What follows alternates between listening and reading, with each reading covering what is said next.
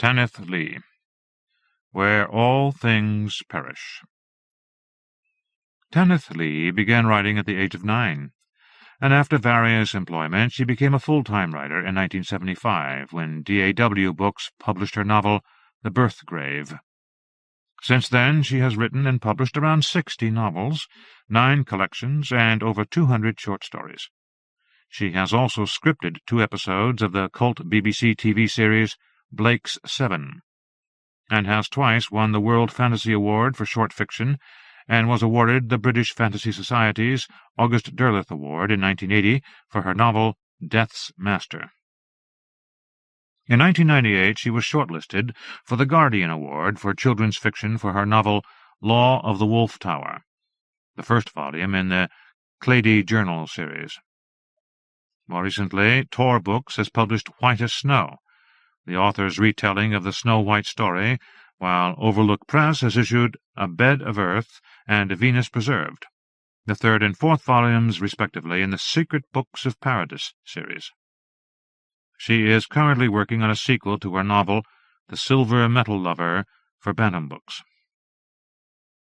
Late one night, my partner John Cain and I fell to talking about ghost stories and other sinister matters, recalls the author. Outside the by-then-darkened room, leaves were appearing on the trees and seeming to form strange shapes and faces. The idea of looking from windows took hold of us. Then, as is his wont, John produced an idea so perfect for a story that the usual scramble was on to grab a notebook. The spine of the work supplied, the characters began to arrive on their own, as is their wont. The story was almost entirely there, even its title, which came to me at once. Then I had only to think of a remedy. I went to sleep with my head well filled by the tale, and woke up with a solution to everything shining darkly there on some efficient desk in my brain. 1. It was glimpsing Poletto again, between trains, at that hotel in Weimar, which made me remember, which in its way is quite curious, for how could I ever have forgotten such a thing? So impossible and terrible a thing? And yet the human mind is a strange mechanism, and the human heart far stranger. Sometimes the most trivial events haunt our waking hours, even our dreams, for years after they have happened, while episodes of incredible moment, perhaps only because they have been marked indelibly upon us, stand back in the shadows, mute and motionless, until some chance ray of mental light discovers them. And then they are there, burning bright, towering and undismissible once more. At such times one knows they are more than memories, more than the mere furniture of the brain. Rather, they have become part of it, a part of oneself. What is it, Frederick, that you are staring at? That little man at the table over there. What, that little clerkish chap in the dusty overcoat?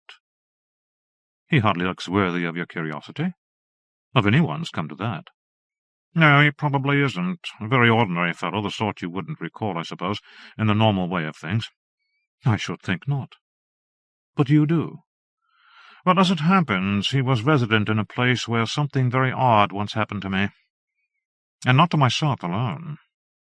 He was involved in this odd thing? He looks blameless to the point of criminality. I imagine that he is.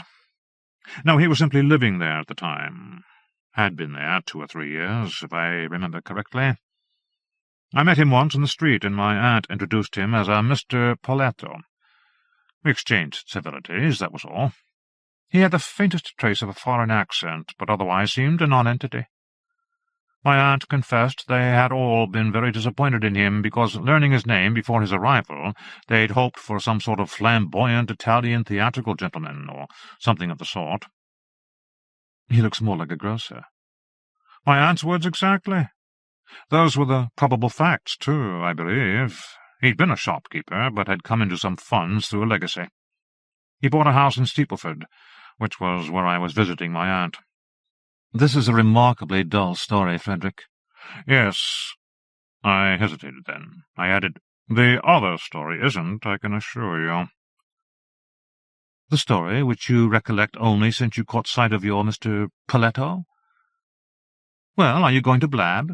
We have 4 long hours before the Wassenhauer train. Let's refresh our glasses, and then you can tell me your tale." "Perhaps not." "Oh, come, this is too flirtatious. What have you been doing all this while but trying to engage my attention in it?" "I protest." But the brandy bottle intervened, and presently, sitting on that sunny terrace of the Hotel Alpius, I recounted to my friend and travelling companion the story which I will now relate.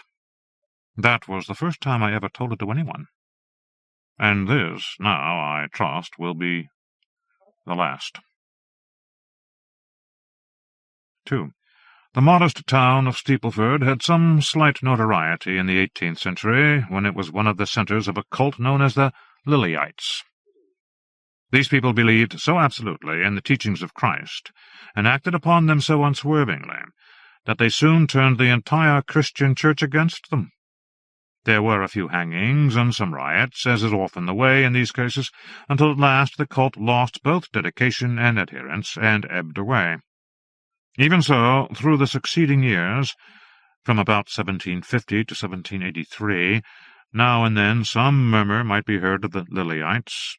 Being, however, still generally feared and loathed for their extreme habits, they were soon rooted out and disposed of, one way or another. The last hint of the cult seemed to surface, nevertheless, in sleepy Steepleford. During the July of 1783, one Josbar Hawkins was harangued in Market Square for holding a secret meeting of 17 persons, at which they had allegedly sworn to slough their worldly goods and to love all men as themselves, in the celebrated Lillyite manner. At his impromptu trial, Hawkins either denied all this or ably recanted. He was said to have laughed heartily at the notion of giving up his fine house, which was the product of successful dealings in the textile industry, and which stood to the side of Salter's Lane in its own grounds. He asked, it seems, if the worthies now questioning him thought that he would also abandon his new and beautiful young wife, who went by the unusual name of Amber Maria, or drag her with him in the Lillyite fashion, shoeless and penniless, about the countryside. Hawkins was presently acquitted of belonging to the sect. No others were even interviewed upon the matter. Thereafter no more is heard, in the annals of Steepleford, of the Lillyites, but there is one more mention of Hawkins and his wife. This record states that in 1788 Amber Maria, being then 20 years of age, which must have made her 15 or less at her wedding, was taken ill and died within a month. Hawkins, not wishing to part from her even dead, obtained sanction for her burial in the grounds of his house. All this, though possibly of local interest in Steepleford, where as a rule a horse casting its shoe in the street might cause great excitement, is of small apparent value on the slate of the world. Yet I must myself now add that even in my own short and irregular visits to the town, I had been, perhaps inattentively, aware of a strangeness that somehow attached itself to the Hawkins house, which still stood to the side of Salter's Lane. The lane ran up from Marketgate Street. It was a long and winding track, with fields at first on both sides, leading in turn to thick woodland that in places was ancient, great green oaks and mighty chestnuts and beeches, some over 200 years of age. I can confirm from walks I have taken that there exist, or existed, areas in these woods which seemed old nearly as civilization, and when an elderly country fellow once pointed out to me a group of trees that had, he said, stood as saplings in the reign of King John, I more than half believed him. But this, of course, may be attributable merely to an imaginative man's fancy. Some 2 miles up its length, Salter's Lane takes a sharp turn toward the London road. At this juncture stands the house of Josbar Hawkins. It was built in the flat-faced style of those times, with tall, comfit-box-framed windows and a couple of impressive chimneys like towers behind a high brick wall. Although lavish enough for a cloth merchant and his wife, the grounds were not vast, more gardens, and by the time I first happened on the place these had become overgrown to a wilderness. Even so, one might make out sections of brickwork, and the chimney-tops above the trees. Having found it, I asked my aunt about the house, idly enough, I am sure. She replied, also idly, that it was some architectural monstrosity a century out of date, standing always shut up and empty, since no one would either buy it or pull it down. Perhaps I asked her even then why no one lived there. I know I did ask at some adjacent point, for I retain her answer. She replied, "Oh, there's some story, dear boy, that a man bricked up his wife alive in a room there. She belonged to some wild sect or other, with which he lost patience. But she had, I think, an interesting name. Now, what can that have been?" My aunt then seemed to mislay the topic. However, a few hours, or it may have been days, later, she presented me, after dinner one night, with a musty, thick volume from her library. I have marked the place. "The place of what, pray?" I inquired. "The section that concerns the house of Josbart Hawkins." I was baffled enough, not then knowing the name, to sit down at once in the smoking-room and read the passage indicated. So it was that I learned of the Lilyites, of whom also I had never heard anything until then, and of Hawkins and his house off Salters Lane. Included in the piece was the account from which I have excerpted my own note above on Hawkins' impromptu trial. It also contained a portion quoted from Steepleford's parish register, with records of both the marriage and the death of Amber Maria Hawkins. This was followed by the notice of her burial in the grounds of the house, which had been overseen both by the priest and by certain officers of the town. Then my aunt's book, having set history fair and straight, proceeded in the way of such tomes to undermine it. According to this treatise, Hawkins, at first an enraptured husband, had come suddenly and utterly to think his wife an evil witch. Growing afraid of her, he tricked her to an attic room of the house, and here succeeded in locking her in. Thereafter he had both the door and the window bricked up by men who, being sworn in on the scheme with him, turned blind eyes and deaf ears to her screams and cries for pity. My aunt's book was in small doubt that the priest and the officers who later pretended to have certified Amber Maria's death and conducted her burial were accomplices in this hideous and extraordinary act. I have to say that, perusing this, some memory did vaguely stir in me, but it was of so incoherent, slight, and indeed uncheerful a nature, having to do, I thought, with a children's rhyme of the locale, that I did not search after it at all diligently. As I have already remarked, I seldom then visited Steepleford. On that visit I may have offered some comment on my reading, or my aunt may have done. I fail to recollect. Certainly the rest of my visit was soon over, nor, having gone away, did I return there for more than a year, and during my next dutiful brief holiday I remember nothing seen or said of the house in Salters Lane. But now I come to my next relevant visit, which occurred almost 3 years after those I have just described. I had been in Greece for 10 months, and had come back full of the spirit of that place, thinking to find England dull and drab. But it was May, and a nice May, too, and by the time the train stopped at the halt I had decided to walk the rest of the way to the town through the woods and fields. So, inevitably, I found myself, just past midday, on the winding path of Salters Lane. It was the most perfect of afternoons. The sky was that clear, milky blue that certain poets compare, quite wrongly to my mind, with the eyes of children. Among the oaks that clasped the track, green piled on green, wild flowers had set fire to the hedges and the grass, and sunlight festooned everything with shining jewels. Birds sang in a storm, and my heart lifted high.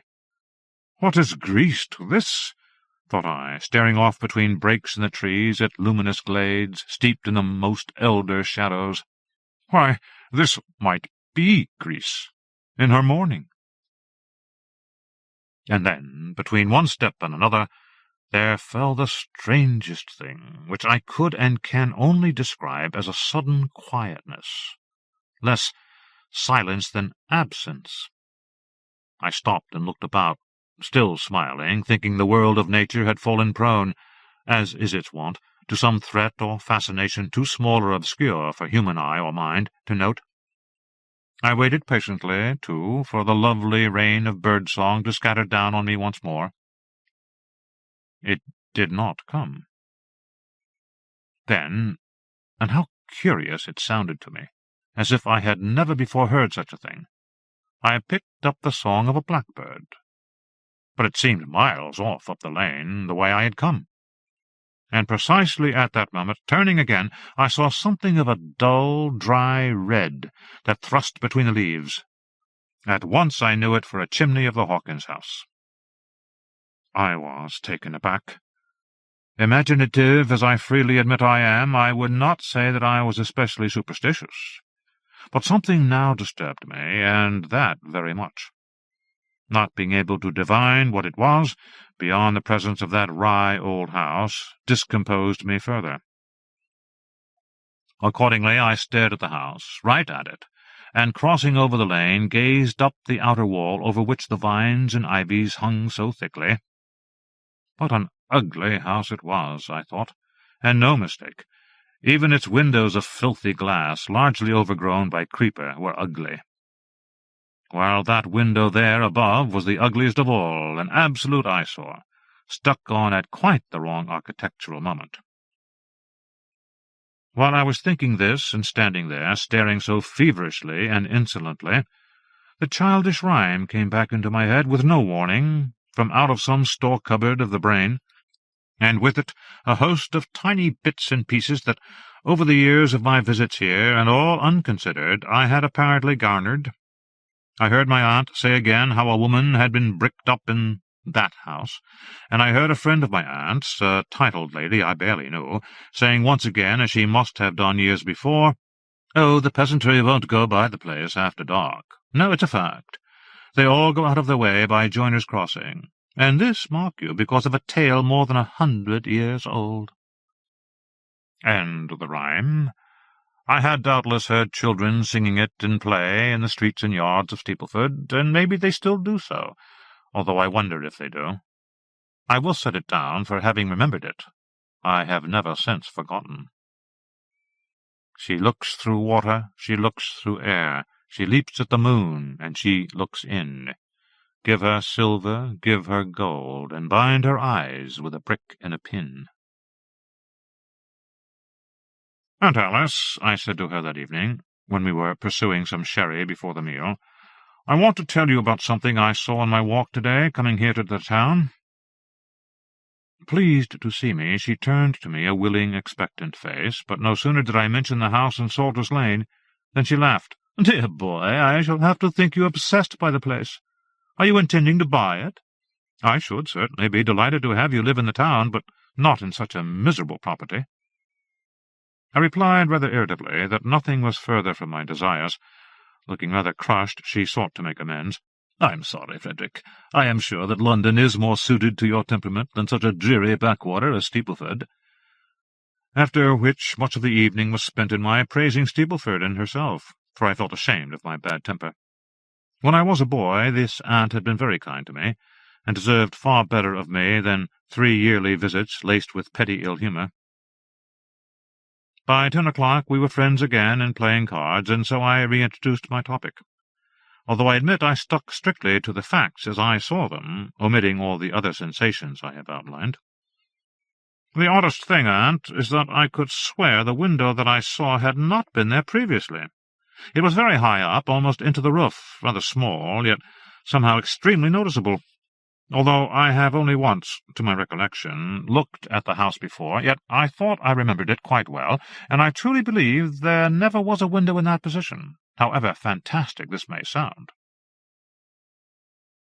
As women will, my aunt then said something damningly practical. "So many of the house windows there are closed up with ivy and creeper. Could some of this overgrowth simply have fallen away, and so revealed the casement you speak of?" Such a banal solution had not occurred to me. I agreed that she was probably correct. To myself I said that I must put up with the necessary boredom of my visit, and not try preposterously to dress it up with invented supernatural flights. The following morning I penitently accompanied my aunt on her round of social calls. By midday my face had set like cement in a polite smile, and thus, as we crossed Market-Gate Street, I found myself beaming at a small, nondescript man in unostentatious dress who had touched his hat to us. "Oh, Mr. Paletto," said my aunt, magnanimous to a fault, "what fine weather we are having!" Mr. Paletto conceded that we were. He had a flat, dusty voice, old even beyond his bent and well-aged appearance. In it my ears caught just the trace of some foreignness. Then I found myself introduced, and not standing on ceremony, as my aunt had not, I shook hands with him. What a hand he had! It was neither cold nor hot, not damp, but rather dry. It did not have much strength in it, certainly, yet nor was it a weak hand. But an uncomfortable hand it was.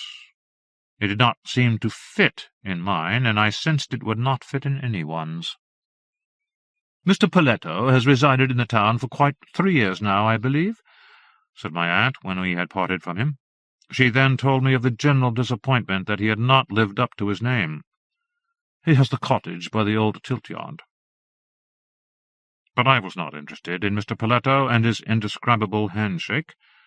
His face I had already mislaid, for he was one of those men who are eternally unmemorable, or seem so, for if ever seen again, somehow they are known at once, as I have already demonstrated, and later must demonstrate further. However, now I wanted my lunch, and was dismayed to find my aunt was leading me to yet another doorstep. I rallied rather feebly. "And which lady is this, Aunt Alice?" "No, Lady Frederick. This is the house of our local scholar. I have some purchases to make, and will leave you here with Mr. Farberty, who has written and published pamphlets." "Indeed," said I. But just then the maid let me in, and presently I was taking a glass of very drinkable Madeira in a sunlit library with Mr. Farberty, who had at once addressed me thus: "My good sir, I understand you are interested in the history of the Hawkins house." "Well, it is a curious tale," Farberty continued, requiring little prompting from me. "Did you know that the farm-hands hereabouts, and workers and their families in the town, have kept up a tradition that the spot is cursed?" "I remember someone saying that people refuse to go along Salter's Lane by night." "Well, that, of course, isn't always to be avoided, but they make a to-do about it. The thing is, it seems, not to look at the building. I've heard of girls, if they are due to be married, still binding their eyes with a scarf and having to be led should they need to pass the house even in daylight."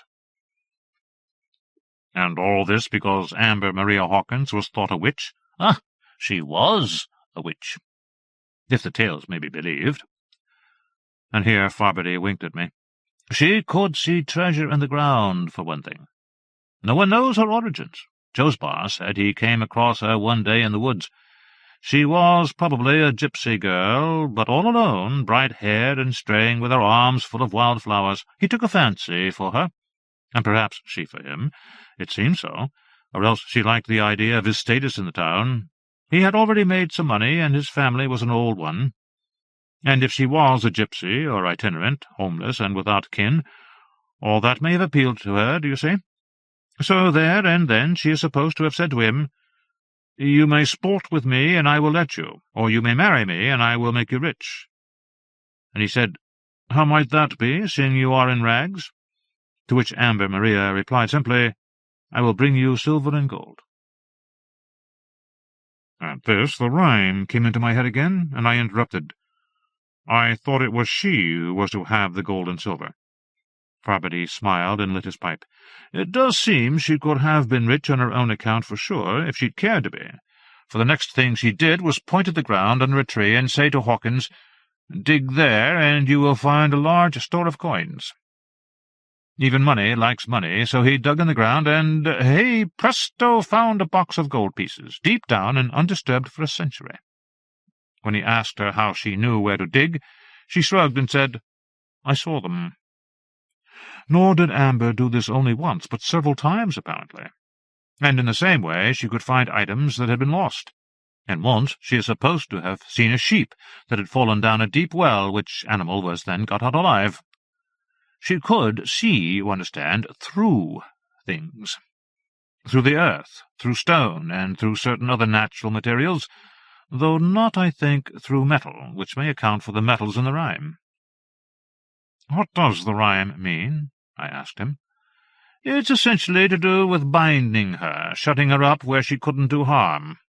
You see, Hawkins was besotted with her some while, but then he began to be afraid of her.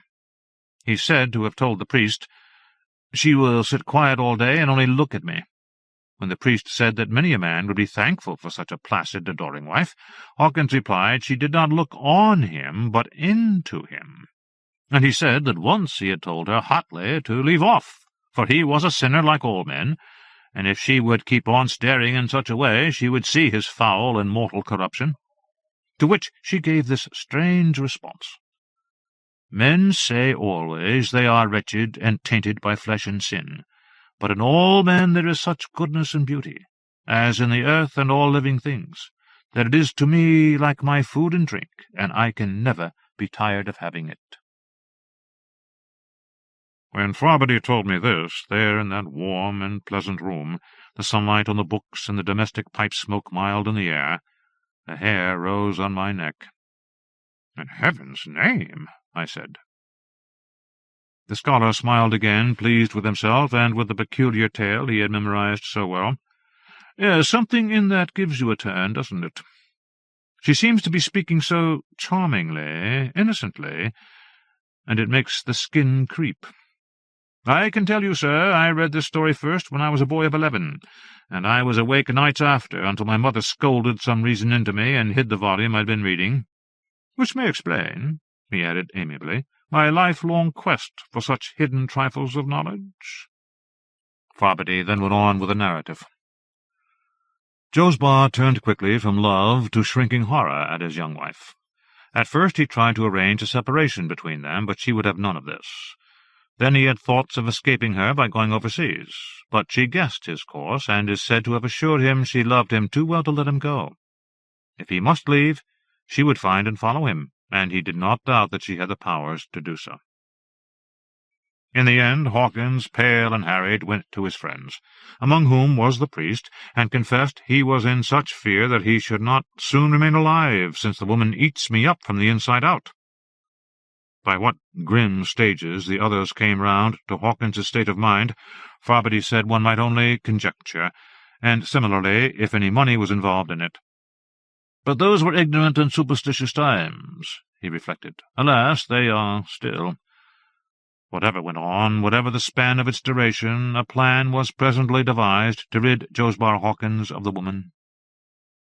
He pretended to her that he had only been testing her with his talk of going off to see how much she loved him, and finding her so faithful, he meant to reward her. He told her he had put by an especial gift for her, an heirloom of his family, kept in a wooden chest in the attics of the house. But it would amuse him if she would go up and look first through the wood of its lid, and so say what she saw, before he unlocked the chest and gave her the trophy. Well, it seems she could easily see through wood, but not through her husband, and up she went. No sooner was she in the room with the empty chest than he slammed closed the door and secured it. And then at once came a gang of men and bricked the door up, and others came along the roof to seal and brick up the window. The bizarre quality of Farbady's recitation was added to, for me, by a sense of historical fact that seemed to underlie the whole. I found myself asking abruptly, could she not have opened the window or broken the pane before the roof gang reached her? No, dear sir. Remember, the glass in those days was of much thicker and sturdier stuff than the flimsy crystal of our day. Besides, Hawkins had previously pinned the window shut. I mean, he had driven iron pins through the frame to the brickwork, and hammered in longer pins lengthwise all across.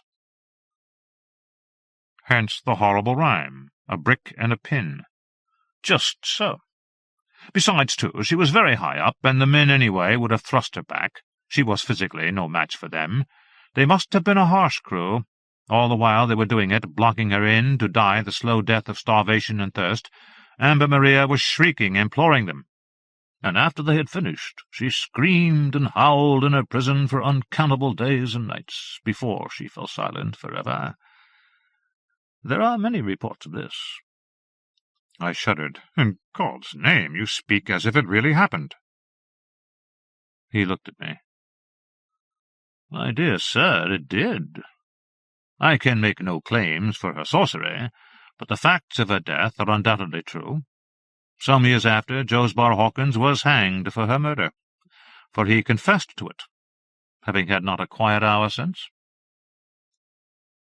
And then, did they unlock the room? That they did not. The story concludes with that asseveration. No one would go near the house, let alone pull bricks away from any part of it. That they left and leave to the mercy of God. I sat some while in silence. Perhaps very likely I looked grim or rattled, for the scholar came and refilled my glass and moved the biscuit plate near my elbow. "The children's rhyme," said Farberty, "as you're aware, has its own oddities. The brick and the pin relate to the window and door, the ceiling of the room. I've come across one text which states that Amber Maria could see only through natural substances, and that therefore a brick, which is man-mixed, would defeat her gaze, just as would refined metal. Obviously the very reason why she could detect coins in the ground, rather than see through these also. But do you recall that other line? She leaps at the moon." I said that I did. "Salter's Lane," said the scholar, "has nothing to do with the salting trade. Indeed, one wouldn't expect it, so far as we are here from the sea. No, the word salter relates to the Latin saltare, to leap. In medieval times that area of the woods was known to be a place where witches held their revels and danced the wild dance for their lord Satan, leaping high as the moon, which moon, of course, is a calendar feature of the Sabbath, whether full or horned for the devil." Just then the doorbell jangled. My aunt had returned for me. I was astonished to see, glancing at Farberty's clock, that only half an hour had elapsed. But then I suppose I was struggling back to my own time, across the centuries. I thanked him, and going out with my aunt into the summer street, I resolved to shake myself free of the unnaturally strong emotion that had dropped upon me. And so we went to our luncheon.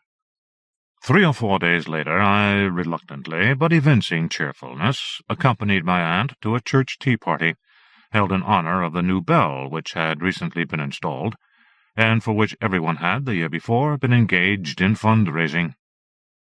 Here the social classes mingled with uneasy and ill-founded camaraderie, and I was revealed to a succession of people of all types, to whom it seemed my aunt wished to show off her nephew. Touched by her pride in me, I did my best to be jolly.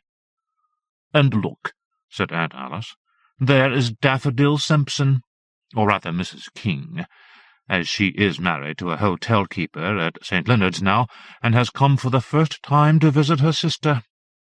They are a somewhat estranged family.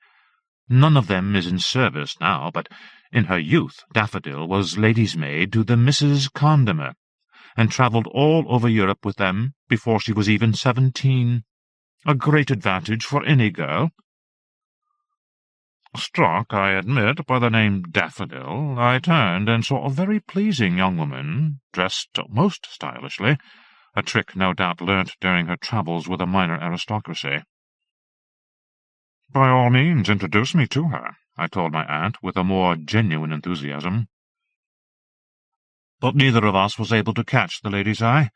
She seemed to be fixedly interested in something that was going on at the far end of the room, where several people were walking about, and the tables groaned beneath their loads of cakes and lemonade.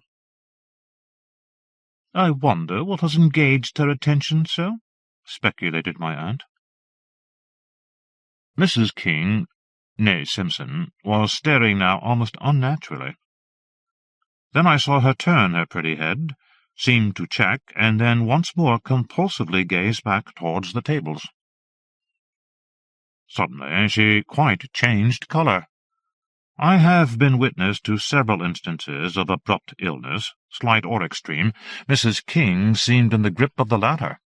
Her face took on not a white, but a thickly shining greenish pallor.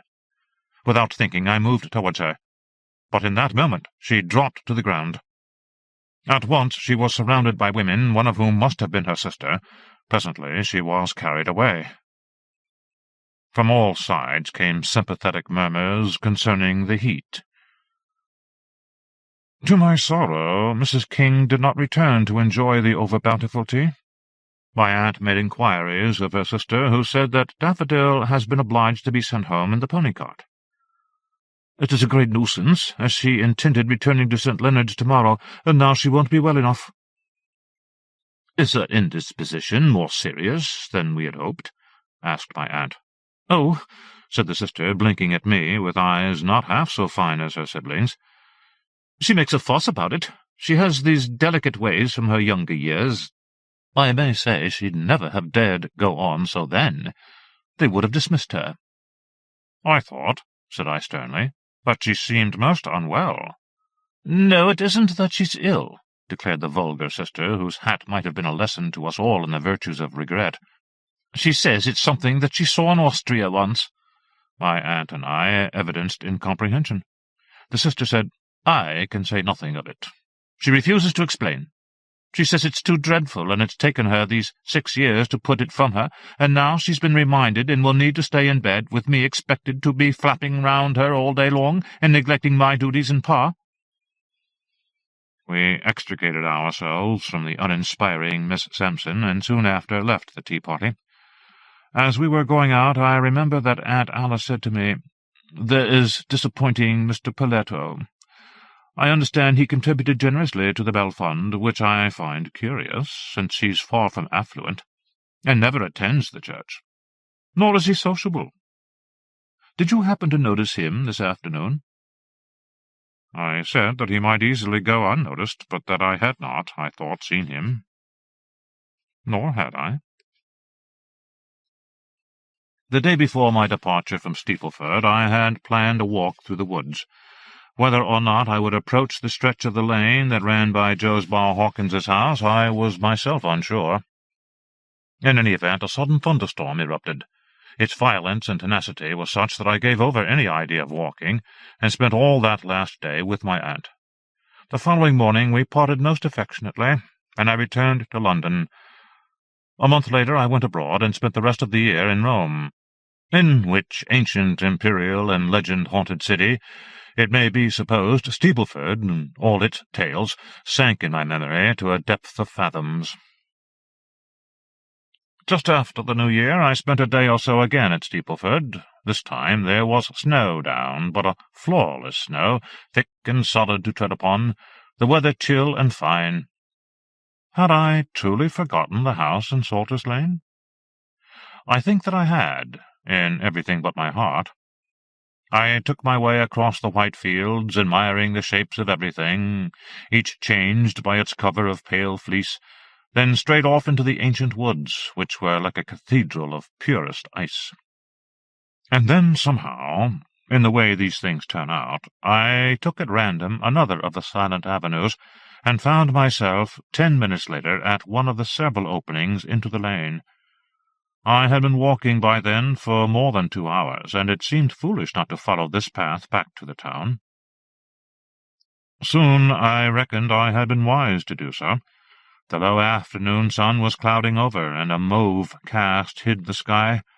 So I strode briskly, thinking of a warm fire ahead, another cheer, and came level with the high wall of Josbar Hawkins's ill-starred house. At first I think I did not recognize it, for like everything else it was plastered with white. But then I got a great shock, and stopped dead in my tracks. "What has happened here?" I asked, perhaps aloud. Until that time the trees of the old estate had made a second wall behind the first, and the pile of the building had been visible only in portions, as I have previously described. Now, looking beyond one huge holly tree, I gained abruptly a view of the entire upper front aspect, all of it, its timber, stone, and brickwork, the roof and chimneys, and every cold window glaring as if it were eye to eye with me, like some person who has suddenly whipped from their face a mask. Astonished, I attempted to reason how this should be. It was not that the trees were bare. No, it was that every tree, saving the holly, which in any case stood this side of the wall, had been brought down. I confess that meeting the house like this, head-on, unnerved me. I made no secret of that to myself. But in a moment or so I had a rational thought. Some vandals had been at work in the grounds, They had chopped down the trees and carted them away, no doubt to provide firewood for needy winter hearths. On the strength of this rationale, an unusual, perhaps a boy's desire took me, having seen so much, to scale the wall and peer over into the precincts of the house, now open to be studied. I have to say, too, that my peculiar eagerness to do this was prompted, I now think, more by an aversion to doing it, rather than a longing after secrets.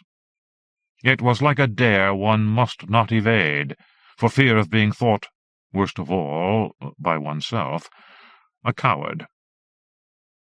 I am quite strong and fit.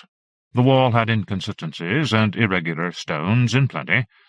Despite the snow, I got up it in less than 3 minutes, and perched there on the top, stared down into the gardens. They were the most desolate sight. Patches of snow lay all about, but the ground had turned dark, and in places black, the snowfall having partly melted away, as it already had on some of the higher trees in the woods. There was a good reason for this. Any sun that fell here must fall directly over everything, since nothing now stood between it and the ground, only the house. Every tree and shrub that had grown, rampantly and untended, within the walls had been felled and, presumably, taken away. And I wondered who could have made so bold after all these 100 and more years. Then something else caught my eye. There was, toward the side of the house, a sort of ornamental little building, perhaps a folly. It was ruinous and falling down, and its demise seemed to have been hastened by a young oak tree, which had toppled aslant upon its roof, and leaned there yet. So why, then, I wondered, had the wood-stealing vandals not carted off also this ready-felled tree? There it lay, as useful as any other timber, bare and exposed, its dislocated branches creaking in some unfelt wind, clear as complaining voices in the stillness. There were no birds, of course. There was, as before, no sound, beyond, this time, the creaking of the fallen trees' branches. But this effect had been common through much of the woods, as the day advanced and the winter sun prepared to leave the earth. Until this point I had not noted it particularly. Now I did. For here the absence of all sound, save that sinister creaking whine of broken branches, seemed heavy with presage. The air smelled sour, and faintly dirty, like one might expect in the centre of an industrial town where smoke and cinders fall and make each breath lifeless and potent with disease. And then, even as I sat there gazing at it, the unlikeliest thing occurred. The leaning dead oak tree swayed, and out of it there burst a shower of dry pieces, splinters of wood ejected, and then one whole limb snapped off and dropped, disintegrating even as it went, so that by the instant it touched the ground there was no more left of it than dust. What had caused such a thing? The action of some animal? No animal was in the vicinity, so much was plain. The simple process of a slow decay, then, electing to finish its work coincidentally with my scrutiny? I had the strangest notion that, simply by staring at the tree, I had hastened the branches breaking off and dissolution. And then I knew that it was not I. I had not caused it. Across my scalp my hair crawled as if filled by icy tricklings. Against my will, it seemed to me, yet no more resistible than as if at the pull of a chain of steel. My head turned and tilted back, and I looked up the unmasked face of that house, towards its highest casements. There was not a creeper left upon any of them. Even the snow had been leached away. But, oh, something white there was, which stood at the window, looking out and out. I can put down here only what I saw. I saw a woman's shape. Her gown I cannot detail, nor how her hair was dressed, though it seemed to me that both were disordered. Her features I could not see. and that had nothing to do with distance, and I believe nothing to do with light or shade. She had no features. None. That is, she had only one feature. She had 2 eyes. But her eyes were set in that featureless whiteness of a shape like 2 burned holes. They were not eyes at all, but they were eyes. More eyes than are possible to anything that lives. I remember little of my descent of the wall. Perhaps I fell from it. Certainly I think some of it crumbled and broke away, too, as I slipped down, and then I fled along the lane, and this I do recall. I fled, and I whimpered like a man pursued by the dogs of hell that are really fiends, and they will tear him, even his soul, if they catch him. But they did not catch me, and I reached the town. And then came maybe the most sinister and curious thing of all. For running out into Marketgate Street in the wintry dusk, a carriage passed me, and in the carriage a friend of my aunt's who greeted me as she went by most graciously, and I raised my hat and nodded, and then walked on to my aunt's door, like some man who has not just met the devil on the road. "Aunt," I said to her that evening, "why not come up to London for a spell?" "Oh, no, dear boy," she said. "I'm too comfortable here. Why should I wish to be in London?" "Well, I am there, and 6 theatres and shops and museums that are the envy of the country." But she would not be moved, saying it would put me against her if she encroached upon my London world. And so, after another day, I went again away from Steepleford. And naturally I had spoken to no one of what I had seen, and no one had asked me what I had seen. Nor did I hear a single mention of Hawkins's house, or its current state, about the town, let alone of anything else. However, as I sat in the train, I took myself sternly to one side, and told myself that perhaps ghosts did exist, for there are nowadays even photographs of some of them. But of all things, the dead could not harm the living. Their power was done. 3. Less than a month later, I was at a supper given by my then-acquaintance, Lord D. The food was of the best, and the wines Olympian, which made up somewhat for the conversation. At midnight, I well remember, we had some music, amongst the rest an attractive rendition given by a female singer of superb voice of the words of Alexander Pope's Pastorals, the melody being, I think, Handel's. As it finished, one of the servants came discreetly in and presently handed me a telegram. To my dismay, I read that my aunt had fallen seriously ill, and begged my attendance on her. My own man had taken alarm, and brought the message directly on to me. I hurried to my rooms, and flung some things together, and was soon on the train for Steepleford Halt. I have said that I had great affection for my aunt, and with good reason. My agitation was increased because she had never, until then, that I knew, been afflicted with any ailment not trifling and swiftly over. Other thoughts, I believe, I dismissed from my mind. The morning was young when we arrived at the halt, where her carriage had been sent in readiness. It was a dismal day in February, sleety and cold, with leaden skies. Everything looked horrible to me in the deadly light of it, and in the light of my anxiety, and all the station buildings, the gaunt trees, seemed covered by an air of desuetude and darkness.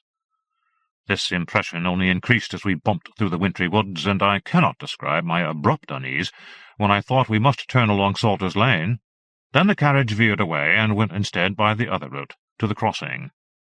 On asking the coachman, he told me that some trees had come down in the lane, which made it impassable, and I dare say I was ridiculously relieved. I barely noted the town. No sooner had we reached my aunt's than I sprang from the carriage and hastened indoors. In the hall I met a doctor, a solid man, who reassured me somewhat. "It is a kind of low fever we've been seeing in the town recently. Unfortunately, given your aunt's age, it has stayed with her longer than one might have hoped." Then he frowned, and I asked him why he did so. He said, "Well, there have been rather a lot of such cases in the past month. But there, The old and the very young are always vulnerable. Your aunt, of course, is not yet 60. I said, "Have there been fatalities?" "Oh, no, nothing like that." None of this prepared me for the sight of my aunt, who, lying propped on her pillows, looked white and seemed to me near death. I took her hand, and she murmured at once, "I called you here, my dear, because I was afraid I might not be able to remain much longer, but today I feel rather better." I told her she was a fraud, and that I was happy to find her so. Despite my nervousness, my aunt rallied. She improved, but she did not entirely get well. 2 weeks later, when pressing concerns of my own urged me to go back to London, she too implored me to leave. "I was being very foolish," she said. "What nonsense! I shall see the new century. I am determined on it." And I realized I made her more uncertain by remaining so faithfully, as if hourly fearful of her collapse. The doctor, too, grew confident. "She is completely out of danger, or I'd never concur with your departure, and she has the best of care. I'd like to see more progress, but then her age has been against her a little. When the spring weather comes, then we should see a change for the better. Although," he added, rather insensitively and ominously, "I find that all those who have succumbed to this pernicious malady take a great while over mending. There's a young woman I have heard of only 23, of the working families, you understand, but well-nourished and fit, and the mother of healthy children, who has been sick with this same fever off and on for 8 weeks. She was one of the first to contract it, and again she seems to throw it off, only to sink down once more." Receiving this news, I was now in 2 minds whether or not to go. However, in the end, a telegram arriving the other way from the metropolis forced my hand, and I caught the train. Truth to tell, it was a relief to escape the atmosphere of a convalescent house, not to mention all Steepleford, which had seemed unbearably dreary and run down in the rain and mud of a newborn and unfriendly March. Indeed, I had never seen the place look so forlorn. It had depressed me. And when, having been returned to the city only a few days, a firmly written letter came from my aunt, assuring me she had now taken the upward path, and even given a tea-party for some friends, I resolved to stay where I was. Soon after this, and in the light of a further optimistic bright epistle from Steepleford, I allowed myself to be lured to France with Nash and his brother, and then was persuaded on to Italy again. In retrospect, I gain a terrible impression of my short time there in the awakening summer, and of that previous, more leisurely summer I had spent in Rome, happily wandering among the bronzes and the marbles of both inanimate and human subjects. Because concurrently there ran on and on, behind the veils of distance and inattention, that dreadful horror, of which I could know nothing, and yet which I do believe I sensed. For had it not shown itself to me behind its own shadow, brushed me with its noiseless wing? I shall not try to excuse myself. Perhaps I was afraid. I might have seen that there was good reason to be. Certainly I did not ponder that chance vision I had had of a ghost in the window of Josbar Hawkins's house. I did not even offer the experience as a suitable Gothic tale one hot Tuscan night among the soft blue hills when others were telling ghost stories. Did I even call it to mind? Perhaps. I cannot remember. But of course, too, what I had seen was not a ghost. Not that at all. Needless to say, when I got back to England late in July, I was at once assailed by feelings of unquiet and guilt, and instantly wrote to Aunt Alice. There had been no letters from her waiting for me, but as a general rule she did not constantly put pen to paper. I asked how she did, and if I might come down and see her. After a slight delay I received a reply, which was brief and penned in a careful, rigid style. She said she was in her usual health, and would be glad if I would take time to call on her. I thought the whole tone of her letter sulky, and was peeved that she had not mentioned some presents I had sent her on my travels, for which churlishness may I be forgiven. For some reason, as I saw to the packing of my bag, I had upon my mind that fragment of Pope's Pastorals, which I had heard the very evening the telegram reached me informing me of my aunt's illness. The gracious verse was in every way unlike the rhyme that had accrued about Amber Hawkins and her murdering spouse, and yet now it too lodged fast in my head, and repeated itself over and over. Never came warning in a stranger guise. The words are well known, of course, but I shall put them down even so. Such is their unconscionable significance to me now. Where'er you walk, cool gales shall fan the glade, trees where you sit shall crowd into a shade. Where'er you tread, the blushing flowers shall rise, and all things flourish where you turn your eyes. The train reached Steepleford Halt soon after 3 o'clock of a peerless summer afternoon. London had been somewhat stuffy and overheated, but as we entered the countryside beyond, a wonderful honeyed peace descended, balmy, lazy, and aflicker with butterflies. Flowers blazed from every hedge and bank, the trees were laden with heavy green, the sky was as blue as the Misotis. Descending from my carriage, I was struck initially only by the sense of the huge sun, which was hammering the earth, but looking about me I perceived at once a quality in the light, both dry and harsh. Everything looked to me, in this glare, drained of colour, faded like a woman's lovely gown worn too often. The veteran who oversaw the station was standing to one side, consulting his watch as the train pulled out again. It was my habit to exchange a few pleasantries with him when I met him, and I prepared to do so now, but he forestalled me. Looking up, his face was not as it had been, not so much older as used up. He nodded, but did not smile. "Good day. I regret the train was late." "No matter. It was a delightful journey today. But a poor arrival, I dare to think," he said. He sounded surly, which surprised me very much. He was not of this sort. Then he pointed straight by me. "Do you see that tree?" I turned to humour him, and gazed towards an old copper beech that had guarded the ground above the railway for as long as I had been coming there, and no doubt for some regiments of years before that. "The tree? Indeed I do." "See how it leans?" "Why, yes. What can have happened?" "The good Lord knows," said he. "The roots are out to one side. Dying it is." "What a great pity! Can nothing be done?" He made a noise. He was angry, not merely at my paltry concern, but at all things that had somehow conspired to ruin the beauty of the tree. "It's got to be felled tomorrow," he said. "A danger to the trains if it falls, do you see?" I said again I was very sorry, as I was, and gave him something for his trouble, at which he looked as if the coins concerned were the 30 pieces of silver themselves. I was glad to get out of the station after that. My intention had not been to walk, it was too sultry, and here for sure there was a dull storminess to the air that was already making my head ache. The station farther up the line lay 5 miles beyond the town, but in an outpost where a cab might be accosted. Here, however, I had been promised my aunt's carriage, which now, going out on to the path, I did not find. This I could have understood more readily if the train had been early, or on time.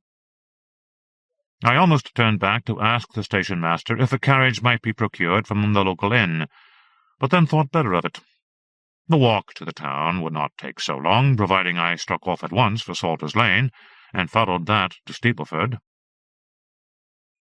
There I idled on the gravel under the impoverished shade of some spindly, desiccated sycamores, as if a decision had still to be made.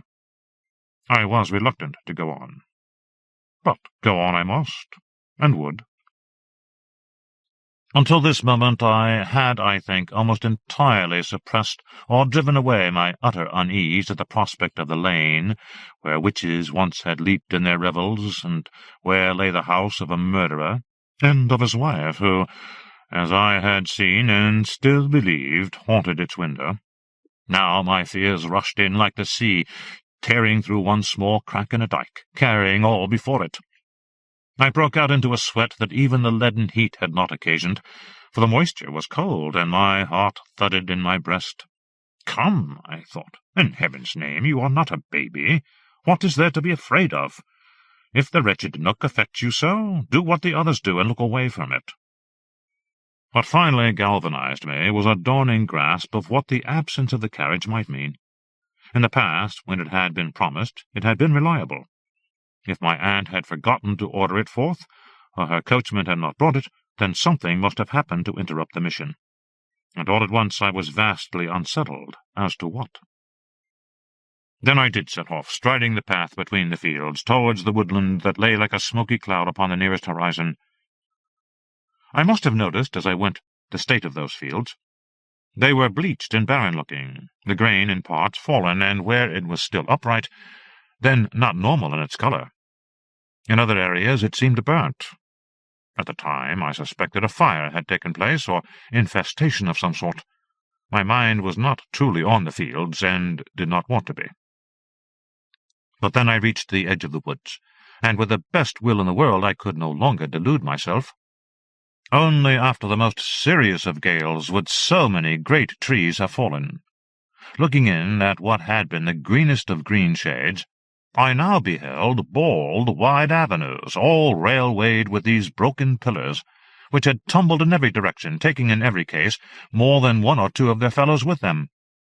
Besides these fallen giants, the standing wood was sickly. There could be no mistaking it.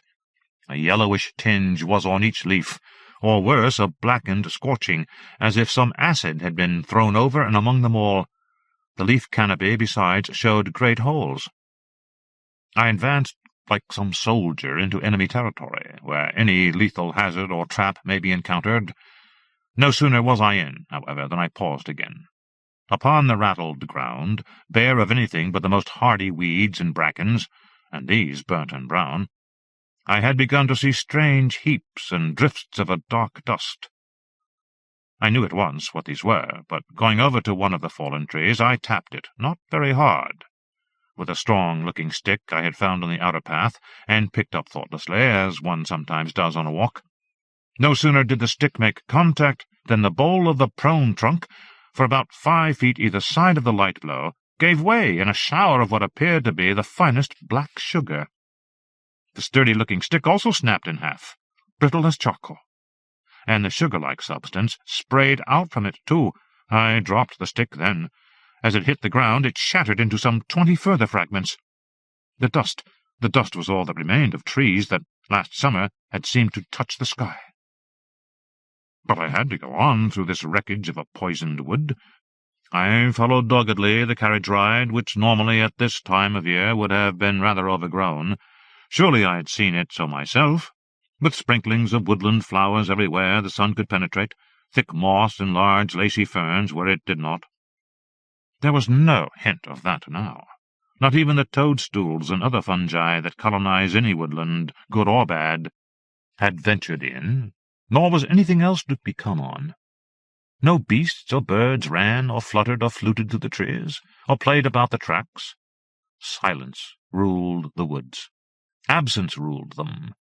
And here was I, forging on perforce, like the last man alive upon a dying earth, and my feelings of horror and dejection increased with every step I took. By the time I got out into Salter's Lane, I may say I was prepared for anything. Had I not been, the quantity of felled trees that marked the exit point would have alerted me, and the expanses of the deadly dust, which resembled here nothing so much as the encroachment of a desert.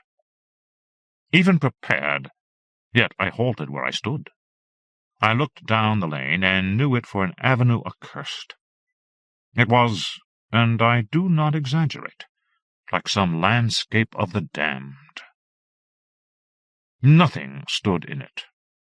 Its length was paved by horizontal trees, and in between them the dust had formed mounds which had partly solidified in a friable, hopeless manner, perhaps from the direct action of the weather. Where hedges had been, there were sometimes left some bare black twigs and poles. I did not want to enter the lane. I did not want to travel over it. But I had no choice, unless I turned back, retrod my path, and then went on to Joiner's Crossing, a detour which would now add almost an hour to my urgent journey. So I went on. I walked into the lane and advanced, having every yard or so to get over the fallen trees, most of which gave way under my feet, meaning I must scramble and jump to save myself from a fall. The mounds of dust were much the same. I sank in them as in the dunes of some hellish beach, or else the humps of powdery soil they had formed crumbled, and I slithered unsafely. This was very exhausting, and additionally foul from the dust that was constantly billowing up, as if purposely to stifle me. Above, the sky was no longer blue. It had a tarnished sheen to it like unpolished metal. True clouds were hung out on it, grimy-looking and peculiar in shape, like torn banners, each a mile across. Of course I knew that I must come to the house. I knew that I must pass it. I had vowed I would not give it one glance. The perils and obstacles of the lane would assist me surely in that, since I needed all my attention for the road. However, I reached the house of Josbar Hawkins and did not keep to my vow. The holly tree was gone. There was no trace of it. It had become one with the dust. The wall, too, had come down. It lay scattered all over the lane, the bricks and bits of stonework disintegrating like everything else. Behind the wall stretched a vast piece of ground that was like a bare, swept floor. It had nothing at all growing upon it, and even the dust had blown or otherwise vanished away. It was a nothingness, in colour greyish, and upon this table of death there rose the house. Beside it was the little ornamental building that I had spied on my last excursion there. This, I now saw, with an unnerving pang, had been a small mausoleum, no doubt the supposed resting-place of Hawkins's wife. Now it comprised merely a part of a roof upon a couple of columns. Within, too, was nothing. Of the toppled oak that had leant there, no sign remained, naturally. Of everything that had been there, of nature or contrivance, the house alone stood, but not intact. Its roof had come away in broad segments. One could see the gaping joists and beams, which were in turn collapsing. Both chimneys were down, crashed inwards. On the lower floors not one window had kept its antique glass or its boxed decorations. The creepers had slipped from the exterior walls, and after them the bricks had tried, and were still trying, to come out. Yet the shell of the building, what there was of it, still jutted upright. And in that spot, this made it a thing of unbelievable terror. Ruined and distorted, and every moment increasingly giving way, nevertheless it had so far stayed where nothing else remained. I perceived all this before I had raised my gaze beyond the lower floors. When I did raise it, I selected its targets with much care. But in the end I knew I would have to do it, would have to look full on at the upper window under the roof. I had been in Rome. I had been in Siena and Venice.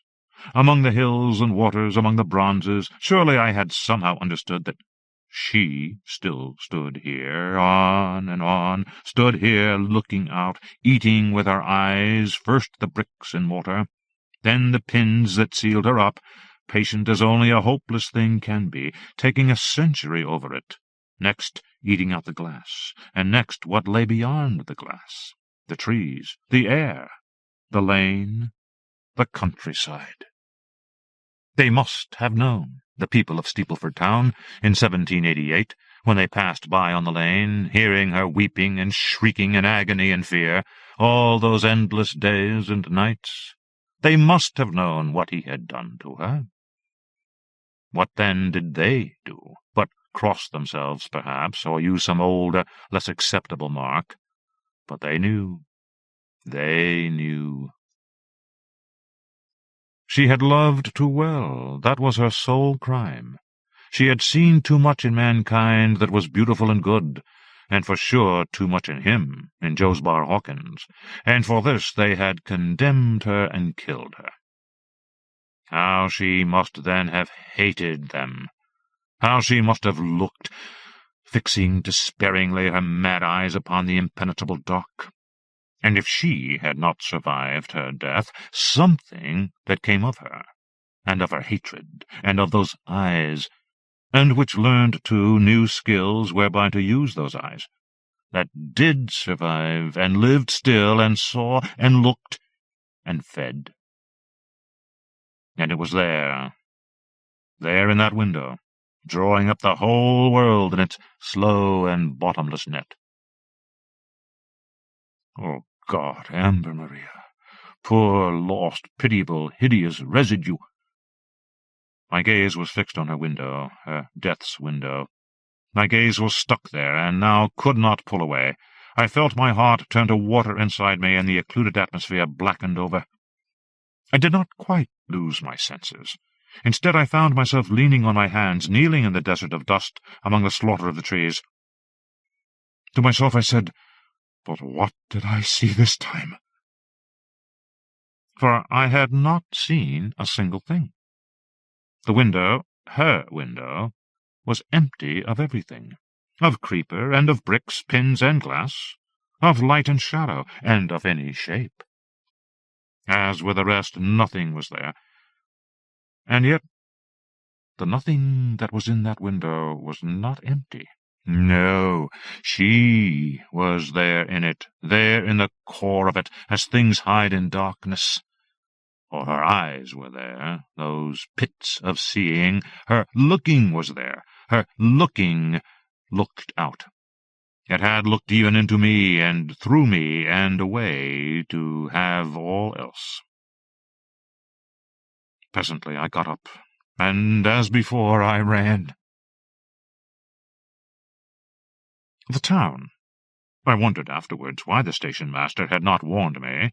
I wondered, too, why the newspapers and journals in London had not carried some mention of it, why no sensational word seemed to have escaped from it.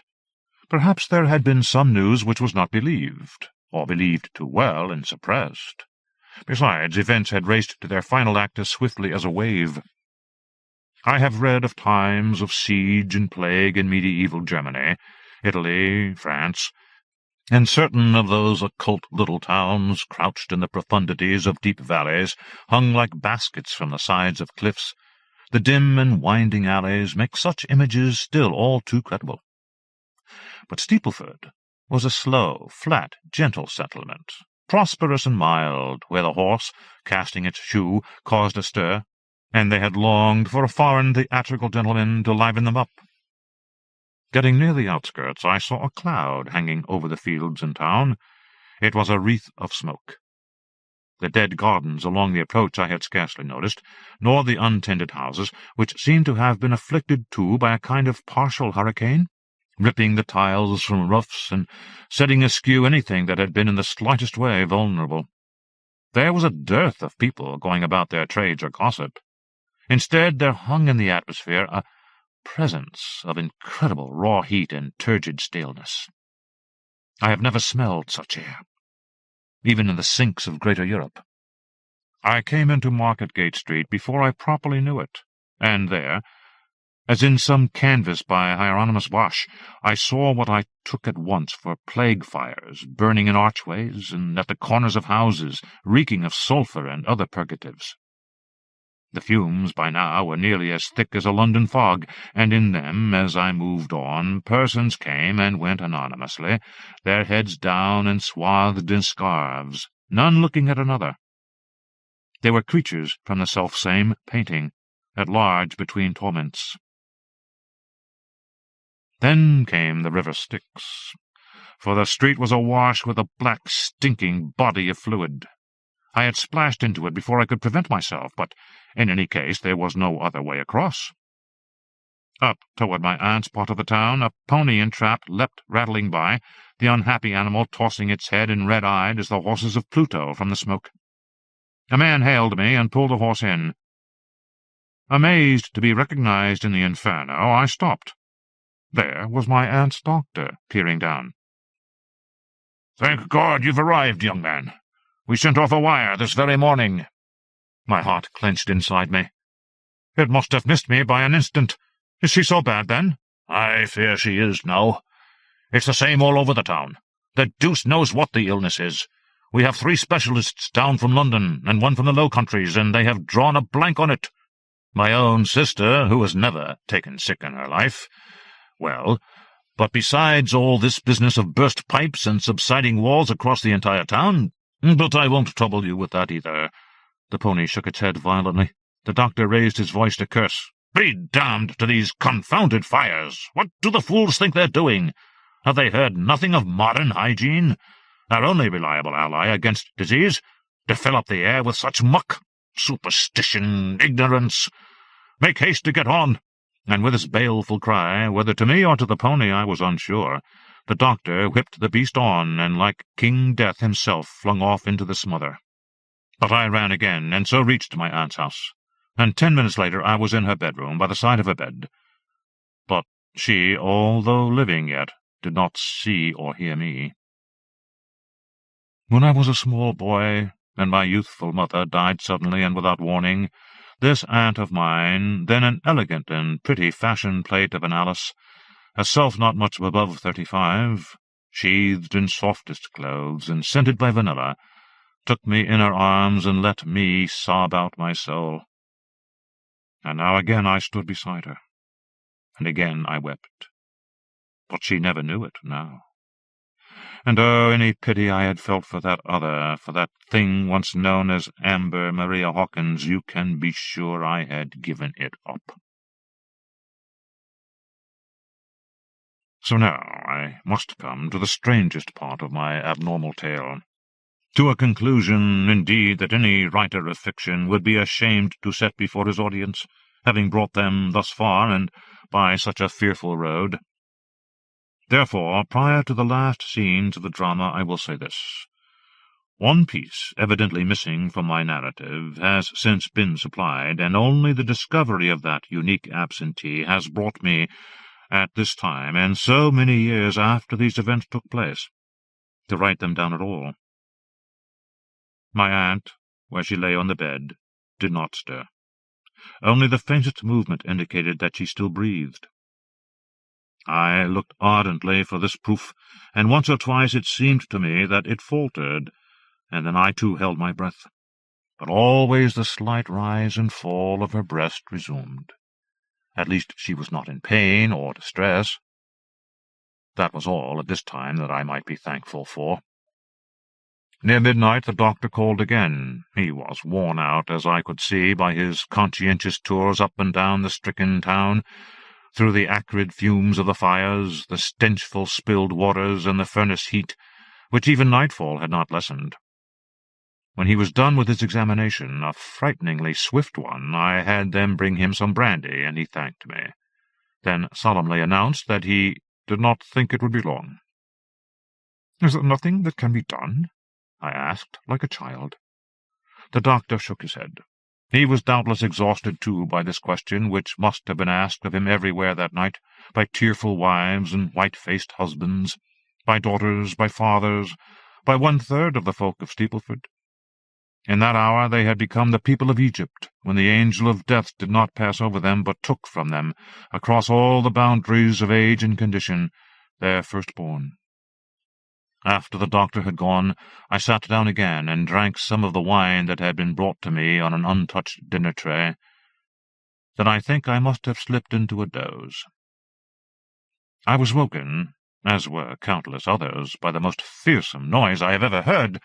Starting up, I gave a cry. As I did so, I heard below and above me in the house, and everywhere around, many other throats exercised in similar startled exclamation.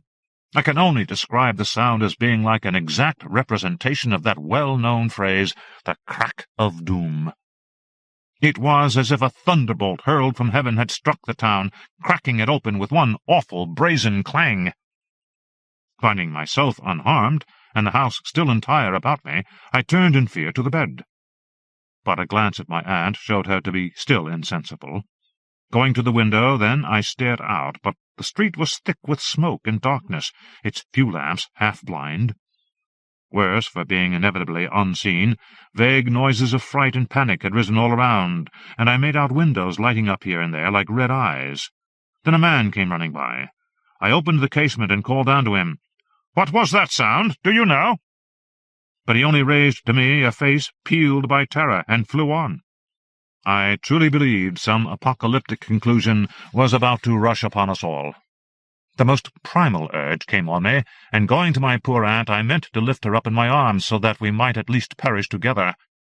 But as I reached the bedside, I stopped dead once more. For I saw her eyes were open and looking at me lucidly, and where the lamp shone on her face, her colour had come back, not feverish, but soft, even attractive. "How nice to see you, Frederick," said my aunt. "I have had the most refreshing sleep, and feel so much better now." Her voice was not weak, nor did she seem to be lying to console me. She added, nearly winsomely, "I hate to trouble cook. I know the hour is late. But perhaps Sally might boil me an egg with a little toast. And, oh, a cup of tea. I'm so thirsty." And then, before my astounded gaze, she was sitting herself up in the bed, and as I sprang to forestall and help her, she laughed. "You're gallant, dear boy." When, accordingly, I went out into the passage, I found the maid, Sally, standing there and looking at me with great round eyes. Before I could speak of the wonder concerning my aunt, Sally announced, "They say the new church bell has fallen right down the spire and landed in the chancel. The roof there is all damaged and come down too.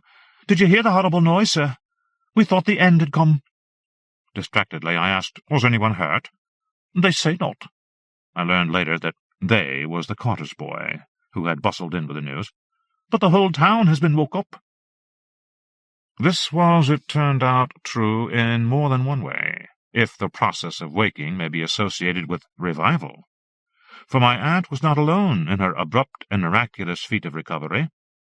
It transpired, as over succeeding days I learned in more detail, that of all the 600-odd persons lying sick that night, or even, it was thought, at the point of death, not one but did not rouse up an instant or so after the appalling clangor of the bell, and not one thereafter but did not take quickly a swift and easy path to full recovery. Even, or so I was assured, a cat that had been failing grew suddenly well, and a canary that had sunk to the floor of its cage flew up on its perch and began to sing. Shamelessly it was spoken of as a miracle, this reversal of extreme illness to good health, and there were those who spoke religiously of the falling bell, some claiming that it had cast itself down in some curious form of sacrifice, which it achieved, having cracked and buckled itself beyond use.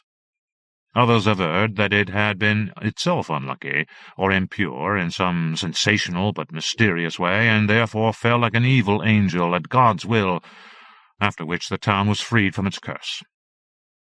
These notions, of course, were ludicrous, but everywhere for a while one heard them, and small surprise.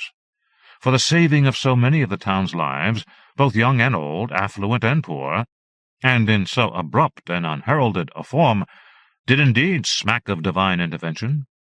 While I did not for a moment credit this, yet I thanked God with everyone else there. And as the days went on, and Steepleford hoisted itself slowly but surely from its own ashes, the streets cleared of water and debris, the baleful fires vanished, and the summer sun took pity and shone with greater brightness and less heat. The smell of furnaces and dungeons melted away. 10 days later, accompanying my aunt on her first walk up and down the thoroughfares, I saw fresh roses blooming in 20 gardens. Now and then, where a tree had come down or been axed, new growth could be seen rioting, shining green, from the stumps. They had found by then that the bell-rope had been eaten away. By rats, some said, as Steepleford moved, a rescued ship, back upon its even keel. "Such a nuisance," added my aunt, flighty as a girl. "Now the rector will want another one." I said that this would mean more fund-raising bacchanals, and Aunt Alice remarked that the strange Mr. Paletto, at least, would spare them all his disappointing presence. "Lady Constance, when she called, told me that he had left the town only last Monday. Generally, such a thing would never have caught her attention, but it seems the cottage is now for sale, and she wishes to buy it for a young painter she has found." But I had then no interest at all in Mr. Paletto. My aunt, meanwhile, had more than become herself again. She seemed to me younger and more active than she had been for years. The doctor, too, assured me that he now thought her good for 3 decades, and when she said to me one evening, "Do you know, dear boy, I think being ill has done me good." I could only agree. And so it must be confessed, once more at liberty to do so, I began to hanker after my own life. Of course I was bemused, too. I wanted time to myself to think over events. One instant I felt I had been the involuntary party to a delusion. At another, the unreal seemed actual. But we seldom trust ourselves upon such matters, upon matters that may involve the supernatural. There is always some other explanation that surely must be the proper one. I am not unduly superstitious, and now, in the glow of returning normality, I began to prefer to think of myself as having been in the grasp of a wild obsession. In this state I had imagined some things and brooded upon others, until I could make them fit my vivid scenario. When finally I commenced my preparations to leave Steepleford, I was told in passing by a neighbour that no carriage could now be driven along Salter's Lane. "Are the fallen trees still uncleared?" No, it's the new growth shooting out there. It's become one great coppice, with trees bursting, they say, from the stumps. Those that have seen it say they've never known a sight like it. But there's a great deal going on with trees and other plants after that drought we had." Here he gave me a long list of things which I will not reproduce. Then, as I was tiring, he said this: "Perhaps you may have noticed the old beech at the station. A fine old tree, but it was twisting and due for the axe. But now it's been spared, and they say the roots have dug down again, if such a thing is to be believed, and the trunk is straight again, too, and the leaves are coming out on it as if it were May, not August. A strange business, and no mistake. Did you ever get a peep at that house in the lane? The witch house, some call it?" Sombrely I replied that I had. "Well, that's all come down, like a house of cards, not a wall of it standing, nor one stone on another, a great heap of rubble." I had a dream, not while I remained in the town, but a month later, when Nash had persuaded me back to France in the south, in a little village among the chestnut woods. I dreamed I was on the roof of Steepleford Church, and pale, glassy arrows flew by through the air. They were the looks of a woman who stood at a window in Salter's Lane. These arrows severed the rope of the bell in the church spire, and when it fell there was no sound, only a great nothingness. But in the nothingness I knew that woman was no more. "What's up?" said Nash, finding me out in the village street, smoking at 4 a.m, the dawn just lifting its silver lids beyond the trees. "Do you suppose," I said, "that something thought fully virtuous, if attacked, might rebound on the attacker, might destroy them?" "History and experience relate otherwise," said Nash. "And so they do." 4. That, then, was my story of Steepleford, all I had of it at the time, but which I gave to my companion Jeffers on the terrace of the Hotel Alpius as we waited for the Wassenaar train. I was nevertheless moved to express to him my regret for the unsatisfactory lack of explanation concerning the final outcome of events. "I haven't been back to the place for years now," I finished, "and so can add nothing.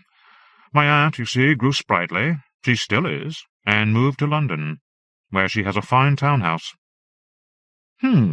Said my companion. He drew upon his cigar and looked covertly again at the instigator of my tale, that sane, quaint little shopkeeper Paletto, who still sat at his adjacent table. Precisely at that moment the untoward took place, or perhaps I should say the apt, as it had happened before, and neither of us could now miss its significance. A party of 3 gentlemen and 2 ladies had just now been coming across the terrace, and had taken their seats to my right. So it was that I heard from behind my right ear a stifled little cry, and next the splintering crash of a water-glass dropped on the paving. Jeffers and I both turned sharply, in time to see that the second young lady of the party, ashen in colour, was being supported by her friends. As they fussed and produced a smelling bottle and called loudly for spirits, Paletto darted to his feet and went gliding quickly from the terrace. "Now, I fancy," said Jeffers, "you've witnessed something of this sort before. And I, too, in a way, since you told me of it." "You mean Daffodil King?" Who fainted at the church tea? Just so. You imagine that she and the lady over there swooned for a similar reason? That they had seen Mr. Poletto? Don't you imagine it? Asked Jeffers laconically. I thought and answered honestly, yes. But why? I wonder, said Jeffers infuriatingly. Then he added, no, I'm not being fair to you. You see, I've read of the case, and viewed a rather poor photograph once in a police museum in circumstances I shan't bore you with. When you first pointed him out, I had a half-suspicion. But in the light of both ladies fainting at the sight of the man— Recollect, Austria is only over the border here. I believe you told me that the charming Daffodil had been in Austria once, and said she had seen something there so awful that it had taken her 6 years to recover from it? Yes, or so her sister informed me. What she saw then was that same man, Poletto, in the street, probably, on the day that the people of a well-known Austrian spa almost lynched him. I have no doubts the other lady, to our right, saw him in a similar style, unless she had the singular misfortune to have met him. Then he's notorious? No. Of course his real name isn't Poletto. I was never told what his real name was. The documents referred to him only as the criminal. And the crime, too, was hushed up in the end, and rich acquaintances got him away to avoid a most resounding scandal, which would, I believe, have brought down the Austrian government of the hour. In God's name, what had he done? Jeffers shrugged. That's the thing, Frederick. What had he done? No one would say. Not even the file on him, which I was shown, would say anything as to the nature of his crime. Not even the policeman I spoke with. It was something so vile, so disgusting, so inhuman, that no scrap of it has ever been revealed by anyone who knows. They can't speak of it. They try to push it from their minds, and if they see him, like that lady across the terrace, some part of them withers. There now, she's looking a little better. All the better, no doubt, since what made her ill has left the vicinity. I sat staring at him. Presently I said, Are you then saying to me what I suppose you must be?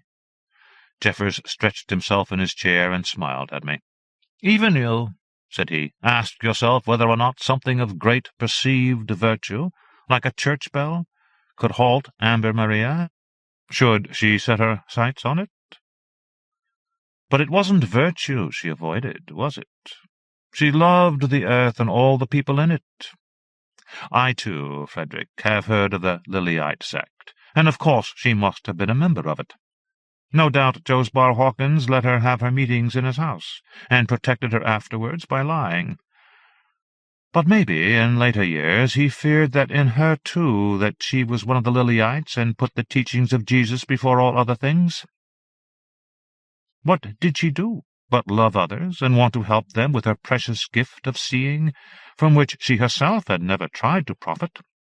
She saw good and beauty in all men and all things, and loved them better than herself.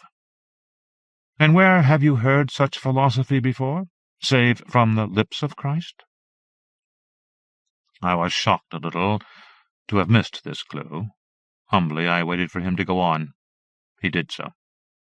Amber Maria looked with her eating eyes through her window, and after the blocked-up bricks and pins, she had the glass, and then, as you said, the trees, the air, and the lane, and next she ate up Steepleford with her eyes. And it would have gone on like this, like rings spreading from a pebble thrown into a pool, and God knows where it could have ended. But ended it must have done at last. For in this world, along with all those who, despite their colossal failings, carry in them the seeds of goodness and beauty, there are a few, only a few, I trust, who have nothing like that inside them, who are composed only of the grossest and most foul of atoms, who are, though human, like things of the pit. In them there is not, I dare say, one hint of light. Perhaps there is no soul. And meeting one of these persons, Amber Maria, who fed on goodness and beauty and drained it to dust, fed instead upon the worst poison, that which would scald away the psychic core of any such vampire. It was Paletto, you see. Paletto, that little ghastly human demon whose crime is so unspeakable that it is never spoken of. Paletto, who had come to live in the town, placating it by helping it buy a bell. Paletto that at last her devouring eyes reached. Like everything else, then, she tried to eat him up. And then she must have tried to spew him out. But it was too late. She had touched and tasted in a manner only vampires know. She who had once loved God and once loved others as herself, until they let her die in that atrocious manner. And after that she who hated, and would have eaten the world, save in due course she came to Paletto, and ate at Paletto. Paletto! And it killed her, Frederick, in each and every way. It killed her, sending her to a death more deep than any grave, more cold than any stone. Glen Hirshberg, Struwwelpeter. The following story originally appeared on sci-fi.com and has been selected for the year's Best Fantasy and Horror 15th Annual Collection, as well as this volume of the Mammoth Books of Best New Horror. Glen Hirshberg's novelette, Mr. Dark's Carnival, which received its first printing in the Ash Tree Press anthology, Shadows and Silence, and later appeared in the year's Best Fantasy and Horror 14th Annual Collection, was nominated for both the International Horror Guild Award and the World Fantasy Award. He also has stories in Dark Terrors 6 and The Dark. His first novel, The Snowman's Children, is published in the United States by Carolyn Graff. Currently, he is putting the final touches on a collection of ghost stories and working on a new novel.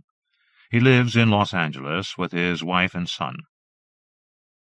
About Struwwelpeter, the author notes, Ballard is an actual section of Seattle, but the neighborhood portrayed here bears little resemblance to it, except for the rain and the duplexes and the lutefisk smell. This story is dedicated to Phil Bednars, wherever he is, for taking me bell-ringing. The dead are not altogether powerless. Chief Seattle. This was before we knew about Peter, or at least before we understood what we know, and my mother says it's impossible to know a thing like that anyway. She's wrong, though, and she doesn't need me to tell her she is, either. Back then, we still gathered after-school afternoons at the Anders house, because it was close to the locks. If it wasn't raining, we'd drop our books and grab ho-hos out of the tin Mr. Anders always left on the table for us, and head immediately toward the water. Gulls spun in the sunlight overhead, their cries urgent, taunting, telling us, "You're missing it, you're missing it."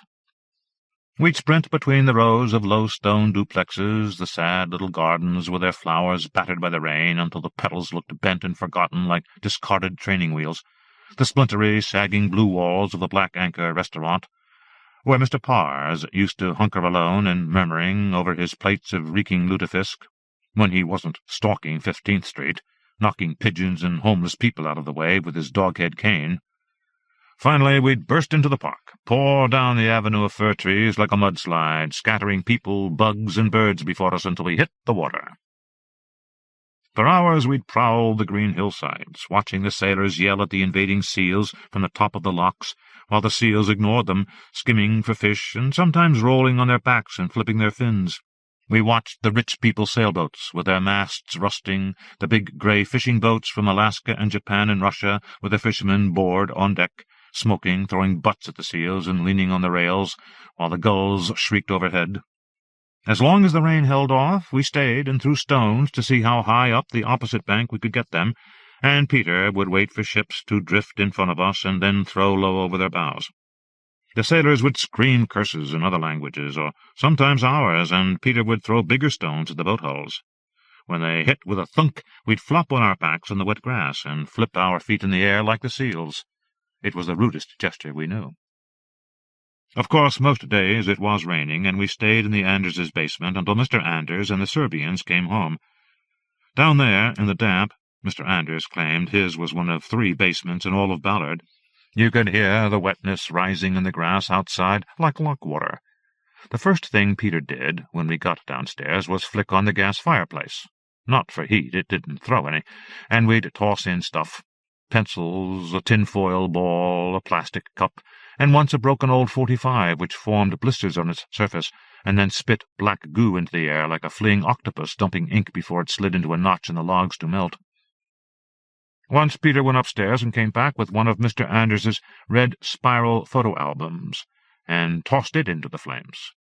And when one of the Mack sisters asked him what was in it, he told her, "No idea, didn't look."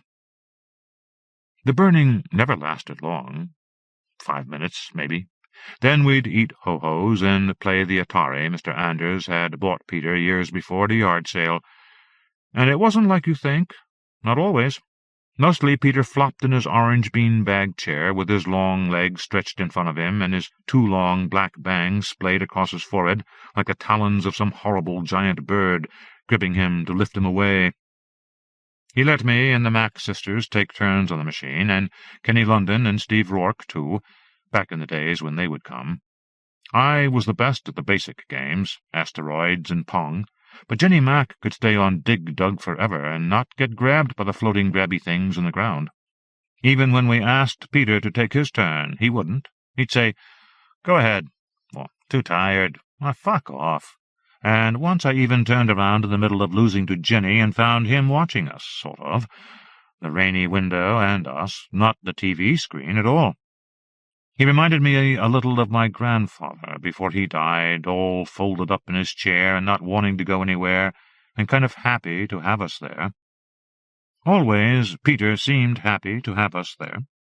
When Mr. Anders got home, he'd fish a ho-ho out of the tin for himself, if we'd left him one.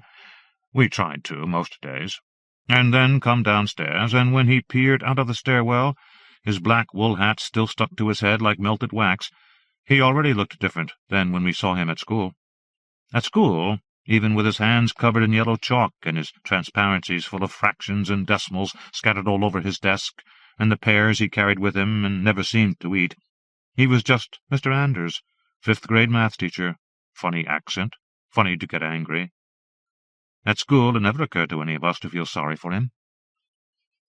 "Well, hello, all of you," he'd say, as if talking to a litter of puppies he'd found, and we'd pause our game and hold our breath and wait for Peter. Sometimes, most times, Peter said, "Hey," back, or even, "Hey, Dad." Then we'd all chime in like a clock tolling the hour. "Hey, Mr. Anders, thanks for the ho-hos. Your hat's all wet again," and he'd smile and nod and go upstairs. There were the other days, too. A few, that's all. On most of those, Peter just didn't answer, wouldn't look at his father. It was only the one time that he said, "Hello, dipshit, Dad," and Jenny froze at the Atari, and one of the floating grabby things swallowed her digger, and the rest of us stared, but not at Peter, and not at Mr. Anders either. Anywhere but there. For a few seconds, Mr. Anders seemed to be deciding, and rain rivers wriggled down the walls and windows like transparent snakes, and we held our breath. But all he said in the end was, "We'll talk later, Struwwelpeter," which was only a little different from what he usually said when Peter got this way. Usually he said, "Oh, it's you then. Hello, Struwwelpeter." I never liked the way he said that, as though he was greeting someone else entirely, not his son. Eventually Jenny or her sister, Kelly, would say, "Hi, Mr. Anders," and he'd glance around at us as though he'd forgotten we were there, and then he'd go upstairs and invite the Serbians in, and we wouldn't see him again until we left. The Serbians made Steve Rourke nervous, which is almost funny in retrospect. They were big and dark, both of them, 2 brothers who looked at their hands whenever they saw children. One was a car mechanic, the other worked at the locks, and they sat all afternoon, most afternoons, in Mr. Anders's study, sipping tea and speaking Serbian in low whispers. The words made their whispers harsh, full of Z's and ground-up S's as though they'd swallowed glass. "They could be planning things in there," Steve used to say. "My dad says both those guys were badass soldiers." Mostly, as far as I could tell, they looked at Mr. Anders's giant library of photo albums and listened to records. Judy Collins, Joan Baez. Almost funny, like I said. Of course, by this last Halloween, my last night at the Anders house, both Serbians were dead, run down by a drunken driver while walking across Fremont Bridge, and Kenny London had moved away, and Steve Rourke didn't come any more. He said his parents wouldn't let him, and I bet they wouldn't, but that wasn't why he stopped coming.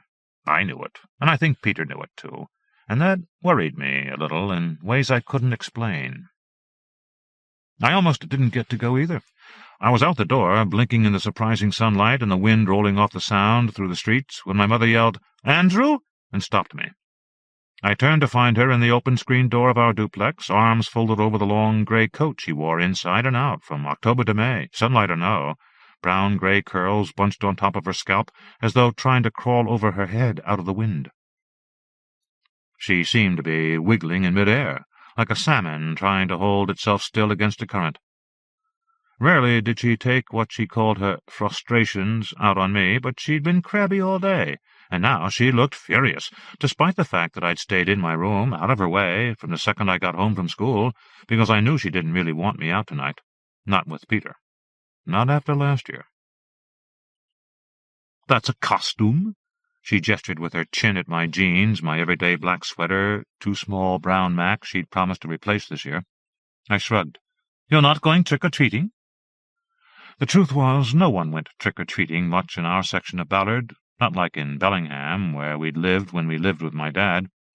Too wet and dismal most days, and there were too many drunks lurking around places like the Black Anchor, and sometimes stumbling down the duplexes, shouting curses at the dripping trees.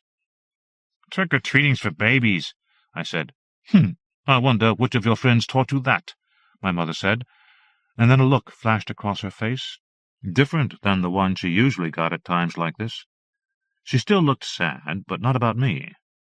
She looked sad for me. I took a step toward her, and her image wavered in my glasses. "I won't sleep there. I'll be home by 11, I said. "You'll be home by 10, or you won't be going anywhere again any time soon. Got it? How old do you think you are, anyway?" 12, I said, with as much conviction as I could muster, and my mother flashed the sad look again.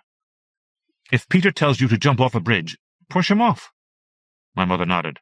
"If I didn't feel so bad for him," she said, and I thought she meant Peter, and then I wasn't sure.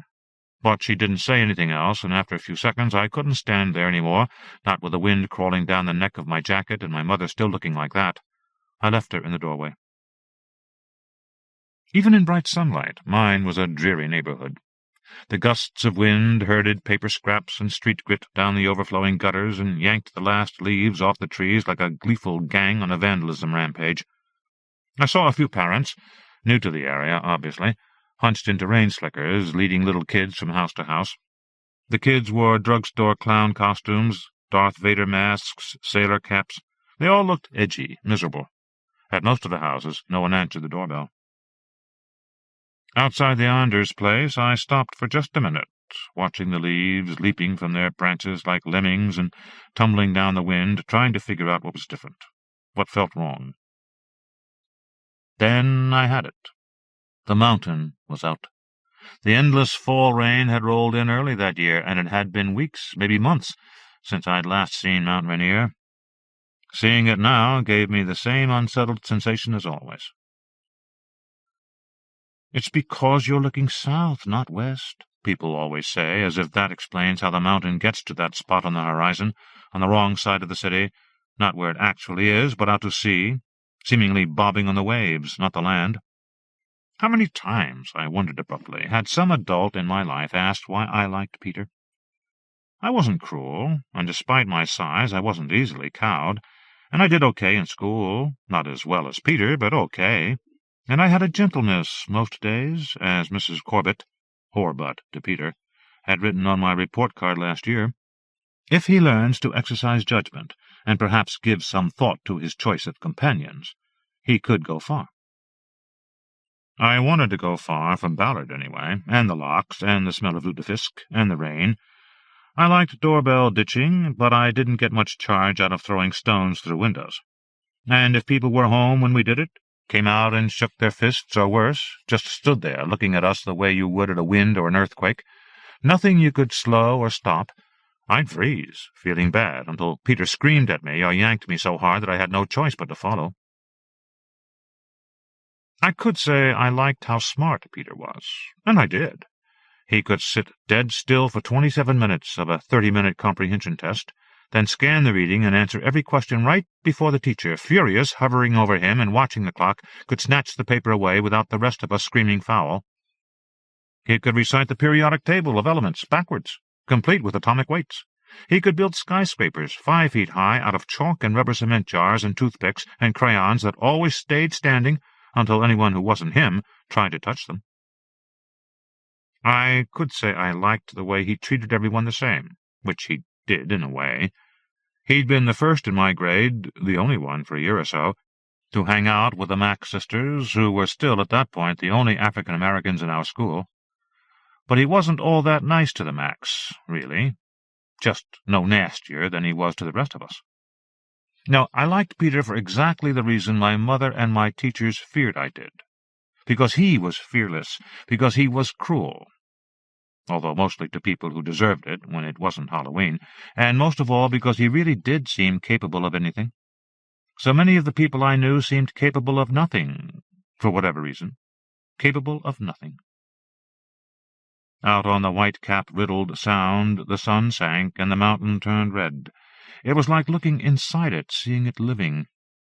Shivering slightly in the wind, I hopped the Anderses' 3 stone steps and rang the bell. "Just come in, Fuck!" I heard Peter yell from the basement, and I started to open the door, and Mr. Anders opened it for me. He had his grey cardigan straight on his waist for once, and his black hat was gone, and his black-grey hair was wet and combed on his forehead. And I had the horrible, hilarious idea that he was going on a date. "Andrew, come in," he said, sounding funny, too formal, the way he did at school. He didn't step back right away, either, and when he did, he put his hand against the mirror on the hallway wall, as though the house was rocking underneath him. "Hey, Mr. Anders," I said, wiping my feet on the shredded green mat that said something in Serbian.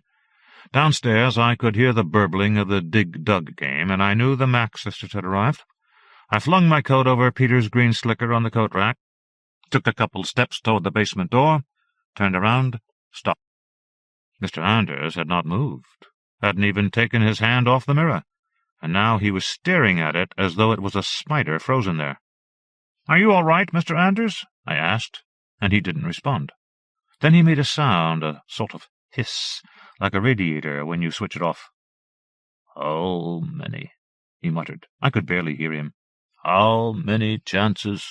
As a teacher, you know there won't be many. You get 2, maybe 3 moments in an entire year. Something's happened, there's been a fight, or someone's sick, or the soccer team won, or something, and you're looking at a student." His voice trailed off, leaving me with the way he said student. He pronounced it student. It was one of the things we all made fun of, not mean fun, just fun. "You're looking at them," he said, "and suddenly there they are. And it's them, and it's thrilling, terrifying, because you know you might have a chance. An opportunity. You can say something." On the mirror, Mr. Anders's hand twitched, and I noticed the sweat beading under the hair on his forehead. It reminded me of my dad, and I wondered if Mr. Anders was drunk. Then I wondered if my dad was drunk, wherever he was. Downstairs, Ginny Mack yelled, "Get off!" in her fighting voice, happy loud, and Kelly Mack said, "Good, come on, this is boring." "And as parent," Mr. Anders muttered, "how many? And what happens? The moment comes, but you're missing your wife. Just right then, just for a while. Or your friends. Maybe you're tired. It's just that day. It's rainy, you have meals to make, you're tired. There'll be another moment, surely. You have years, right? You have years." So fast and so silent was Peter's arrival in the basement doorway that I mistook him for a shadow from outside. Didn't even realize he was there until he pushed me in the chest. "What's your deal?" he said. I started to gesture at Mr. Anders, thought better of it, shrugged. Footsteps clattered on the basement stairs, and then the Macks were in the room. Kelly had her tightly braided hair stuffed under a black backward baseball cap. Her bare arms were covered in paste-on snake tattoos, and her face was dusted in white powder. Jenny wore a red sweater, black jeans. Her hair hung straight and shiny and dark, hovering just off her head and neck like a bird's crest, and I understood for the first time that she was pretty. Her eyes were bright green, wet and watchful. "What are you supposed to be?" I said to Kelly, because suddenly I was uncomfortable looking at Jenny. Kelly flung her arm out to point and did a quick, ridiculous shoulder wriggle. It was nothing like a typical movement. I'd seen her dance. "Vanilla ice," she said, and spun around. "Let's go," Peter said, stepping past me and his father and tossing my Mac on the floor so he could get to his slicker. "You want candy, Andy?" Jenny teased, her voice sing-songy. "Ho-ho?" I asked. I was talking, I suppose, to Mr. Anders, who was still staring at his hand on the mirror. I didn't want him to be in the way. It made me nervous for him. The word ho-ho seemed to rouse him, though. He shoved himself free of the wall, shook his head as if awakening, and said, "Just a minute," very quietly. Peter opened the front door, letting in the wind, and Mr. Anders pushed it closed, not hard. But he leaned against it, and the Mac sisters stopped with their coats half on. Peter just stood beside him, his black hair sharp and pointy on his forehead like the tips of a spiked fence. But he looked more curious than angry. Mr. Anders lifted a hand to his eyes, squeezed them shut, opened them. Then he said, "Turn out your pockets." Still, Peter's face registered nothing. He didn't respond to his father or glance at us. Neither Kelly nor I moved either. Beside me, Jenny took a long, slow breath, as though she was clipping a wire on a bomb, and then she said, "Here, Mr. A," and she pulled the pockets of her grey coat inside out, revealing 2 sticks of dentine, 2 cigarettes, a ring of keys with a Seahawk's whistle dangling amongst them, and a ticket stub. I couldn't see what from. "Thank you, Jenny," Mr. Anders said, but he didn't take the cigarettes, hardly even looked at her. He watched his son. Very slowly, after a long time, Peter smiled. "Look at you," he said, "being daddy." He pulled out the liner of his coat pockets. There was nothing in them at all. "Pants," said Mr. Anders. "What do you think you're looking for, big bad daddy?" Peter asked. "What do you think you're going to find?" "Pants," Mr. Anders said. "And what will you do you think, if you find it?" But he turned out his pants pockets. There was nothing in those either, not even keys or money. For the first time since Peter had come upstairs, Mr. Anders looked at the rest of us, and I shuddered. His face looked the same way my mother's had when I'd left the house, a little scared, but mostly sad. Permanently, stupidly sad. "I want to tell you something," he said. If he spoke like this in the classroom, I thought no one would wedge unbent paper clips in his chalkboard erasers any more. "I won't have it. There will be no windows broken. There will be no little children terrorized." "That wasn't our fault," said Jenny, and she was right, in a way. We hadn't known anyone was hiding in those bushes when we toilet-papered them, and Peter had meant to light a cigarette, not the roll of toilet paper. "Nothing lit on fire. No one bullied or hurt. I won't have it, because it's beneath you. Do you understand? You're the smartest children I know." Abruptly, Mr. Anders's hands flashed out and grabbed his son's shoulders. "Do you hear me? You're the smartest child I've ever seen."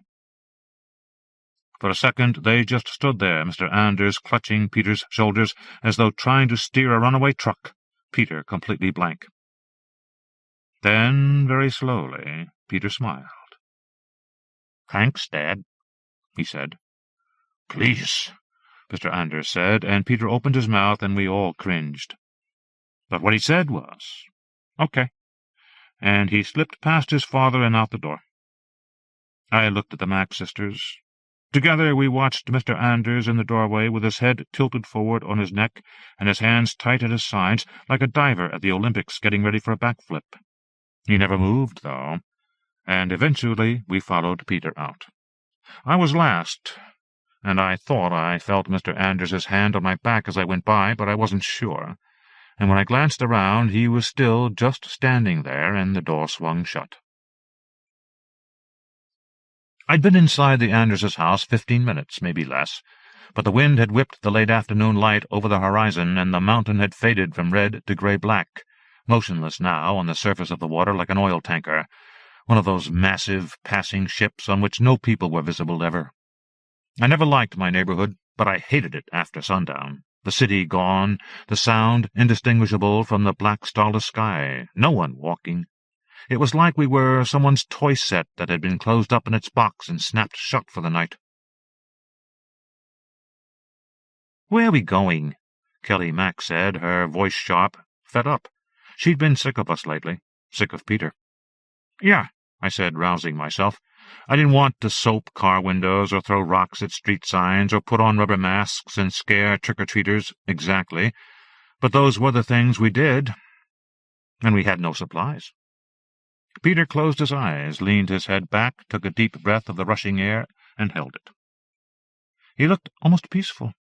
I couldn't remember seeing him that way. It was startling.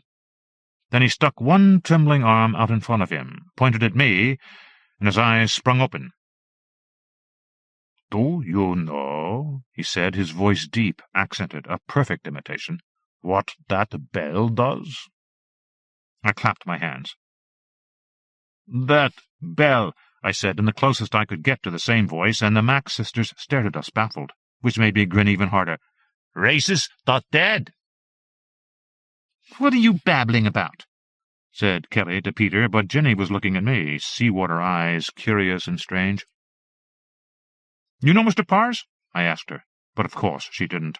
The Macks had moved here less than a year and a half ago, and I hadn't seen Mr. Parrs, I realized, in considerably longer. Not since the night of the bell, in fact. I looked at Peter. His grin was as wide as mine felt.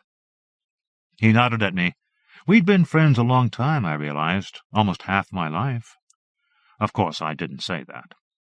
"A long time ago," I told the Macks, feeling like a longshoreman, a lighthouse keeper, someone with stories who lived by the sea. "There was this man, an old, white-haired man. He ate lutefisk. It's fish. It smells awful. I don't really know what it is. And stalked around the neighborhood, scaring everybody." "He had this cane," Peter said, and I waited for him to go on, join me in the telling, but he didn't. "All black," I said, "kind of scaly, ribbed or something.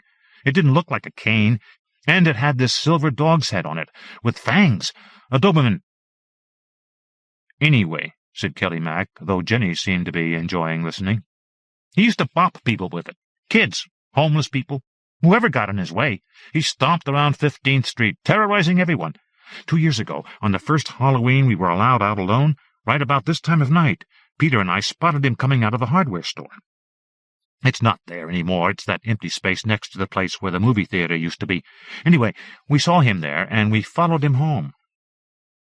Peter waved us out of his yard, toward the locks. Again I waited, but when he glanced at me, the grin was gone. His face was normal, neutral, maybe, and he didn't say anything. "He lives down there," I said, gesturing to the south, toward the Sound, "way past all the other houses, past the end of the street, practically in the water." Despite what Peter had said, we didn't head that way. Not then. We wandered toward the locks, into the park. The avenue between the pine trees was empty, except for a scatter of solitary bums on benches, wrapping themselves in shredded jackets and newspapers as the night nailed itself down and the dark billowed around us in the wind gusts like the sides of a tent. In the roiling trees, blackbirds perched on the branches, silent as gargoyles. "There aren't any other houses that close to Mr. Parrs's," I said. "The street turns to dirt, and it's always wet because it's down by the water. There are these long, empty lots full of weeds and a couple of sheds. I don't know what's in them or who would own them. Anyway, right where the pavement ends, Peter and I dropped back and just kind of hung out near the last house until Mr. Parrs made it to his yard." "God, Peter, you remember his yard?" Instead of answering, Peter led us between the low stone buildings to the canal, where we watched the water swallow the last streaks of daylight like some monstrous whale gulping plankton. The only boats in the slips were 2 sailboats, sails furled, rocking as the waves slapped against them. The only person I saw neither stood at the stern of the boat, closest to us, head hooded in a green oil slicker, face aimed out to sea. "Think I could hit him from here?" said Peter, and I flinched, looked at his fists, expecting to see stones, but he was just asking. "Tell them the rest," he said. I glanced at the Macs, was startled to see them holding hands, leaning against the rail over the canal, though they were watching us, not the water. "Come on already," Kelly said, but Jenny just raised her eyebrows at me. Behind her, seagulls dipped and tumbled on the wind like shreds of cloud that had been ripped loose. We waited, I don't know, a while. It was cold. Remember how cold it was? We were wearing winter coats and mittens. It wasn't windy like this, but it was freezing. At least that made the dirt less muddy when we finally went down there. We passed the sheds and the trees, and there was no one, I mean no one, around. Too cold for any trick-or-treating anywhere around here, even if anyone was going to. And there wasn't anywhere to go on that street, regardless. Anyway, it's weird. Everything's all flat down there, and then right as you get near the Parr's place, this little forest springs up, all these thick firs. We couldn't really see anything. Except that it was light, Peter murmured. Yeah, bright light. Mr. Parr's had his yard floodlit for intruders, we figured. We thought he was probably paranoid, so we snuck off the road when we got close and went into the trees. In there it was wet. Muddy, too. My mom was so mad when I got home. Pine needles sticking to me everywhere. She said I looked like I'd been tarred and feathered. We hid in this little grove, looked into the lawn, and we saw the bell. Now Peter turned around, his hands flung wide to either side. "Biggest fucking bell you've ever seen in your life," he said. "What are you talking about?" said Kelly. "It was in this pavilion," I started, not sure how to describe it. "Gazebo, I guess. All white and round like a carousel, except the only thing inside was this giant white bell, like a church bell, hanging from the ceiling on a chain, and all the lights in the yard were aimed at it." "Weird," said Jenny, leaning against her sister. "Yeah, and that house. It's real dark and real old. Black wood or something, all sort of falling apart. 2 stories, kind of big. It looked like 4 or 5 of the sheds we passed sort of stacked on top of each other and squashed together. But the lawn was beautiful. Green, mowed perfectly like a baseball stadium." "Kind of," Peter whispered.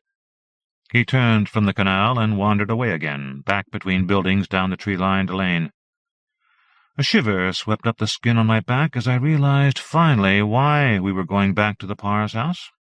I'd forgotten until that moment how scared we'd been, how scared Peter had been. Probably Peter had been thinking about this for 2 years.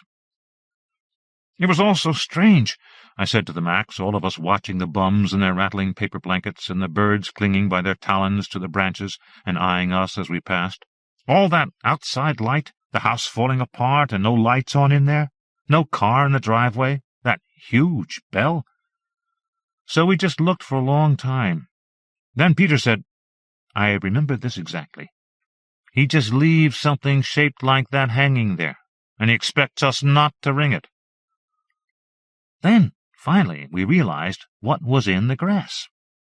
By now we were out of the park, back among the duplexes, and the wind had turned colder, though it wasn't freezing, exactly. In a way, it felt good, fresh, like a hard slap in the face.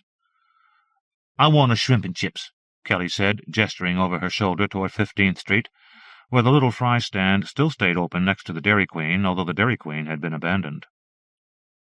"I want to go see this Parr's house," said Jenny. "Stop your whining." She sounded cheerful, fierce the way she did when she played dig-dug or threw her hand in the air at school. She was smart, too. Not Peter smart, but as smart as me, at least. And I think she'd seen the trace of fear in Peter. Barely there, but visible in his skin like a fossil, something long dead and never before seen, and it fascinated her. That's what I was thinking when she reached out casually and grabbed my hand. Then I stopped thinking at all. "Tell me about the grass," she said. "It was like a circle," I said, my fingers still, my palm flat against hers. Even when she squeezed, I held still. I didn't know what to do, and I didn't want Peter to turn around. If Kelly had noticed, she didn't say anything. "Cut right in the grass. A pattern, a circle, with this upside-down triangle inside it, and—" "How do you know it was upside down?" Jenny asked. "What?" "How do you know you were even looking at it the right way?" "Shut up," said Peter, quick and hard, not turning around, leading us onto the street that dropped down to the Sound to the Parr's house. Then he did turn around, and he saw our hands, but he didn't say anything. When he was facing forward again, Jenny squeezed once more, and I gave a feeble squeeze back. We walked half a block in silence, but that just made me more nervous. I could feel Jenny's thumb sliding along the outside of mine, and it made me tingly, terrified. I said, "Upside down, right side up, whatever." It was a symbol, a weird one. It looked like an eye. "Old dude must have had a hell of a lawnmower," Kelly muttered, glanced at Peter's back, and stopped talking. Just in time, I thought. Mr. Anders was right. She was smart, too. "It kind of made you not want to put your foot in the grass," I continued. "I don't know why. It just looked wrong, like it really could see you. I can't explain." "Didn't make me want not to put my foot in the grass," Peter said. I felt Jenny look at me. Her mouth was 6 inches or so from my hair, my ear. It was too much. My hand twitched, and I let go. Blushing, I glanced at her. She looked surprised, and she drifted away toward her sister. "That's true," I said, wishing I could call Jenny back. Peter stepped right out. On our left, the last of the duplexes slid away, and we came to the end of the pavement. In front of us, the dirt road rolled down the hill, red-brown and wet and bumpy, like some stretched, cut-out tongue on the ground. I remembered the way Peter's duck boots had seemed to float on the surface of Mr. Parr's flood-lit green lawn, as though he was walking on water. "Hey," I said, though Peter had already stepped onto the dirt and was strolling, fast and purposeful, down the hill. "Peter," I called after him, though I followed, of course. The Macs were beside, but no longer near me. "When's the last time you saw him, Mr. Parr's?" He turned around, and he was smiling now, the smile that scared me. "Same time you did, Bubba," he said. 2 years ago tonight." I blinked, stood still, and the wind lashed me like the end of a twisted-up towel. "How do you know when I last saw him?" I said. Peter shrugged. "Am I wrong?" I didn't answer. I watched Peter's face, the dark swirling around and over it, shaping it, like rushing water over stone. "He hasn't been anywhere. Not on 15th Street. Not at the Black Anchor. Nowhere. I've been watching." "Maybe he doesn't live there anymore," Jenny said carefully. She was watching Peter, too. "There's a car," Peter said. "A Lincoln. Long and black. Practically a limo." "I've seen that car," I said. "I've seen it drive by my house right at dinner time." "It goes down there," said Peter, gesturing toward the trees, the water, the Parr's house. "Like I said, I've been watching." And, of course, he had been, I thought.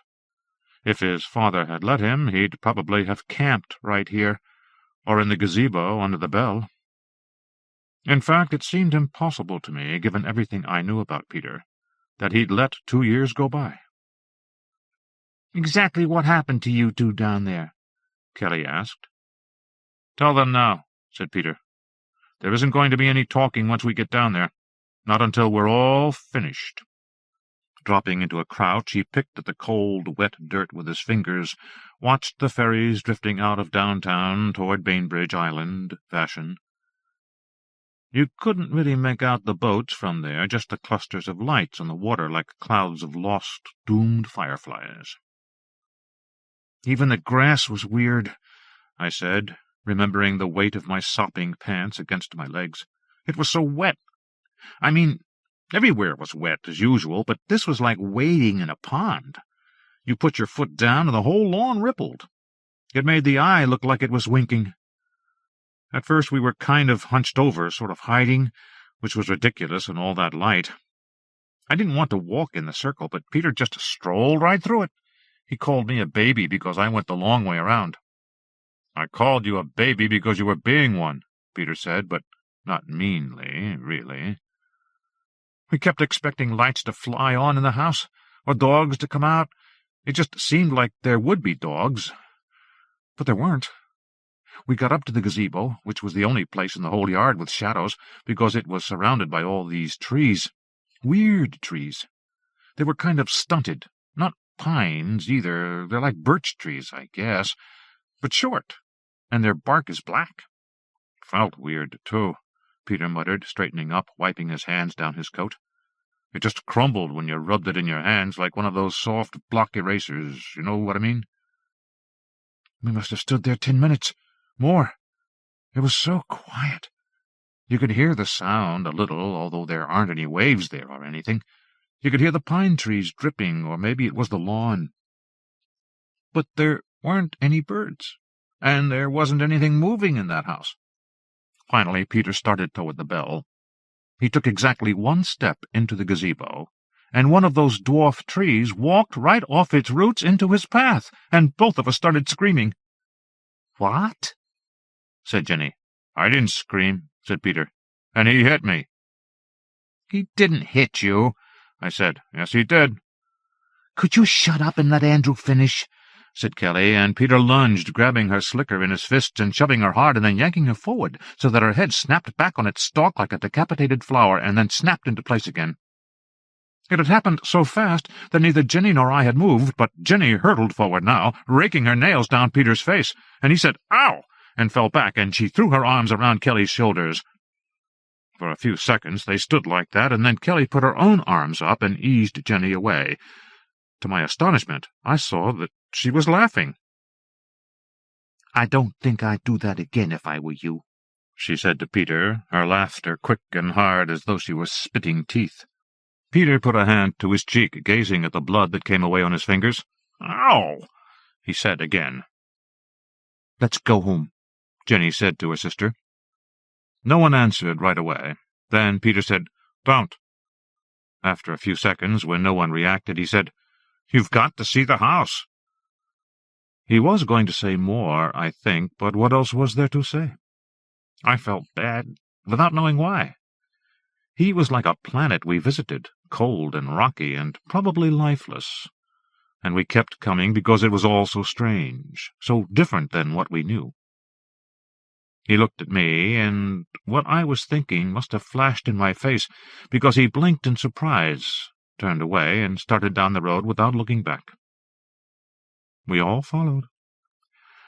Planet, dark star, whatever he was, he created orbits. "So the tree hit Peter," Jenny Mac said quietly, when we were halfway down the hill, almost to the sheds. "It wasn't a tree. It just seemed like a tree. I don't know how we didn't see him there. He had to have been watching us the whole time. Maybe he knew we'd followed him. He just stepped out of the shadows and kind of whacked Peter across the chest with his cane. That black dog-head cane. He did kind of look like a tree. His skin was all gnarly, kind of dark.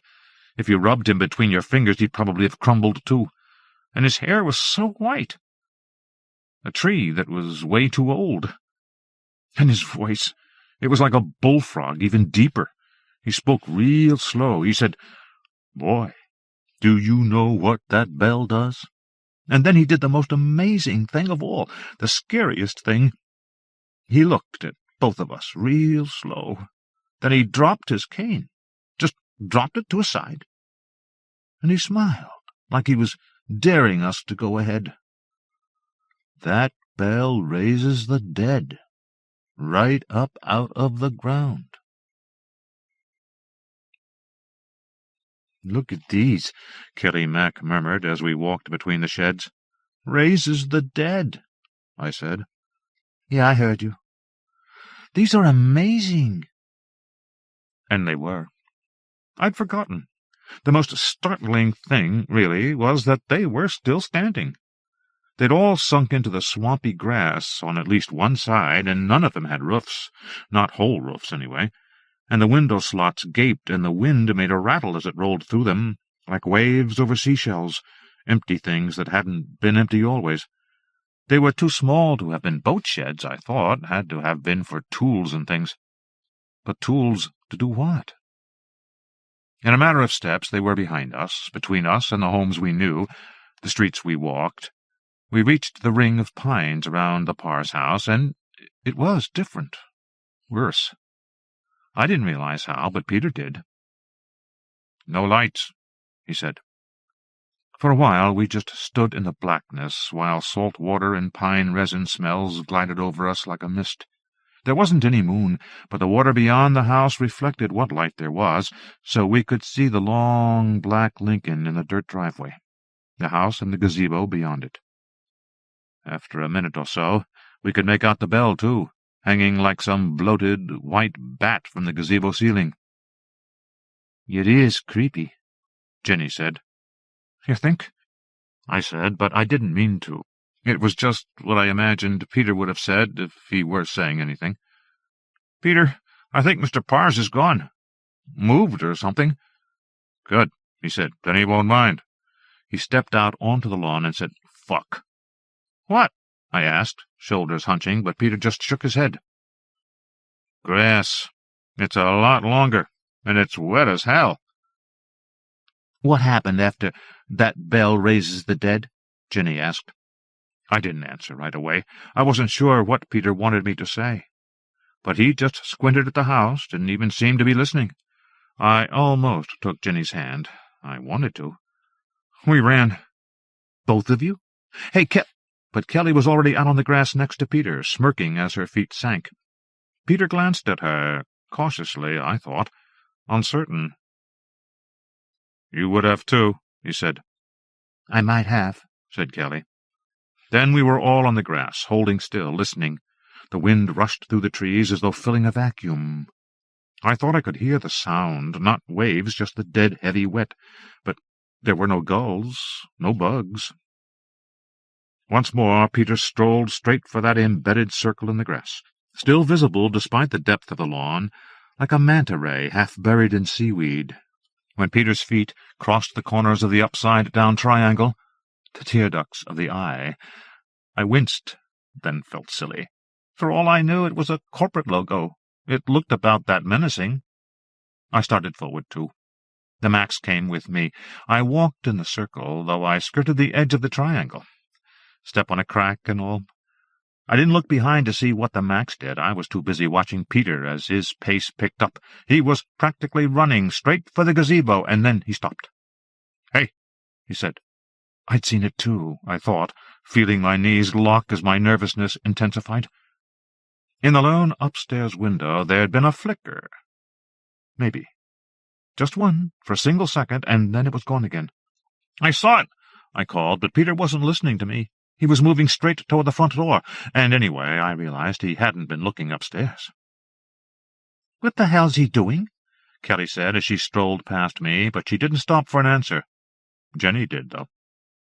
"Andrew, what's going on?" she said, and I looked at her eyes, green and shadowy as the grass. But that just made me edgier still. I shook my head. For a moment, Jenny stood beside me. Finally, she shrugged and followed her sister. None of them looked back, which meant, I thought, that there really hadn't been rustling behind us just now, back in the pines. When I whipped my head around, I saw nothing but trees and twitching shadows. "Here, Puss, Puss, Puss," Peter called softly. If the grass had been less wet and I'd been less unsettled, I'd have flopped on my back and flipped my feet in the air at him, the seals send off. Instead, I came forward. The house, like the sheds, seemed to have sunk sideways into the ground. With its filthy windows and rotting planks, it looked like the abandoned hull of a beached ship. Around it, the leafless branches of the dwarf trees danced like the limbs of paper skeletons. "Now, class," said Peter, still very quietly, "what's wrong with this picture?" "I assume you mean other than giant bells, weird eyeballs in the grass, empty sheds, and these whammy-ass trees," Kelly said, but Peter ignored her. "He means the front door," said Jenny, and of course she was right. I don't even know how Peter noticed. It was under an overhang, so that the only light that reached it reflected off the ground. But there was no doubt. The door was open. 6 inches, tops. The scratched brass of the knob glinted dully like an eye. "Okay," I said. "So the door didn't catch when he went in, and he didn't notice?" "When who went in?" said Peter, mocking. "Thought you said he moved." The wind kicked up, and the door glided back another few inches, then sucked itself shut with a click.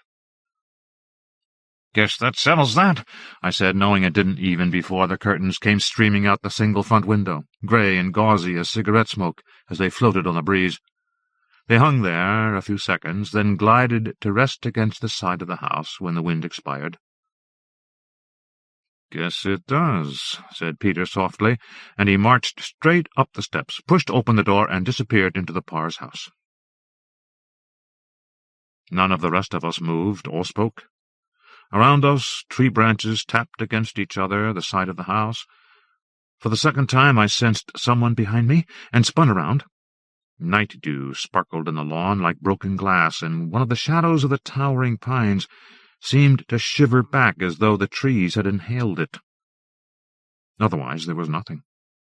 I thought about Mr. Parr's, that dog-head cane with its silver fangs. "What's he trying to prove?" Kelly asked, a silly question where Peter was concerned, really. It wasn't about proving. We all knew that. Jenny said, "He's been in there a long time," and Peter stuck his head out the window, the curtain floating away from him. "Come see this," he said, and ducked back inside. Hesitating, I knew it was pointless. We all knew it. We went up the stairs together, and the door drifted open before we even touched it. "Wow," said Kelly, staring straight ahead, and Jenny took my hand again, and then we were all inside. "Wow," Kelly said again. Except for a long wooden table folded and propped against the staircase like a lifeboat, all the furniture we could see had been draped in white sheets. The sheets rose and rearranged themselves in the breeze, which was constant and everywhere, because all the windows had been flung wide open. Leaves chased each other across the dirt-crusted hardwood floor, and scraps of paper flapped in mid-air like giant moths before settling on the staircase or the backs of chairs or blowing out the windows. Peter appeared in a doorway across the foyer from us, his black hair bright against the deeper blackness of the rooms behind him. "Don't miss the den," he said. "I'm going to go look at the kitchen." Then he was gone again. Kelly had started away now, too, wandering into the living room to our right, running her fingers over the tops of a covered couch as she passed it. One of the paintings on the wall, I noticed, had been covered rather than removed, and I wondered what it was. Kelly drew up the cover, peered beneath it, then dropped it and stepped deeper into the house. I started to follow, but Jenny pulled me the other way, and we went left into what must have been Mr. Parr's den. "Whoa," Jenny said, and her finger slid between mine and tightened. In the dead center of the room, amidst discarded file folders that lay where they'd been tossed, and empty envelopes with plastic address windows that flapped and chattered when the wind filled them, sat an enormous oak roll-top desk. The top was gone, broken away, and it lay against the room's lone window like the cracked shell of a dinosaur egg. On the surface of the desk, in black felt frames, a set of 6 photographs had been arranged in a semicircle. "It's like the top of a tombstone," Jenny murmured. "You know what I mean? Like a— what do you call it?" "Family vault," I said. "Mausoleum." "One of those."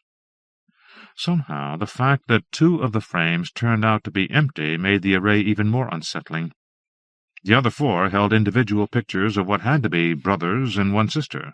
They all had flying white hair, razor-blue eyes, standing each in turn on the top step of the gazebo outside, with a great bell looming behind them, bright white and all out of proportion, like the mountain on a too-clear day. "Andrew," Jenny said, her voice nearly a whisper, and in spite of the faces in the photographs and the room we were in, I felt it all over me. "Why Struwwelpeter?" "What?" I said, mostly just to make her speak again. "Struwwelpeter. Why does Mr. Anders call him that?" "Oh, it's from some kid's book. My mom actually had it when she was little. She said it was about some boy who got in trouble because he wouldn't cut his hair or cut his nails." Jenny narrowed her eyes. "What does that have to do with anything?" "I don't know. except my mom said the pictures in the book were really scary. She said Struwwelpeter looked like Freddy Krueger with a fro. Jenny burst out laughing, but she stopped fast. Neither of us, I think, liked the way laughter sounded in that room, in that house, with those black-bordered faces staring at us. Struwwelpeter, she said, rolling the name carefully on her tongue, like a little kid daring to lick a frozen flagpole. It's what my mom called me when I was little, said Peter from the doorway, and Jenny's fingers clenched hard and then fell free of mine. Peter didn't move toward us. He just stood there while we watched, paralyzed. After a few long seconds, he added, "When I kicked the shit out of barbers because I hated having my hair cut. Then when I was just being bad, she'd say that instead of screaming at me. It made me cry." From across the foyer, in the living room, maybe, we heard a single soft bump, as though something had fallen over. With a shrug, Peter released us and stepped past us, back into the foyer. We followed, not touching now, not even looking at each other. I felt guilty, amazed, strange. When we passed the windows, the curtains billowed up and brushed across us. "Hey, Kelly," Peter whispered loudly into the living room.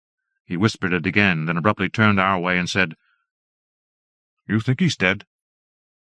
"Looks like it," I answered, glancing down the hallway toward the kitchen, into the shadows in the living room, which seemed to have shifted somehow, the sheet some way different as it lay across the couch. I couldn't place the feeling. It was like watching an actor playing a corpse, knowing he was alive, trying to catch him breathing. "But the car's here," Peter said. "The Lincoln." "Hey, Kelly!" His shout made me wince, and Jenny cringed back toward the front door, but she shouted too, "Kel! Kel!" "Oh, what is that?" I murmured, my whole spine twitching like a severed electrical wire, and when Jenny and Peter looked at me, I pointed upstairs. "What?"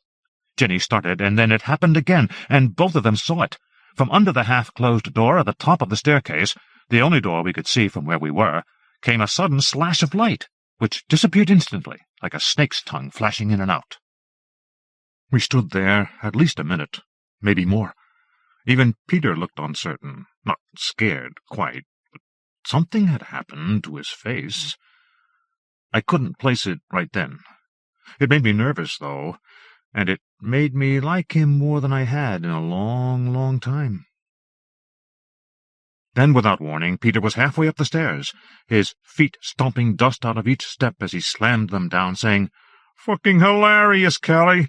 Here I come, ready or not!" He stopped halfway up and turned to glare at us, mostly at me. "Come on!" "Let's go," I said to Jenny, reached out on my own for the first time and touched her elbow, but to my surprise, she jerked it away from me. "Jenny, she's up there." "I don't think so," she whispered. "Come on," Peter hissed. "Andrew, something's wrong. Stay here." I looked into her face. Smart, steely Jenny Mac. First girl ever to look at me like that. First girl I'd ever wanted to, and right then, for the only time in my life, I felt, within me, the horrible thrill of Peter's power. Knew the secret of it. It wasn't bravery, and it wasn't smarts, although he had both those things in spades. It was simply the willingness to trade. At any given moment, Peter Anders would trade anyone for anything, or at least could convince people that he would. Knowing you could do that, I thought, would be like holding a grenade, tossing it back and forth in the terrified face of the world. I looked at Jenny's eyes, filling with tears, and I wanted to kiss her, though I couldn't even imagine how to initiate something like that. What I said, in my best Peter voice, was, "I'm going upstairs. Coming or staying?" I can't explain. I didn't mean anything. It felt like play-acting, no more real than holding her hand had been. We were just throwing on costumes, dancing around each other, scaring each other. Trick or treat. "Kelly?" Jenny called past me, blinking, crying openly now, and I started to reach for her again, and she shoved me hard toward the stairs. "Hurry up," said Peter, with none of the triumph I might have expected in his voice. I went up, and we clumped side by side to the top of the stairs. When we reached the landing, I looked back at Jenny. She was propped in the front door, one hand on the doorknob and the other wiping at her eyes as she jerked her head from side to side, looking for her sister. At our feet, light licked under the door again. Peter held up a hand, and we stood together and listened. We heard wind, low and hungry, and now I was sure I could hear the sound lapping against the edge of the continent, crawling over the lip of it. 1, 2, 3, boo! Peter screamed and flung open the door, which banged against the wall inside and bounced back. Peter kicked it open again, and we lunged through into what must have been a bedroom once and was now just a room, a blank space, with nothing in it at all. Even before the light swept over us again from outside, from the window, I realized what it was. "Lighthouse," I said, breathless. "Greenpoint Light." Peter grinned. "Oh, yeah. Halloween." Every year the suburbs north of us had Greenpoint Light running again on Halloween, just for fun. One year they'd even rented ferries and decked them out with seaweed and parents in pirate costumes and floated them just offshore, ghost ships for the kiddies. We'd seen them skirting our suburb on their way up the coast. "Do you think—" I started, and Peter grabbed me hard by the elbow. "Ow!" I said. "Listen!" snapped Peter. I heard the house groan as it shifted. I heard paper flapping somewhere downstairs, the front door tapping against its frame or the inside wall as it swung on the wind. "Listen!" Peter whispered, and this time I heard it. Very low, very faint, like a finger rubbed along the lip of a glass, but unmistakable once you realized what it was. Outside, in the yard, someone had just lifted the tongue of the bell and tapped it, oh, so gently, against the side. I stared at Peter, and he stared back. Then he leaped to the window, peering down. I thought he was going to punch the glass loose from the way his shoulders jerked. "Well?" I said. "All I can see is the roof." He shoved the window even further open than it already was. "Clever girls!" he screamed, and waited for laughter, maybe. A full-on bong of the bell, something. Abruptly he turned to me, and the light rolled across him, waist-high, and when it receded he looked different, damp with it. "Clever girls," he said. I whirled, stepped into the hall, looked down. The front door was open, and Jenny was gone. "Peter," I whispered, and I heard him swear as he emerged onto the landing beside me. "You think they're outside?"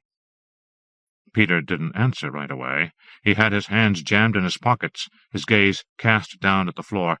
He shuffled in place. "The thing is, Andrew," he said, "there's nothing to do." "What are you talking about?"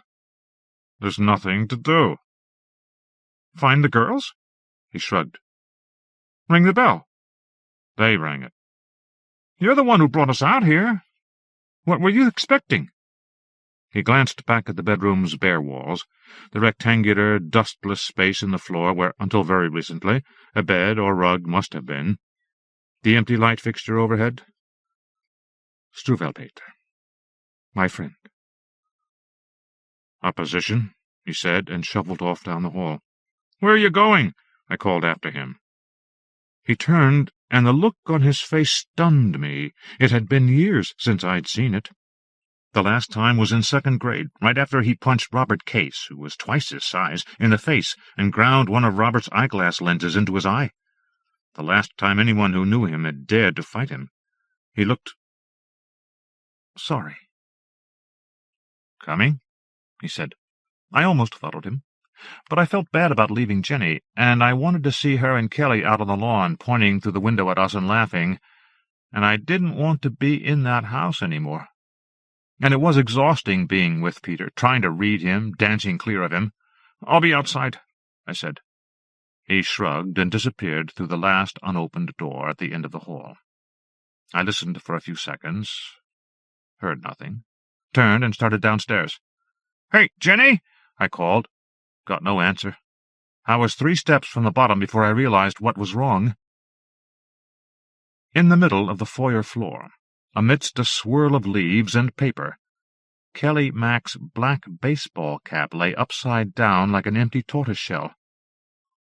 I said to no one, to myself, took one more uncertain step down, and the front door swung back on its hinges.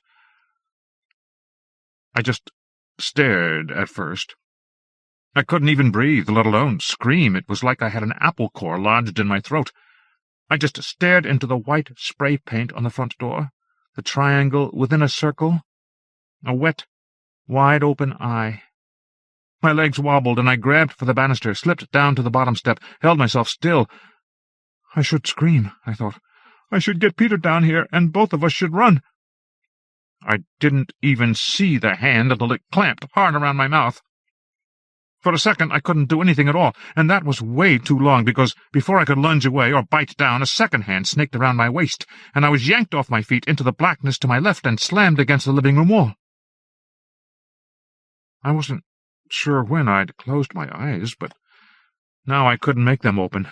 My head rang, and my skin felt tingly, tickly, as though it was dissolving into the atoms that made it up, all of them racing in a billion different directions, and soon there'd be nothing left of me, just a scatter of energy in a spot on Mr. Parrs's dusty, decaying floor. "Did I hurt you?" whispered a voice I knew, close to my ears. It still took me a long time to open my eyes. "Just nod or shake your head." Slowly, forcing my eyes open, I nodded. "Good. Now, shh," said Mr. Anders, and released me. Behind him, both Mac sisters stood, grinning. "You like the cap?" Kelly said. "The cap's a good touch, no?" "Shh," Mr. Anders said. "Please, I beg you." "You should see you," Jenny whispered, sliding up close. "You look so damn scared." "What?" "He followed us to see if we were doing anything horrible. He saw us come in here, and he had this idea to get back at Peter." I gaped at Jenny, then at Mr. Anders, who was peering very carefully around the corner up the stairs. "Not to get back," he said, so serious. It was the same voice he'd used in his own front hallway earlier that evening. He'd never looked more like his son than he did right then. "To reach out, reach him. Someone's got to do something. He's a good boy. He could be. Now, please, don't spoil this." Everything about Mr. Anders at that moment astounded me. But watching him revealed nothing further. He stood at the edge of the living room, shoulders hunched, hair tucked tight under his dock-worker's cap, waiting. Slowly my gaze swung back to Jenny, who continued to grin in my direction, but not at me, certainly not with me, and I knew I'd lost her. "This was about Peter," I said. "You could have just stuck your head out and waved me down." "Yep," said Jenny, and watched Mr. Anders, not me.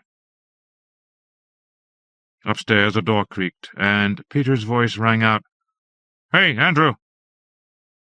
To Jenny's surprise and Mr. Anders's horror, I almost answered. I stepped forward, opened my mouth. I'm sure Jenny thought I was getting back at her, turning the tables again, but mostly I didn't like what Mr. Anders was doing. I think I sensed the danger in it. I might have been the only one. But I was 12, and Peter certainly deserved it, and Mr. Anders was my teacher and my friend's father. I closed my mouth, sank back into the shadows, and did not move again until it was over. "Andrew, I know you can hear me," Peter shouted, stepping onto the landing. He came, clomp, clomp, clomp, toward the stairs. "Andrew!" Then, abruptly, we heard him laugh. Down he came, his shoes clattering over the steps. I thought he might charge past us, but he stopped right where I did. Beside the couch, under the draped painting, Kelly Mac pointed at her own hatless head and mouthed, "Oh, yeah." But it was the eye on the door, I thought, not the cap. Only the eye would have stopped him, because, like me, and faster than me, Peter would have realized that neither Mac's sisters, smart as they were, would have thought of it, even if they'd had spray paint. Mr. Anders had brought spray paint? Clearly he'd been planning this, or something like this, for quite some time. If he was the one who'd done it, that is. "What the fuck?" Peter muttered. He came down a step. Another. His feet touched flat floor, and still Mr. Anders held his post.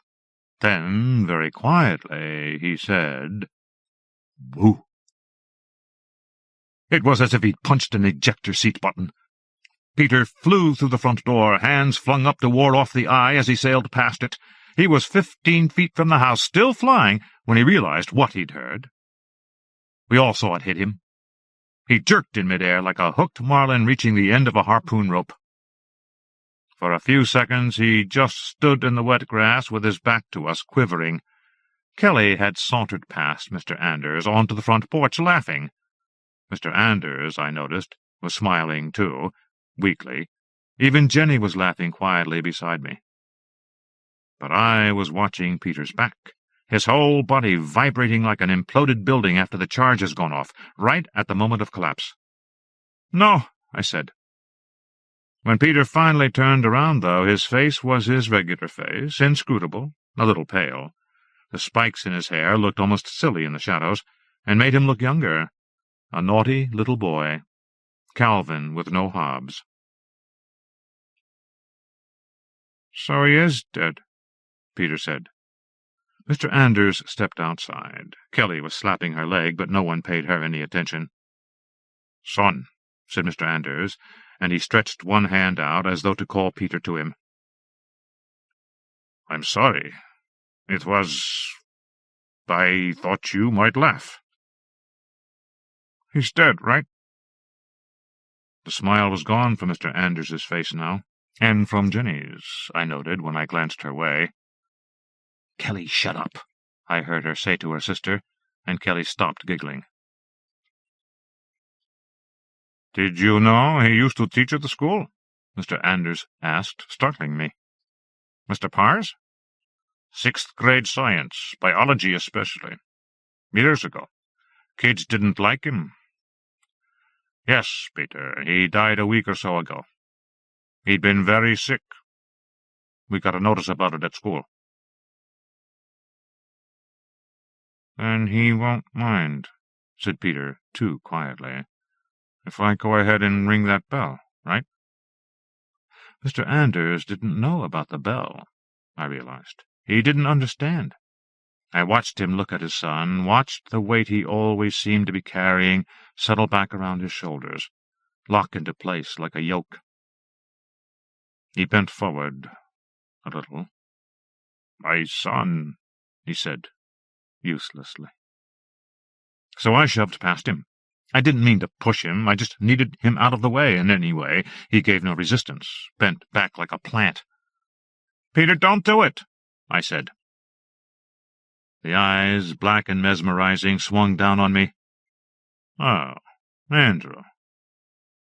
Forgot you were here." It was, of course, the cruelest thing he could have said, the source of his power over me, and the reason I was with him, other than the fact that I liked him, I mean. It was the thing I feared most, in general, no matter where I was. "That bell," I said, thinking of the dog's head cane, that deep and frozen voice, but thinking more somehow about my friend, rocketing away from us now at incomprehensible speed, because that's what he seemed to be doing to me. "Wouldn't it be great?" said Peter, and then unexpectedly he grinned at me. He would never forget I was there, I realized. Couldn't. I was all he had. He turned and walked straight across the grass. The Mack sisters and Mr. Anders followed, all of them seeming to float in the long, wet green like seabirds skimming the surface of the ocean. I did not go with them. I had the feel of Jenny's fingers in mine, and the sounds of flapping paper and whirling leaves in my ears, and Peter's last, surprising smile floating in front of my eyes. And it was enough. Too much. An astonishing Halloween. "This thing's freezing," I heard Peter say, while his father and the Macks fanned out around him, facing the house and me. He was facing away toward the trees. "Feel this." He held the tongue of the bell toward Kelly Mack, but she'd gone silent now, watching him, and she shook her head. "Ready or not," he said. Then he reared back and rammed the bell-tongue home. Instinctively, I flung my hands up to my ears. But the effect was disappointing, particularly to Peter. It sounded like a dinner bell, high, a little tinny, something that might call kids or a dog out of the water or the woods at bedtime. Peter slammed the tongue against the side of the bell one more time, dropped it, and the peal floated away over the sound, dissipating into the salt air like seagull cry. For a few breaths, barely any time at all, we all stood where we were. Then Jenny Mac said, "Oh." I saw her hand snake out, grab her sister's, and her sister looked up right at me, I thought. The two Macs stared at each other. Then they were gone, hurtling across the yard, straight across that wide-open white eye, flying toward the forest. Peter whirled, looked at me, and his mouth opened a little. I couldn't hear him, but I saw him murmur, "Wow," and a new smile exploded, one I couldn't even fathom, and he was gone too, sprinting for the trees, passing the Macs as they all vanished into the shadows. Said Mr. Anders, backing, and his expression confused me most of all. He was almost laughing. "I'm so sorry," he said. "We didn't realize—" He turned and chased after his son. And still, somehow, I thought they'd all been looking at me, until I heard the single sharp thud from the porch behind me. Wood hitting wood. Cane into wood. I didn't turn around. Not then. What for? I knew what was behind me. Even so, I couldn't get my legs to move quite, not until I heard a second thud, closer this time, as though the thing on the porch had stepped fully out of the house, making its slow, steady way toward me. Stumbling, I kicked myself forward, put a hand down in the wet grass, and the mud closed over it like a mouth. When I jerked it free, it made a disappointed, sucking sort of sound, and I heard a sort of sigh behind me, another thud, and I ran all the way to the woods. Hours later, we were still huddled together in the Anders kitchen, wolfing down ho-hos and hot chocolate. Jenny and Kelly and Peter kept laughing, erupting into cloudbursts of excited conversation, laughing some more. Mr. Anders laughed, too, as he boiled more water and spooned marshmallows into our mugs and told us. The man the bell had called forth, he said, was Mr. Parrs's brother. He'd been coming for years, taking care of Mr. Parrs after he got too sick to look after himself, because he refused to move into a rest home, or even his brother's home. "The Lincoln," Peter said, and Mr. Anders nodded. "God, poor man. He must have been inside when you all got there.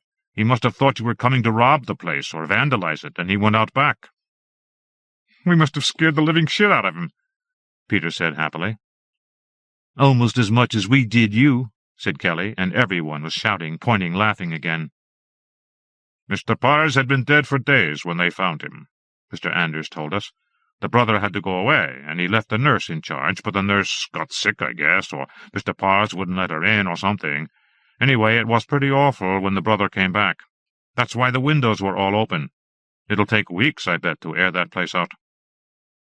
I sat and I sipped my cocoa, and I watched my friends chatter and eat and laugh and wave their arms around, and it dawned on me slowly that none of them had seen. None of them had heard. Not really.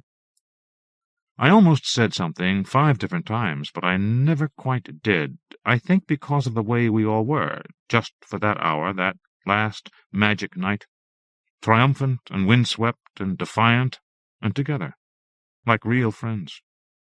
Almost.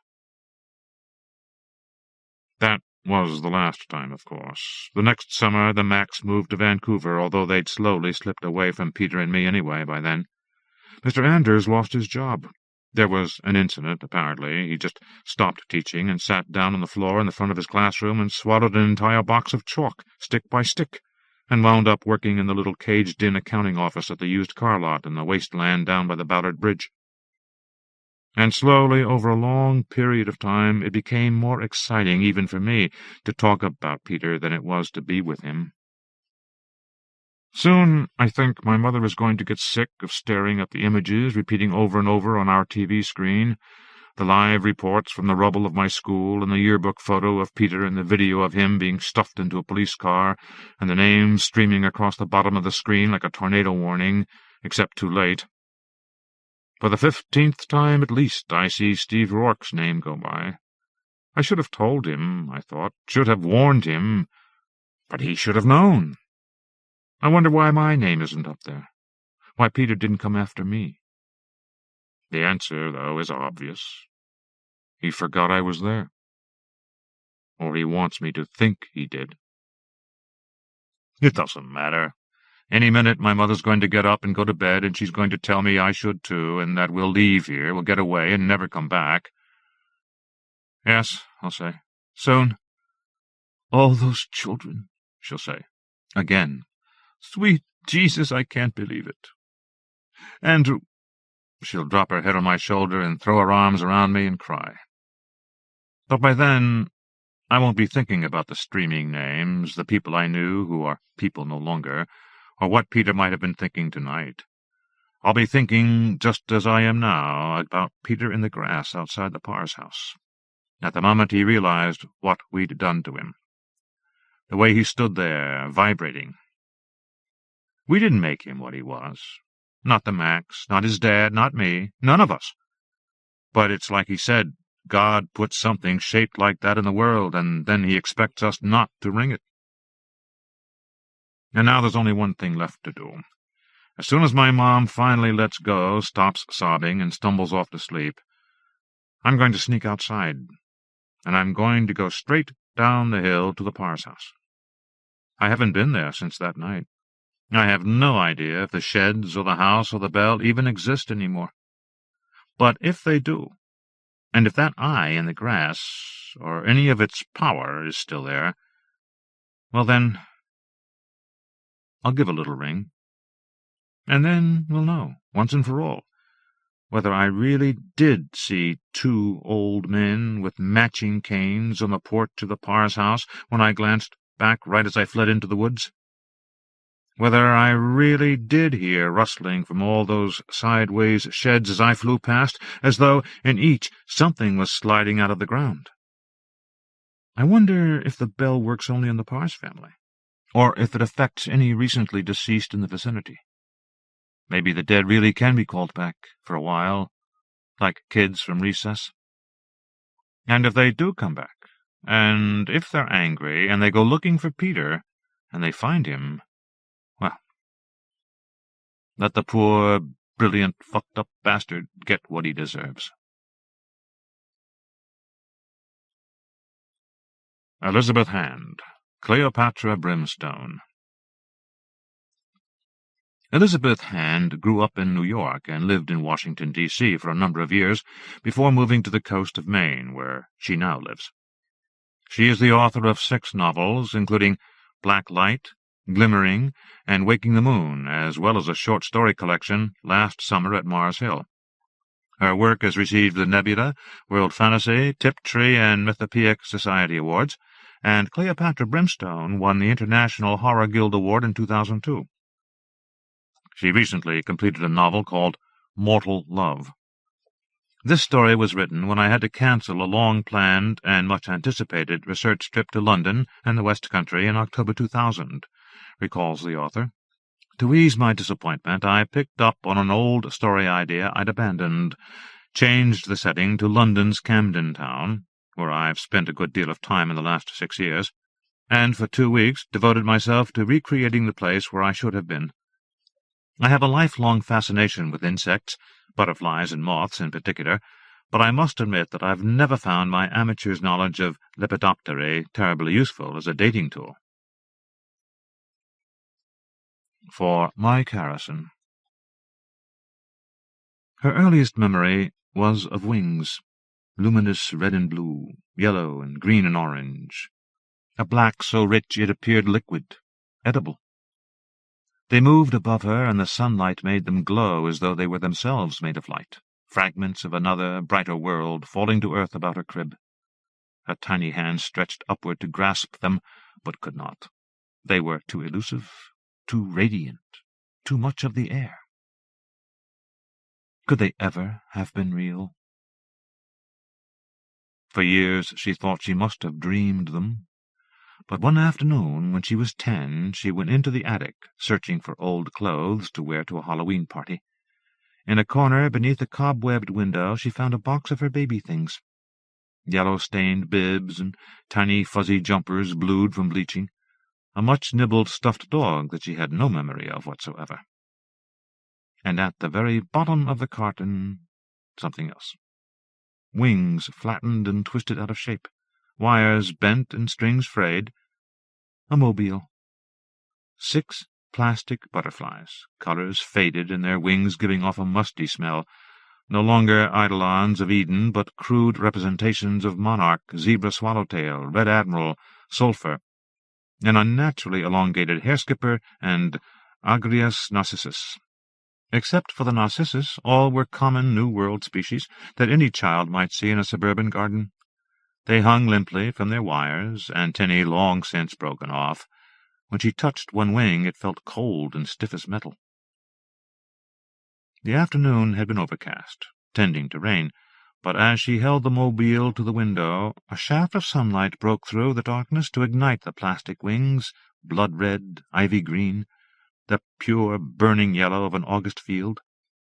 In that instant it was as though her entire being was burned away, skin, hair, lips, fingers, all ash, and nothing remained but the butterflies and her awareness of them, orange and black fluid filling her mouth, the edges of her eyes scored by wings.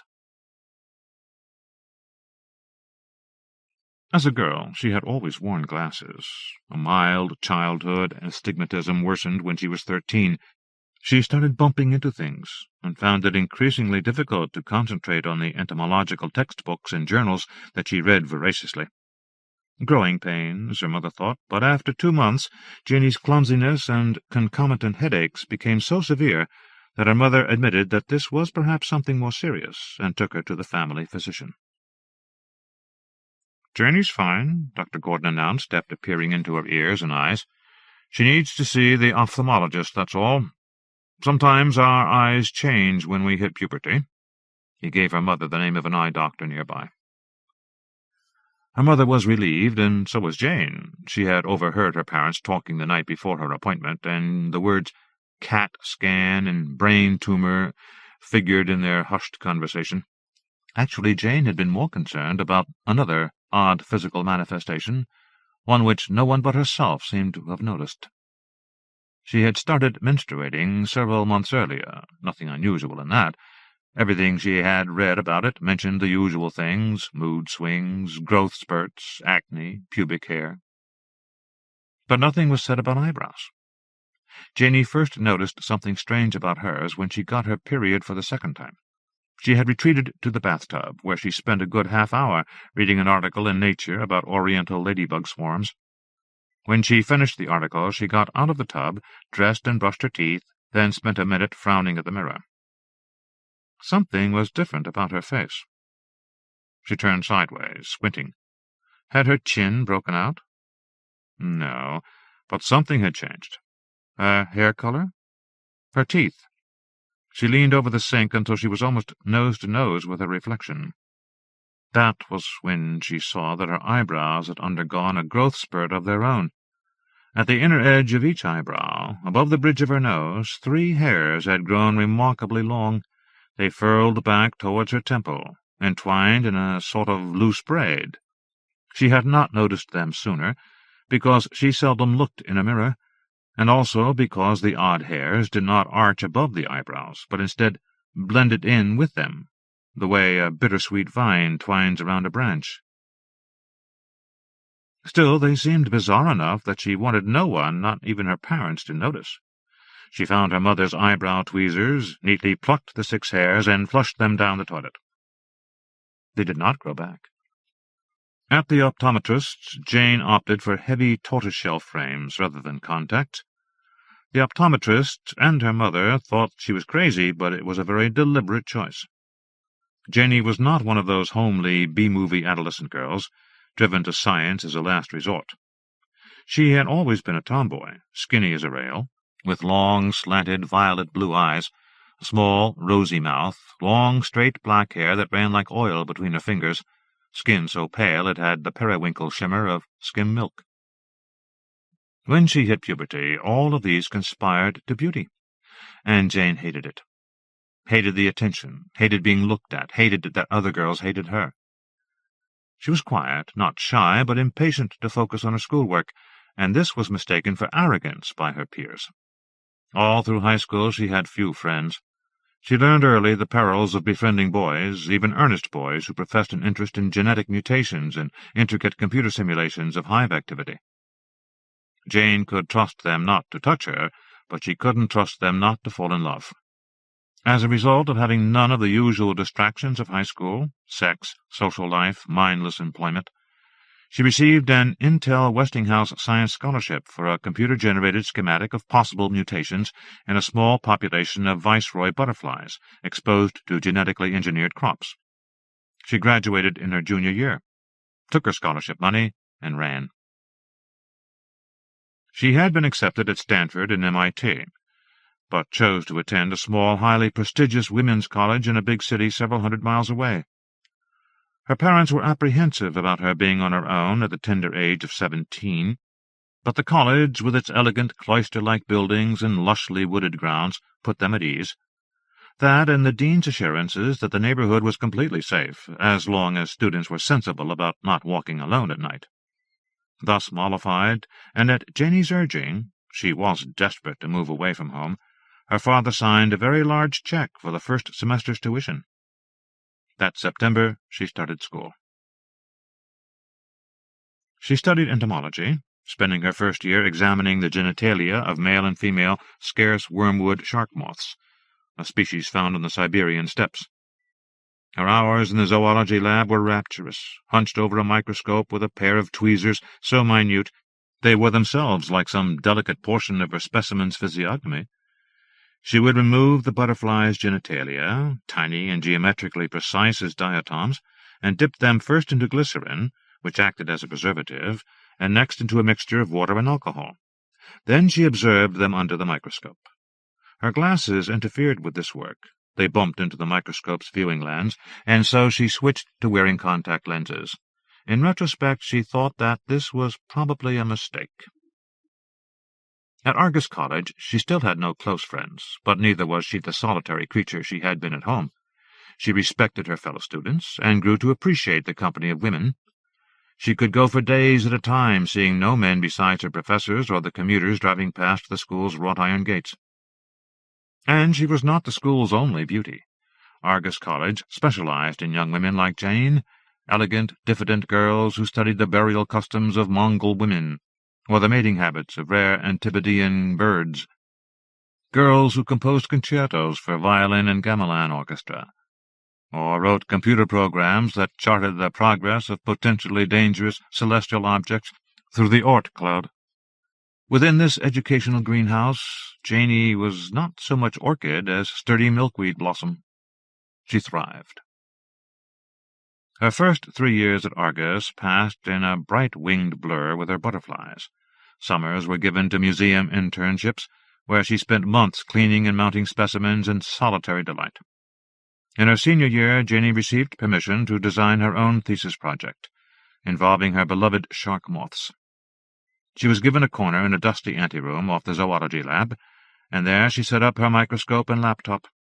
There was no window in her corner. Indeed, there was no window in the anteroom at all, though the adjoining lab was pleasantly old-fashioned, with high arched windows set between Victorian cabinetry displaying Lepidoptera, neon carapaced beetles, unusual tree fungi, and, she found these slightly tragic, numerous exotic finches, their brilliant plumage dimmed to dusty hues.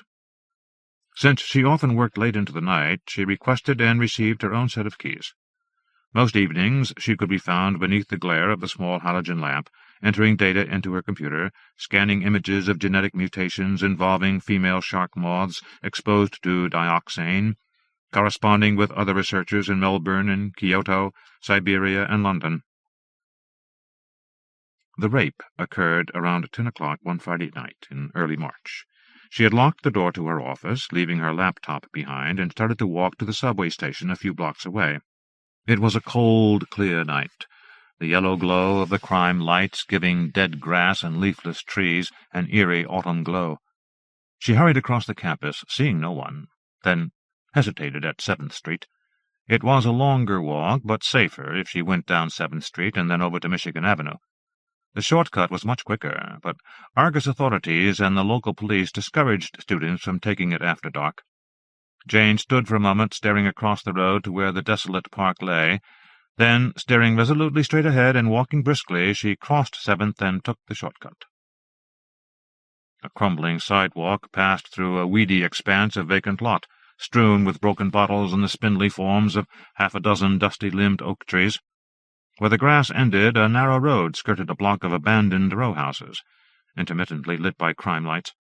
Most of the lights had been vandalized, and one had been knocked down in a car accident. The car's fender was still there, twisted around the lamppost. Jane picked her way carefully among shards of shattered glass, reached the sidewalk in front of the boarded-up houses, and began to walk more quickly toward the brightly lit Michigan Avenue intersection where the subway waited. She never saw him. He was there, she knew that, knew he had a face and clothing, but afterwards she could recall none of it. Not the feel of him, not his smell, only the knife he held. Awkwardly, she realized later, she probably could have wrested it from him, and the few words he spoke to her. He said nothing at first, just grabbed her and pulled her into an alley between the row-houses, his fingers covering her mouth, the heel of his hand pressing against her windpipe so that she gagged. He pushed her onto the dead leaves and wads of matted wind-blown newspaper, yanked her pants down, ripped open her jacket, and then tore her shirt open. She heard one of the buttons strike brick and roll away. She thought desperately of what she had read once in a rape awareness brochure. Not to struggle, not to fight, not to do anything that might cause her attacker to kill her. Janie did not fight. Instead, she divided into 3 parts. One part knelt nearby and prayed the way she had done as a child, not intently, but automatically, trying to get through the strings of words as quickly as possible. The second part submitted blindly and silently to the man in the alley, and the third hovered above the other 2, her hands wafting slowly up and down to keep her aloft as she watched. "Try to get away," the man whispered. She could not see him or feel him, though his hands were there. "Try to get away."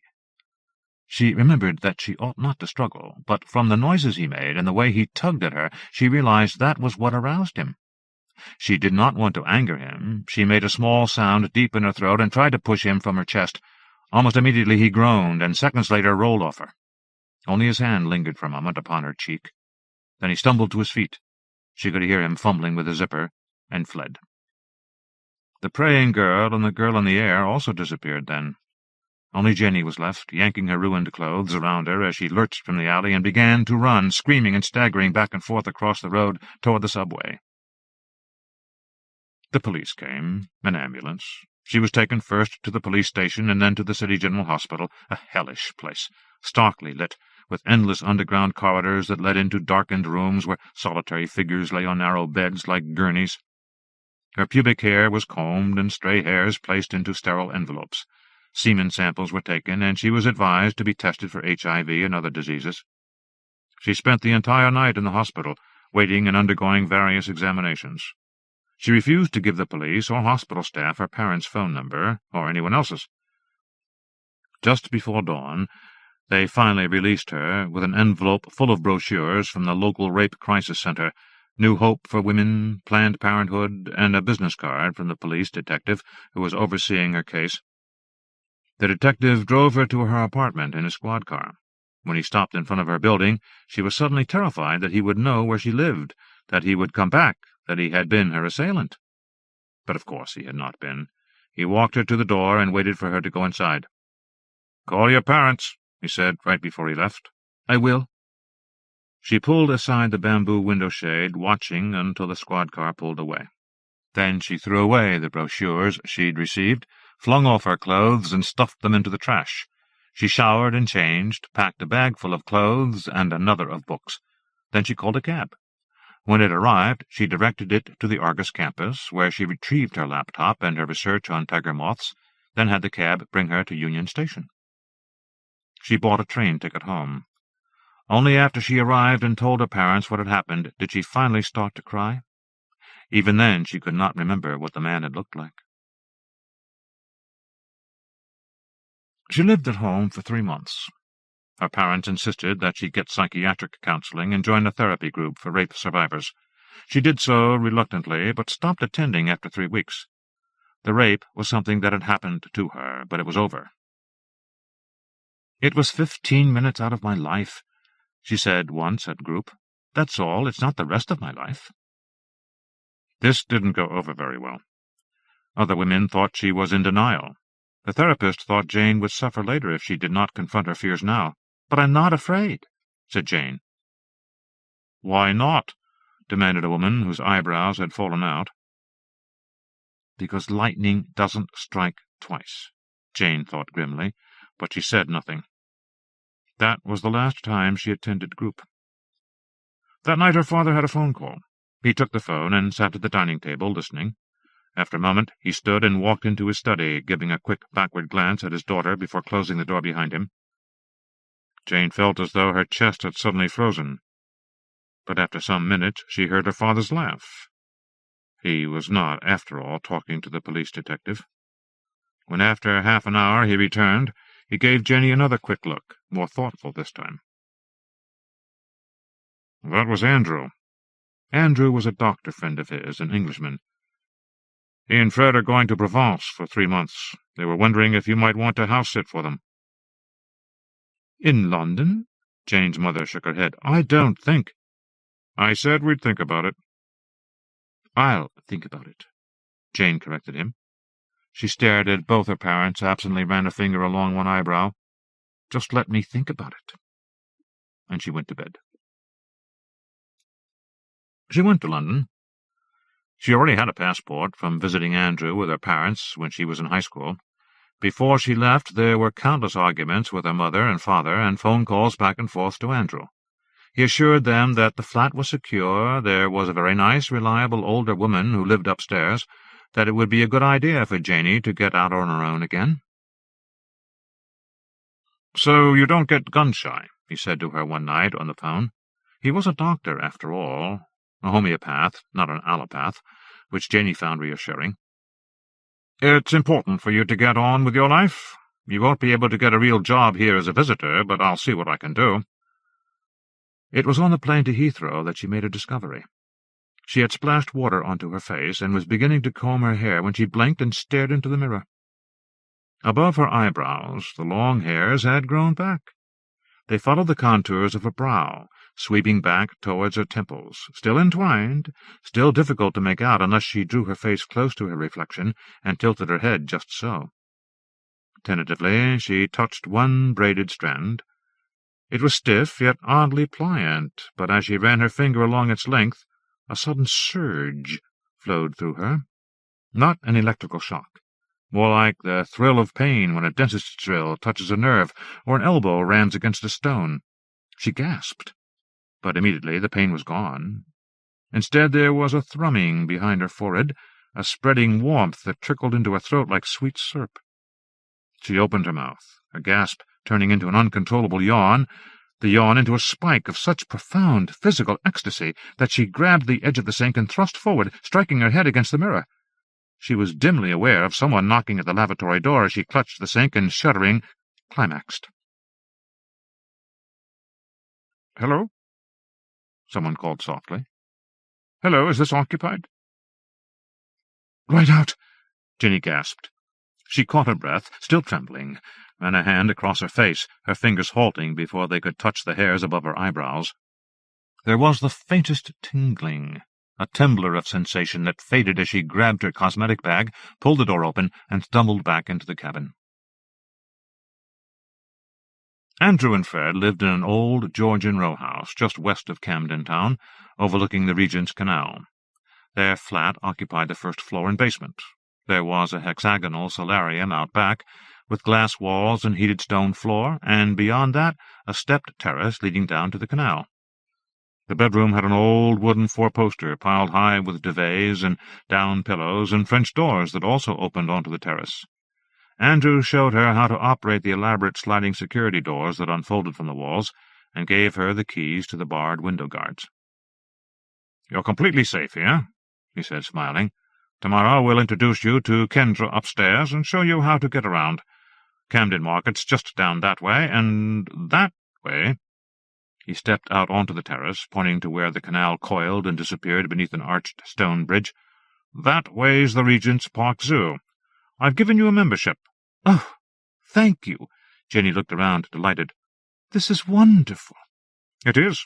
Andrew put an arm around her and drew her close. "You're going to have a wonderful time, Jenny.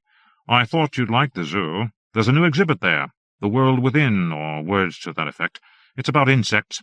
I thought perhaps you might want to volunteer there. They have an active docent program, and you're so knowledgeable about that sort of thing." "Sure. It sounds great. Really great." She grinned and smoothed her hair back from her face, the wind sending up the rank scent of stagnant water from the canal, the sweetly poisonous smell of hawthorn blossom. As she stood gazing down past the potted geraniums and Fred's rosemary trees, the hairs upon her brow trembled, and she laughed out loud, giddily, with anticipation. Fred and Andrew left 2 days later. It was enough time for Jenny to get over her jet lag and begin to get barely acclimated to the city and to its smell. London had an acrid scent, damp ashes, the softer underlying fetor of rot that oozed from ancient bricks and stone buildings, the thick vegetative smell of the canal, sharpened with urine and spilled beer. So many thousands of people descended on Camden Town on the weekend that the tube station was restricted to incoming passengers, and the canal path became almost impassable.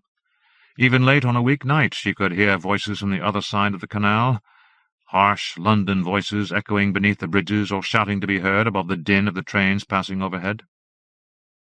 Those first days Janey did not venture far from the flat. She unpacked her clothes, which did not take much time, and then unpacked her collecting box, which did. The sturdy wooden case had come through the overseas flight and customs seemingly unscathed, but Janey found herself holding her breath as she undid the metal hinges, afraid of what she'd find inside. "Oh!" she exclaimed. Relief, not chagrin. Nothing had been damaged. The small glass vials of ethyl alcohol and gel shellac were intact, and the pill boxes where she'd kept the tiny No. 2 pins she used for mounting. Fighting her own eagerness, she carefully removed packets of stiff archival paper, a block of styrofoam covered with pinholes, 2 bottles of clear Maybelline nail polish, and a small container of Elmer's glue-all. More pill boxes, empty, and empty gelatin capsules for very small specimens, and last of all a small glass-fronted display box, framed in mahogany and holding her most precious specimen, a hybrid Celerio harmuthi cordesh, the male crossbreed of the spurge and elephant hawk moths. As long as the first joint of her thumb, it had the hawk moth's typically streamlined wings, but exquisitely delicate coloring, fuchsia bands shading to a soft, rich brown, its thorax thick and seemingly feathered. Only a handful of these hybrid moths had ever existed, bred by the Prague entomologist Jan Pokorny in 1961. A few years afterward, both the spurge hawk moth and the elephant hawk moth had become extinct.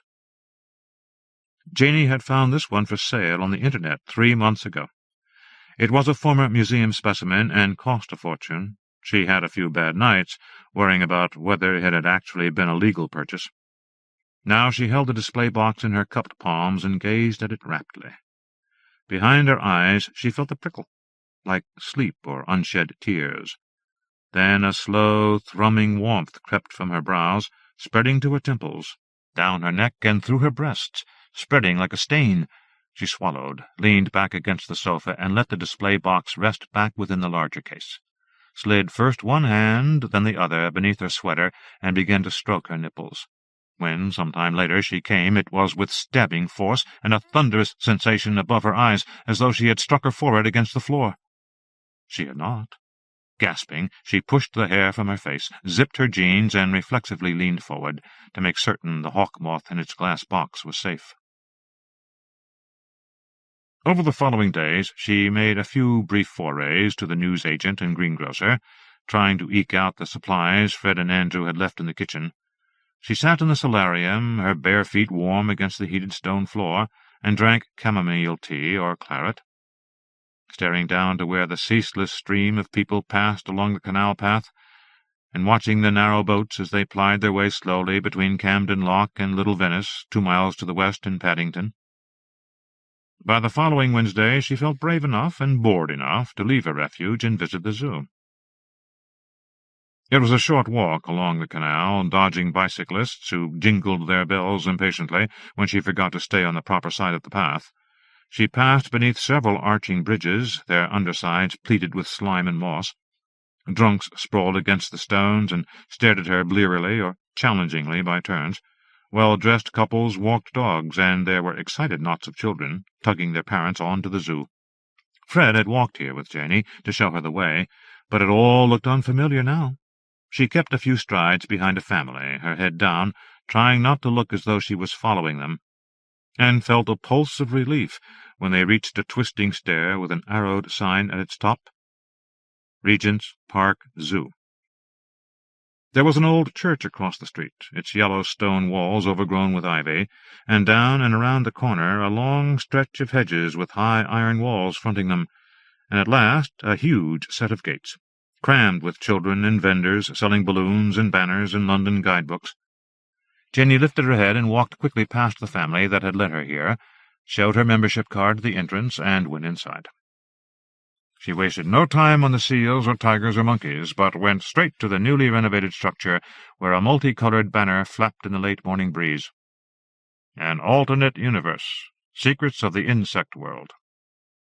Inside, crowds of school-children and harassed-looking adults formed a ragged queue that trailed through a brightly lit corridor, its walls covered with huge, glossy color photos and computer-enhanced images of hissing cockroaches, hellgrammites, morpho-butterflies, death-watch beetles, polyphemus moths.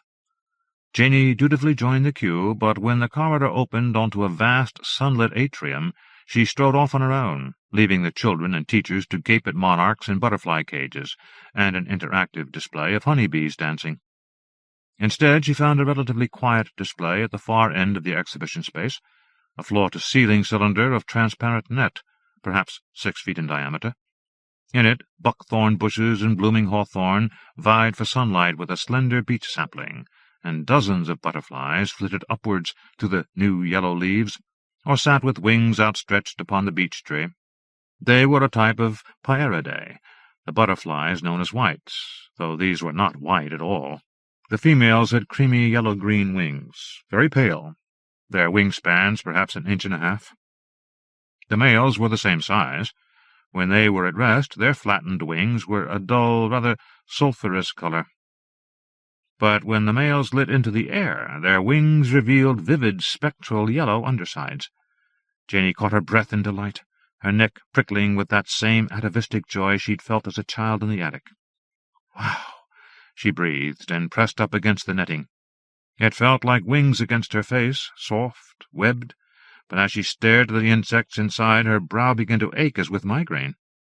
She shoved her glasses onto her nose, closed her eyes, and drew a long breath, then took a step away from the cage. After a minute she opened her eyes. The headache had diminished to a dull throb. When she hesitantly touched one eyebrow, she could feel the entwined hairs there, stiff as wire. They were vibrating, but at her touch the vibrations, like the headache, dulled.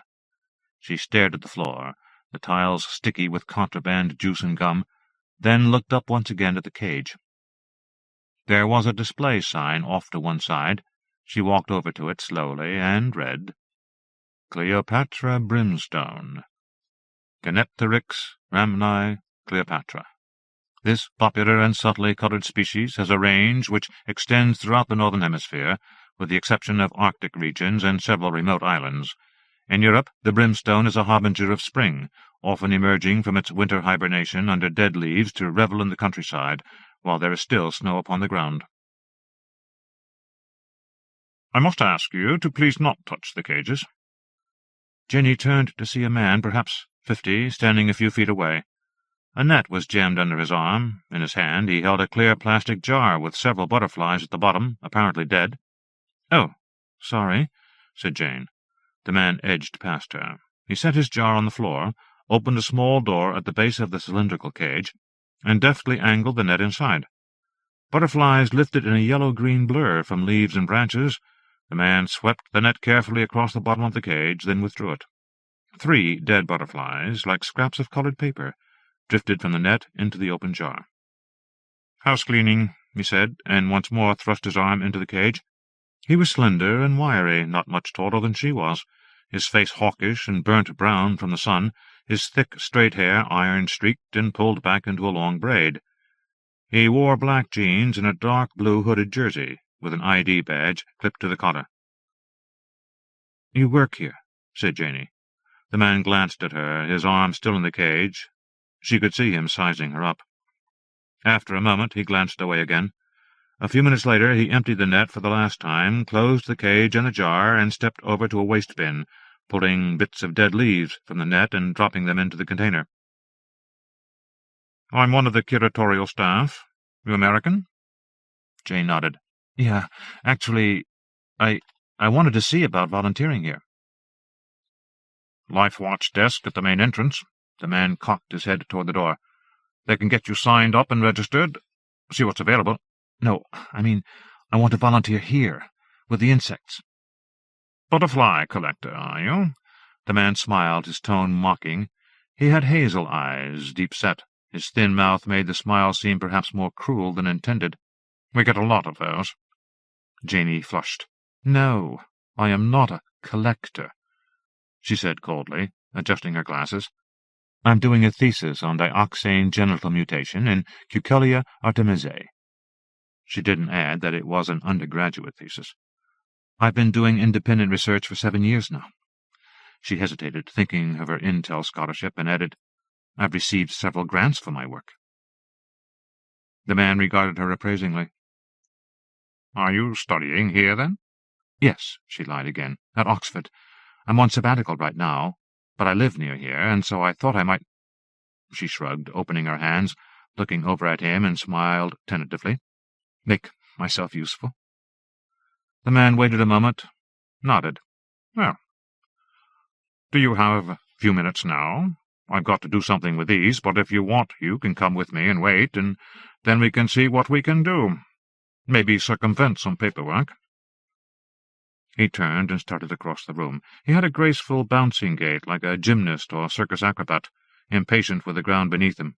"Shouldn't take long," he called over his shoulder as Janey hurried to catch up. She followed him through a door marked "Authorized Persons Only," into the exhibit laboratory, a reassuringly familiar place with its display cases and smells of shellac and camphor, acetone and ethyl alcohol. There were more cages here, but smaller ones, sheltering live specimens, pupating butterflies and moths, stick insects, leaf insects, dung beetles.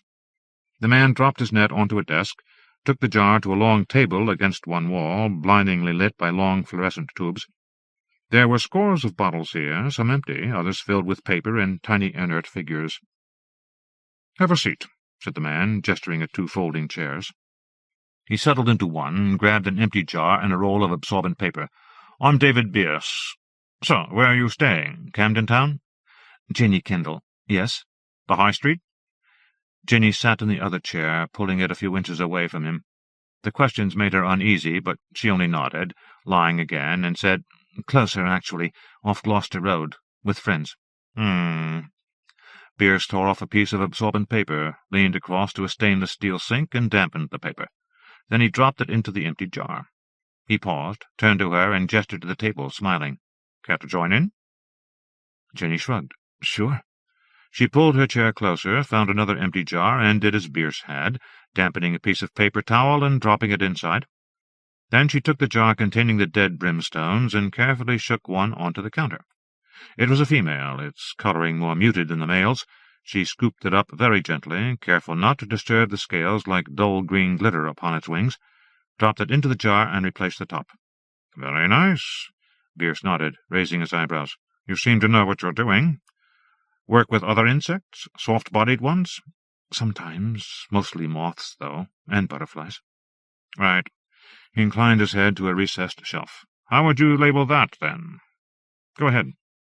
On the shelf she found a notepad and a case of rapidograph pens. She began to write, conscious of Bierce staring at her. "We usually just put all this into the computer, of course, and print it out," he said. "I just want to see the benefits of an American education in the sciences." Janey fought the urge to look at him. Instead, she wrote out the information, making her printing as tiny as possible. Genepteryx rhamni Cleopatra. United Kingdom, London. Regent's Park Zoo. Latitude, longitude unknown. 21, Roman numeral 4, 2001. D. Bierce. Net caged specimen. She handed it to Bierce. "I don't know the proper coordinates for London." Bierce scrutinized the paper. "It's actually the Royal Zoological Society," he said. He looked at her, then smiled. "But you'll do." "Great," she grinned, the first time she'd really felt happy since arriving here. "When do you want me to start?" "How about Monday?" Jenny hesitated. This was only Friday.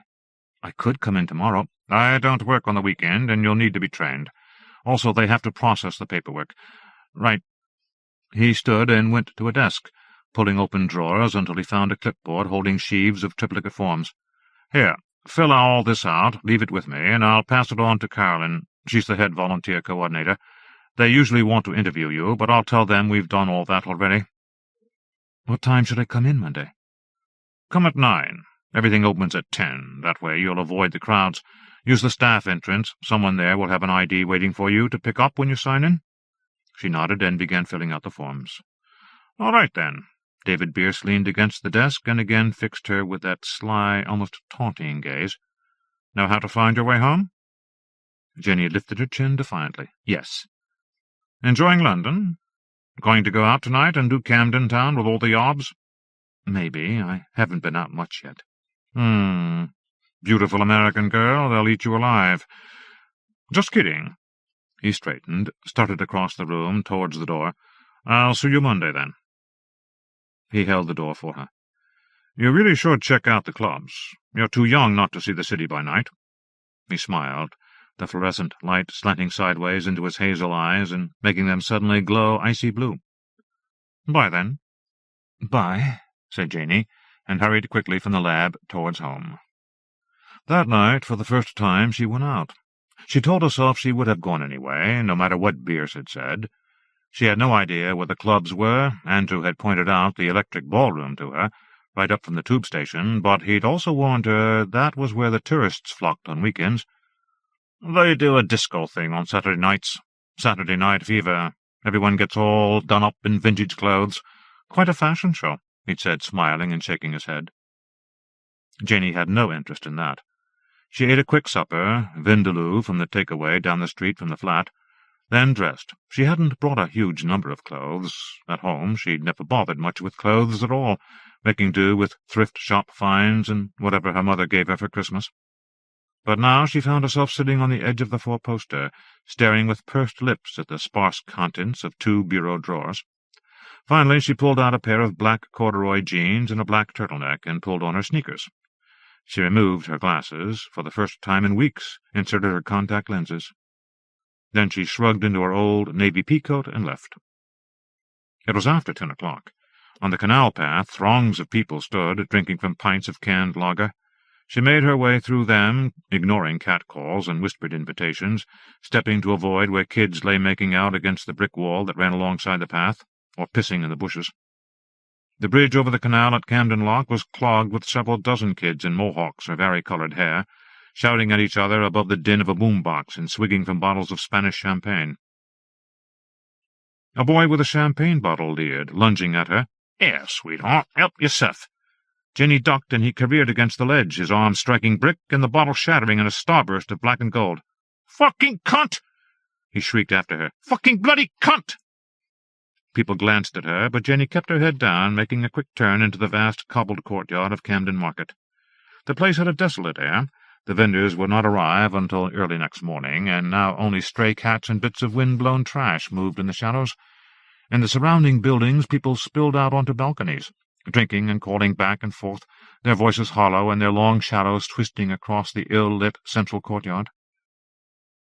Jenny hurried to the far end, but there found only brick walls, closed-up shop doors, and a young woman huddled within the folds of a filthy sleeping bag. Could you, the woman murmured. Jenny turned and followed the wall until she found a door leading into a short passage. She entered it, hoping she was going in the direction of Camden High Street. She felt like Alice trying to find her way through the garden in Wonderland. Arched doorways led not into the street, but to head shops and blindingly lit piercing parlours, open for business. Other doors opened onto enclosed courtyards, dark, smelling of piss and marijuana.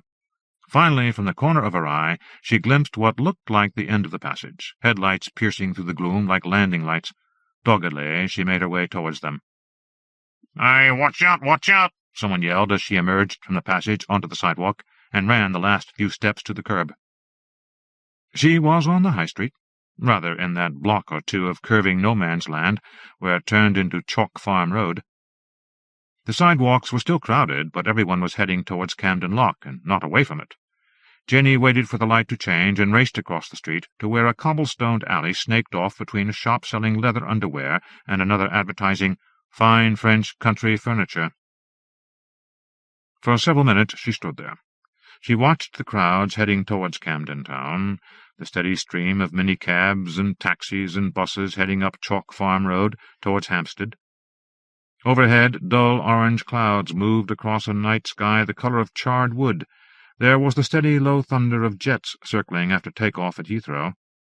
At last she tugged her collar up around her neck, letting her hair fall in loose waves down her back, shoved her hands into her coat pockets, and turned to walk purposefully down the alley. Before her, the cobblestone path turned sharply to the right. She couldn't see what was beyond, but she could hear voices. A girl laughing, a man's sibilant retort. A moment later, the alley spilled out onto a cul-de-sac. A couple stood a few yards away before a doorway with a small copper awning above it. The young woman glanced sideways at Janey, quickly looked away again. A silhouette filled the doorway. A young man pulled out a wallet. His hand disappeared within the silhouette, re-emerged, and the couple walked inside. Janey waited until the shadowy figure withdrew. She looked over her shoulder, then approached the building. There was a heavy metal door, black, with graffiti scratched into it, and pale, blurred spots where painted graffiti had been effaced. The door was set back several feet into a brick recess.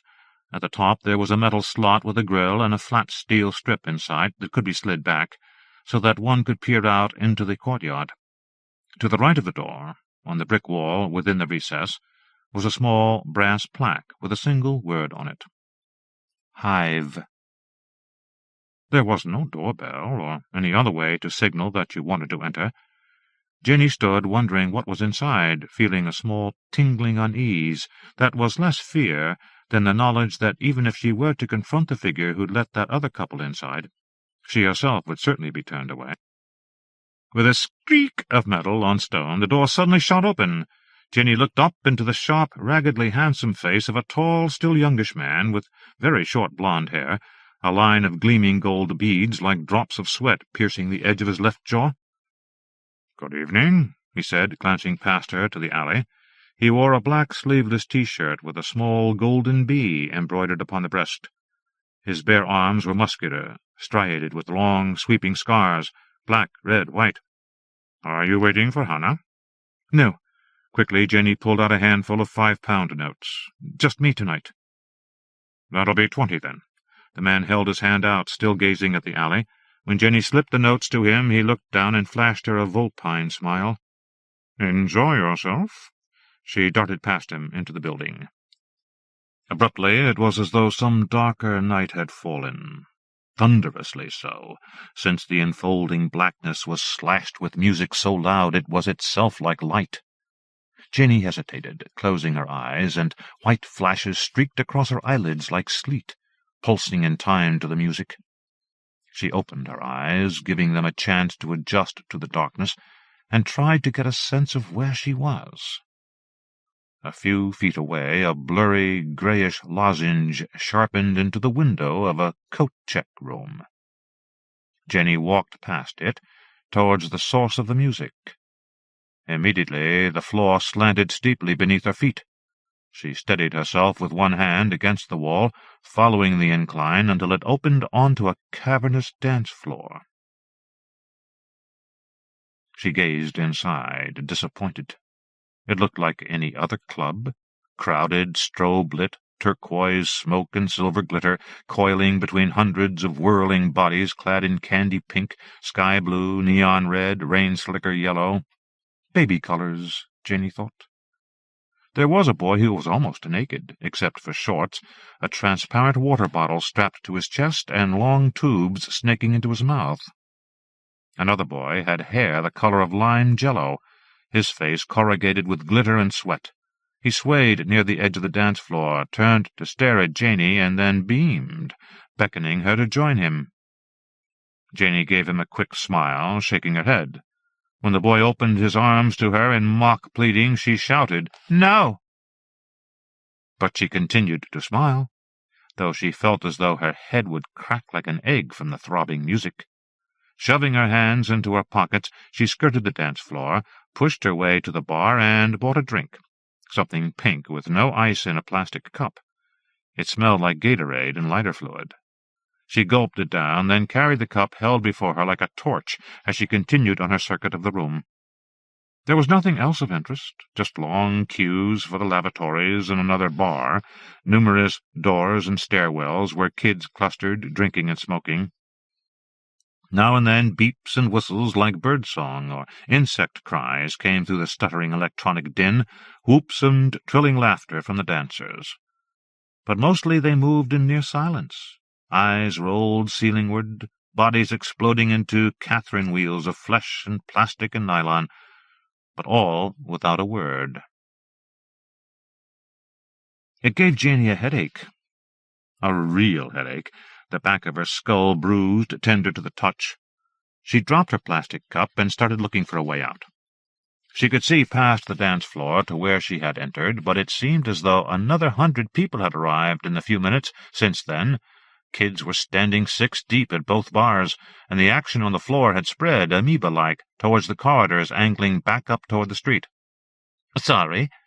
A fat woman in an Arsenal jersey jostled her as she hurried by, leaving a smear of oily sweat on Janey's wrist.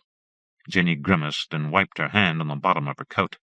She gave one last look at the dance floor, but nothing had changed within the intricate lattice of dancers and smoke, braids of glow lights and spotlit faces surging up and down, while more dancers fought their way to the center. Shit! She turned and strode off, heading to where the huge room curved off into relative emptiness. Here scores of tables were scattered, some overturned, others stacked against the wall. A few people sat talking. A girl lay curled on the floor, her head pillowed on a Barbie knapsack. Janey crossed to the wall and found first a door that led to a bare brick wall, then a second door that revealed a broom closet. The next was dark red, metal, official-looking, the kind of door that Janey associated with school fire drills. A fire door.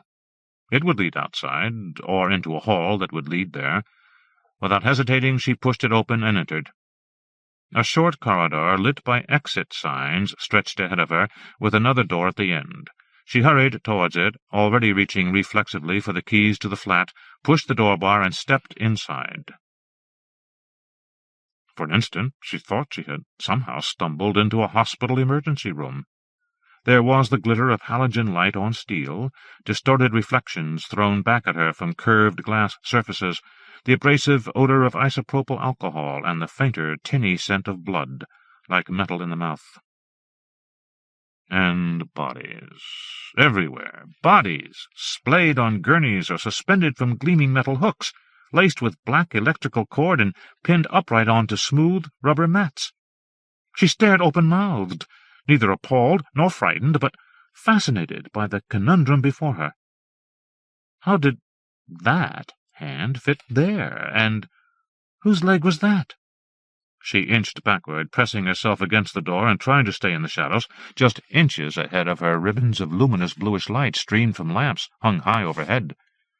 The chiaroscuro of pallid bodies and black furniture, shiny with sweat and here and there red-streaked or brown.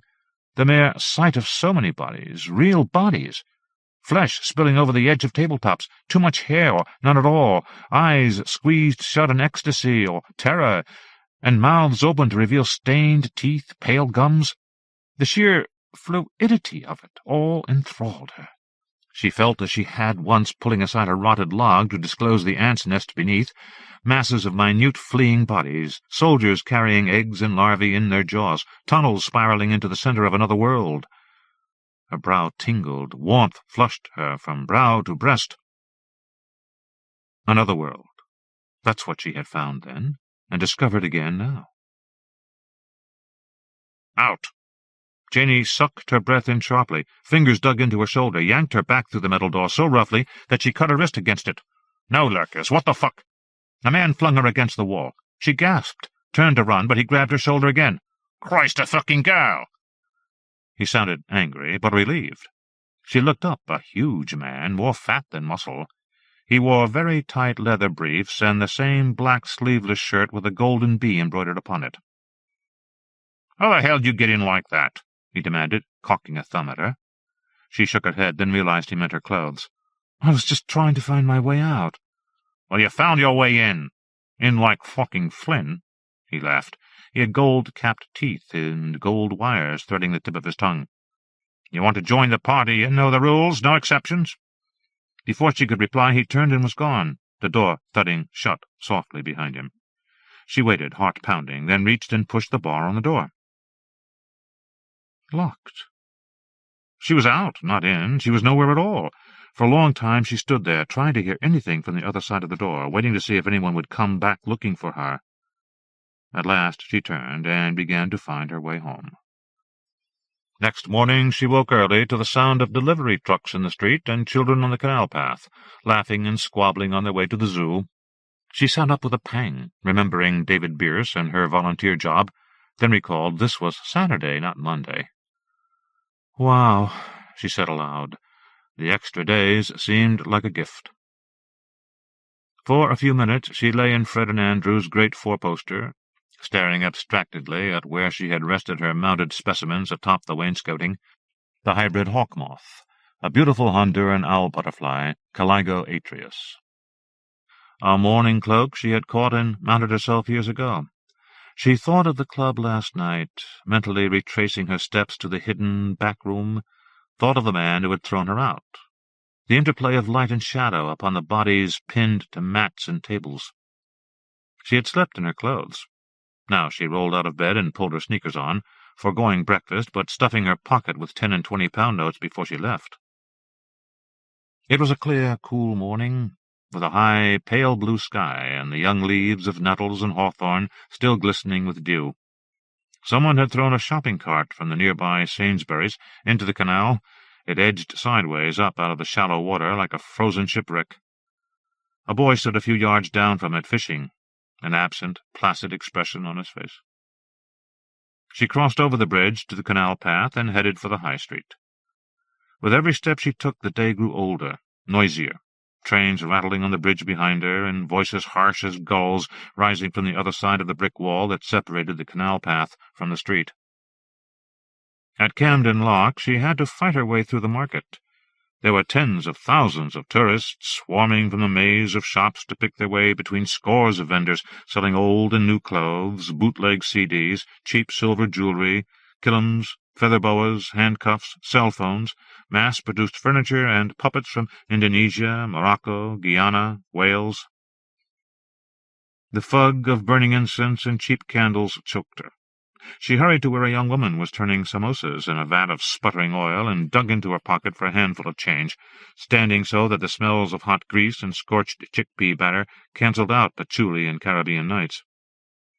"2, please," Janie shouted. She ate and almost immediately felt better, then walked a few steps to where a spike-haired girl sat behind a table covered with cheap clothes made of ripstock fabric and jello shades. "Everything £5, the girl announced. She stood smiling helpfully as Janie began to sort through pairs of hugely baggy pants. They were cross-seamed with Velcro and deep-zippered pockets. Janie held up a pair, frowning as the legs billowed, lavender and green, in the wind. "It's so you can make them into shorts," the girl explained.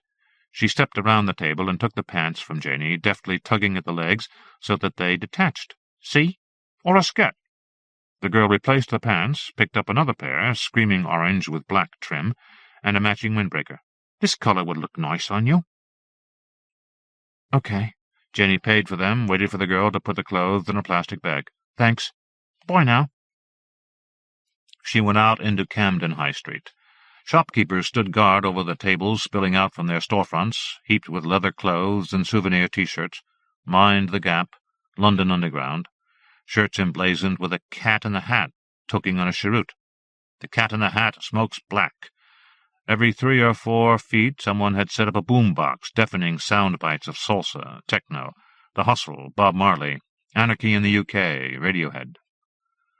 On the corner of Inverness Street and the High Street, a few punks squatted in the doorway, looking over the postcards they'd bought. A sign in a smoked-glass window said, "All haircuts £10. Men, women, children." "Sorry," one of the punks said as Janey stepped over them and into the shop. The barber was sitting in an old-fashioned chair, his back to her, reading The Sun. At the sound of her footsteps, he turned, smiling automatically. "Can I help you?" "Yes, please, I'd like my hair cut. All of it." He nodded, gesturing to the chair. "Please." Janey had thought she might have to convince him that she was serious. She had beautiful hair, well below her shoulders, the kind of hair people would kill for. She'd been hearing that her whole life. But the barber just hummed and chopped it off. The snick of his shears interspersed with kindly questions about whether she was enjoying her visit and his account of a vacation to Disney World 10 years earlier. "Dear, do you want it shaved or buzz cut?" In the mirror, a huge-eyed creature gazed at Janey, like a tarsier or one of the owlish calico moths. She stared at it, entranced, then nodded. "Shaved, please." When he was finished, she got out of the chair, dazed, and ran her hand across her scalp. It was smooth and cool as an apple. There were a few tiny nicks that stung beneath her fingers. She paid the barber, tipping him £2. He smiled and held the door open for her. "Now, when you want a touch-up, you come see us, dear. Only £5 for a touch-up." She went next to find new shoes. There were more shoe shops in Camden Town than she had ever seen anywhere in her life. She checked out 4 of them on one block before deciding on a discounted pair of 20-hole black Doc Martens. They were no longer fashionable, but they had blunted steel caps on the toes. She bought them, giving the salesgirl her old sneakers to toss into the waste bin. When she went back onto the street, it was like walking in wet cement. The shoes were so heavy, the leather so stiff, that she ducked back into the shoe shop and bought a pair of heavy wool socks and put them on. She returned outside, hesitating on the front step, before crossing the street and heading back in the direction of Chalk Farm Road. There was a shop here that Fred had shown her before he left. "Now that's where you get your fetish gear, Janey," he'd said, pointing to a shop window painted matte black. "The Place," it said in red letters with 2 linked circles beneath.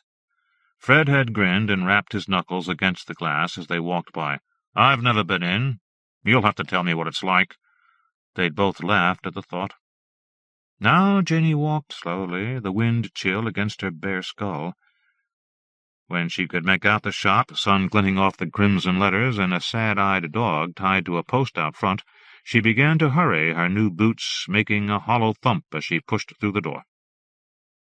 There was a security gate inside, a thin, sallow young man with dreadlocks nodding at her silently as she approached. "You'll have to check that." He pointed at the bag with her new clothes in it. She handed it to him, reading the warning posted behind the counter. "Shoplifters will be beaten, flayed, spanked, birched, bled, and then prosecuted to the full extent of the law." The shop was well lit.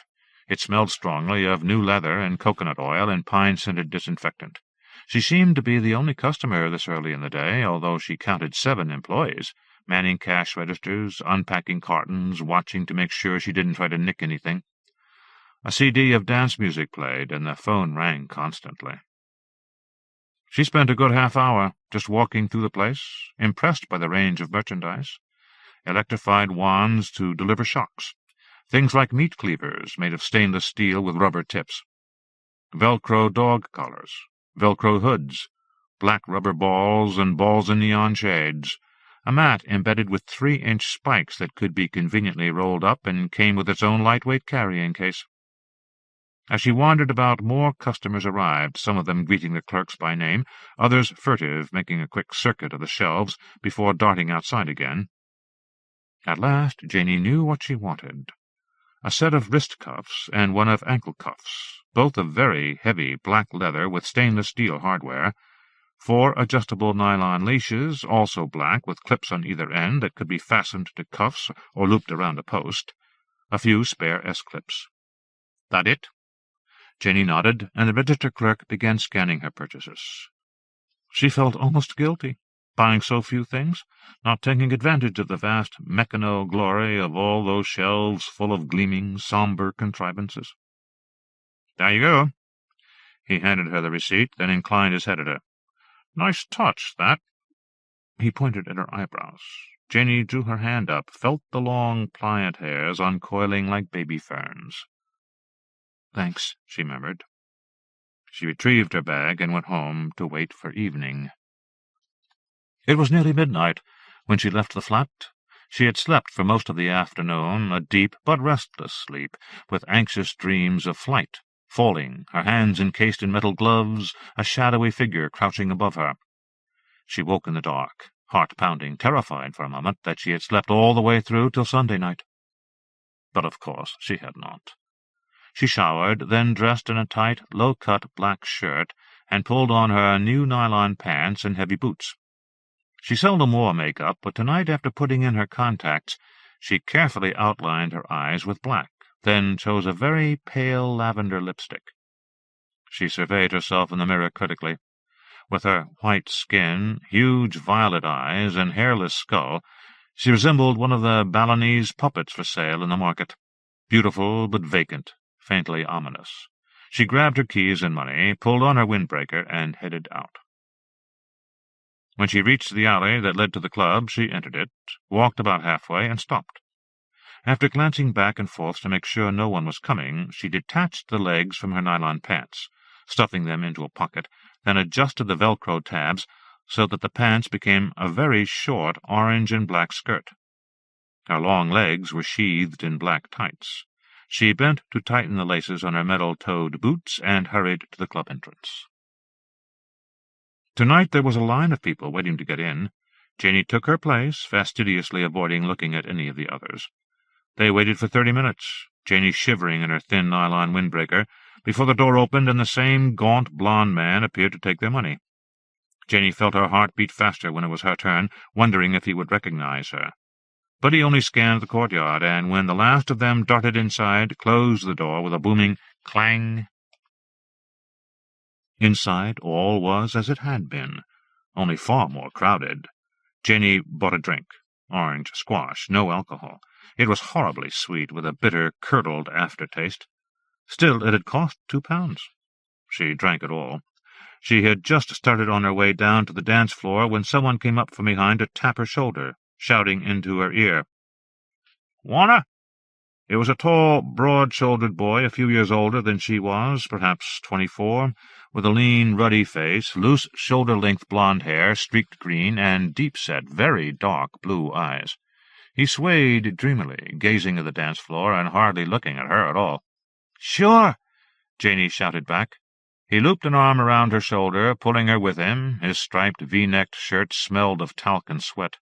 They danced for a long time, Janey moving with calculated abandon, the boy heaving and leaping as though a dog was biting at his shins. "You're beautiful," he shouted. There was an almost imperceptible instant of silence as the DJ changed tracks. "What's your name?"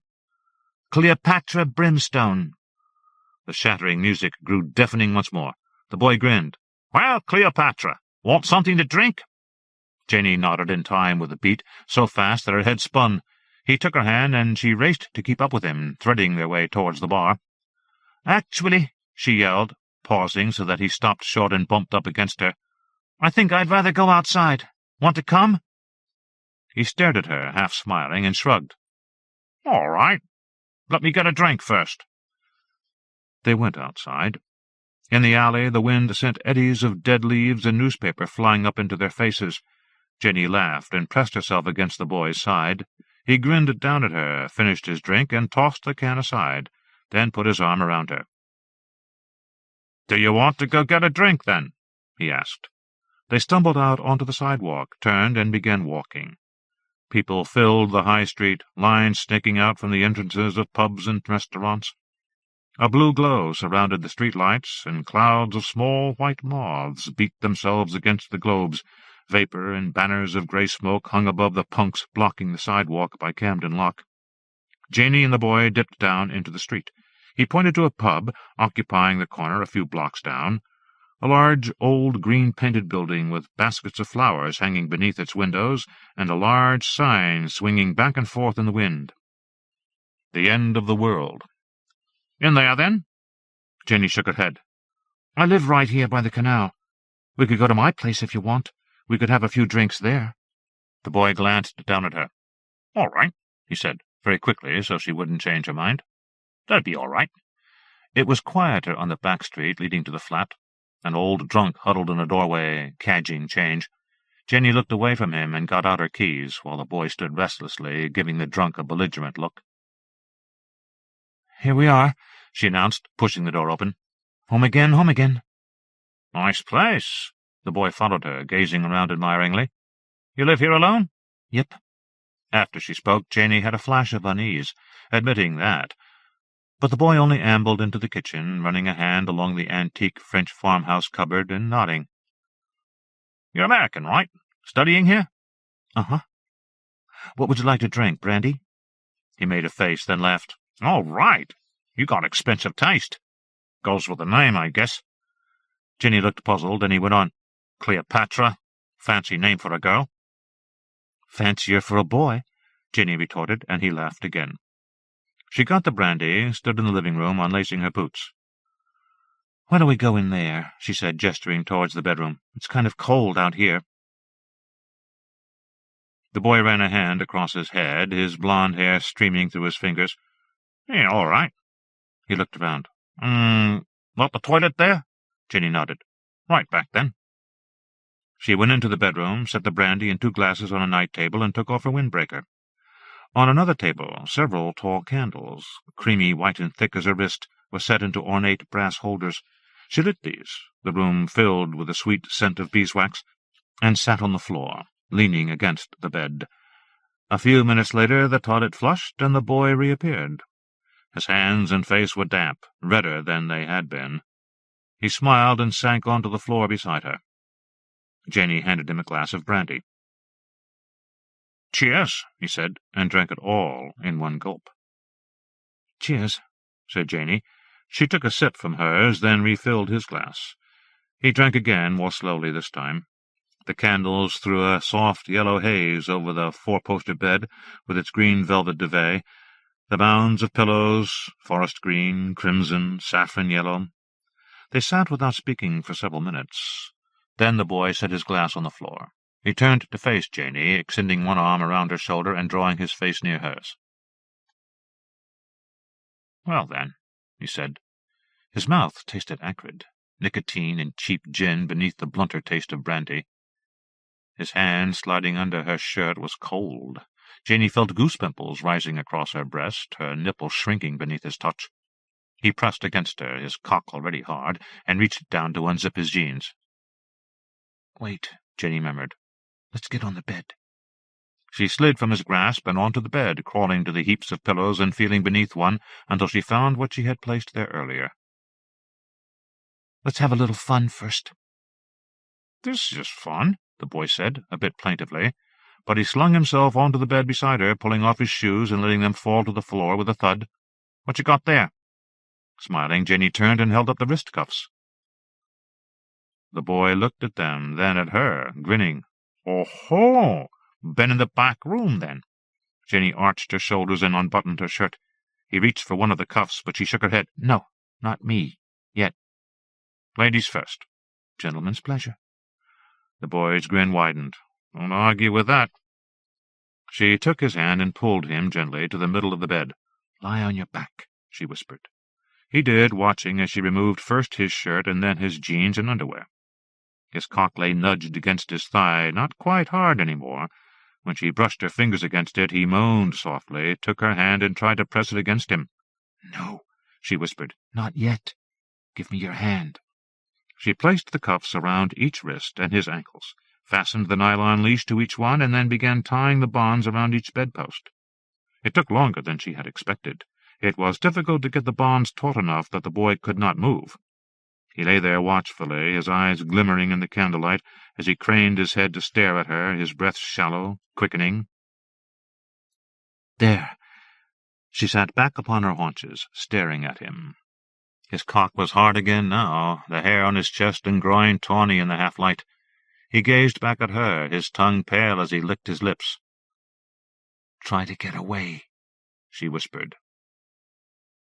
He moved slightly, his arms and legs a white X against a deep green field.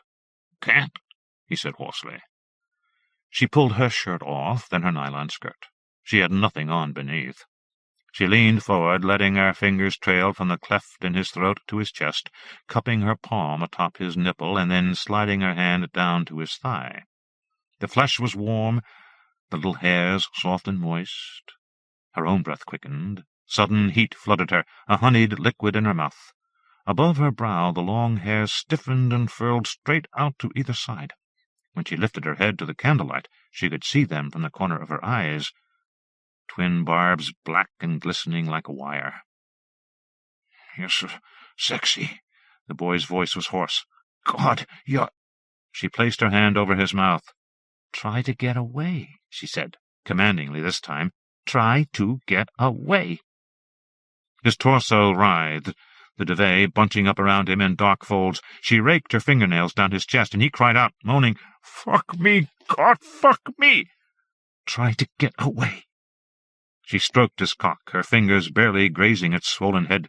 With a moan, he came, struggling helplessly to thrust his groin towards her.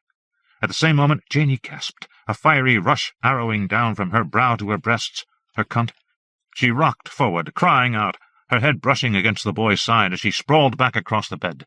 For a minute she lay there, the room around her seeming to pulse and swirl into myriad crystalline shapes, each bearing within it the same line of candles, the long curve of the boy's thigh swelling up into the hollow of his hip. She drew breath shakily, the flush of heat fading from her brow, then pushed herself up until she was sitting beside him. His eyes were shut. A thread of saliva traced the furrow between mouth and chin. Without thinking, she drew her face down to his and kissed his cheek. Immediately he began to grow smaller. Jenny reared back, smacking into one of the bedposts, and stared at the figure in front of her, shaking her head. "No," she whispered. "No. No." He was shrinking, so fast it was like watching water dissolve into dry sand. Man-size, child-size, large dog, small. His eyes flew open, and for a fraction of a second stared horrified into her own. His hands and feet slipped like mercury from his bonds, wriggling until they met his torso and were absorbed into it. Janey's fingers kneaded the duvet. 6 inches away, the boy was no larger than her hand, then smaller. Smaller still. She blinked. For a heart-shredding instant, thought he had disappeared completely. Then she saw something crawling between folds of velvet. The length of her middle finger, its thorax black, yellow-striped, its lower wings elongated into frilled arabesques like those of a festoon, deep yellow, charcoal-black, with indigo eye-spots, its upper wings a chiaroscuro of black and white stripes. Butanitis liderdalai, a native of the eastern Himalayas, rarely glimpsed. It lived among the crowns of trees in mountain valleys, its caterpillars feeding on lianas. Jenny held her breath, watching as its wings beat feebly. Without warning, it lifted into the air. Jenny cried out, falling onto her knees as she sprawled across the bed, cupping it quickly but carefully between her hands. "Beautiful, beautiful," she crooned. She stepped from the bed, not daring to pause and examine it, and hurried into the kitchen. In the cupboard she found an empty jar, set it down, and gingerly angled the lid from it, holding one hand with a butterfly against her breast.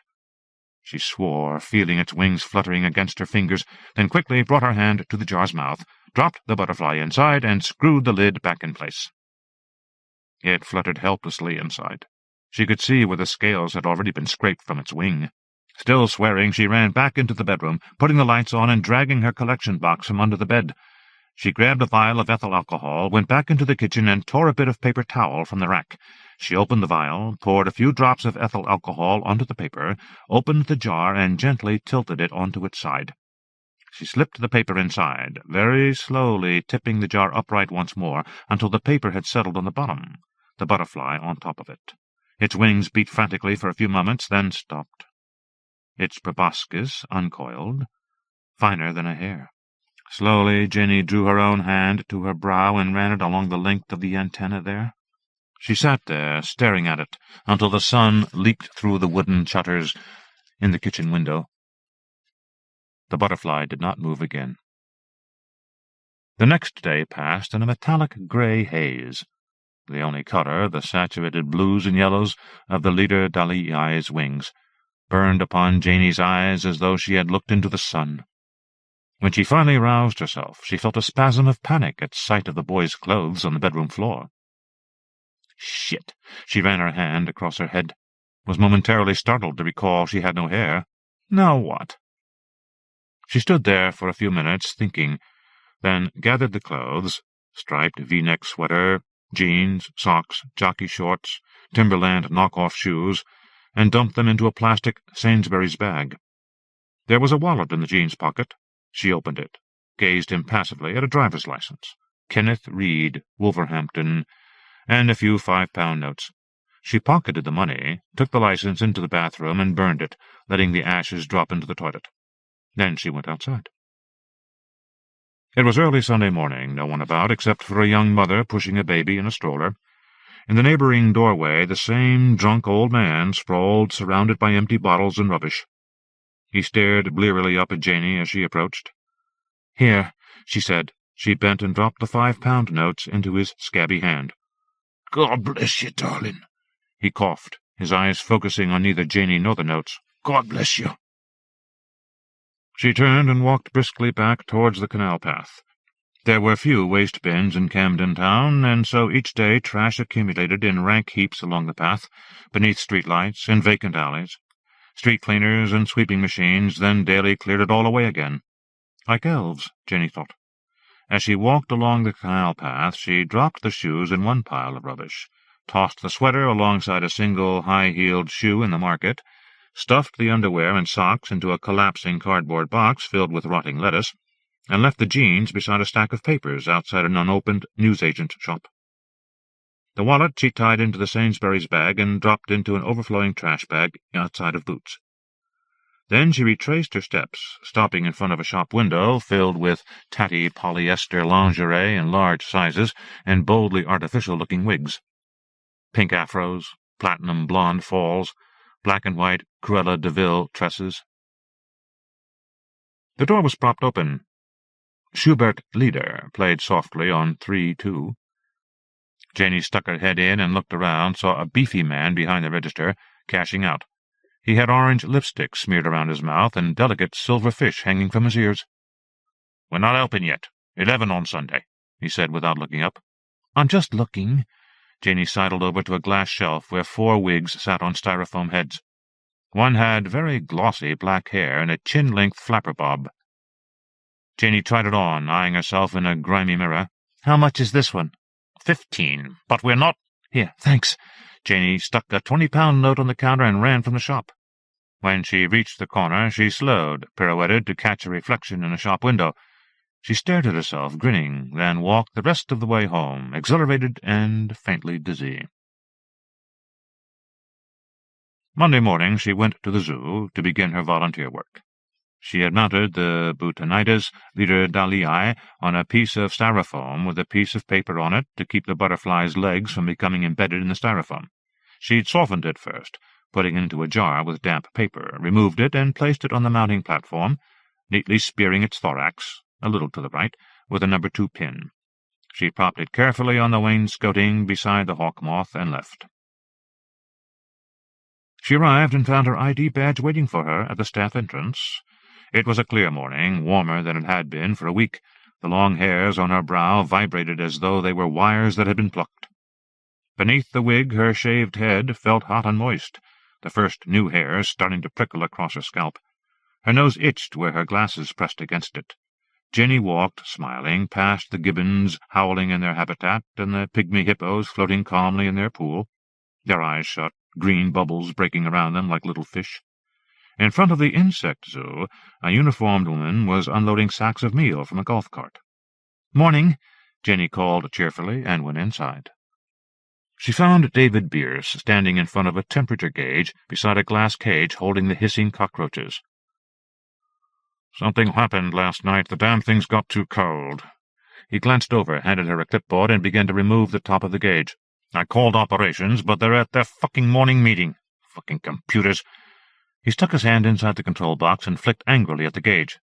"You know anything about computers?" "Not this kind." Jenny brought her face up to the cage's glass front. Inside were half a dozen glossy roaches, 5 inches long and the color of pale maple syrup. They lay unmoving near a glass petri dish filled with what looked like damp brown sugar. "Are they dead?" "Those things? They're fucking immortal. You could stamp on one and it wouldn't die. Believe me, I've done it." He continued to fiddle with the gauge, finally sighed and replaced the lid. "Well, let's let the boys over in ops handle it. Come on, I'll get you started."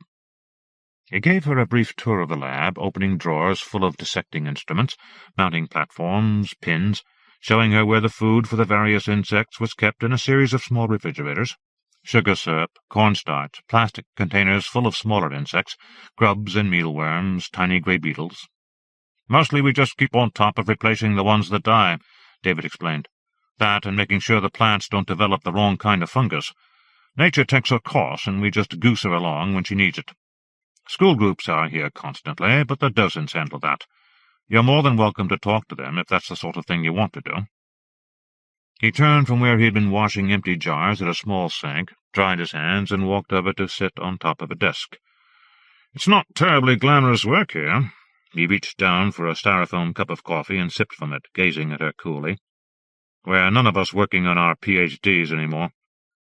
Jenny shrugged. "That's all right."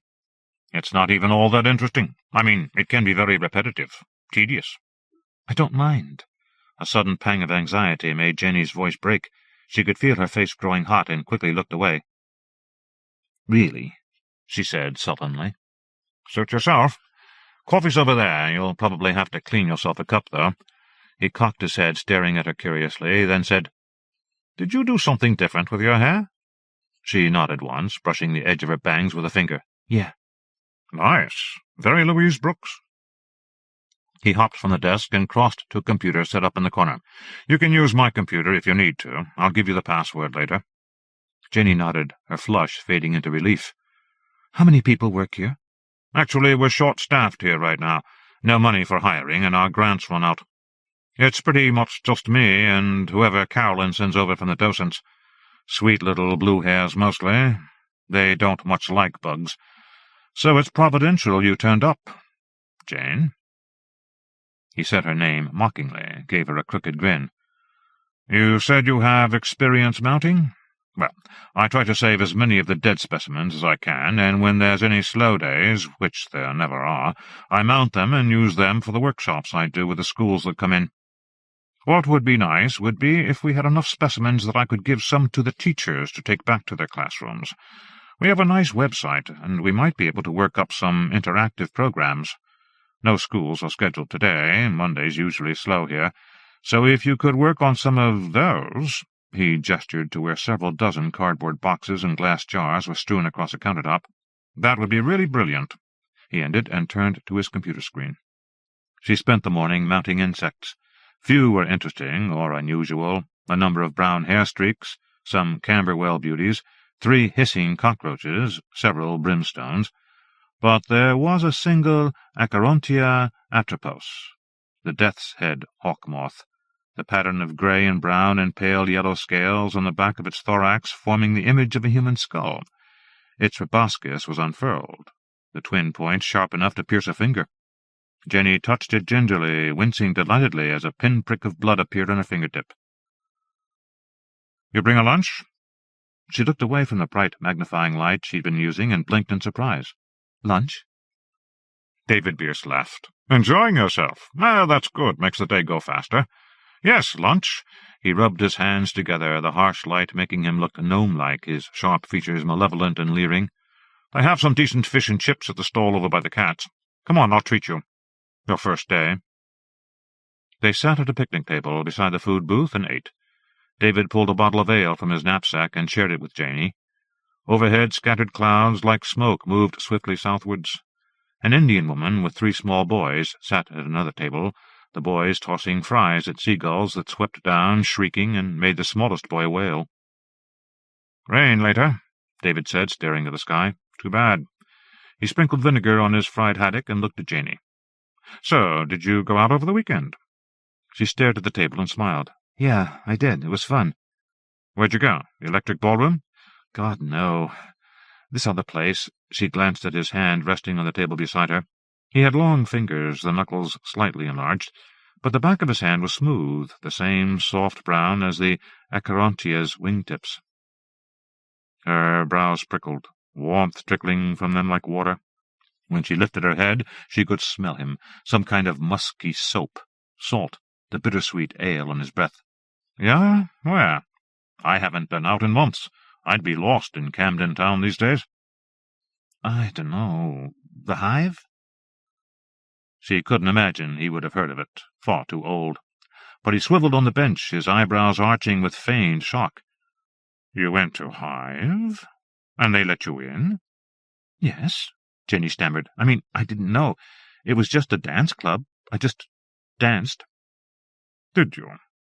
David Bierce's gaze sharpened, his hazel eyes catching the sun and sending back an icy emerald glitter. Did you? She picked up the bottle of ale and began to peel the label from it. Yes. Have a boyfriend, then? She shook her head, rolled a fragment of label into a tiny pill. No.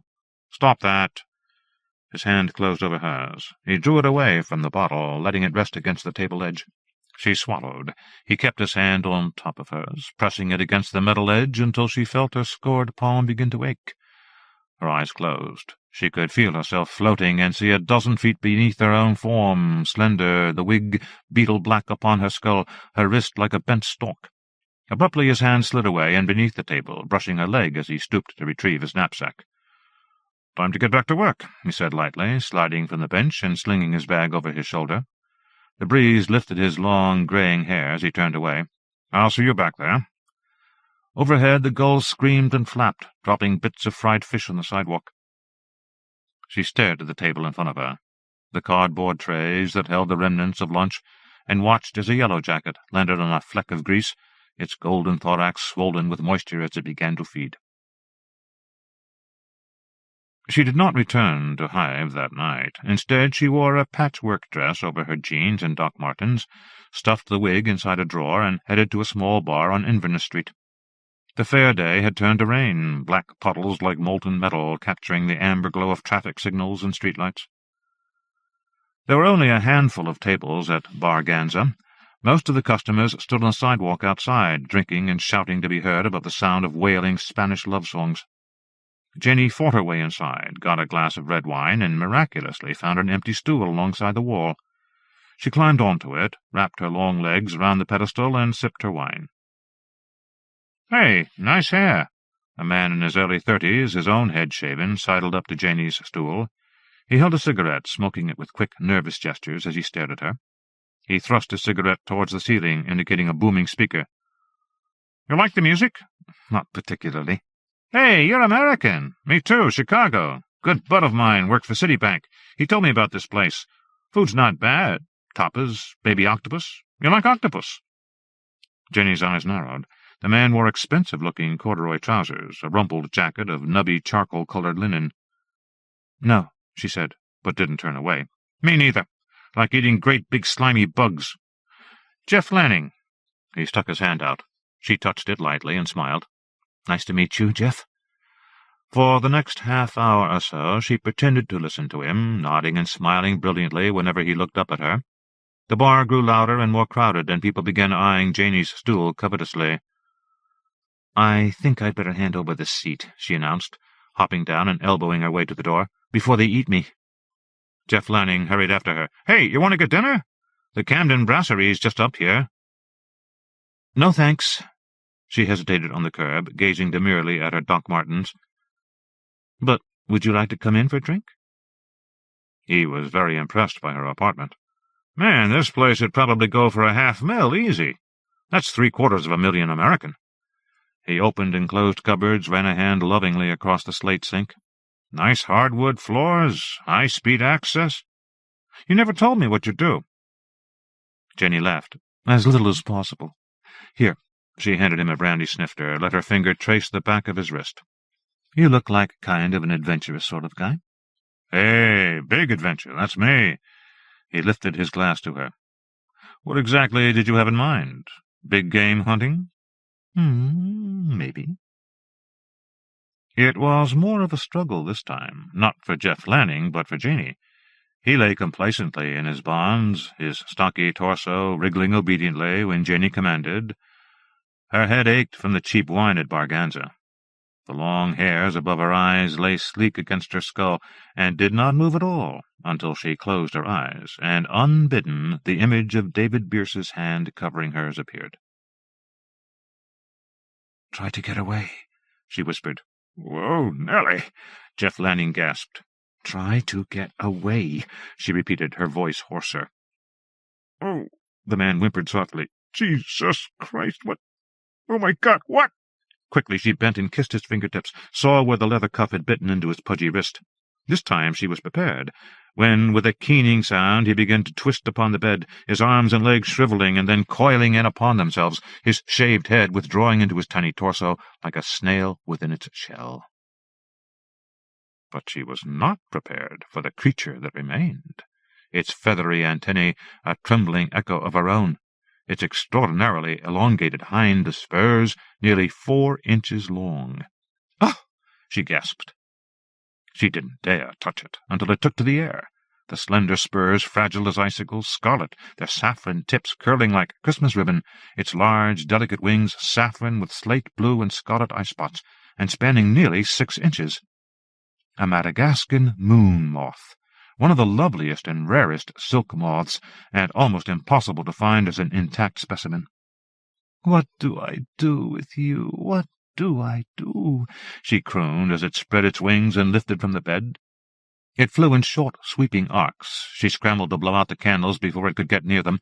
She pulled on a bathrobe and left the lights off, closed the bedroom door, and hurried into the kitchen, looking for a flashlight. She found nothing, but recalled Andrew telling her there was a large torch in the basement. She hadn't been down there since her initial tour of the flat. It was brightly lit, with long, neat cabinets against both walls, a floor-to-ceiling wine rack filled with bottles of claret and vintage Burgundy, compact washer and dryer, small refrigerator, buckets and brooms waiting for the cleaning lady's weekly visit. She found the flashlight sitting on top of the refrigerator, a container of extra batteries beside it. She switched it on and off a few times, then glanced down at the refrigerator and absently opened it. Seeing all that wine had made her think the little refrigerator might be filled with beer. Instead, it held only a long plastic box, with a red lid and a red biohazard sticker on the side. Janey put the flashlight down and stooped, carefully removing the box and setting it on the floor. A label with Andrew's neat architectural handwriting was on the top. Dr. Andrew Filderman, St. Martin's Hospice. "Huh," she said, and opened it. Inside there was a small red biohazard waste container, and scores of plastic bags filled with disposable hypodermics, ampules, and suppositories. All contained morphine at varying dosages. Janey stared, marveling, then opened one of the bags. She shook 6 morphine ampules into her palm, carefully reclosed the bag, put it back into the box, and returned the box to the refrigerator. Then she grabbed the flashlight and ran upstairs. It took her a while to capture the moon moth. First, she had to find a killing jar large enough, and then she had to very carefully lure it inside, so that its frail wing spurs wouldn't be damaged. She did this by positioning the jar on its side and placing a gooseneck lamp directly behind it, so that the bare bulb shone through the glass. After about 15 minutes, the moth landed on top of the jar, its tiny legs slipping as it struggled on the smooth, curved surface. Another few minutes, and it had crawled inside, nestled on the wad of tissues Janey had set there, moist with ethyl alcohol. She screwed the lid on tightly, left the jar on its side, and waited for it to die. Over the next week she acquired 3 more specimens. Papilio demetrius, a Japanese swallowtail with elegant orange eye-spots on a velvety black ground, a scarce copper, not scarce at all, really, but with lovely pumpkin-colored wings, and Graphium agamemnon, a Malaysian species with vivid green spots and chrome-yellow strips on its somber brown wings. She'd ventured away from Camden Town, capturing the swallowtail in a private room in an SM club in Islington, and the Graphium Agamemnon in a parked car behind a noisy pub in Crouch End. The scarce copper came from a vacant lot near the tube station at Tottenham Court Road very late one night, where the wreckage of a chain-link fence stood in for her bedposts. She found the morphine to be useful, although she had to wait until immediately after the man ejaculated before pressing the ampule against his throat, aiming for the carotid artery. This way the butterflies emerged already sedated, and in minutes died with no damage to their wings. Leftover clothing was easily disposed of, but she had to be more careful with wallets, stuffing them deep within rubbish bins when she could, or burying them in her own trash bags and then watching as the waste trucks came by on their rounds. In South Kensington, she discovered an entomological supply store. There she bought more mounting supplies, and inquired casually as to whether the owner might be interested in purchasing some specimens. He shrugged. "Depends. What you got?" "Well, right now I have only one Argemma mitrii." Jenny adjusted her glasses and glanced around the shop. "A lot of morphos, an atlas moth, nothing too unusual. But I might be getting another, in which case—" "Moon moth, eh? How'd you come by that, I wonder?" The man raised his eyebrows, and Jenny flushed. "Don't worry, I'm not going to turn you in. Christ, I'd go out of business. Well, obviously I can't display those in the shop, but if you want to part with one, let me know. I'm always scouting for my customers." She began volunteering 3 days a week at the insect zoo. One Wednesday, the night after she'd gotten a gorgeous Urania lealis, its wings sadly damaged by rain, she arrived to see David Bierce reading that morning's Camden New Journal. He peered over the newspaper and frowned. "You still going out alone at night?" She froze, her mouth dry, turned and hurried over to the coffee-maker. "Why?" she said, fighting to keep her tone even. "Because there's an article about some of the clubs around here. Apparently a few people have gone missing." "Really?" Jenny got her coffee, wiping up a spill with the side of her hand. "What happened?" "Nobody knows. 2 blokes reported gone, family frantic sort of thing. Probably just runaways. Camden Town eats them alive. Kids." He handed the paper to Janie, "although one of them was last seen near Highbury Fields, some sex club there." She scanned the article.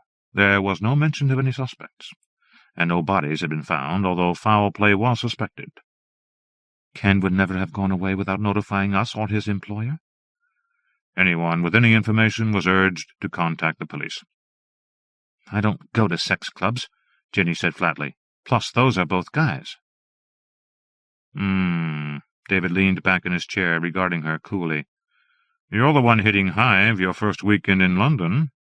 "It's a dance club," Jenny retorted. She laughed, rolled the newspaper into a tube, and batted him gently on the shoulder. "Don't worry, I'll be careful." David continued to stare at her, hazel eyes glittering. "Who says it's you I'm worried about?" She smiled, her mouth tight as she turned and began cleaning bottles in the sink. It was a raw day, more late November than mid-May. Only 2 school groups were scheduled.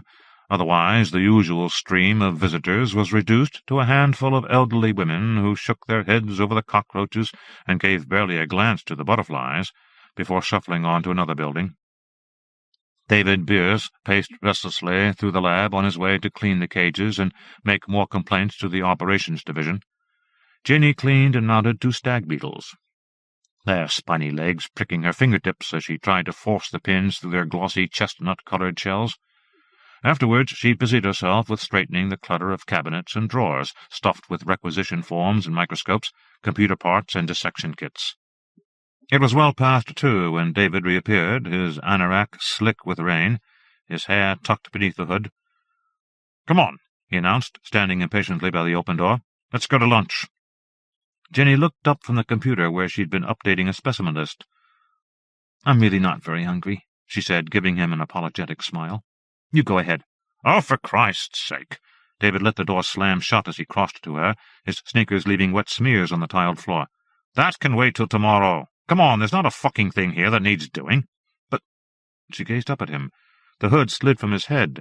His grey-streaked hair hung loose to his shoulders, and the sheen of rain on his sharp cheekbones made him look carved from oiled wood. "What if somebody comes?" "A very nice docent named Mrs. Eleanor Feltwell is out there, even as we speak, in the unlikely event that we have a single visitor." He stooped so that his head was beside hers, scowling as he stared at the computer screen. A lock of his hair fell to brush against her neck. Beneath the wig, her scalp burned as though stung by tiny ants. She breathed in the warm, acrid smell of his sweat and something else, a sharper scent, like crushed oak mast or fresh sawn wood. Above her brows the antennae suddenly quivered. Sweetness coated her tongue like burnt syrup. With a rush of panic, she turned her head so he wouldn't see her face. I should finish this." "Oh, just fuck it, Jane. It's not like we're paying you. Come on now, there's a good girl." He took her hand and pulled her to her feet. Janey still looking away. The bangs of her cheap wig scraped her forehead, and she batted at them feebly. "Get your things. What, don't you ever take days off in the States?" All right." She turned and gathered her black vinyl raincoat and knapsack, pulled on the coat, and waited for him by the door. "Geez, you must be hungry," she said crossly. "No, just fucking bored out of my skull. Have you been to Ruby in the Dust?" "No, I'll take you then. Let's go." The restaurant was down the high street, a small, cheerfully claptrap place, dim in the grey afternoon, its small wooden tables scattered with abandoned newspapers and overflowing ashtrays. David Bierce ordered a steak and a pint. Janey had a small salad, nasturtium blossoms strewn across pale green lettuce, and a glass of red wine. She lacked an appetite lately, living on vitamin-enhanced, fruity bottled drinks from the health food store and baklava from a Greek bakery near the tube station. "So," David Bierce stabbed a piece of steak, peering at her sideways. "Don't tell me you really haven't been here before?" "I haven't." Despite her unease at being with him, she laughed, and caught her reflection in the wall-length mirror. A thin, plain young woman in shapeless Peruvian sweater and jeans, bad haircut and ugly glasses. Gazing at herself, she felt suddenly stronger, invisible. She tilted her head and smiled at Bierce. "The food's good." "So you don't have someone taking you out to dinner every night, cooking for you? I thought you American girls all had adoring miniature feet." "Adoring slaves," he added dryly. "Or slave girls, I suppose, if that's your thing." "No." She stared at her salad, shook her head demurely, and took a sip of wine. It made her feel even more invulnerable. "No, I—" "Boyfriend back home, right?" He finished his pint, flagged the waiter to order another, and turned back to Janey. "Well, that's nice. That's very nice." "For him," he added, and gave a short, harsh laugh. The waiter brought another pint and more wine for Janey. "Oh, really, I better—" "Just drink it, Jane." Under the table she felt a sharp pressure on her foot. She wasn't wearing her Doc Martens today, but a pair of red plastic jellies. David Bierce had planted his heel firmly atop her toes. She sucked in her breath in shock and pain, the bones of her foot crackling as she tried to pull it from beneath him. Her antennae rippled, then stiffened, and heat burst like a seed inside her. "Go ahead," he said softly, pushing the wine-glass towards her. "Just a sip, that's right." She grabbed the glass, spilling wine on her sweater as she gulped at it. The vicious pressure on her foot subsided, but as the wine ran down her throat she could feel the heat thrusting her into the air, currents rushing beneath her, as the girl at the table below set down her wine-glass with trembling fingers. "There," David Bierce smiled, leaning forward to gently cup her hand between his. "Now this is better than working. Right, Jane?" He walked her home along the canal path. Jenny tried to dissuade him, but he'd had a third pint by then. It didn't seem to make him drunk, but coldly obdurate, and she finally gave in. The rain had turned to a fine drizzle, the canal's usually murky water silvered and softly gleaming in the twilight.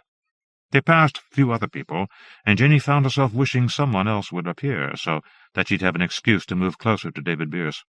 He kept close to the canal itself, several feet from Janey. When the breeze lifted, she could catch his oaky scent again, rising above the dank reek of stagnant water and decaying hawthorn blossom. They crossed over the bridge to approach her flat by the street.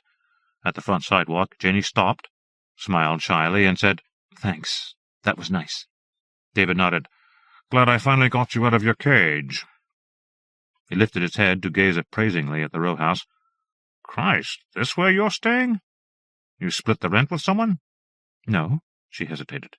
She couldn't remember what she had told him about her living arrangements, but before she could blurt something out, he stepped past her to the front door, peeking into the window and bobbing impatiently up and down. "Mind if I have a look? Professional entomologists don't often get the chance to see how the quality live." Jenny hesitated, her stomach clenching, decided it would be safer to have him in rather than continue to put him off. "All right," she said reluctantly, and opened the door. Nice, very nice." He swept around the living room, spinning on his heel and making a show of admiring the elaborate moulding, the tribal rugs, the fireplace mantel with its thick ecclesiastical candles and ormolu mirror. "Goodness, all this for a wee thing like you. You're a clever cat landing on your feet here, Lady Jane." She blushed. He bounded past her on his way into the bedroom, touching her shoulder. She had to close her eyes as a fiery wave surged through her, and her antennae trembled. "Wow!" he exclaimed. Slowly she followed him into the bedroom.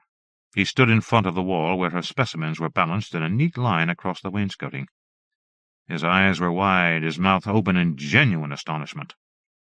"Are these yours?" he marveled, his gaze fixed on the butterflies. "You didn't actually catch them?" She shrugged. "These are incredible." He picked up the Graphium Agamemnon and tilted it to the pewter-colored light falling through the French doors. "Did you mount them, too?" She nodded, crossing to stand beside him. "Yeah. You can tell with that one." She pointed at the Urania Laelis, its oak-framed box. "It got rained on." David Bierce replaced the Graphium Agamemnon and began to read the labels on the others. Papilio Demetrius, United Kingdom, London. Highbury Fields, Islington. 7, Roman numeral 5, 2001. J. Kendall. Isopa Katinka, United Kingdom, London. Finsbury Park. 09, Roman numeral 5, 2001. J. Kendall. Argema Mitrii, United Kingdom, London. Camden Town. 13, Roman numeral 5, 2001. J. Kendall. He shook his head. "You screwed up there. You wrote London for all of them." He turned to her, grinning wryly. "Can't think of the last time I saw a moon moth in Camden Town." She forced a laugh. "Oh, right." "And I mean you can't have actually caught them." He held up the Isopa Katinka, a butter-yellow emperor moth, its peacock's eyes russet and jet black. "I haven't seen any of these around lately, not even in Finsbury Park." Jenny made a little grimace of apology. "Yeah, I meant that's where I found them, where I bought them." He set the moth back on its ledge. "You'll have to share your sources with me. I can never find things like these in North London." He turned and headed out of the bedroom. Jenny hurriedly straightened the specimens, her hands shaking now as well, and followed him. "Well, Lady Jane." For the first time he looked at her without his usual mocking arrogance, his green-flecked eyes bemused, almost regretful. "I think we managed to salvage something from the day." He turned, gazing one last time at the flat glazed walls and highly waxed floors, the imported cabinetry and jewel-toned carpets. "I was going to say, when I walked you home, that you needed someone to take care of you, but it looks like you've managed that on your own." Jenny stared at her feet. He took a step toward her, the fragrance of oak mast and honey filling her nostrils, crushed acorns, new fern. She grew dizzy, her hand lifting to find him, but he only reached to graze her cheek with his finger. "Night, then, Jenny," he said softly, and walked back out into the misty evening. When he was gone, she raced to the windows and pulled all the velvet curtains, then tore the wig from her head and threw it onto the couch along with her glasses. Her heart was pounding, her face slick with sweat, from fear or rage or disappointment she didn't know. She yanked off her sweater and jeans, left them on the living-room floor, and stomped into the bathroom. She stood in the shower for 20 minutes, head upturned as the water sluiced the smells of bracken and leaf mold from her skin. Finally she got out. She dried herself, let the towel drop, and went into the kitchen. Abruptly she was famished. She tore open cupboards and drawers until she found a half-full jar of lavender honey from Provence. She opened it, the top spinning off into the sink, and frantically spooned honey into her mouth with her fingers. When she was finished, she grabbed a jar of lemon curd and ate most of that, until she felt as though she might be sick. She stuck her head into the sink, letting water run from the faucet into her mouth, and at last walked, surfeited, into the bedroom. She dressed, feeling warm and drowsy, almost dreamlike, putting on red and yellow striped stockings, her nylon skirt, a tight red T-shirt.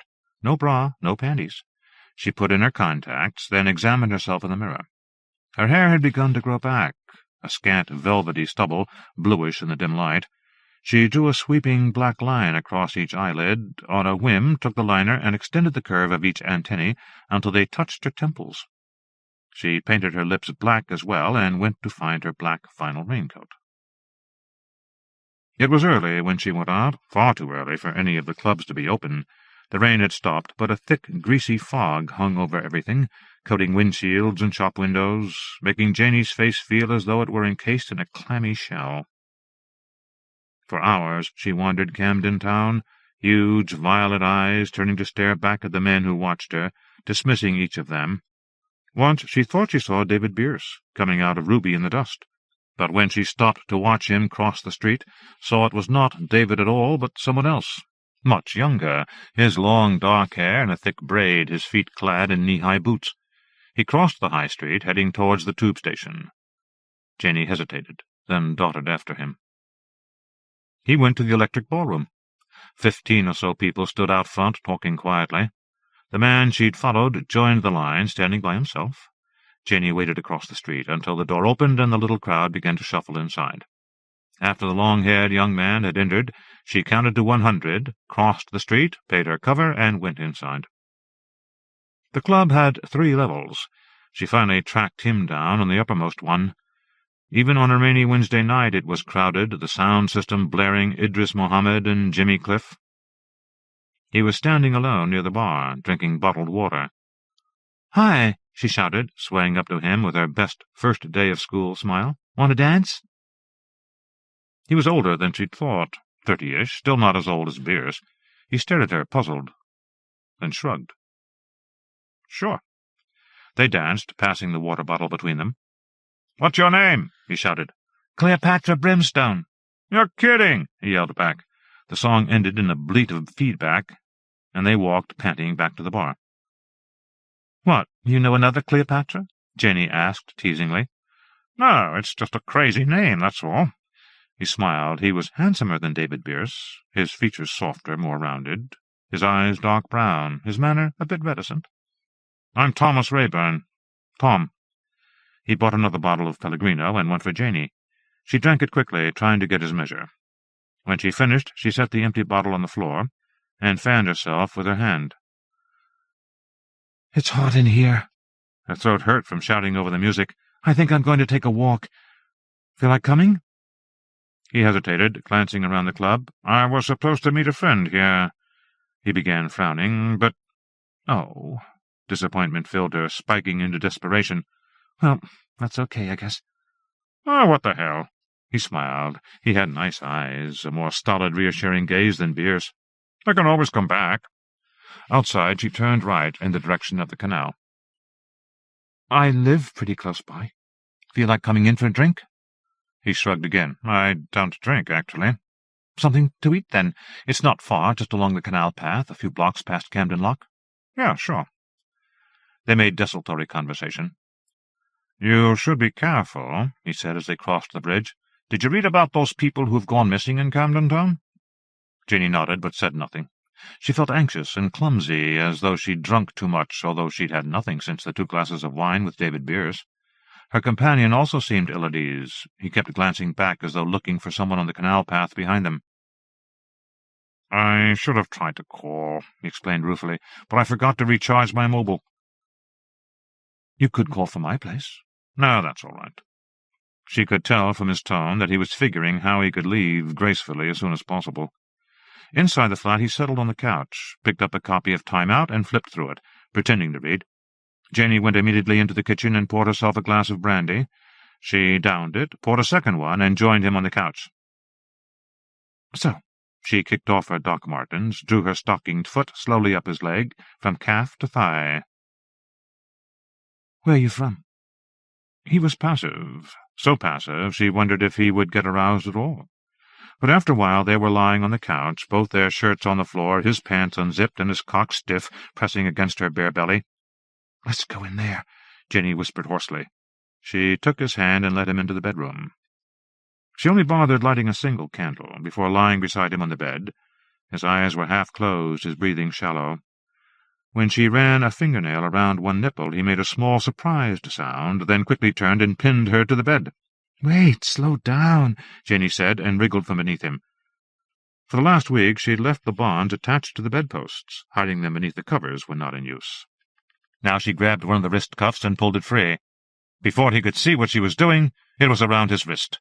"Hey!" She dived for the foot of the bed, his leg narrowly missing her as it thrashed against the covers. It was more difficult to get this in place, but she made a great show of giggling and stroking his thigh, which seemed to calm him. The other leg was next, and finally she leapt from the bed and darted to the headboard, slipping from his grasp when he tried to grab her shoulder. "This is not consensual," he said. She couldn't tell if he was serious or not. "What about this, then?" she murmured, sliding down between his legs and cupping his erect penis between her hands. "This seems to be enjoying itself." He groaned softly, shutting his eyes. "Try to get away," she said. "Try to get away." He tried to lunge upward, his body arching so violently that she drew back in alarm.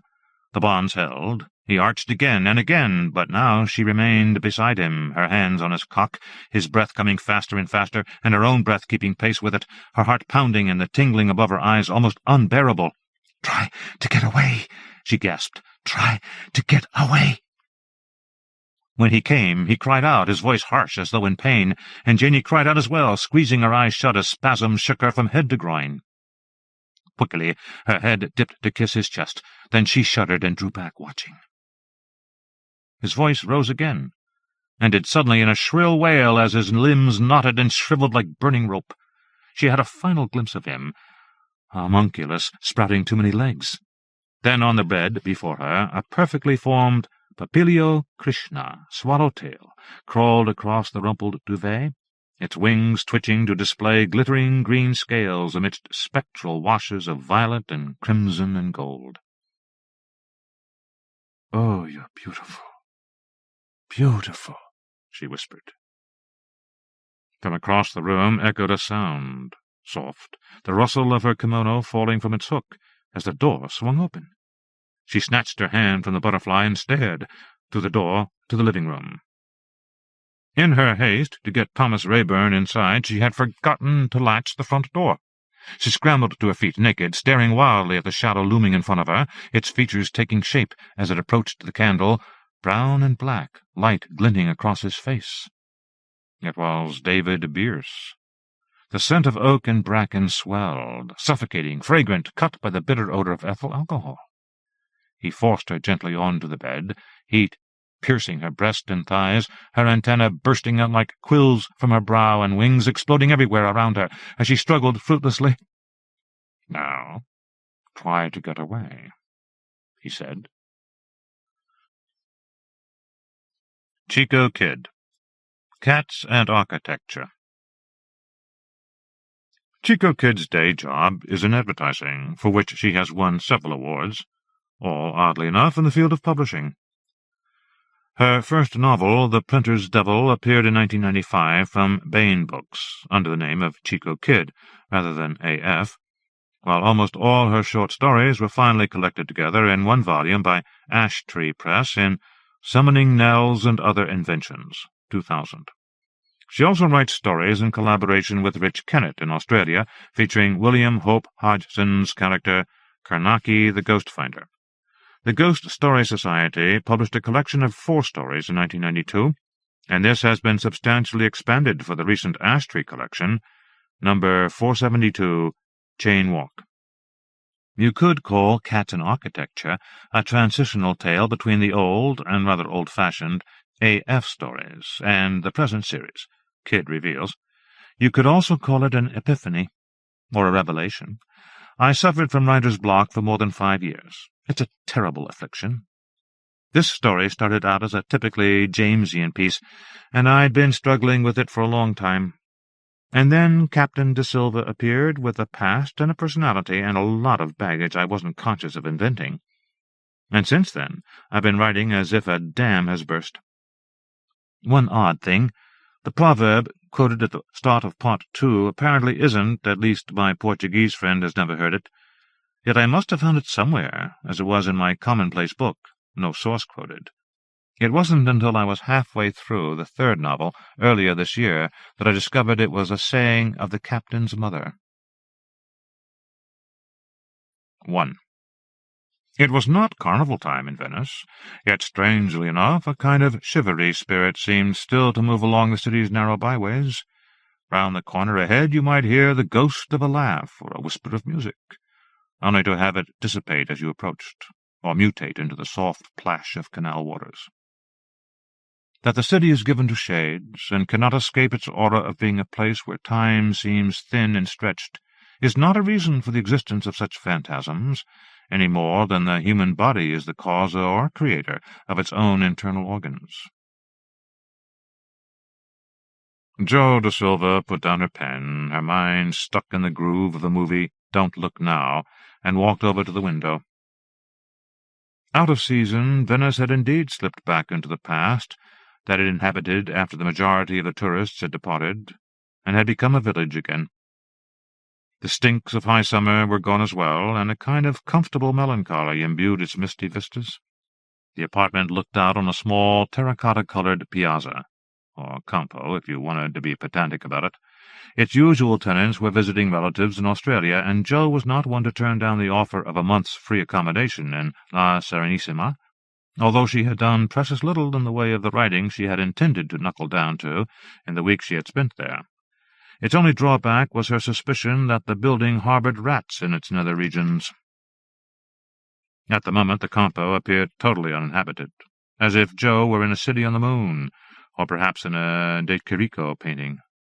It was almost completely filled up with shadows, and most of the windows in the other buildings that surrounded it were shuttered, like closed eyes. Potted plants made splashes of colour here and there.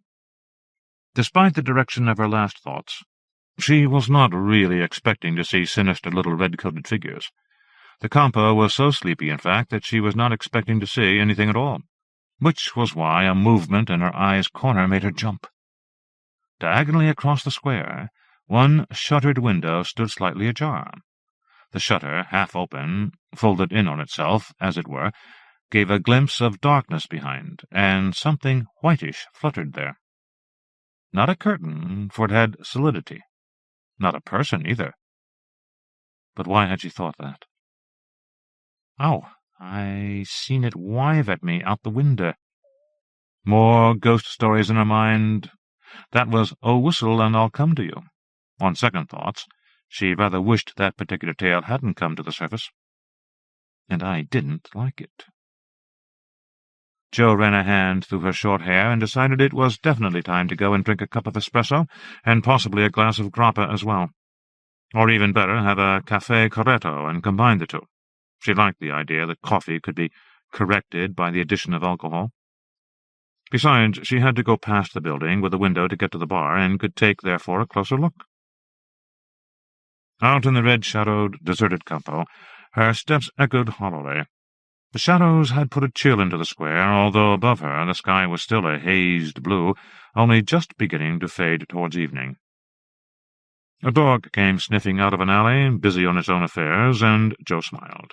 She liked dogs, but wished this one would do something to earn its keep, firstly by going after the rats, and then, probably, doing something to deter the supercilious white cat that she had seen slinking around the vicinity most nights, like a pathfinder from the Countess of Groan's entourage. In Jo's opinion, it was white cats that should be witches' familiars, leaving their black counterparts to bring, like chimney-sweepers, luck where they would. Silent and sneaky as all felines, to Jo the ghost-like pallor of the whites was far more suited to a supernatural role. Darkness creeps on cat feet, she thought, deliberately misquoting, and smiled to herself. Now she was in the building's shadow. She looked up. It was older and grander than she'd thought at first, almost a demi-palazzo. It could have dated from the 18th century. but Joe's knowledge of architectural styles was sketchy at best. The window on the top story was tall and possessed of a tiny balcony too small to sit on, but just wide enough for plant pots. Indeed, others round the square were cluttered with flowers, the ubiquitous geraniums and petunias, whose hot pinks and reds clashed with the sun-tan colours of the terracotta pots, and here and there a trail of magenta bougainvillea, like a Christmas paper chain. Beside the front door, where now she stood, she saw a single bell-push. Apparently the building had escaped being converted into apartments. After a moment's hesitation, she pressed it, hearing its dim buzz deep inside like a trapped insect, but there was no reply. She was conscious, then, of being on a cusp, presented with a clear choice between two routes. Either she could forget a thing, or a nothing, seen out of the edge of her eye in a building kitty-corner to her life, or, like the egregious Franz Weston, go in pursuit of it. It brought a wry grin to her face. She may have been suffering from writer's block, but no one had ever accused her of lacking imagination, and nobody would ever say she was devoid of curiosity. And tending still towards feline metaphors, the significance of that was not lost on her. Between the campo and the bar she had claimed as her own, she passed a shop that sold masks, fantastical things of pasteboard and feathers and sequins and enamel, like an insore dream. Its window was always brightly illuminated, so that the colours of the masks gleamed in the hard, bright light like phantasmagorical beetle cases. The Phantom of the Opera is here, inside your mind. Jo shook her head to rid it of the irritating tune, but all she could think of as a substitute, on the spur of the moment, was poor mad Lucia, fluting Il Fantasmo, and the famous shot of Joan Sutherland, wild-haired in her blood-stained nighty, floated behind her eyes. Reaching her destination, thoughts of corrected coffee drove out her introspection, although the name Il Bar Roberto was written on the window in fading paint. The establishment was presided over by a tall, thin, unsmiling woman, with an intimidating moustache. She was generally known as La Strega, although no cats, black, white, or otherwise, were allowed past her door. Under her aegis, a number of young women who were too much like her in appearance, although mostly lacking the facial hair, not to be her daughters, bustled about, serving customers, ministering to the espresso machine, and gossiping at the tops of their voices. In one corner, a television with the sound turned down always seemed to be showing a football match, and usually a number of men were clustered round it, roaring encouragement, or otherwise. "Does anyone live in the house on the corner?" Jo asked one of the daughters, who shrugged her shoulders and shook her head at the same time. An older sister, passing with a tray of dirty cups and glasses, was more knowledgeable. "It belonged to an old boy called Della Quercia," she told Jo. "He didn't leave a will when he died. The children's lawyers have been arguing over the house for years, so someone's getting fat out of it. Why do you ask?" "Just curious," said Jo dismissively. But when moonlight lay white on the campo that night, and sleep eluded her, she got up, padded to the window, and looked out to see whether any pallid thing was waving to her. The corner house was deep in shadow, and somehow that was more unsettling than seeing something. Even when she finally drifted off to sleep, her dreams were populated with floating masks and pale shrouds on the shores of stagnant waters. Mist, which really came on cat feet, transformed the city the next morning into a place of ghosts and shadows indeed, and smelling strongly of the sea. Jo skulked in bed, fatigued from her broken night, grumpy with lack of sleep, and then the phone rang. "Pronto?" she yawned into the mouthpiece. For a long time there was nothing but the rush and clatter of the phone line, and then, as she was about to hang up, very faint and far away, a voice said, "Are you coming?" "What?" Another long pause, and then, "If you don't come to me, I'll come to you." The line went dead and left Jo staring at the receiver and thinking about M.R. James. And then she jerked awake with the compulsive indrawn whoop of holding her breath too long, and stared round the suddenly unfamiliar room without comprehension for nearly a minute. She got out of bed, the old linoleum cold beneath her feet, and walked through to the main room, where she trod on something sharp that made her hop and curse. Investigating, she found it was a necklace, a rather pretty antique thing of opals and jade, with a vaguely oriental look. Joe picked it up and put it on the table by the telephone, catching sight of her sleep-rumpled face in the mirror above. Not a jewelry person at the best of times. Her idea of dressing up was a clean pair of jeans. She was hardly tempted to slip the necklace over her head to see how it would look. Even the fact that she could entertain such a thought made her smile, and she crossed to the window. Opening the shutter nearly dislodged the white cat, which yowled angrily and took its leave in the feline equivalent of a huff. Outside the weather truly was misty, so much so that the corner-house was invisible, and the sounds of people bestirring themselves were muffled, as if they had all put on boots of felt and decided, inexplicably, to speak in whispers. But then she heard the sharp bark of a dog, cutting through the dull cloud. Not without suspicious glances at the telephone, Joe picked through the cards in the big dish beside it, until she found the one she was looking for. "La Casa de la Scala," said Maurizio Giordano, whom Joe had been told knew everything there was to know about Venice. "The house with a stair." Expecting, for no logical reason, a kindly gnome of a professor, she had been surprised to find a lumbering great young man who, had he been a dog, would have been a St. Bernard, possibly crossed with an Irish wolfhound.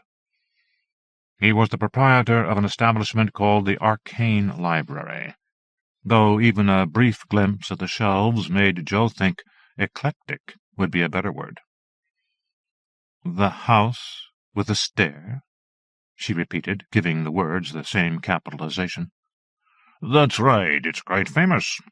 All the guides take the tourists to look at it.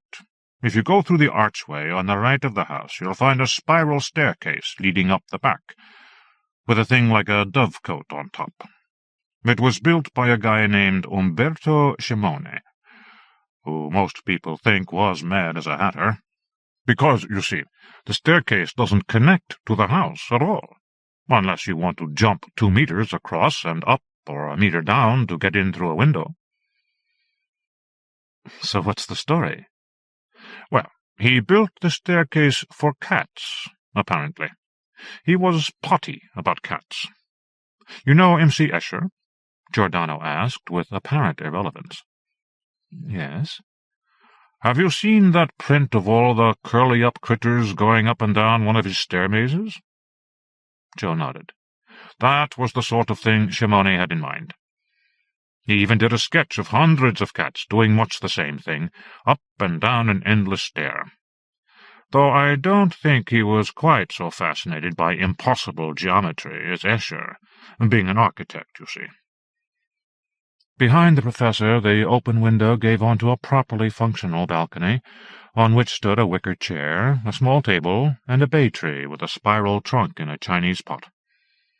From not too far away came the sounds of vaporetti plying the canals, but their clamour was currently being contested by some enthusiastic Verdi from somewhere nearby. Early, she thought. Ernani, perhaps. The air felt damp, although the mist was mostly gone, risen into the sky to dull the late autumn sun and mock the eyes with air. "And who was Signor della Quercia?" "As a matter of fact, he was my grandfather. On the wrong side of the blanket, though, as they say. But we're not yet done with Signor Scimone. Would you like a glass of wine?" Joe assented, and was shortly presented with a nicely chilled vernaccia. That done, the professor continued.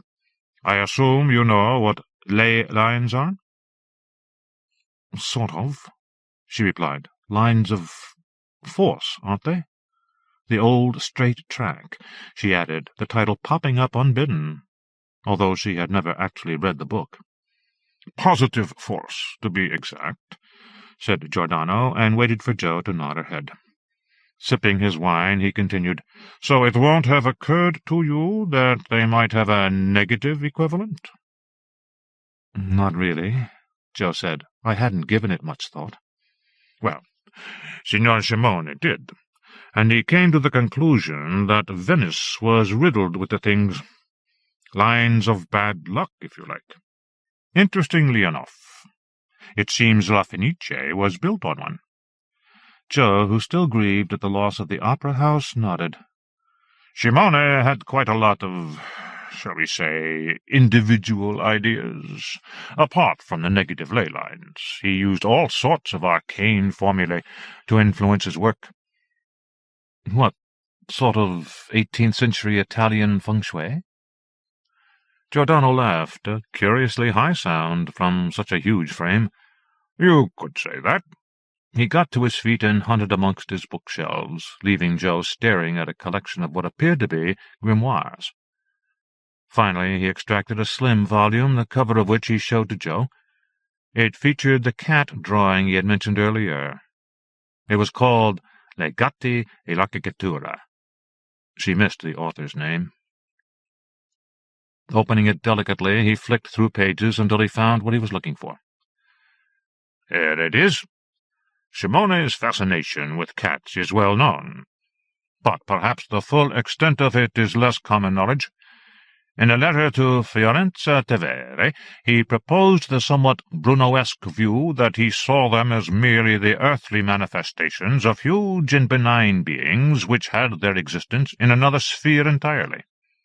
As such, he believed their benevolence was a positive force for good, and planned every building to take advantage of this, especially those which had to be constructed on or near negative ley lines. A cat flap in every palazzo, suggested Joe, not without sarcasm.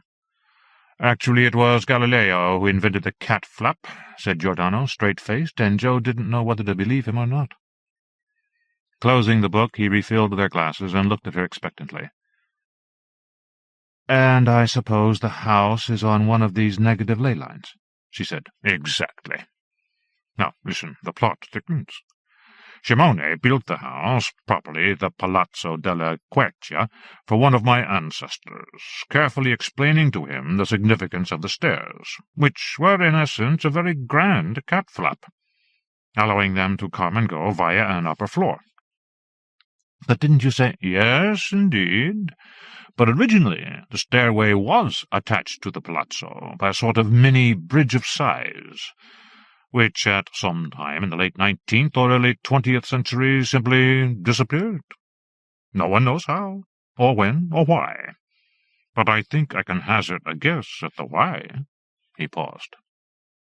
"To exclude the cats?" hazarded Joe, feeling a little like the straight man in a vaudeville act.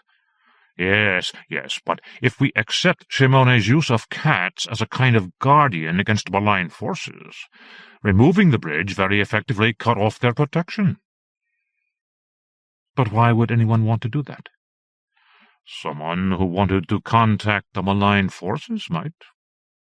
The Della Quercia family have enjoyed a mixed reputation over the years. At one stage they were supposed to have owned some kind of powerful amulet brought back by Marco Polo, but nobody knows what became of that." Joe took a mouthful of wine and savored the slightly metallic taste. "Are we talking of a Della Quercia warlock?" "Not a warlock," the professor corrected her. "A necromancer." There was a sudden silence. Vaporetti and Verdi alike, both mute for a long instant, as a chill travelled down Joe's back. "Someone who talks to the dead?" "Oh, more than talked, I think. And not to the dead, exactly," said Giordano softly, and suddenly he didn't seem a kindly figure at all. Walking back from this meeting, Joe again felt surrounded by phantoms, but this time they had been conjured by speech and conjecture, rather than atmosphere and legend, ancient and modern. Things seemed to want to unravel, as if the knowledge of Simone's negative ley lines had opened a third eye that was capable of seeing, or at least sensing, them all around her, an almost palpable cat's cradle in the air. Her footsteps rang and echoed in the deserted campo, in the hollow of her head. She found herself, once more, standing outside the house with the stair, But instead of looking up at the windows, and whatever might be waving out of them, she followed Giordano's remembered instructions and headed through the archway he had described, unsurprised to disturb the white cat, which had been basking in an errant patch of sunlight. It shot her a very human look of annoyance at having its rest interrupted. The tower struck her as a beautiful thing. Somehow, in her speculations and imaginings, she had not been prepared for beauty. There was something so patently perfect about it that it took her breath away. Yet its absolute perfection was marred. Lacking its bridge, it was incomplete, like an unfinished song. Joe sighed, looking up at the blank brick back of the palazzo, all shutters fastened, all secrets hidden away. But she could climb the tower, she thought. Perhaps from the top she would see something enlightening. Almost automatically she walked towards it and set her foot on the first marble step. Dizziness enclosed her briefly, and a phrase of Giordano's came to her. Impossible geometry. Joe shook her head to clear it, and began to ascend. An almost overwhelming sensation of déjà vu possessed her, instantly recognizable, unlike most such. Many years earlier, before the authorities closed it to the public, she had climbed the bell tower at Pisa, had lurched like a spacewalker up steps that threw her balance from one side to another. Up had not been consistently up, was sometimes almost down. Just so would a climber of one of Escher's edifices experience their endless turning, twisting stairs. She tried to concentrate on the steps. They were not worn by the soft, insubstantial tread of cats, with their feet as light as a mist, nor was the marble furred with dust, for it shone whiter than the airy translucence of the Taj Mahal that looks, from a distance, like lace painted on the dawn. There was no handrail, so she trailed her left hand around the central column as she climbed. Widdershins, of course. With a suddenness that was startling, she reached the top, a circular chamber on whose floor the sunlight lay bright and striped by the shadows of the columns that surrounded it. Breathing a little heavily, she put her hands on her protesting thighs and bent slightly to recover. It was strangely peaceful at the top of the cat tower. Across from Joe, the blind facade of the palazzo loomed, uncompromising, shutters still covering its windows. One, she did a double-take and looked back at an area her gaze had already passed over, slightly ajar. She walked to the edge and looked out over the void, drawn by the darkness behind the shutter. What wealth of secrets was hidden within, and what guardian might be set over them? Vertigo tugged at her, and she steadied herself on a marble column, gravity, and the human fear of it, reasserting itself as the sudden squeal of an angry cat captured her attention. Feeling a trifle embarrassed, she was, after all, trespassing, Joe descended the stair and crept back out into the quiet campo and home again. Why did she still feel such a compulsion to get into Della Quercia's house? If you don't come to me, I'll come to you. Joe paced the room, nervily. Night had stolen up on her. Night and too much caffeine. She knew she wouldn't sleep in this state, and that irritated her further. Damn and blast it, she muttered, finding herself at the open window again, and staring out across the campo at the Casa della Scala. All at once she was convinced that there was someone standing behind her. No noise disturbed the silent apartment, no breath shared her air, but someone was in the room with her, and her back went icy cold. For no apparent reason, she thought of rats. Rats in the walls. She gripped the window-sill in unreasoning terror, and her blood thundered in her ears. Unwillingly, her gaze moved sideways to look at the room's slanted reflection in the open window. Nothing, nothing, nothing, went her thoughts like a mantra. The lamp on the table, the one with the shade of Murano glass, shed a pool of soft light. Everything else was in shadow. She could see no one reflected in the flat, shiny glass. Yet she could not, physically could not turn around, for fear of what stood in the room with her, watching, smiling. Now why do I think that? Jo shut her eyes, squeezed them tight, and the sense of being no longer alone vanished abruptly. Drawing a few deep breaths, she turned to face the room before opening her eyes again, and then scurried for the light switch to turn on all the illumination she could. As she came back to the table, strewn with her papers and notes, she saw a key lying beside her pen. Her scalp prickled. She eyed the key suspiciously. It was a large key for a deadlock, much like the one that opened the main door downstairs. There was no doubt in her mind what door this one would open. So she stretched out her hand to pick it up, only to jump back, startled into alarm by the sudden squalling shriek of an angry cat. Her heart tried to high-jump out of her chest, and she let out her breath in a sharp curse.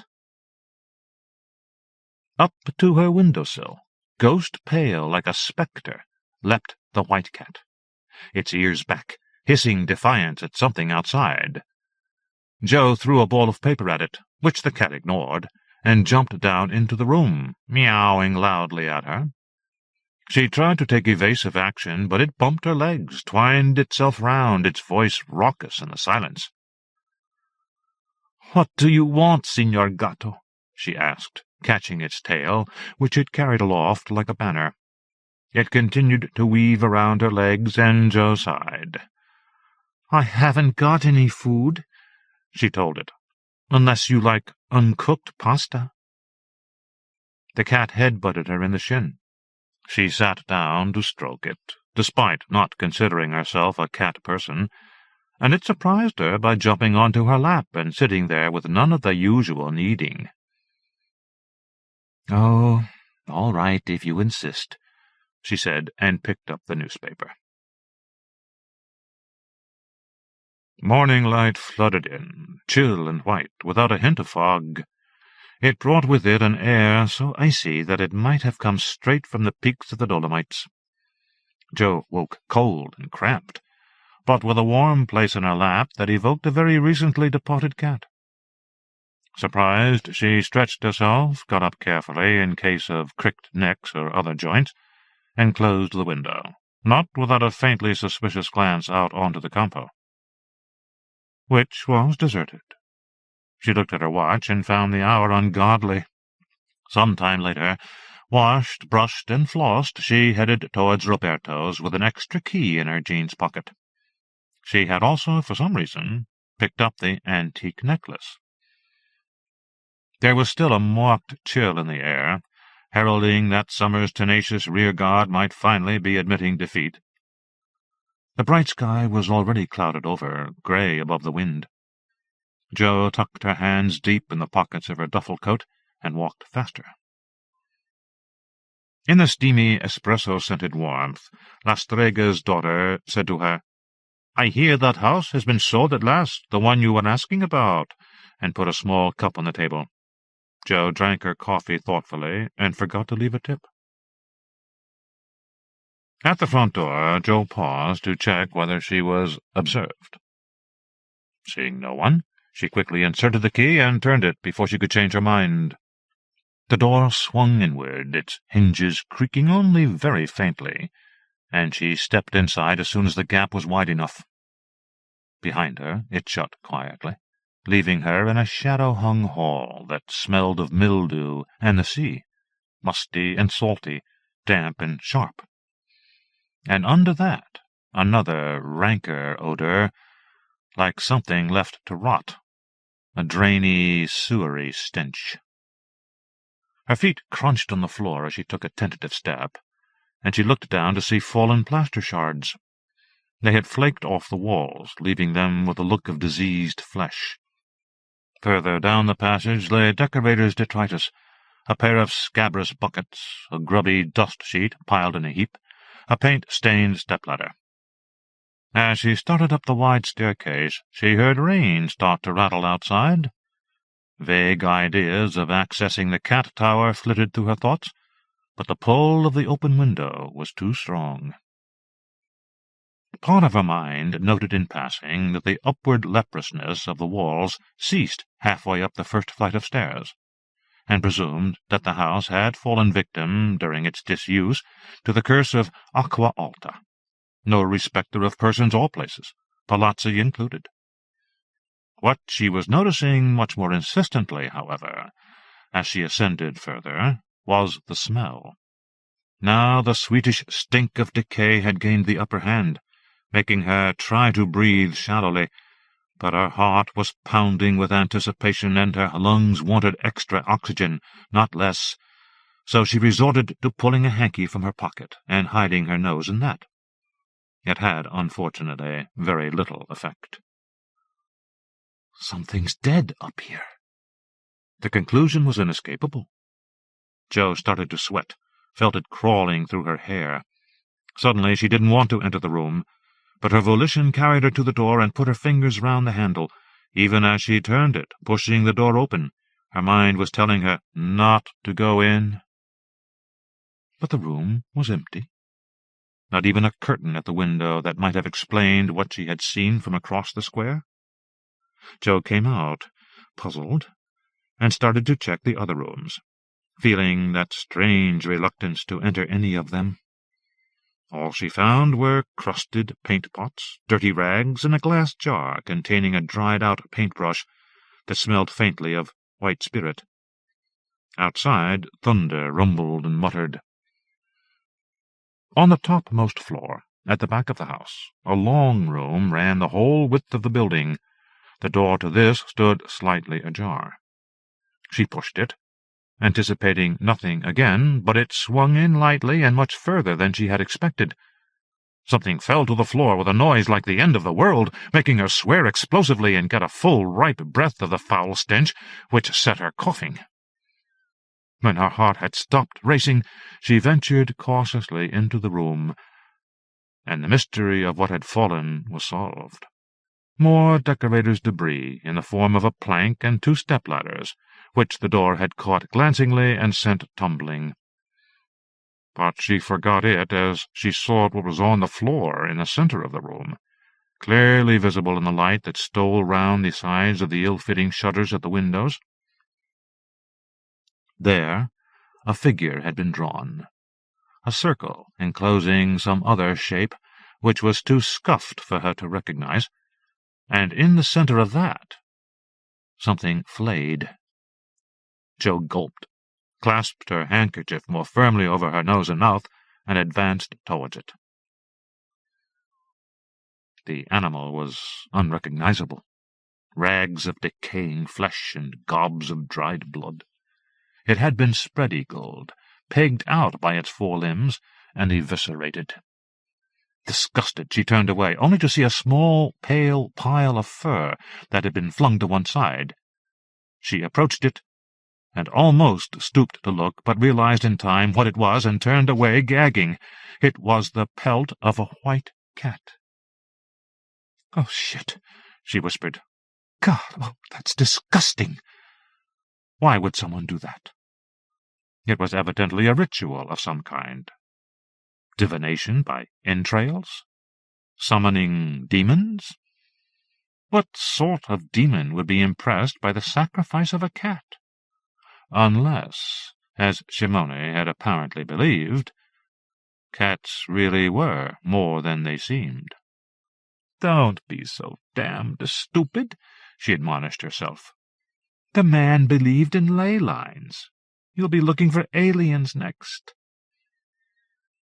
Although in a house built by Shimone, the sacrifice might take on a deeper significance. A necromancer. Giordano's words came back to her. She swallowed, suddenly apprehensive, and the back of her neck prickled. She felt sweat slide down her ribs. The stench of the murdered cat filled her nostrils, coated her tongue, making her want to spit.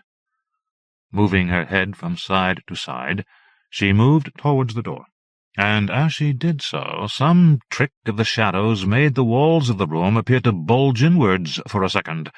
Her heart gave another unpleasant, startled little lurch, and she paused her hand on its journey to the doorknob. "Whatever you do, don't open the door." The thought popped into her mind with such utter certainty that she stood stock-still, convinced beyond all reason that something inimical was outside.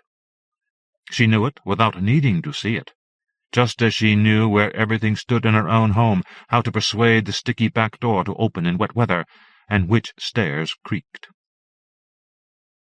"From the hag and hungry goblin that into rags would rend you." Jo shook her head to clear it. Quickly she crossed to one of the windows and peered out around the shutter. Rain teemed down outside, and she turned away in despair, believing herself trapped completely. Her gaze flicked around the room, skittering away from seeing the cat's remains, but they were center stage and not to be pushed aside. Perhaps, she thought, she could remove it, even, assuming she could get out of the building, give it a decent burial. The difficulty of doing this in Venice did not enter her mind. To this end, she inspected the tumbled decorating apparatus by the door and found a paint scraper and a tray encrusted with solidified emulsion. Armed with this, she advanced upon the pathetic little corpse. But the moment her foot passed the smudged circle, the floor seemed to fade beneath her, and she fell, gasping with alarm, clutching at nothing. But it was not, she realized a second later, the dizzying, headlong fall from a top floor to shatter on a pavement, but, incomprehensibly, more as she imagined free fall to be, buoyed on the air itself, floating on something completely insubstantial. Around her, a wind from nowhere began to blow, forming a spiral around her so that she drifted in the center of a vortex. And still she fell. 2. Death in Venice. Por dinheiro baio o perro. The dog dances for money. Portuguese proverb. A multitude of candles sputtered and smoked, so many of them that it might have been the inside of a church. The heat they gave off filled the room, and the ceiling above them was blackened. Apart from the candles, the room was bare. It was a long room, stuffy and airless. Heavy curtains covered its 5 tall windows, and the curtains, like the ceiling, were stained with soot. Despite all the candles, shadows lurked in its corners.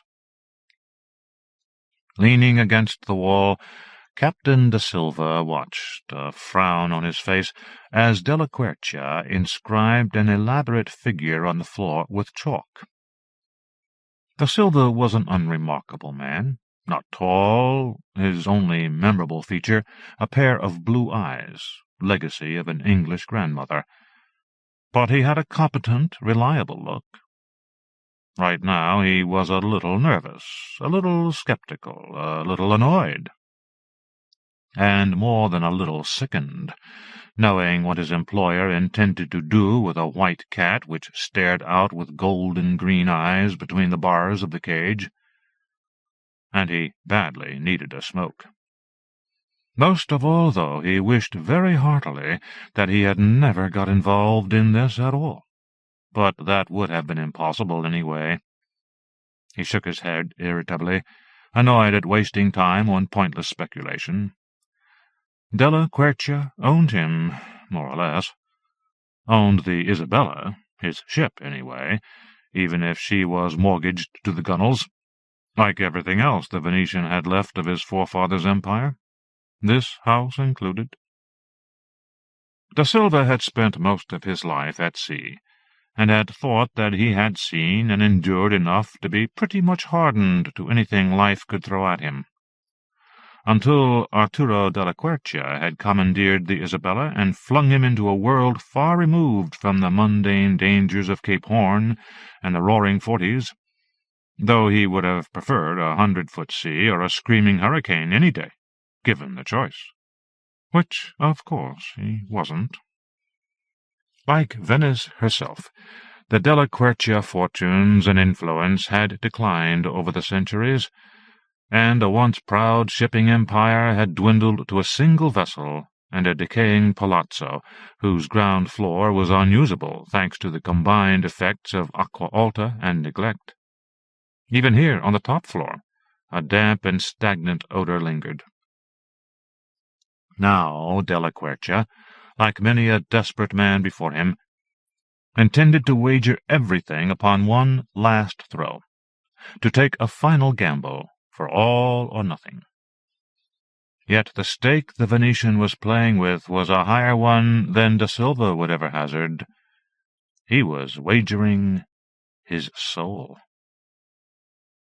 Months before, he had taken passage on the Isabella to Macao, not in itself a particularly unusual thing for an owner to do, but he had also had a task to demand of her captain.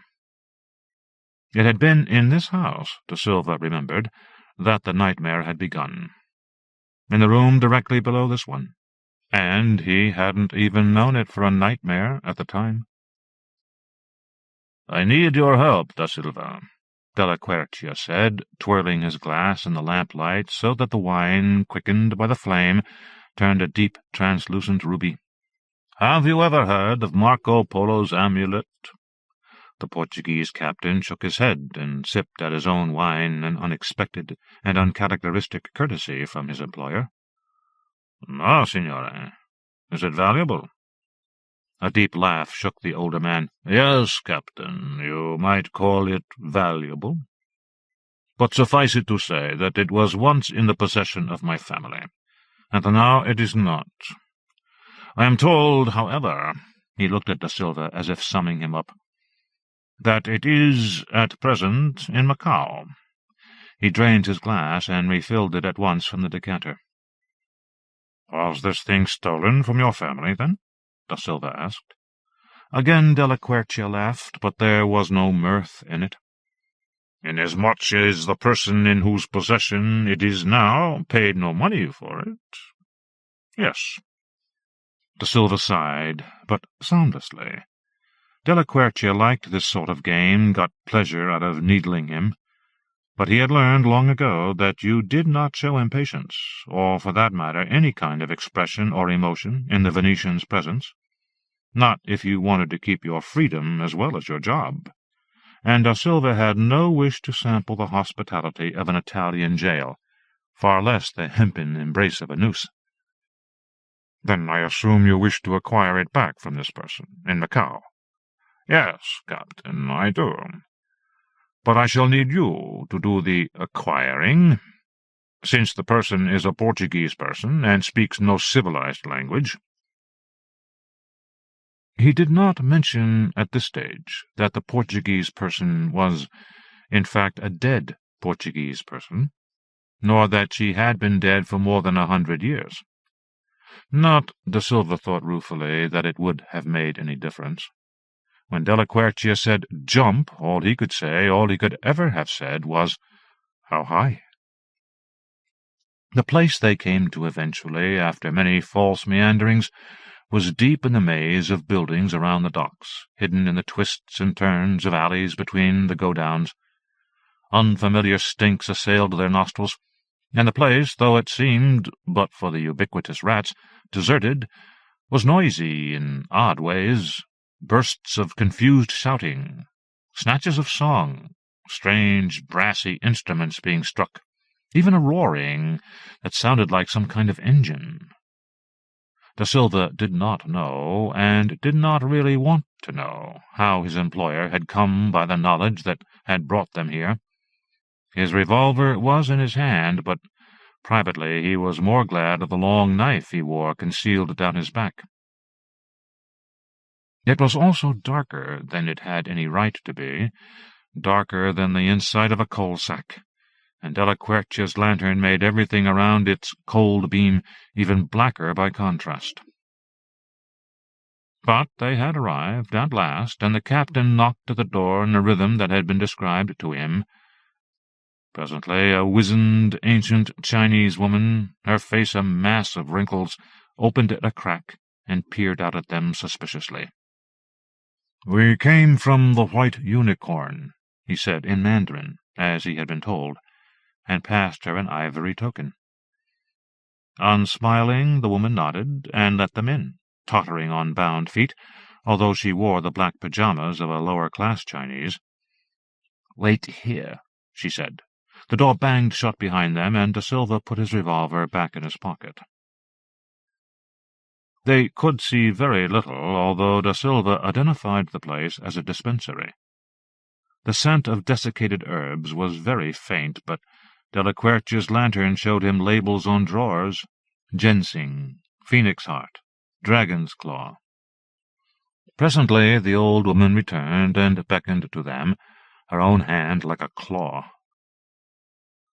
So far, so mysterious. But Da Silva had moved easily through this world thus far, since it was a milieu with which he was familiar, and one he knew how to manipulate.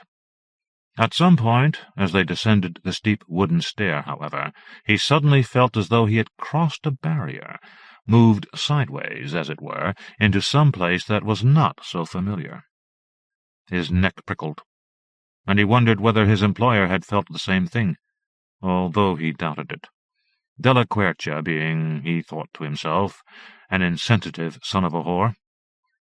But what manner of person would inhabit the cellar of a Chinese pharmacist's shop in an alleyway that was almost impossible to find?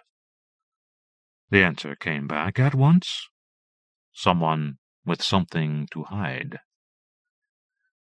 He was entirely unprepared, however, for the sight that met him in the cellar. For though the floor was of hard-trodden dirt, a magnificent table sat in the center of the room, and on it was a coffin. No, the word was sarcophagus. The great, ornate, glass-sided casket reminded him of nothing so much as the tomb of St. Francis Xavier, which held the saint's uncorrupted mortal remains in the city of Old Goa. Da Silva was not a particularly religious man, nor even as superstitious as most sailors, but he crossed himself before thought caught up with instinct, and muttered, "Mary, Mother of God," under his breath, without even realizing he had done so. Beside him, Delaquercia breathed out in triumph. "Maria Alvarez," he whispered. God gave the Portuguese a tiny country as their cradle, but all the world as their grave, thought Da Silva sourly. The words were Antonio Vieira's, but the sentiment was pretty accurate. "So, with whom do I have to haggle for your charm, signore?" he asked with as much asperity as he ever dared to use with Delaquercia. "With her," the other replied, gesturing at the coffin. Da Silva felt his jaw drop. "With Maria Alvarez, the necromancer, who stole it from my great-grandfather." "I—" began Da Silva, rendered momentarily speechless. "How?" "Open it," Delaquercia said. "Open the casket." The captain looked round, but the Chinese woman had vanished, so he found the catches that secured the carved lid in place, and snapped them open, then heaved at the lid. It was so heavy that he was half afraid its weight would drag out of his grasp and smash the glass side. But it opened smoothly enough, and rested solidly back on its hinges when he lowered it carefully down. Instead of the foul miasma he had expected, the breath from the coffin smelled faintly of roses. He let out the lungful of air he hadn't realized he was hanging on to, and looked down at the woman in the casket. A trickle of sweat ran down his face. He wiped it absently with his hand. "The amulet keeps her uncorrupted," said Della Quercia quietly. But uncorrupted did not mean unchanged, for the corpse thus revealed was exactly that, a corpse. Maria Alvarez, whoever she had been, had mummified in her coffin. The flesh had shrunk off her bones, her skin had dried and tanned to leather that had molded itself to the shape of her skull, the contours of the skeleton. Her hair still lay black as the night before moonrise, glossy and thick, but her eyeballs were desiccated in their sockets, and her lips were drawn back from her teeth. She wore her funeral finery, a dress of black silk, and around her hollow throat was the amulet, a necklace of pale jade and opals with fiery depths that took Da Silva's breath away. "It's beautiful," he said softly. "Take it," said Della Quercia. The captain hesitated. What was the catch? "Do it, Da Silva." Grimacing, the captain reached behind the mummy's neck to unclasp the jewel, forcing out of his mind the memory of living women around whose necks he had fastened trinkets of far less value. But the contact was too intimate and too similar to forget entirely. Then the shriveled eyes rolled round in their sockets, and a wizened hand gripped his wrist before he had time to react, the nails digging into his flesh like talons. The skull snapped upward, leaving the mass of shining hair behind like a pillow, and the dead jaw moved. "And who, pray tell, are you?" rasped the corpse. For a long moment the captain was quite incapable of speech. Then, shaking with horror, he managed to croak, "Luis da Silva." He tried to pull away from her iron grip, but without success. Then she sat up and seized the back of his neck with her other hand. The bones in their glove of skin clutched him like a vice and drew his face close to hers. "Of what city, Luis da Silva?" Her voice put him in mind of stones clashing together. "Lisbon," he whispered. "At last," replied Maria Alvarez, and he fancied he saw a topaz glint in her shriveled eyes. Then, knowing it had to be done, but dreading it with all his soul, he asked the question Della Quercia had brought him here to put to her. "What price do you want for this necklace?" Maria Alvarez seemed to exhale a breath of roses. She seemed to smile. "A kiss," she said, and pulled his head down. Da Silva's mind wanted to go away somewhere, the way the body fights the agony of dreadful wounds by shutting down. But quite to the contrary, everything was terribly clear, her dried lips, her leathern tongue, her coated teeth, and worst of all, his own desire that rose treacherously, despite the fact that he was being kissed by a corpse and that he could feel blood trickling down the back of his neck from the sharp grip of her claws. With his free hand he fumbled for the clasp of the necklace and managed to unfasten it. The amulet came away, and Maria Alvarez fell back into her coffin in sudden decay, the scent of roses turning mephitic in an instant. He sank to the floor, his legs unable to support him, the opal and jade necklace clutched in his hand. Della Quercia had never seen naked horror so clear on anyone's face before. But the matter was only of academic interest to him. The Portuguese had retrieved the amulet from his long-dead countrywoman, and now it could return to its rightful place, and its rightful use. Bending to retrieve it, he saw that Da Silva's eyes were still open, though the captain was surely unconscious. He shook him roughly by the shoulder. At length Da Silva drew a shuddering breath and sat up. The edges of the jade circles had drawn blood from his hand, but the several little cuts from Maria Alvarez's fingernails hurt more. There were 5 blue crescents on his wrist and a further selection on his neck, where they had dug into him. But that was not, would never be, the worst of it, for physical wounds always heal. Da Silva had, without realizing it, closed his eyes at the recollection. Now he opened them to find that Delaquercia had finished his floorboard calligraphy. He ran his fingers over the faint scars on his wrist and sighed, shifting his weight. A loose board rocked under his foot. "Bring the cat here," his employer instructed him, and Da Silva walked over to the cage and picked it up, his jaw rigid with distaste. Like most sailors, he liked cats. They killed rats, which were such a vile pest on every ship that ever put to sea. But that, Delaquercia had told him, was precisely why a cat had to be sacrificed here, and why he had done away with the little bridge that had connected the house to that curious tower behind it, although Da Silva was still not entirely sure he comprehended the reason for that. He did not know why it had been called the Cat Tower, nor of the architect Simone's philosophies. However, he understood that it was some kind of rat demon that Delaquercia needed the cat's death to summon, because that, apparently, was the purpose of the amulet. The necklace was its lodestone and blood, its magnet, and according to Delaquercia, demons could be compelled to reveal the whereabouts of hidden treasure. 19 years before, Da Silva had killed a man whom he had caught in the act of rape, killed him with his long knife. Yet the thought of cold-bloodedly slaughtering a cat made him squeamish. He did not regret his earlier action, since he was still married to the woman he had helped that day. Indeed, he knew he would do the same thing again. Unfortunately, though, the man he had killed had been named Aldo Delaquercia, and his elder brother had witnessed the entire incident. His revenge had been nothing so subtle as the Bible recommended. Da Silva's sentence had been life, not death. So he did not watch what the Venetian did to the cat.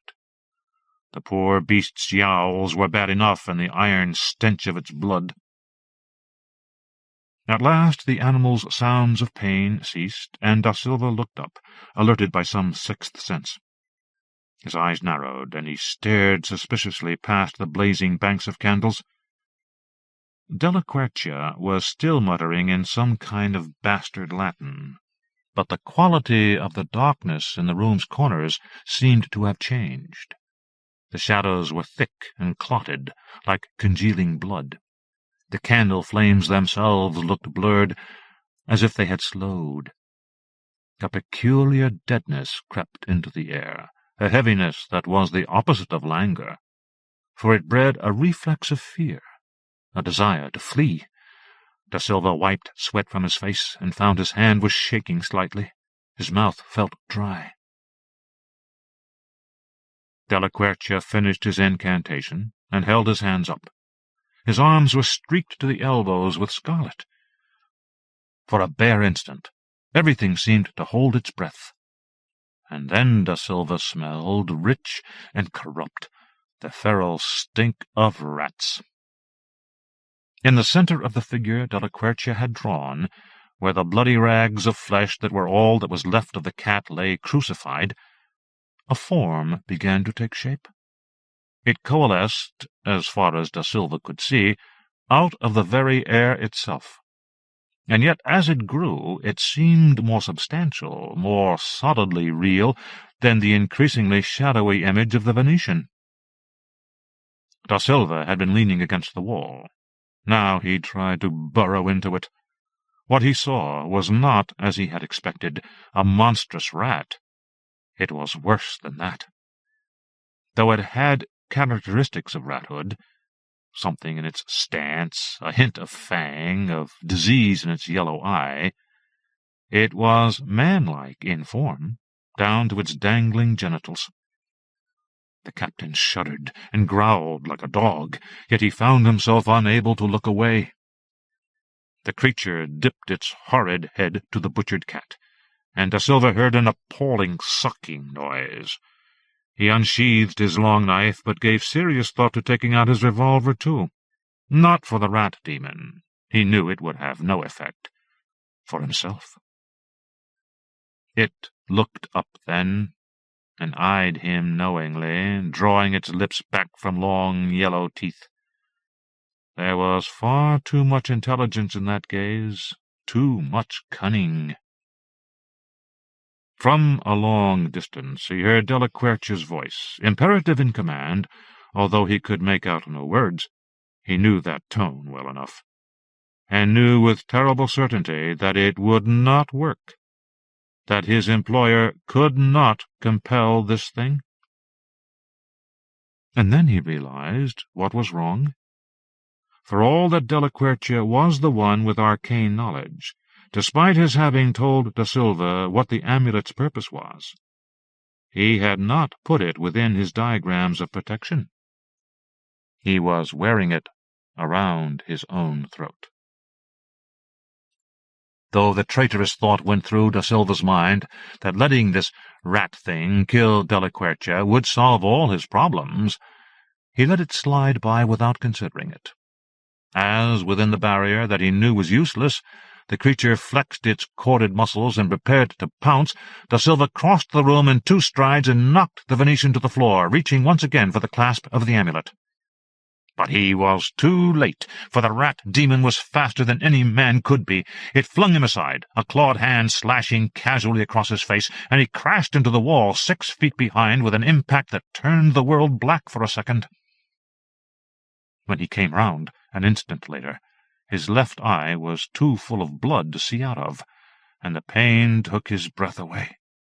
But with his other eye he saw the summoned thing, grown huge now, bend and suck at Delaquercia, as moments ago it had fed off the cat's corpse, which had, he noticed, vanished completely, though he did not think the rat-demon had precisely eaten it. It drank and guzzled for only a short time before looking up and meeting Da Silva's gaze again with that dreadful, knowing expression. Then it licked its bloody lips with a pointed tongue that reminded him too much of Maria Alvarez's, and slid, in a way he could neither comprehend nor describe, into the body of Arturo Delaquercia. Da Silva cursed weakly, tasting his own blood in his mouth. The off-handed way the rat-thing had thrown him against the wall made him doubt his capacity to fight it. But appalled, he knew he had to try. He retrieved his knife and staggered to his feet, gasping at the pain in his face and his left eye. Perhaps the creature was still disoriented. Perhaps it could not immediately coordinate the body it had seized. And perhaps, again, Da Silva thought wearily, as Delaquercia lurched to his feet, this was just a novel way of committing suicide. "Threaten me, little man?" It was Delaquercia's voice, but somehow distorted, the timbre hollower, louder, like a shout, but with blurred edges. "Oh, yes," Da Silva said, and lunged with his knife, opening Delaquercia's arm from elbow to shoulder. Blood followed the slash, but sluggishly. Da Silva would bleed to death quicker from his head wound. He ducked under a flailing blow and hit out again, catching Delaquercia glancingly in the neck. On the amulet itself, he realized with a sudden spark, and tried to follow it up, to hook the point under the chain. But the other grabbed the blade of the knife and twisted the stroke aside with terrible strength. Wincing at the very thought of grasping the knife, he knew how sharp it was. Da Silva fought just to keep hold of it. Sweat ran into his good eye, and he knuckled it away. He was close enough to the possessed man to attempt a knee in the crotch, but Delaquercia caught the blow on his thigh and backhanded Da Silva across the face again. His fingers had to be nearly severed by now, but he seemed to feel no pain, unlike Da Silva, who was almost blinded by the anguish of the last blow. They were so close now that he could smell rat stink on Delaquercia's breath, and see the yellow that had crept into his eyes. He had only one chance now, so he let go of the knife's handle and used both hands to reach round the back of the Venetian's neck and unfasten the amulet once more.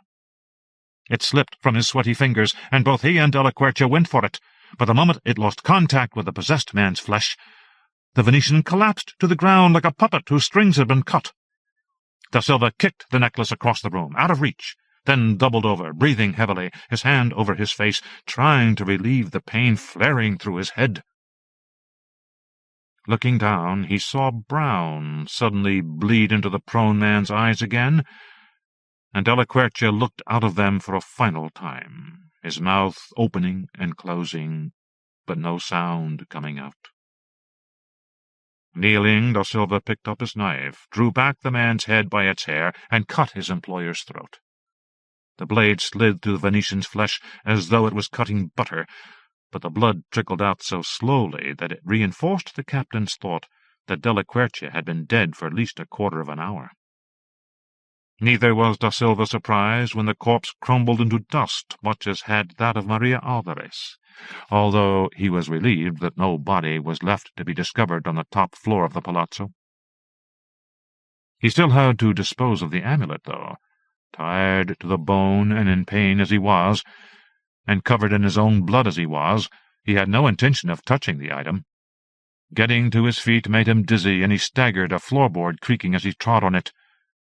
By the door, he recalled, there was a loose board. He had felt it move earlier. It came up easily with the point of his knife. Some months later, the one-eyed captain, Luis da Silva, left Venice for good, taking his wife and children to Lisbon aboard his ship, the Isabella. In the walls of the Casa della Scala, the rat demon waited. 3. Joe was in a place of Escher architecture, a place of more than 4 dimensions. Whether that was the reality or she was seeing by metaphor, she had no idea. But, real or imagined, her feet were on the ground again, such as it was, and it made her feel better. Her mind did not understand how she had got here, wherever here was, so she put that on the back burner and set about looking for a way out. Instead of the stairs and interiors that she associated with Escher, this was a place of bridges, interconnecting roads and paths, and cats scampering across them, pursuing rats hither and thither, up and down, upside down, white cats, black cats, piebald cats, grey cats, ginger, calico, tabby, tiger-striped, and leopard-spotted. It didn't take a genius to figure that one out, Joe thought, laughing. So it was a dream, she concluded, and as if to reassure her that that was all it was, the scene changed. A pulse boomed in her head, centered on her brow, drilled through like a migraine, and a red mist suffused her vision. She blinked, and flinched back as a huge rat's face swelled at her and receded. It was hideous, but she was only dreaming. And she was back in the room at the palazzo. And it was still there.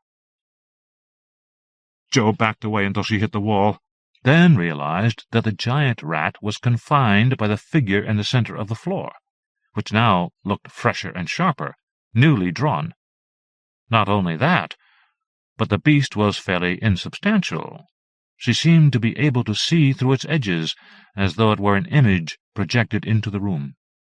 But it was still pretty frightful, and an almost palpable stink of menace radiated from it like heat from a stove.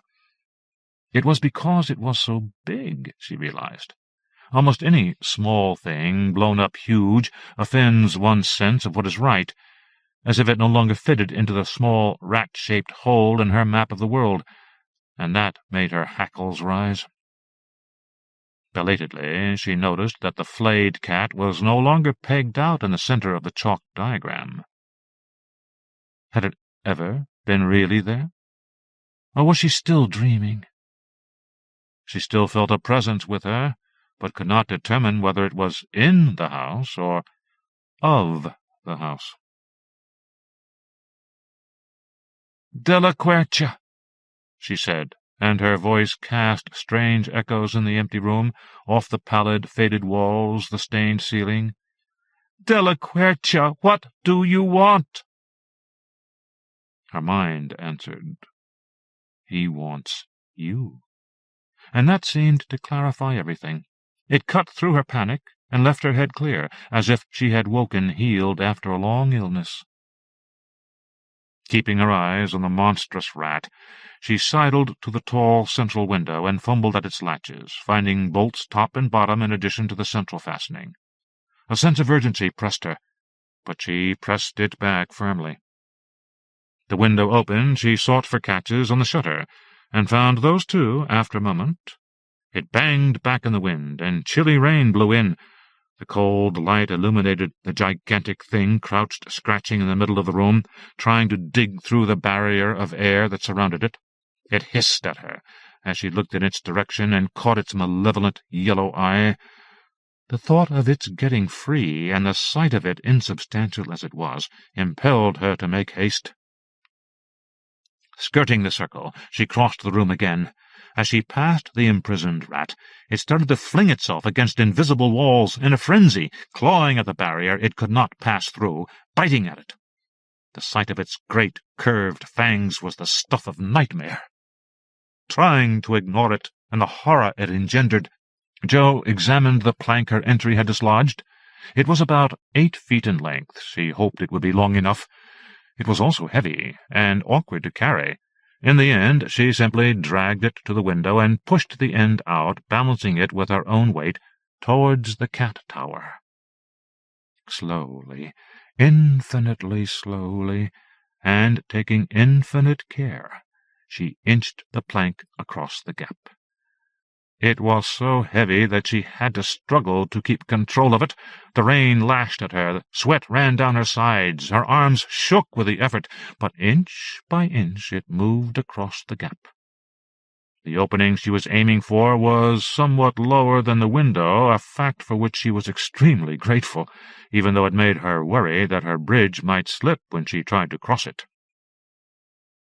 As the end neared the cat tower, the plank grew more and more difficult to control, but at last it thumped onto the sill of the opening she'd been aiming for, and she breathed a great sigh of relief.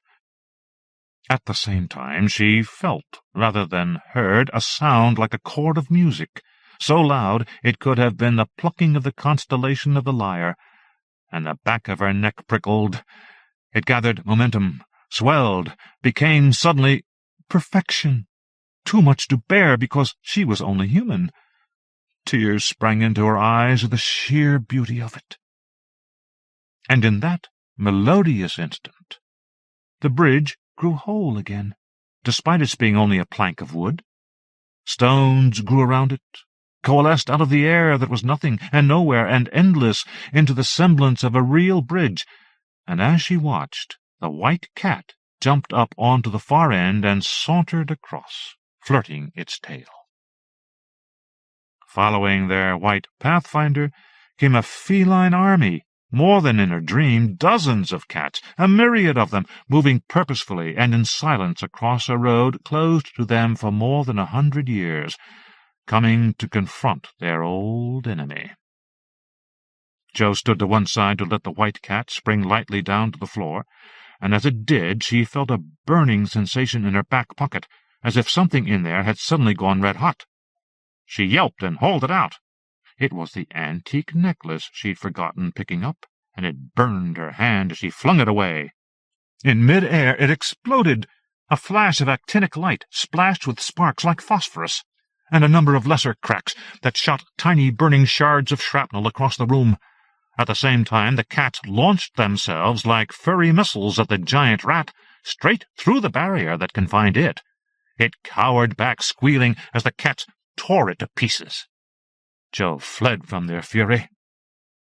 She stepped up onto her bridge, and though she knew that it was just a narrow plank and there was far too much air below her, she also knew that harmony was restored, and the Casa della Scala was complete again, after too long in limbo. Rain lashed through the open sides of the bridge as she crossed it, but she took no notice. At the other end she stepped through into the cat tower with a gasp of relief, then sank to the floor, her legs gone suddenly wobbly. She sat and hugged her knees, closing her eyes thankfully for an instant.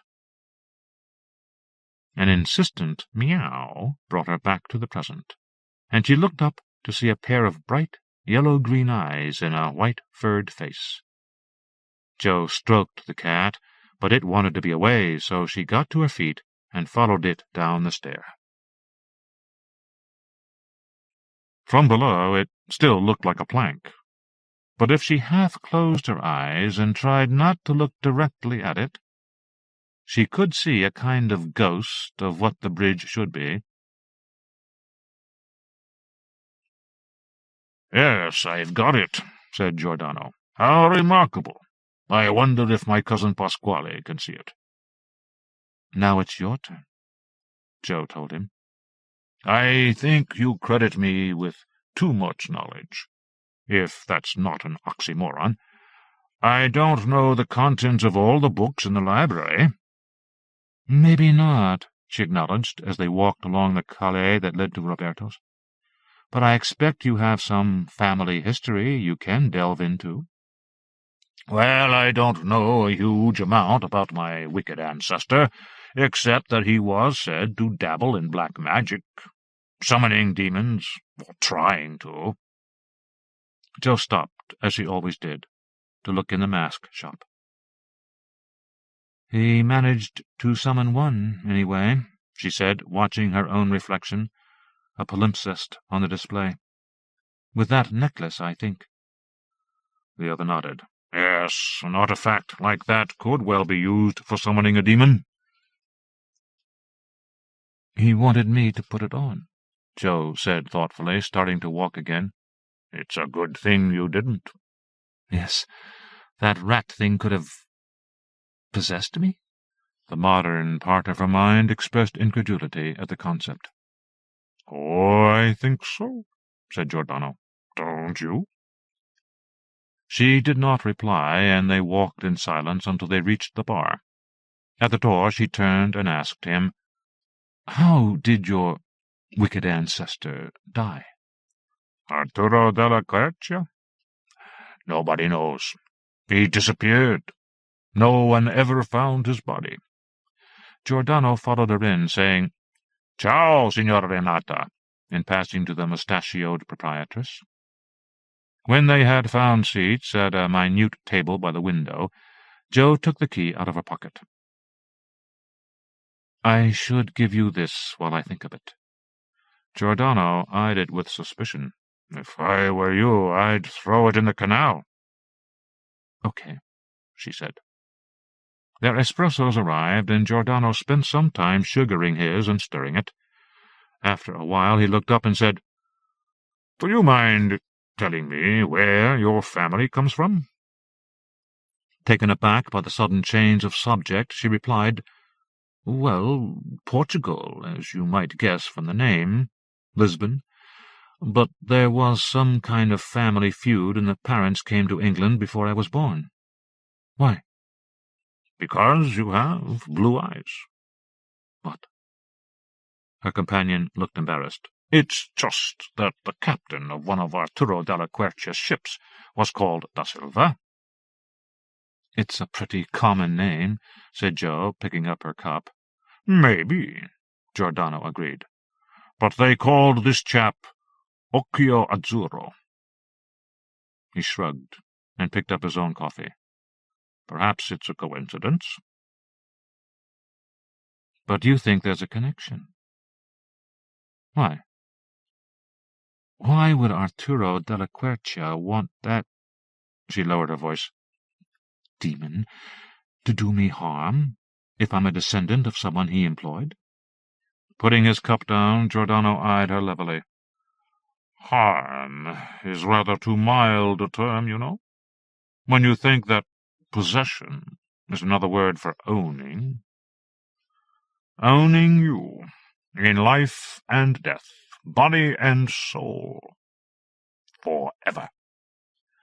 Whatever he had against the Da Silva family, you are lucky to get out."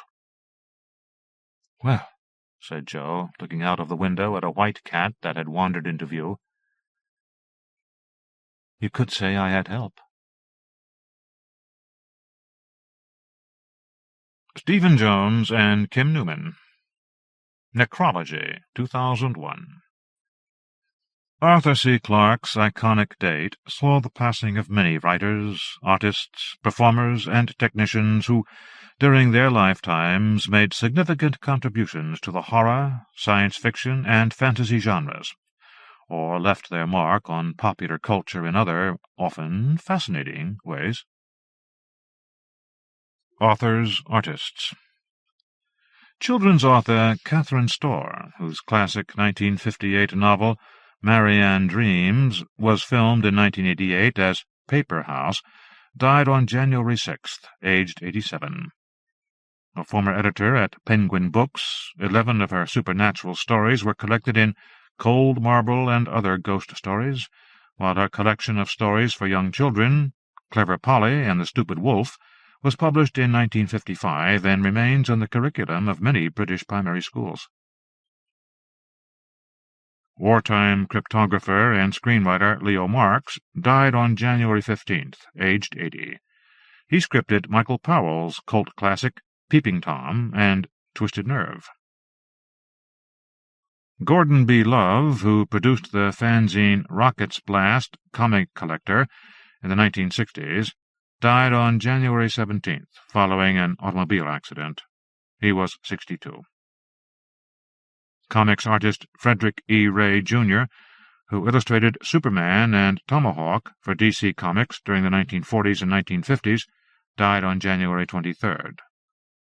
Fantasy and military SF writer Rick Shelley died of complications from a massive heart attack on January 27th, aged 54. His books include the Varian Memoir Trilogy, the Lucky 13th series, plus The Wizard at Mech and The Wizard at Home. Canadian-born fantasy and SF writer Gordon R. Rupert Dixon died of complications from asthma on January 31st, aged 77. Best known for the Child Cycle, Dorsai Sequence, and Hoka stories, written with Paul Anderson, the Hugo and Nebula Award-winning author published his first story in 1951 and wrote more than 80 books and around 200 short stories. His 1976 novel, The Dragon and the George, won the British Fantasy Society's August Derleth Award. British horror author Gerald Suster died of an apparent heart attack on February 4th, aged 49. A former teacher before becoming a full-time writer in the late 1970s, his many occult thrillers include such titles as The Devil's Maze, The God Game, and The Labyrinth of Satan, which formed a loosely linked trilogy. His other novels include The Elect, The Scar, The Offering, The Block, The Force, and The Handyman. A devotee of Arthur Machen, whose writing was a major influence on his own work, Suster also wrote a number of non-fiction volumes based on his personal interest in the occult, including Hitler and the Age of Horus, The Truth About the Tarot, The Hellfire Friars, and a biography of Aleister Crowley.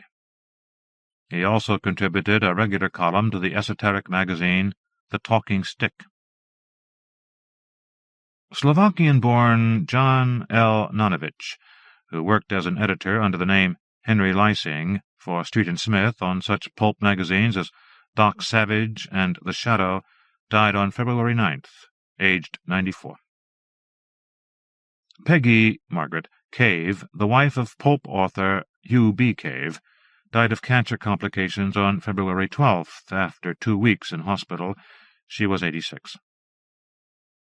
Popular horror author Richard Carl Lehman died of a massive heart attack on February 14th, aged 54. The current president of the Horror Writers Association, his many novels include the Beast House series, The Cellar, The Beast House, and The Midnight Tour, along with The Woods Are Dark, Out Are the Lights, Beware, All Hallows Eve, Resurrection Dreams, The Stake, Quake, Bite, Cuts, Once Upon a Halloween, The Traveling Vampire Show, and Night in the Lonesome October. As well as writing 2 novels under the pseudonyms Carl Lehman and Richard Kelly, his short fiction was collected in A Good Secret Place and Dreadful Tales, while the autobiographical study A Writer's Life appeared from Deadline Press. He was set to be guest of honor at the 2001 World Horror Convention in May. Italian composer Piero Umiliani died the same day, aged 75. He composed the scores for more than 100 films, including The Amazing Dr. G, 5 Dolls for an August Moon, Witchcraft 70, Night of the Devils, and Baba Yaga. Eccentric Irish ufologist and author Desmond Arthur Peter Leslie died in France on February 22, aged 79. He collaborated with George Adamski on the controversial 1953 bestseller Flying Saucers Have Landed. Film and TV composer Richard Stone died after a long battle with pancreatic cancer on March 9th, aged 47. Besides writing the music for such movies as Sundown, The Vampire in Retreat, and Pumpkinhead, he also won 7 Emmys for his work on Animaniacs and such other cartoon TV series as Freakazoid, Hysteria, Pinky and the Brain, and Tasmania. 25-year-old Jenna A. Ann Felice, an editor at Tor Books, died on March 10th of complications from a severe allergic reaction and asthmatic attack after spending nearly a week in a coma. She also worked with her life partner, Rob Kilheffer, on the small press magazine Century. 73-year-old best-selling thriller writer Robert Ludlum died of a massive heart attack at his Florida home on March 12th after recently undergoing heart surgery. A former television and stage actor and theater director, his first book, The Scarlatti Inheritance, was written in 1971 as a lark, since when he sold more than 220 million copies in 40 countries. His many titles include The Holcroft Covenant, made into a film starring Michael Caine, The Bourne Identity, made into a TV miniseries with Richard Chamberlain and a theatrical film with Matt Damon, The Matarese Circle, The Scorpio Illusion, The Apocalypse Watch, and The Prometheus Deception, which appeared on the bestseller lists of the New York Times, Los Angeles Times, and Publishers Weekly. Veteran pulp author J. John Harvey Haggard died on March 15th, aged 87. A distant relative of H. Rider Haggard, from 1930 until 1960, his stories appeared in such titles as Amazing Stories, Planet Stories, Thrilling Wonder Stories, Future Fiction, Fantastic Universe, and Ray Bradbury's 1939 fanzine Futuria Fantasia. He had 2 stories reprinted in the 1997 volume Ackermanthology. Dr. Donald A. Anthony Reed, founder and president of the Academy of Science Fiction, Fantasy, and Horror Films, died of heart failure and complications from diabetes on March 18th in Los Angeles, aged 65. Reed, who founded the Academy in 1972, was instrumental in the promotion of the Saturn Awards and also founded and served as president of the Count Dracula Society since 1962. Papa John Edmund Phillips, who founded the 1960s California pop group The Mamas and the Papas, died of heart failure the same day, aged 65. After years of drug and alcohol abuse, he had had a liver transplant several years earlier. Phillips wrote such classic flower power songs as Monday, Monday, California Dreamin', Creek Alley, and San Francisco, Be Sure to Wear Some Flowers in Your Hair. He also scored the movies Brewster McCloud, Myra Breckinridge, and The Man Who Fell to Earth. British supernatural fiction writer R. Ronald Henry Glen, Chetwynd Hayes, described by one of his publishers as Britain's Prince of Chill, died of bronchial pneumonia in a London nursing home on March 20th, aged 81. His first book was The Man from the Bomb, a science fiction novel published in 1959 by Badger Books, since when he published a further 12 novels, 23 collections, and edited such anthologies as Cornish Tales of Terror, Scottish Tales of Terror, as Angus Campbell, Welsh Tales of Terror from Outer Space, Gaslight Tales of Terror, Doomed to the Night, 12 volumes of the Fontana Book of Great Ghost Stories, and 6 volumes of the Amara Monster Book for Children. In 1976, he ghost-edited and wrote almost all of the one-shot magazine Ghoul, and his own short stories were adapted for the screen in the anthology movies From Beyond the Grave and The Monster Club. The author was portrayed in the latter by John Carradine. In 1989, R. Chetwynd Hayes was presented with Life Achievement Awards by both the Horror Writers of America and the British Fantasy Society for his services to the genre. Daniel Cunahan, British journalist, radio reporter, and author of the children's fantasy Unicorn Magic, 1953, died on March 25th, aged 83. 82-year-old Italian comic strip artist Luciana Giussani died in Milan after a long illness on March 31st. With her sister Angela, who died in 1987, she created the popular crime comic Diabolique in 1962, filmed by Mario Bava in 1967 as Danger, Diabolique, and together they founded the Astorina publishing house. Novelist and TV scriptwriter Gene Thompson, a teenage protege of Groucho Marx, died of cancer on April 14th, aged 76. He wrote the occult novel Lupe and scripts for such shows as Gilligan's Island, My Favorite Martian, Love, American Style, and Columbo. Judy Judith Watson, the 61-year-old wife of science fiction fantasy writer Ian Watson, died on April 14th of heart failure brought on by emphysema, from which she suffered progressively for the past few years. Her artwork appeared in New Worlds and Oz, and she bequeathed her body to the Department of Human Anatomy of the University of Oxford. New York singer-songwriter and drummer Joey Ramone, Jeffrey Hyman, died after a long battle with lymphatic cancer on April 15th, aged 49. He formed his punk band, the Ramones, in March 1974. Following a fistfight in 1983, Ramone underwent emergency brain surgery.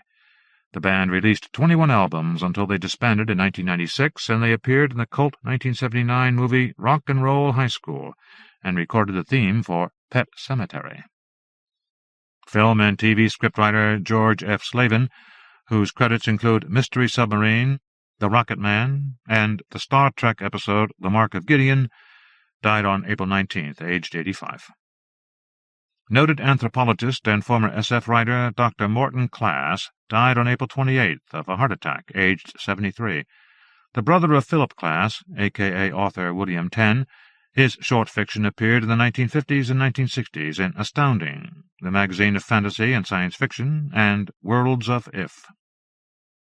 39-year-old Chicago model, singer, artist, and writer Lynn Gauger, Lynn Sinclair, best known as a companion to late horror authors Carl Edward Wagner and R. Chetwynd Hayes, died on May 2nd after a long illness. She had been taking a variety of painkillers and other medication ever since being injured in a car crash several years earlier, and had apparently lost the will to live. Her collaborative story with Rex Miller, Vampires of London, appeared in the anthology The Hot Blood series, Kiss and Kill.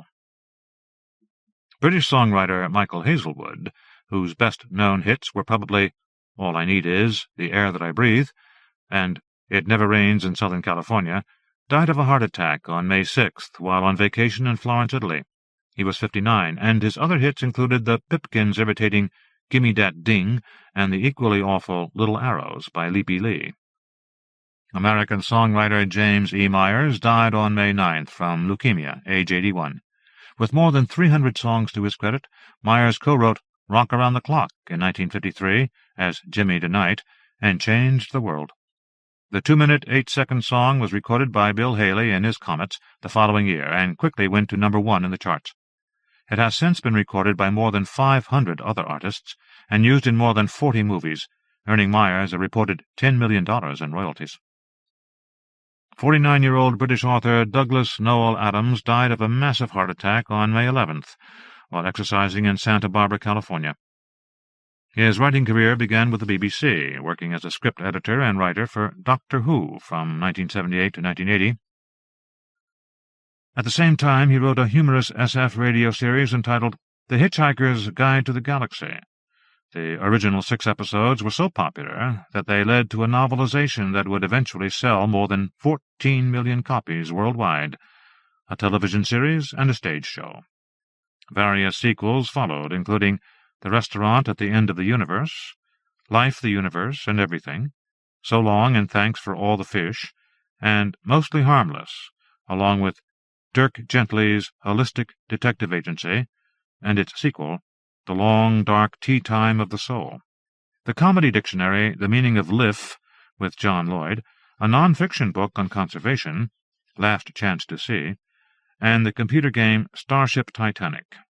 11 chapters from his unfinished 1996 novel, The Salmon of Doubt, were included in a collection of the same title published exactly a year after the author's death. Controversial and hedonistic author and television scriptwriter Simon Arthur Noel Raven died of a stroke on May 12th, aged 73. His 1961 vampire novel, Doctors Wear Scarlet, was filmed as Incense for the Damned, a.k.a. Bloodsuckers, while his other books with genre elements include The Sabre Squadron, The Roses of Picardy, and its sequel, September Castle, The Islands of Sorrow, and the collection Remember Your Grammar and Other Haunted Stories. He edited the 1960 collection The Best of Gerald Kirsch, and his script work includes such projects as the James Bond film On Her Majesty's Secret Service, Unman Wittering and Zigo, and TV's Sexton Blake and the Demon God. Suffering with Crohn's disease since the early 1990s, he had lived as a pensioner in Sutton's Hospital Charterhouse, an almshouse for impoverished gentlemen in London.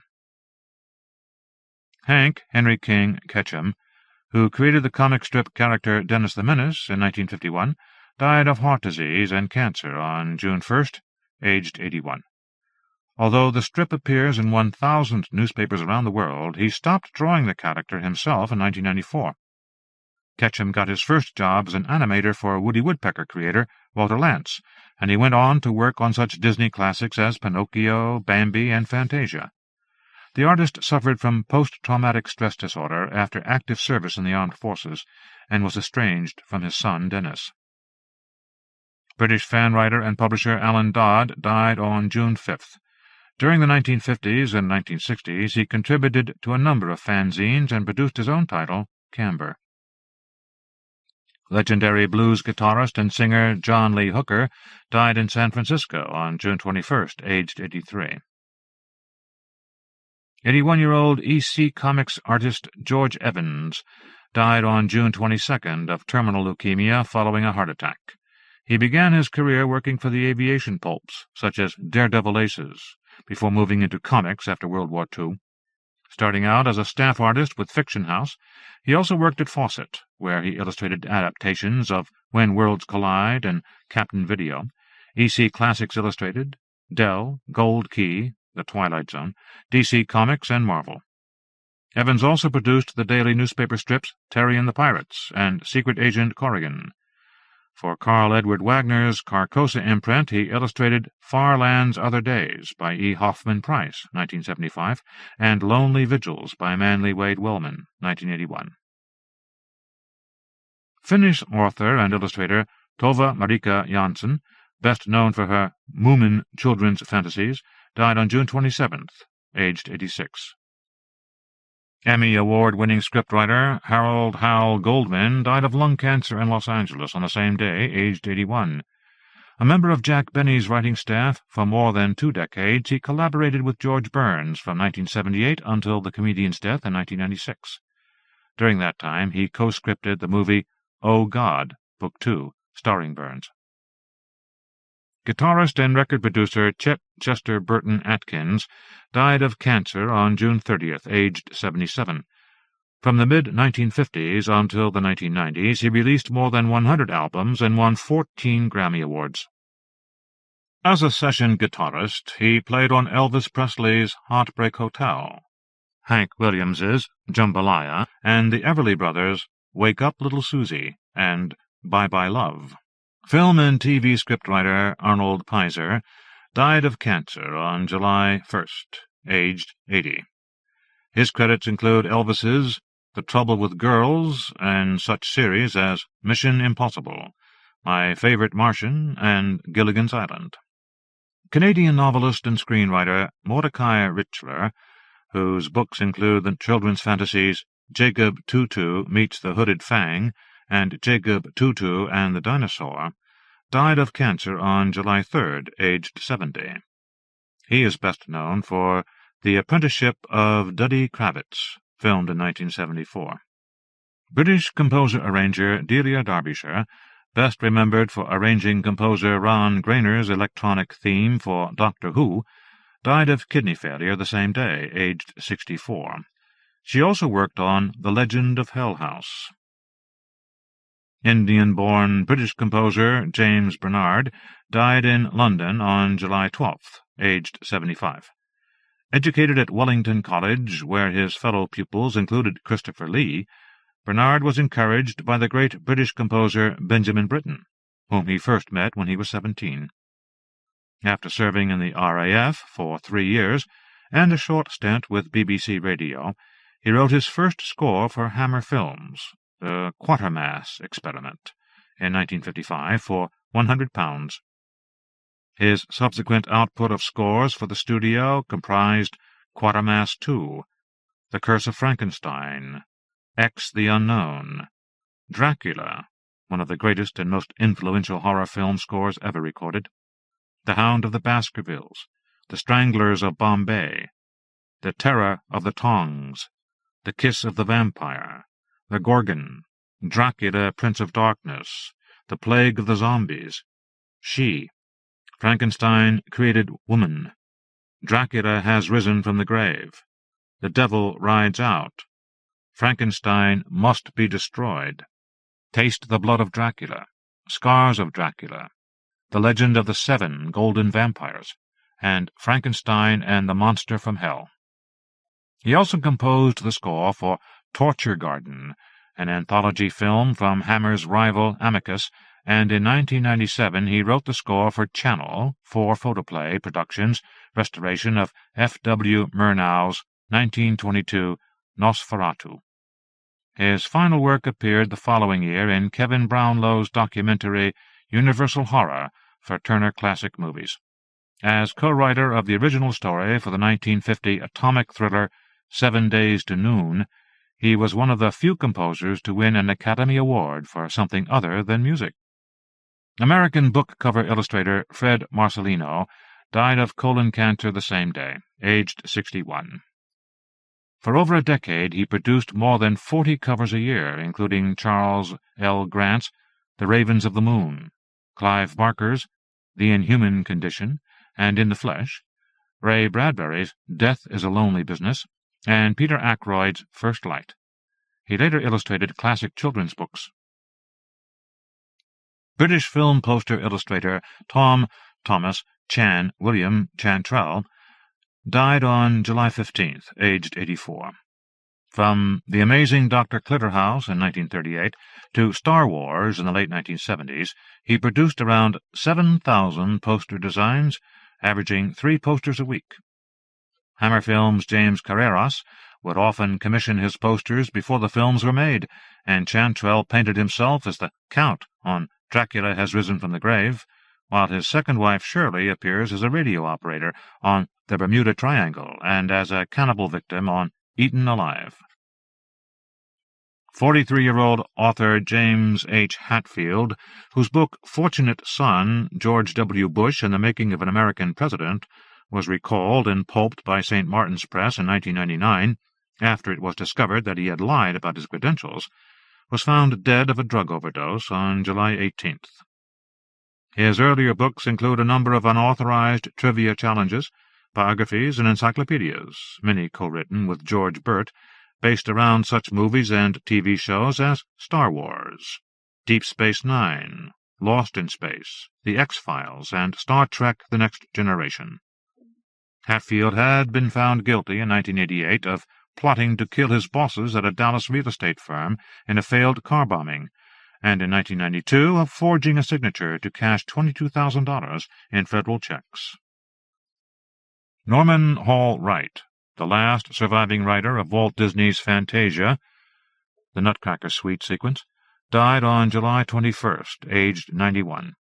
He also worked on various cartoon shorts and was a sequence director on Bambi.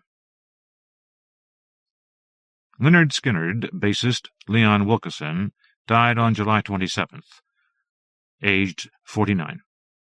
The cause of death was under investigation. Children's author Elizabeth Yates died on July 29th, aged 95. In 1949 she ghost-edited the anthology Spooks and Spirits and Shadowy Shapes, and included one of her own stories. Science fiction and fantasy author Paul William Anderson died of prostate cancer around midnight on July 31st, aged 74. He had returned home that day after a month in hospital to await the end with his close family. After making his debut in Astounding in 1947, he wrote more than 100 books, including Vault of the Ages, 1952, 3 Hearts and 3 Lions, The High Crusade, A Midsummer Tempest, A Night of Ghosts and Shadows, Tau Zero, and 2 collaborations with Gordon R. Dickson, who died in January, Star Prince Charlie and Hocus Hocus Hocus. A winner of 3 Nebula and 7 Hugo Awards, his penultimate novel, Genesis, won the 2000 John W. Campbell Memorial Award. Robert H. Henry Rimmer, author of the 1966 free love novel The Harriet Experiment, filmed in 1973, and several volumes of the X-rated videotape guide, died on August 1st, aged 84. His other books include The Zolotov Affair, Love Me Tomorrow, and The Resurrection of Anne Hutchinson. 68-year-old Ron Townsend, co-founder and one of the lead singers of 1960s group Fifth Dimension, died of renal failure on August 2nd after a 4-year battle with kidney disease. The Grammy-winning group's greatest hits include Up, Up, and Away and Aquarius, Let the Sun Shine In. Author Frederick A. Rayborg, Jr., who was a regular contributor to Marvin Kaye's anthologies under the pseudonym Dick Baldwin, died on August 13th, aged 67. His stories appeared in Brother Theodore's Chamber of Horrors, Ghosts, Masterpieces of Terror and the Supernatural, and Devils and Demons, amongst other titles. HarperCollins editor Robert S. Jones, whose authors included Clive Barker, died of cancer in New York on the same day, aged 47. American composer Jack Elliott, who wrote the music for Starsky and Hutch, Charlie's Angels, The Love Boat, and other 1970s TV shows, died of a brain tumor on August 18th, aged 74. His film credits include Oh God, and the series The Fresh Prince of Bel-Air was loosely based on Elliott's family. Controversial British astrophysicist and SF author Sir Fred Hoyle, who coined the term Big Bang to describe the creation of the universe, a theory he always personally disputed, died on August 20th after suffering a severe stroke in July. He was 86. Founder of the Institute for Astronomy at Cambridge University and Fellow of the Royal Society, Hoyle's novels include The Black Cloud and Ossian's Ride, and he co-wrote the BBC TV series A for Andromeda and its sequel, Andromeda Breakthrough, with John Elliott. Comics artist Chuck Kudera, who created Black Hawk at Quality Comics in 1941, died on August 25th, aged 86. He also created Blue Beetle and continued to ink Black Hawk after the title was sold to DC Comics until 1967. He worked on several other DC titles before leaving the field in 1970. Philanthropist and publisher Paul Hamlin, Paul Bertrand Hamburger, who became a multimillionaire with his eponymous mass-market imprint, died on August 31st, aged 75. Among the books he published are Supernatural Stories for Boys, The Best Ghost Stories, The Best Horror Stories, and Spine-Chilling Tales for the Dead of Night. He reissued Algernon Blackwood's Tales of the Uncanny and the Supernatural, and Tales of the Mysterious and Macabre, under his Spring Books imprint, and was also chairman of the Octopus Publishing Group from 1971 to 1997. Pauline Kael, the influential film critic of the New Yorker magazine, died of Parkinson's disease on September 2nd, aged 82. Her collected essays were published as I Lost It at the Movies, Kiss Kiss Bang Bang, Going Steady, Deeper into Movies, winner of the National Book Award, Reeling, and For Keeps. 54-year-old Douglas J. Stone, vice president of Odyssey Press, which prints and mails the New York Review of Science Fiction, was aboard the doomed American Airlines Flight 11, which was crashed by terrorists into New York's World Trade Center on September 11th. Longtime fan and former president and co-founder of the Southern Fandom Confederation, Meade Frierson III, died of cancer on September 24th, aged 61. With his wife Penny, he edited the influential H.P. Lovecraft fanzine HPL in the early 1970s. George Gately Gallagher, creator of the Heathcliff newspaper comic strip, died of a heart attack on September 30th, aged 72. From 1973 until he retired in the late 1990s, he drew the eponymous cartoon cat, before which he created the Hapless Harry strip. EC Comics artist Johnny Craig also died in September, aged 75. After entering the industry in the late 1930s, he joined EC in 1950, where he contributed to Tales from the Crypt, Vault of Horror, Haunt of Fear, Two-Fisted Tales, and other titles. His other credits include Warren Publishing's Creepy and Eerie, and various titles for Marvel and DC. 69-year-old Gregory Hancock Hemingway, the youngest son of Ernest, died of hypertension and cardiovascular disease on October 1st while being held at a women's detention center in Florida. He had apparently had a sex change operation late in life and called himself Gloria. Hemingway had been arrested 5 days earlier for being naked in public and was charged with indecent exposure and resisting arrest. His book about his father, Papa, a personal memoir, was published in 1976. Scottish illustrator Charles William Stewart died on October 3rd, aged 85. As well as producing artwork for Beckford's Vathek and Le Fanu's Uncle Silas, he also edited Ghost Stories and Other Horrid Tales for the Folio Society, to which he contributed 20 watercolor plates. Nuclear physicist, author, and SF fan Milton A. Rothman died of heart failure on October 6th, aged 81. One of the hosts for the first SF convention in America, he chaired 3 World Cons, including the one in 1953, that introduced the Hugo Award, and published fiction in Astounding under the pseudonym Lee Gregor. British-born composer and songwriter Joel Lubin, best known for such songs as Move Over, Darling and Glass Bottom Boat for Doris Day, died of heart failure on October 9th, aged 84. During the 1960s, he developed a number of music artists, including Jan and Dean, and he co-wrote Tutti Frutti with Little Richard. Poet, editor, and literary critic Anne Riddler, OBE, and Barbara Bradby, who edited Best Ghost Stories for Faber and Faber in 1945, died in Oxford on October 15th, aged 89. Oscar-winning American songwriter Jay Livingston, who, with Ray Evans, wrote such classics as Buttons and Bows, Mona Lisa, and Que Sera Sera, died of pneumonia on October 17th, aged 86. The duo's first big hit was Goodbye Now from Olson and Johnson's 1941 review Hell's a Poppin', which led to a 10-year contract with Paramount. Their TV themes include Bonanza and Mr. Ed, which featured Livingston's voice. Livingston also worked on the scores for When Worlds Collide and The Mole People. 90-year-old TV writer Norman Lessing, whose credits include episodes of Shirley Temple Storybook, which he associate produced, and Lost in Space, died on October 22nd of congestive heart failure and complications from Parkinson's disease. Best known for his depictions of Terry Pratchett's Discworld on book covers, calendars, and other media since 1984, British artist Josh Ronald William Kirby died unexpectedly in his sleep on October 23rd, aged 72.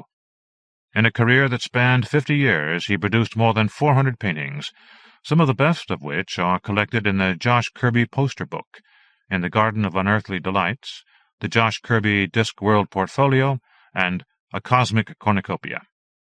Beginning in 1956 with a paperback cover for Ian Fleming's Moonraker, he illustrated such authors as Ray Bradbury, Edgar Rice Burroughs, and Alfred Hitchcock.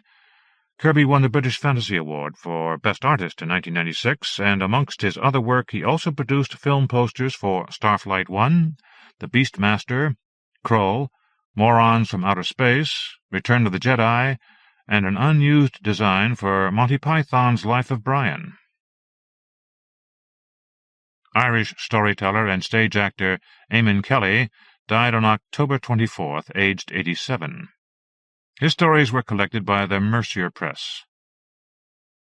American author Richard Martin Stern, whose novel The Tower helped inspire the 1974 movie The Towering Inferno, died on Halloween, aged 86. British screenwriter and playwright Anthony Shaffer died of a heart attack in London on November 6th, aged 75. The twin brother of playwright Peter Shaffer, he is best known for his stage success Sleuth. Sleuth, filmed in 1971. His other screenplays include Hitchcock's Frenzy, Absolution, a trio of Agatha Christie adaptations, Death on the Nile, Evil Under the Sun, and Appointment with Death, and the cult classic The Wicker Man, which he novelized in 1979. Comics artist Dwight Graydon Morrow died the same day, aged 67. He had been suffering from Parkinson's disease for several years, and according to some reports took his own life. While illustrating various SF Digest magazines and paperback book covers in the 1960s, including more than 100 covers for the Perry Rodin series, he began contributing comic strips to Warren Publishing's Creepy and Eerie. In 1978 he adapted several stories for the illustrated Roger Zelazny, and a retrospective volume entitled Grey Morrow, Visionary, appeared in 2001. He also worked on a number of newspaper strips, including Secret Agent X9, Rip Kirby, Buck Rogers, and Flash Gordon, and was the longest-running artist on Tarzan, which he illustrated for 18 years. He was reportedly despondent over his recent replacement on the strip by a new artist. Kenneth Elton Kesey, best known as the author of One Flew Over the Cuckoo's Nest, filmed in 1975, and the man who coined the term acid, died of complications from surgery for liver cancer on November 10th, aged 66. In 1966, Kesey fled to Mexico to avoid going to trial for marijuana possession, and was eventually sentenced to 6 months in jail. He and his fellow merry pranksters were the heroes of Tom Wolfe's influential 1968 book about psychedelia, The Electric Kool-Aid Acid Test. 60-year-old horror author and filmmaker Michael O'Rourke died unexpectedly on November 14th, possibly as a result of toxic mold poisoning. 2 years earlier, O'Rourke and his wife were evacuated from their home, and a lawsuit is ongoing.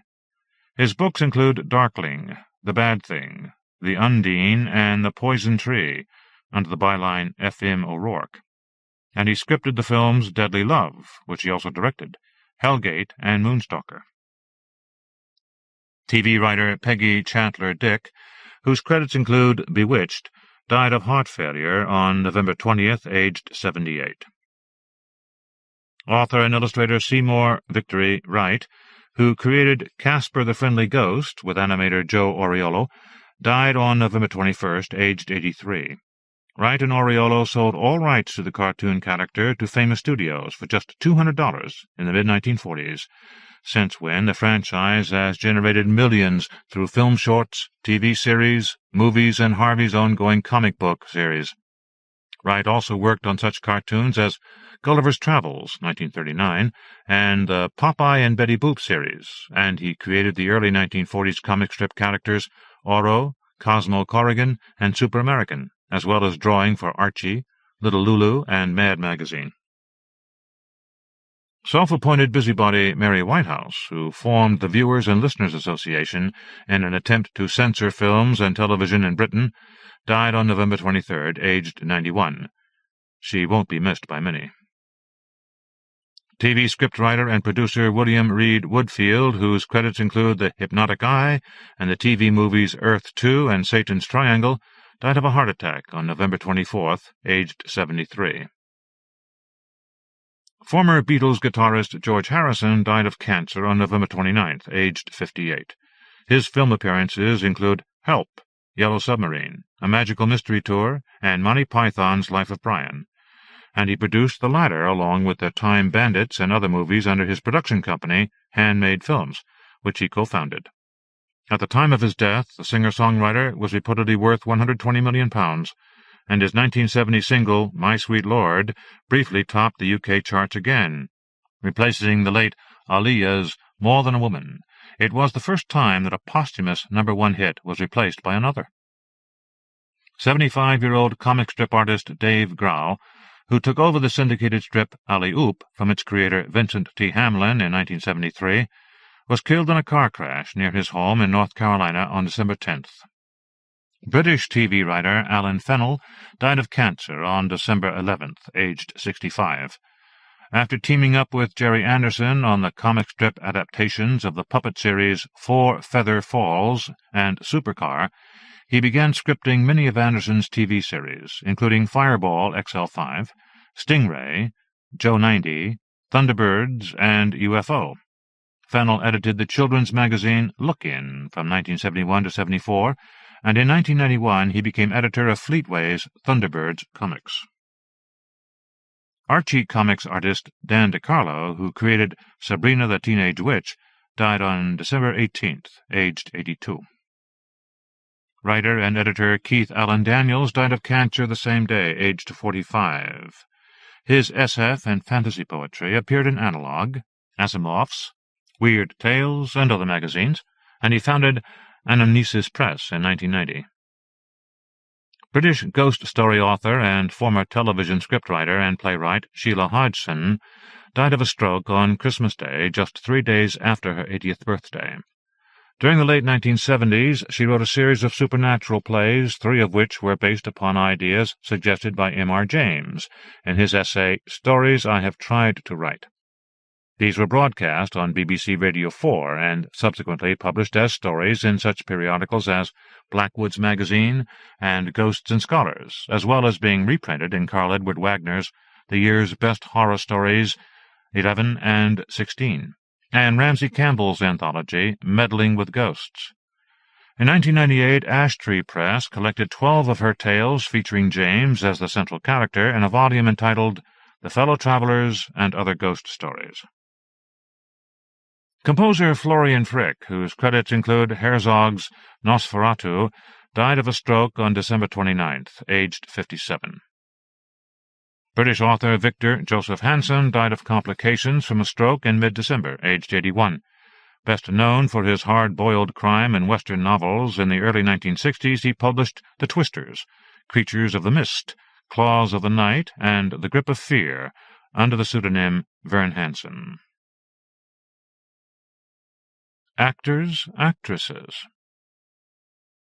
American character actor Ray Walston, best known as TV's My Favorite Martian, 1963-66, and the Devil in Damn Yankees on Broadway and in the 1958 film, died on January 1st, aged 86.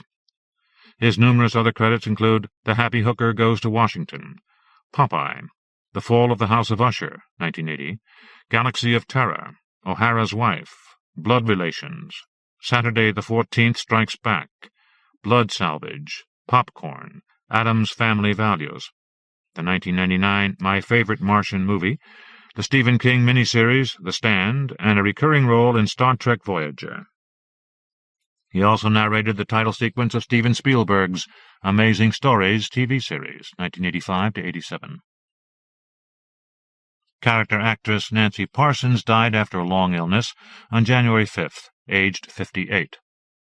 She appeared in Motel Hell and on TV's Nightmare Classics, Eyes of the Panther. Film and TV character actor Scott Marlowe died of a heart attack on January 6th, aged 68. He appeared in The Subterraneans and the TV movie Night Slaves, along with episodes of The Outer Limits, Thriller, The Wild Wild West, and many other shows. 65-year-old British stage and television actor Michael Williams, the husband of Dame Judi Dench, died of cancer on January 11th after a 17-month battle against the disease. He appeared in the RSC's 1966 movie Marat Sade and between 1989 and 1998 he portrayed Dr. Watson to Clive Merrison's Sherlock Holmes for the entire canon of Sir Arthur Conan Doyle's 56 short stories and 4 novels broadcast on BBC Radio 4. Canadian character actor Al Waxman died during heart surgery on January 17th, aged 65. His many credits include When Michael Calls, I Still Dream of Jeannie, Heavy Metal, Spasms, a.k.a. Deathbite, Millennium, and Bogus. Hollywood musical comedy star Virginia Lee O'Brien died on January 18th, aged 79. Related to Civil War General Robert E. Lee, she appeared in 16 movies between 1940 and 1947, and in 1955 had a small role in Francis in the Navy. She was married to Superman star Kirk Allen, who died in 1999, from 1942 to 55. Veteran Shakespearean actor Joseph O'Connor died in London on January 21st, aged 84. His films include Gorgo, Hammer's The Gorgon and Devil Ship Pirates, and Doomwatch, and he appeared on TV in the 1973 adaptation of M.R. James's A Ghost Story for Christmas, Lost Hearts, and the recent children's series The Belfry Witches. American actress Sally Mansfield, who portrayed Vina Ray on the 1950s TV series Rocky Jones, Space Ranger, died of lung cancer on January 28th, aged 77. French leading man Jean-Pierre Aumont, Jean-Pierre Solomons, died on January 29th, aged 92. His many films include Siren of Atlantis, Cauldron of Blood with Boris Karloff, Castle Keep, The Happy Hooker, and Don't Look in the Attic. One of his 3 wives was Maria Montez, whom he married in 1946 and with whom he had a daughter, actress Tina Aumont. BBC television announcer and co-host, with Derek Bond, of the long-running weekly show Picture Parade, Peter Varley Haig also died in January, aged 75. He married rank starlet Jill Adams in 1957. Actor Titus Mode, who appeared in Ray Dennis Steckler's The Incredibly Strange Creatures Who Stopped Living and Became Mixed Up, Zombies, Rat Fink and Boo Boo, and The Thrill Killers, died of colon cancer on February 6th. As Titus Moody, he was a pioneer in adult films. Dale Evans, Frances Octavia Lucille Wood Smith, former band singer and the widow of Hollywood cowboy Roy Rogers, died of congestive heart failure on February 7th, aged 88. She had suffered a stroke in 1996 and was confined to a wheelchair. Known as the Queen of the Cowgirls, she appeared in 28 films with her husband, who died in 1998, and they worked together on TV in The Roy Rogers Show, 1951-57, and The Roy Rogers and Dale Evans Show, 1962. She was named California Mother of the Year in 1967 and Texan of the Year in 1970. The couple lost 3 of their children, 2 of them in tragic accidents. British character actor Reginald Marsh died on February 9th, aged 74. His numerous credits include It Happened Here, Berserk, and the TV movies The Stone Tape and Hammer House of Mystery and Suspense, Mark of the Devil. Former European middleweight champion boxer and actor Tiberio Mitri was run over by a train on February 12th, aged 74. The Italian boxer, who famously survived 15 rounds in the ring with Jake LaMotta at Madison Square Garden, went on to appear in a number of films, including Ben-Hur, 1959, and numerous spaghetti westerns and peplums. Following the premature deaths of his son and daughter, he developed a drinking problem and was living among Rome's homeless population. British leading man Michael Anthony Johnson died on February 24th, aged 62. Best known as a television actor, notably opposite Herbert Lom in The Human Jungle, 1963-65, his only starring role on screen was in Hammer's Lust for a Vampire, 1971. American character actress Rosemary DeCamp, who played James Cagney's mother in Yankee Doodle Dandy, despite being 13 years his junior, died of pneumonia on February 20th, aged 90.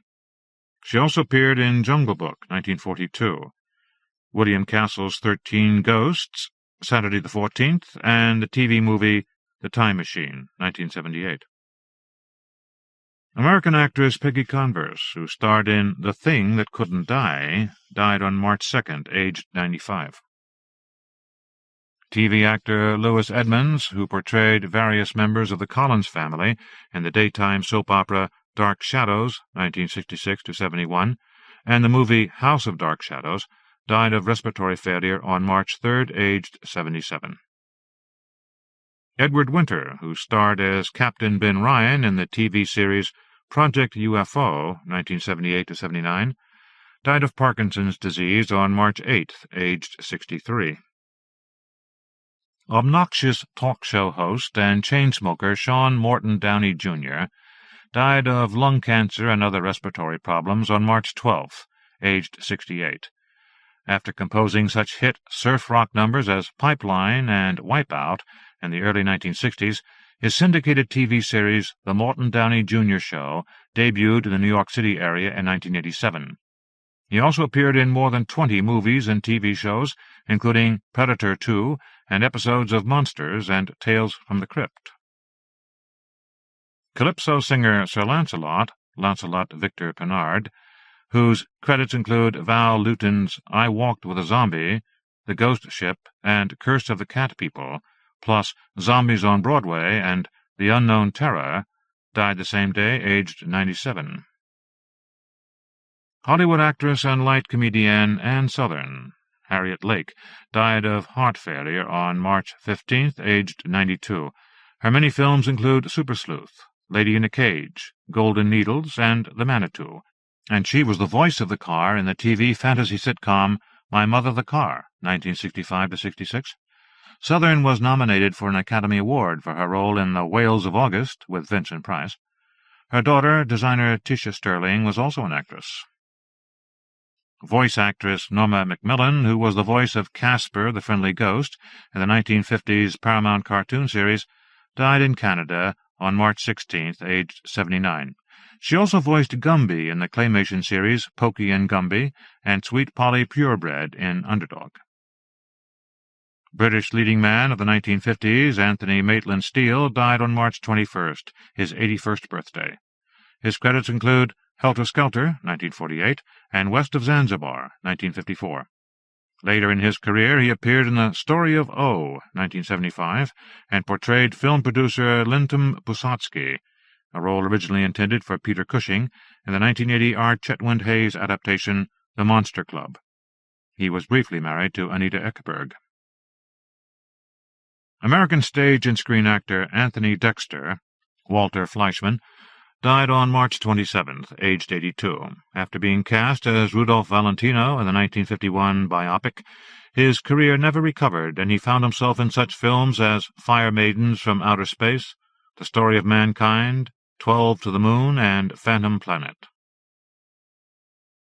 Alleged serial killer Henry Lee Lucas, who confessed to more than 300 homicides and was the inspiration for Henry, Portrait of a Serial Killer, also died in March. He was apparently the only man whose death sentence was commuted by Governor George W. Bush of Texas.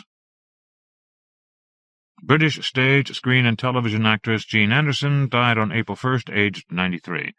Her occasional film credits include Disney's The Three Lives of Thomasina, The Night Digger, and Scream Time. German-born stage and screen actor Brother Theodore Gottlieb, died of pneumonia in New York City on April 5th, aged 94. A survivor of Dachau concentration camp, his film credits include Orson Welles' The Stranger, Nocturna, the 1976 porno spoof Gums, The Invisible Kid, and Joe Dante's The Burbs. He also narrated Al Adamson's Horror of the Blood Monsters and voiced Gollum in the animated TV series The Hobbit and The Return of the King. Brother Theodore's Chamber of Horrors was a 1975 paperback anthology, co-edited with Marvin Kaye. Oscar-winning American actress Beatrice Straight, who played the paranormal investigator in Poltergeist, died of pneumonia on April 7th, aged 86. She also won a Tony Award as Best Supporting Actress in the 1953 Broadway production of Arthur Miller's The Crucible, and was nominated for an Emmy for her role in the 1978 miniseries The Dane Curse. She had a recurring role as the Queen of the Amazons in the 1977 TV series Wonder Woman. American TV and film actor David Graff, best known for his recurring role in the Police Academy movies, died of a heart attack on the same day, aged 50. His other credits include Burn in Love and Skeleton. Jerome Barr, estranged from his daughter Roseanne after she publicly accused him in 1991 of molesting her as a child, died of a heart attack on April 9th, aged 71. Barr, who had always denied the allegations, won a casino jackpot just days before his death. New Zealand-born actress Nairi Nigger Dawn Porter died suddenly in London on April 10th, aged 61. In Britain since 1960, she made her name as Irene in the 1967 BBC serial The Forsyte Saga, and as the co-star of The Protectors, 1972-74, and appeared in such films as AIP's Jane Eyre, 1970, the Amicus Productions' The House That Dripped Blood and From Beyond the Grave, and in the 1980 TV miniseries of Ray Bradbury's The Martian Chronicles. Welsh-born comedian and singer Sir Harry Donald Seacombe died of prostate cancer on April 11th, aged 79.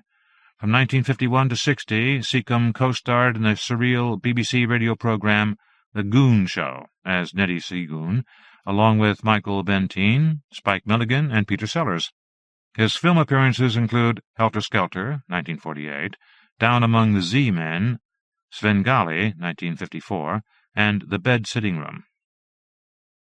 British stage and screen actor Paul Daneman died on April 28th, aged 75. His film credits include Richard Lester's surreal How I Won the War, 1967. Argentine actress Mabel Carr died in a Madrid hospital from complications from an infection on May 1st, aged 66. She starred in Jesus Franco's The Diabolical Dr. Z and The Killer Tongue. Actress and singer Deborah Wally, who starred in Gidget Goes Hawaiian, Beach Blanket Bingo, Ski Party, Dr. Goldfoot and the Bikini Machine, The Ghost in the Invisible Bikini, Sergeant Deadhead the Astronaut, It's a Bikini World, the 3D The Bubble, and The Severed Arm, died of esophageal cancer on May 10th, aged 57. She had been diagnosed in February and was given just 6 months to live. Her other film credits include Spin Out with Elvis Presley. She also wrote children's books and divorced actor John Ashley in 1966. The same day, actress-turned-pot dealer Jennifer Stahl, who had a small role in Necropolis and appeared as a dancer in Dirty Dancing, was one of 3 people found shot to death in a drug deal that went wrong in a 6th-floor apartment above Manhattan's Carnegie Deli. 87-year-old Italian-American crooner and former barber Perry Como, Pierino Roland Como, a.k.a. Nick Peridot, died at his home in Florida on May 12th after suffering from Alzheimer's disease for 2 years. He appeared in a small number of films during the 1940s, and by the late 1950s was America's highest-paid TV performer. With record sales of more than 100 million, his laid-back hits include Catch a Falling Star, Magic Moments, and It's Impossible. American actor and playwright Jason Miller, who won a Pulitzer Prize and a Tony Award for his 1973 play That Championship Season, and was nominated for an Oscar for his portrayal of Father Damien Karras in The Exorcist, died of heart failure in Pennsylvania on May 13th, aged 62. His other credits include The Ninth Configuration, The Exorcist 3, and such TV movies as The Dane Curse, Vampire, 1979, and The Henderson Monster. British leading man of the stage and screen, Jack Watling, died on May 22nd, aged 78. His credits include Meet Mr. Lucifer, Hammer's The Nanny, 11 Harrow House, and TV's Invisible Man and Doctor Who, both opposite his daughter, Deborah. Veteran TV character actor Harry Towns died in Alabama on May 23rd, aged 86. He played Dr. Greenwood in the 1958 movie of Frederick Brown's The Screaming Mimi, and appeared in episodes of Inner Sanctum, Alfred Hitchcock Presents, Climax, One Step Beyond, The Twilight Zone, Thriller, The Outer Limits, Star Trek, Night Gallery, The Sixth Sense, and numerous others. He semi-retired from acting 30 years ago to become an Episcopalian priest in his hometown of Huntsville. French actor Jean Champion whose many credits include TV's Belphegor, died the same day, aged 87. American actress and TV personality Arlene Francis, Arlene Kazanjian, best known as a panelist on the quiz show What's My Line, died of cancer on May 31st, aged 93. Her occasional film appearances include Murders in the Rue Morgue, opposite Bela Lugosi.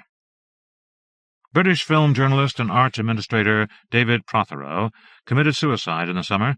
He contributed to Shivers, The Dark Side, Scapegoat, and Kim Newman's The BFI Companion to Horror, as well as publishing his own magazine, Bloody Hell. Stuntman Russell Saunders died on June 1st, aged 86.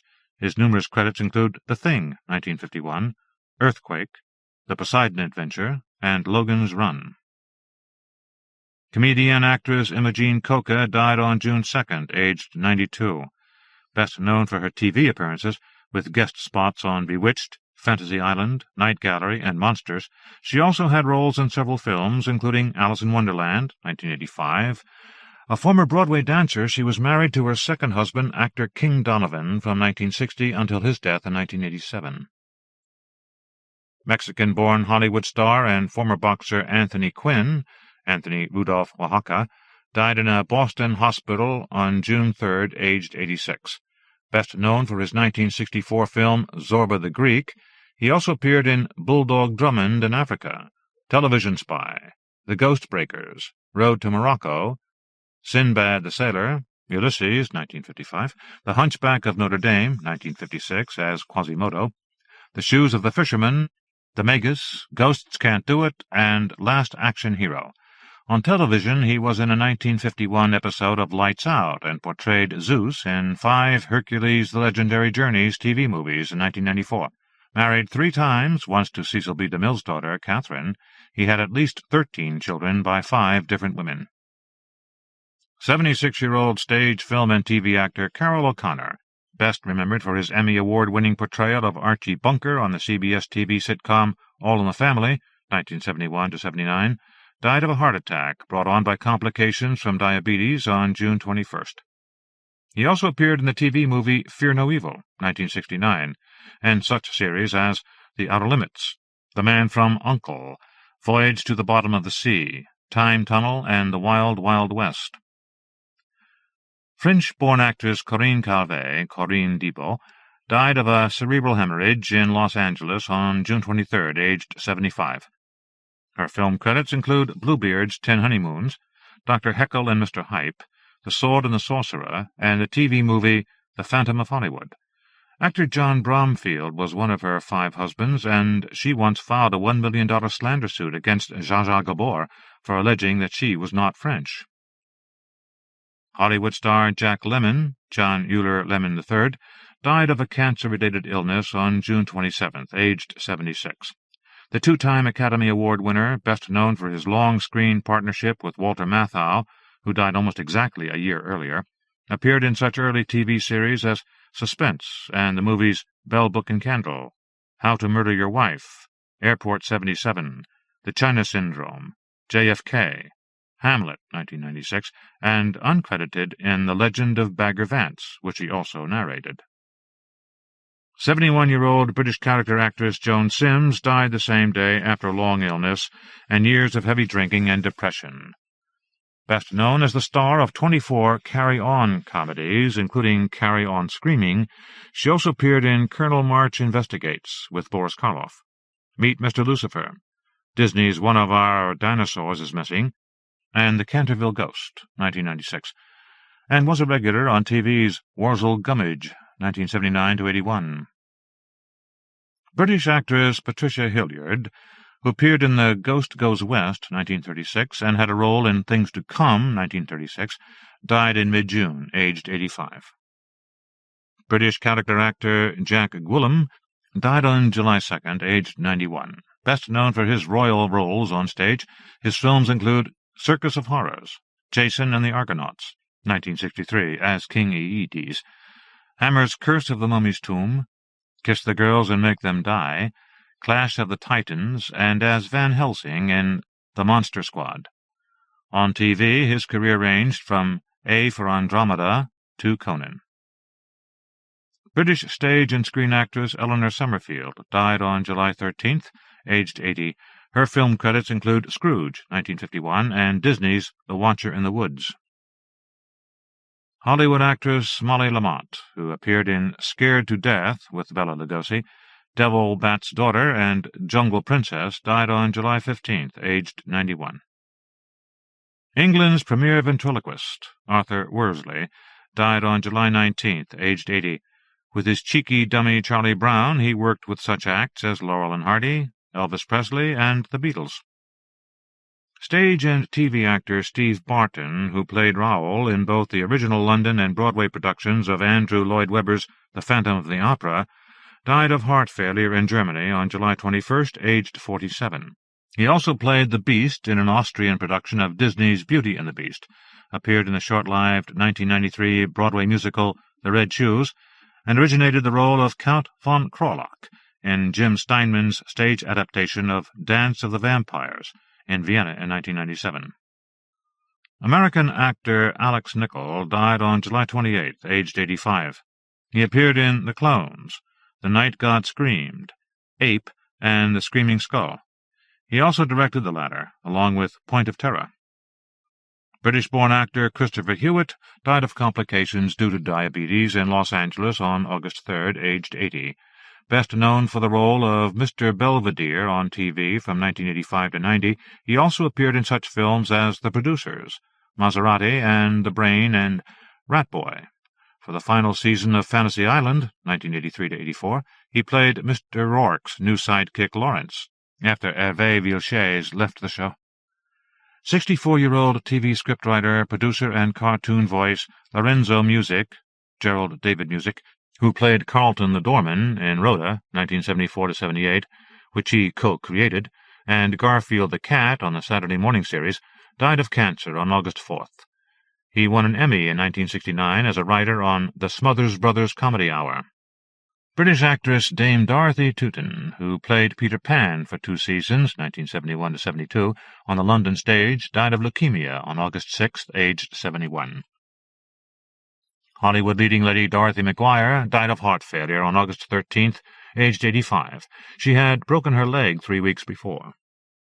Her many films include The Enchanted Cottage, 1945, The Spiral Staircase, 1945, as the mute heroine, Disney's The Swiss Family Robinson, The Greatest Story Ever Told, as the Virgin Mary, and the TV movie She Waits. Stage and occasional movie actress Kim Stanley, Patricia Beth Reed, died of uterine cancer the same day, aged 76. Her movies include Seance on a Wet Afternoon, for which she was nominated for an Oscar, and The Right Stuff. Raymond Edward Johnson, who hosted the radio show Inner Sanctum, 1941-52, as the macabre Raymond, died on August 15th, aged 90. He also played the lead in radio's Mandrake the Magician series. Daytime soap opera star Gerald Gordon, who also appeared in the TV movie It Happened at Lakewood Manor, the original Twilight Zone series, Highway to Heaven, and Knight Rider, died on August 17th after a long illness, aged 67. Soul singer Betty Everett, who topped the U.S. charts in 1964 with the Shoop Shoop song, It's in His Kiss, died on August 18th, aged 61. American character actor Walter Reed, Walter Smith, died of kidney failure on August 20th, aged 85. Since making his debut in 1929 at the age of 13, he appeared in nearly 100 films and serials, including Flying Disc Man from Mars, Government Agent vs. Phantom Legion, Superman and the Mole Men, How to Make a Monster, Macumba Love, and The Destructors. American character actress Kathleen Freeman died of lung cancer on August 23rd, aged 78. Best remembered as the fearsome sister Stigmata, a.k.a. the Penguin, in both Blues Brothers movies, she made almost 100 films, including Monkey Business, The Magnetic Monster, The Fly, 1958, Psycho Sisters, Heart Beeps, Inner Space, Teen Wolf 2, Gremlins 2, The New Batch, Hocus Pocus, Nutty Professor 2, The Clumps, Shrek, and 10 with Jerry Lewis, including the original The Nutty Professor. She was also a regular on the 1953-55 Topper TV series and was appearing in the Broadway production of The Full Monty at the time of her death. Howard Hughes' discovery and Hollywood's leading film noir actress Betty Jane Greer, died of complications from cancer on August 24th, 2 weeks short of her 77th birthday. Her films include Out of the Past, Dick Tracy, 1945, The Falcon's Alibi, Sinbad the Sailor, 1946, Run for the Sun, and the Lon Chaney Sr. biopic Man of a Thousand Faces. She was briefly married to actor-crooner Rudy Vallee, and her family was descended from the poet John Donne. 22-year-old American R&B singer and actress Aaliyah Dana Horton was one of 9 people killed on August 25th when a substantially overloaded light airplane crashed shortly after takeoff in the Bahamas, where she had been filming a music video. The niece of Gladys Knight, she was rumored to have married singer-producer R. Kelly when she was only 15. After appearing in Romeo Must Die, she starred in the Anne Rice adaptation Queen of the Damned, and had just completed pre-production on the 2 Matrix sequels. Her parents subsequently launched a legal action against Virgin Records and several video production companies, alleging negligence led to the plane crash. 75-year-old Spanish actor Francisco Rabal, who suffered from bronchitis, died of emphysema on August 29th on a flight from Montreal, where he had received a Lifetime Achievement Award. His nearly 200 films include The Witches, 1967, Umberto Lenzi's City of the Walking Dead, a.k.a. Nightmare City, Treasure of the Four Crowns, and Dagon. American leading lady Julie Bishop, Jacqueline Brown, a.k.a. Jacqueline Wells, died on August 30th, her 87th birthday. After starting out as a child actress in silent films, she went on to appear in Alice in Wonderland, 1933, Tarzan the Fearless with Buster Crabbe, The Black Cat with Karloff and Lugosi, Torture Ship, and The Hidden Hand. Lionel Atwill was once her stepfather-in-law, and her daughter is actress Pamela Shoop Sweeney. Former American teen idol Troy Donahue, Merle Johnson, Jr., died on September 2nd of a massive heart attack the 65-year-old had suffered while returning from a gym 3 days earlier. His film roles include The Man with 1,000 Faces, Monolith Monsters, Monster on the Campus, My Blood Runs Cold, Rocket to the Moon, a.k.a. Those Fantastic Flying Fools, Sweet Savior, Seizure, The Love Thrill Murders, Cyclone, Deadly Prey, Dr. Alien, Bad Blood, The Chilling, Omega Cop, Shock 'em Dead, Cockroach Hotel, and The Godfather Part 2.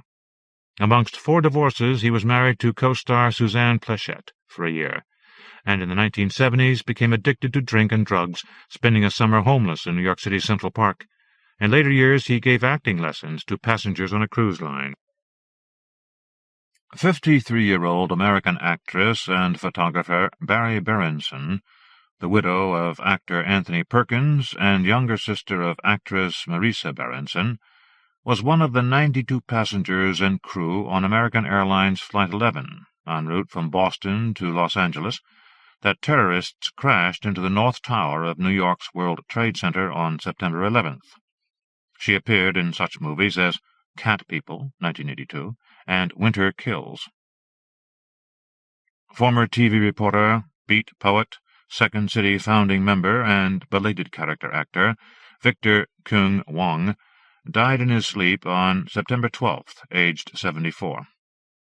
His nearly 30 films include Big Trouble in Little China, The Golden Child, Prince of Darkness, and Tremors. He retired in 1998 after suffering 2 strokes. 46-year-old Lonnie O'Grady, Lanita Rose Agrati, best known for playing the eldest daughter in the TV series 8 is Enough, 1977-81, was found dead at her California home on September 25th. The actress, whose other credits include Massacre at Central High, a.k.a. Blackboard Massacre, The Curious Case of the Campus Corpse, and the TV movie The Kid with a Broken Halo, had suffered from panic attacks, agoraphobia, and alcohol and drug abuse. Actress Gloria Foster, who appeared as the Oracle in The Matrix, died of complications from diabetes in New York on September 29th, aged 64. Early American TV sex symbol Dagmar, Virginia Ruth Egnor, a.k.a. Jenny Lewis, died on October 9th, aged 79. The buxom blonde appeared on Broadway with comedy duo Olson and Johnson in the mid-1940s, and guested on TV alongside Jerry Lester, Maury Amsterdam, and Milton Berle during the following decade. She retired in the 1970s. American actor Otis Young died of a stroke on October 12th, aged 69. His films include The Clones, The Capture of Bigfoot, and Blood Beach. British actress Lyndon Travers, Florence Lyndon Travers, best remembered for her role as Mrs. Todhunter in Hitchcock's The Lady Vanishes, died on October 23rd, aged 88. Her other films include The Terror, 1939, The Ghost Train, 1940, The Bad Lord Byron, and No Orchids for Miss Blandish, which was banned in Britain for several years. Her younger brother was actor Bill Travers. British character actress Jenny Laird, who appeared in Village of the Damned, 1960, and the TV movies A Place to Die and The Masks of Death, as Mrs. Hudson, opposite Peter Cushing's Sherlock Holmes, died on Halloween, aged 84. She also appeared in episodes of TV's Doctor Who and Hammer House of Horror. Actor and Tony Award-winning composer Albert Haig, who played the cantankerous Mr. Swarovski in Fame and the spin-off TV series, died of lung cancer on November 12th, aged 81. In 1966, he scored the animated short Dr. Seuss, How the Grinch Stole Christmas, narrated by Boris Karloff, and also appeared in Nightmares, Space Jam, and TV's Tales from the Dark Side. American actor Byron Sanders, who appeared in The Flesh Eaters and also modeled for Salvador Dali's Crucifixion, died the same day, aged 76. Veteran British comedienne and character actress Peggy Mount died on November 13th, aged 86. 33-year-old British actress Charlotte Coleman, best remembered as Hugh Grant's roommate in 4 Weddings and a Funeral, died of a severe asthma attack in London on November 14th. She also appeared in The Young Poisoner's Handbook, Bearskin, An Urban Fairy Tale, and TV's Wurzel Gummidge, as well as providing voices for the feature cartoon Fairies. 79-year-old Australian actor and screenwriter Michael St. Clair died of a brain aneurysm while driving to an audition on November 22nd. He appeared in Skullduggery and the TV movie The Hound of the Baskervilles, 1972, and scripted Mission Mars, and co-wrote The Body Stealers, a.k.a. Thin Air. Actor and opera singer Norman Lumsden, best known as author J.R. Hartley, looking for a copy of his own book on fly fishing in the British Yellow Pages TV commercial, died on November 28th, aged 95.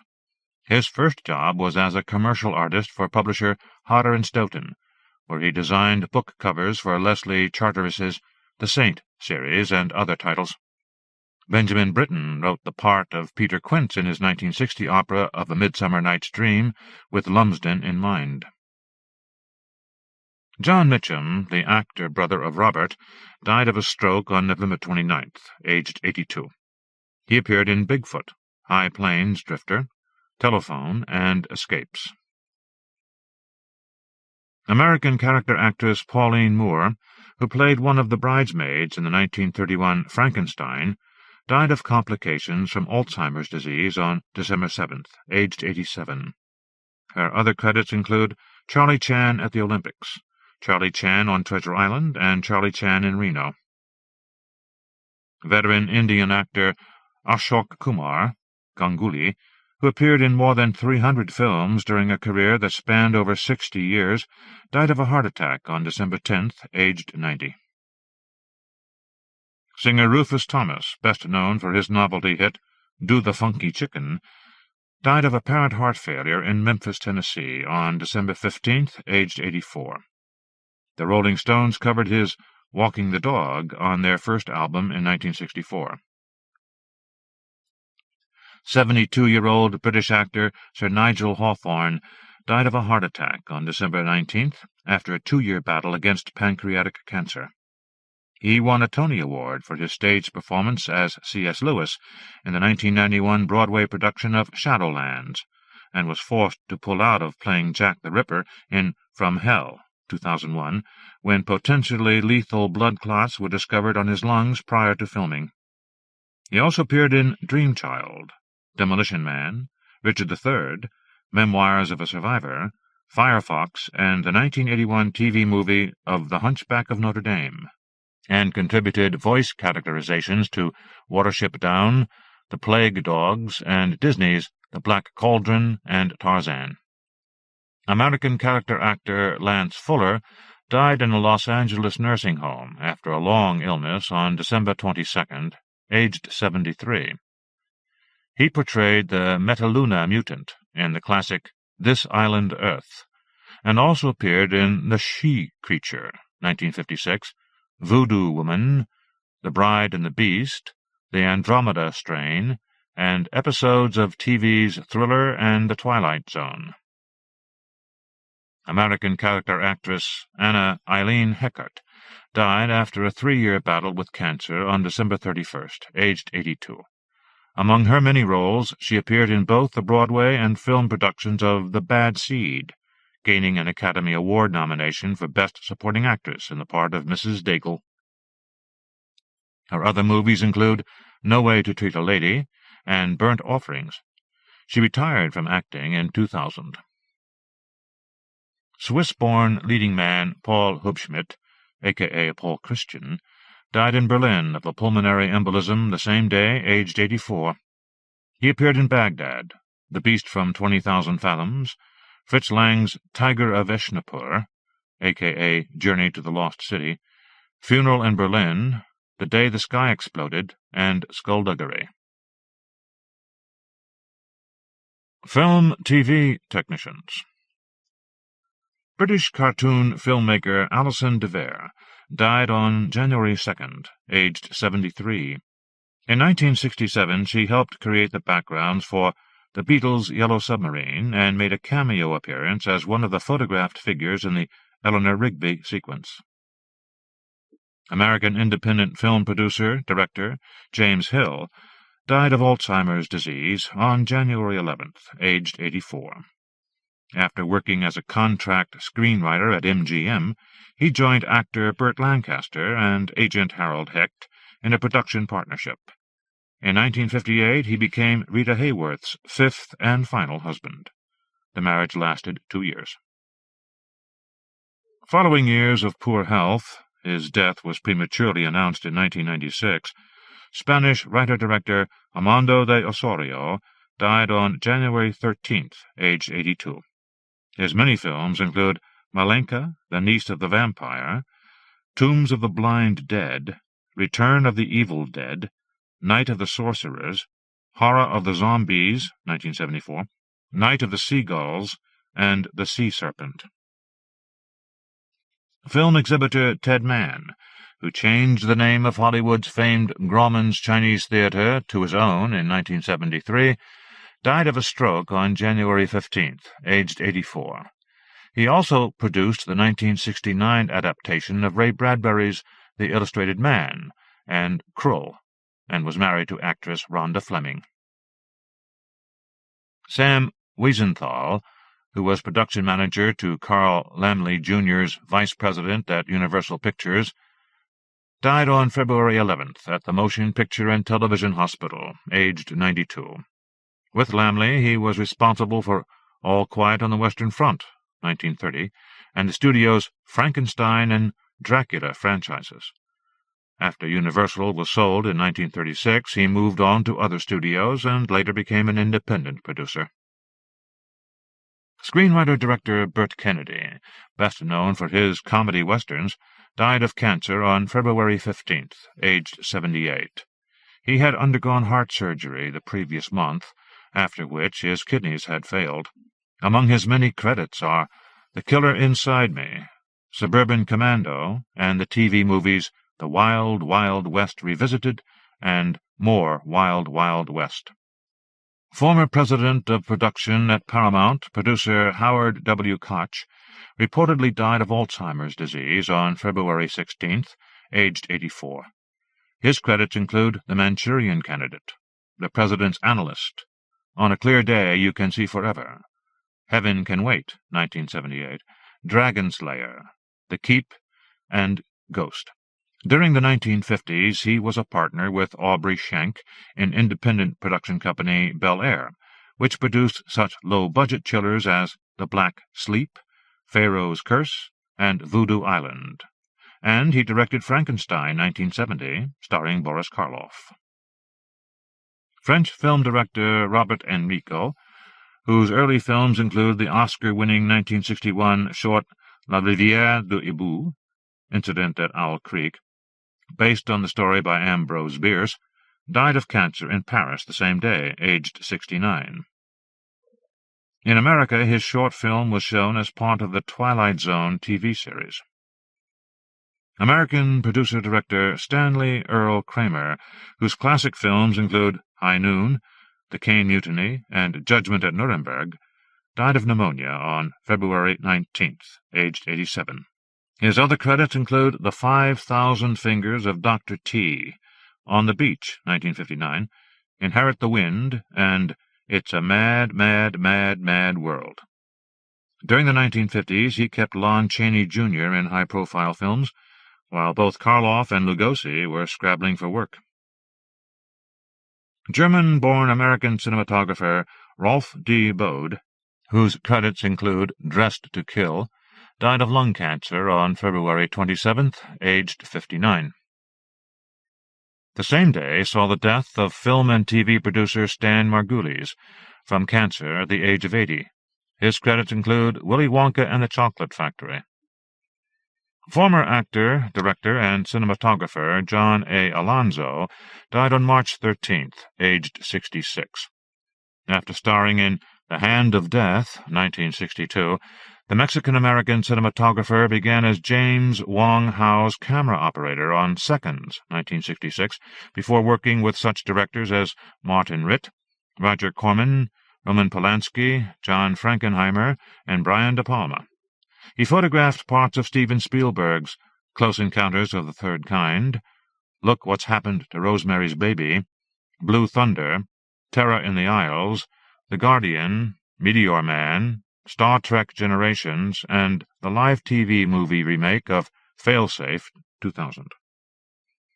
British film director Ralph Thomas, the older brother of the late Carry On director Gerald Thomas, died after a long illness on March 17th, aged 85. Best known for his series of Doctor comedies, 1953-70, based on the novels by Richard Gordon, his other films include Helter Skelter, 1948, The 39 Steps, 1959, Hot Enough for June, Deadlier Than the Male, Some Girls Do, Percy, Percy's Progress, and Quest for Love, based on a story by John Wyndham. His son is producer Jeremy Thomas. Motion picture designer and conceptual artist Mentor Hubner, who designed Robbie the Robot for MGM's Forbidden Planet, died on March 19th after several vascular bypass surgeries on his right leg.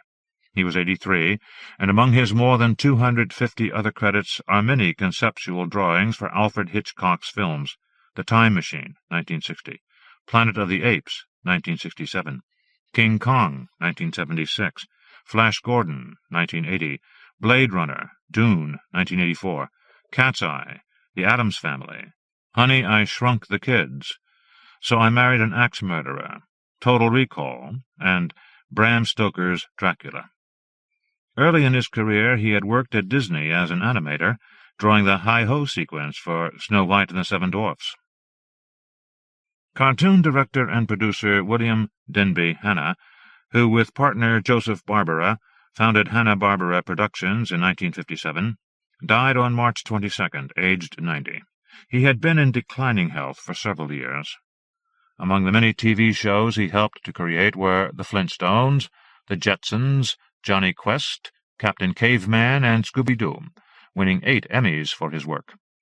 The duo began their collaboration in 1937 at MGM, where they won 7 Oscars for Tom and Jerry before the studio closed down its animation department in 1957.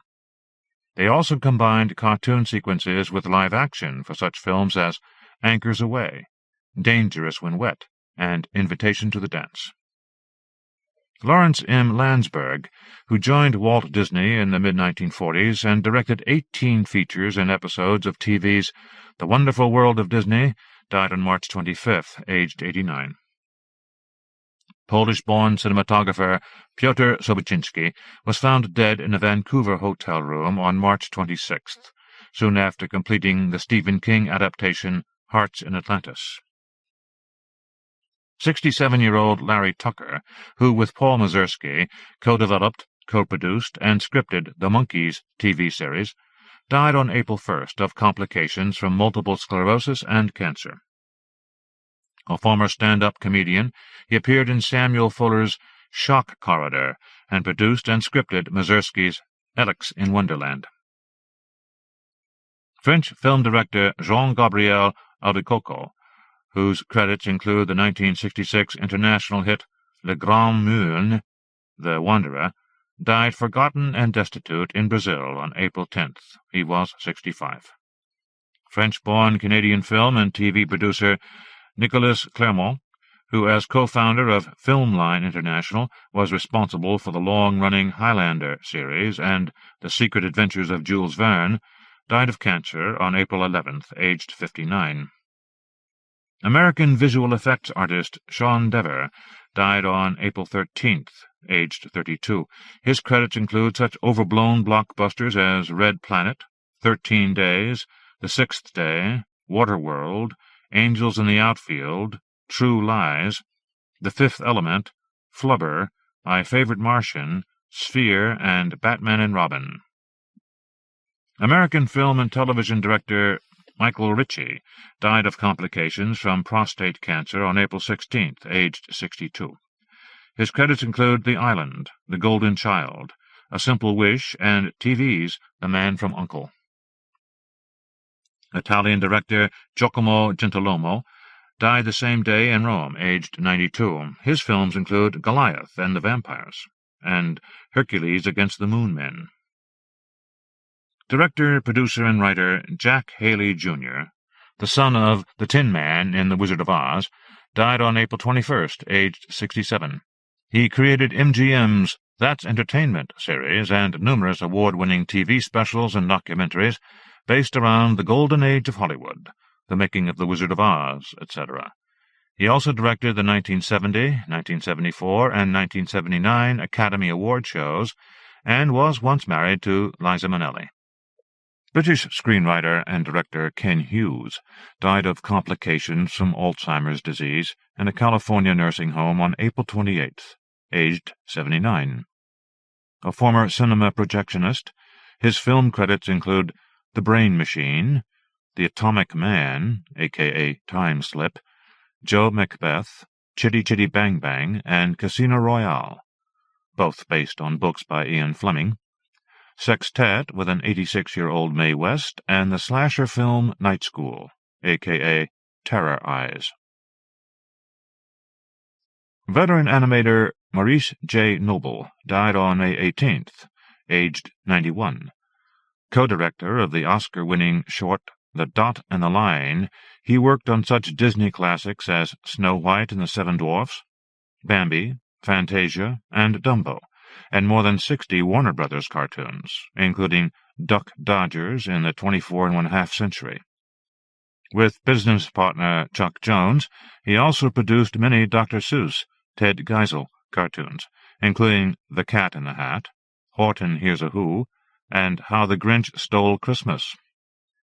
83-year-old Herbert Wise Brower, former vice president of production at Filmways Television, died of a cerebral hemorrhage on May 19th. He served as an associate producer on such popular TV shows as Mr. Ed, 1961-65, and The Addams Family, 1964-66. Italian director Alfonso Brescia died on June 6th, aged 71. He directed more than 50 films, often credited to Al Bradley, including The Conqueror of Atlantis, The Super Stooges versus the Wonder Women, War in Space, Battle of the Stars, Iron Warriors, and many more.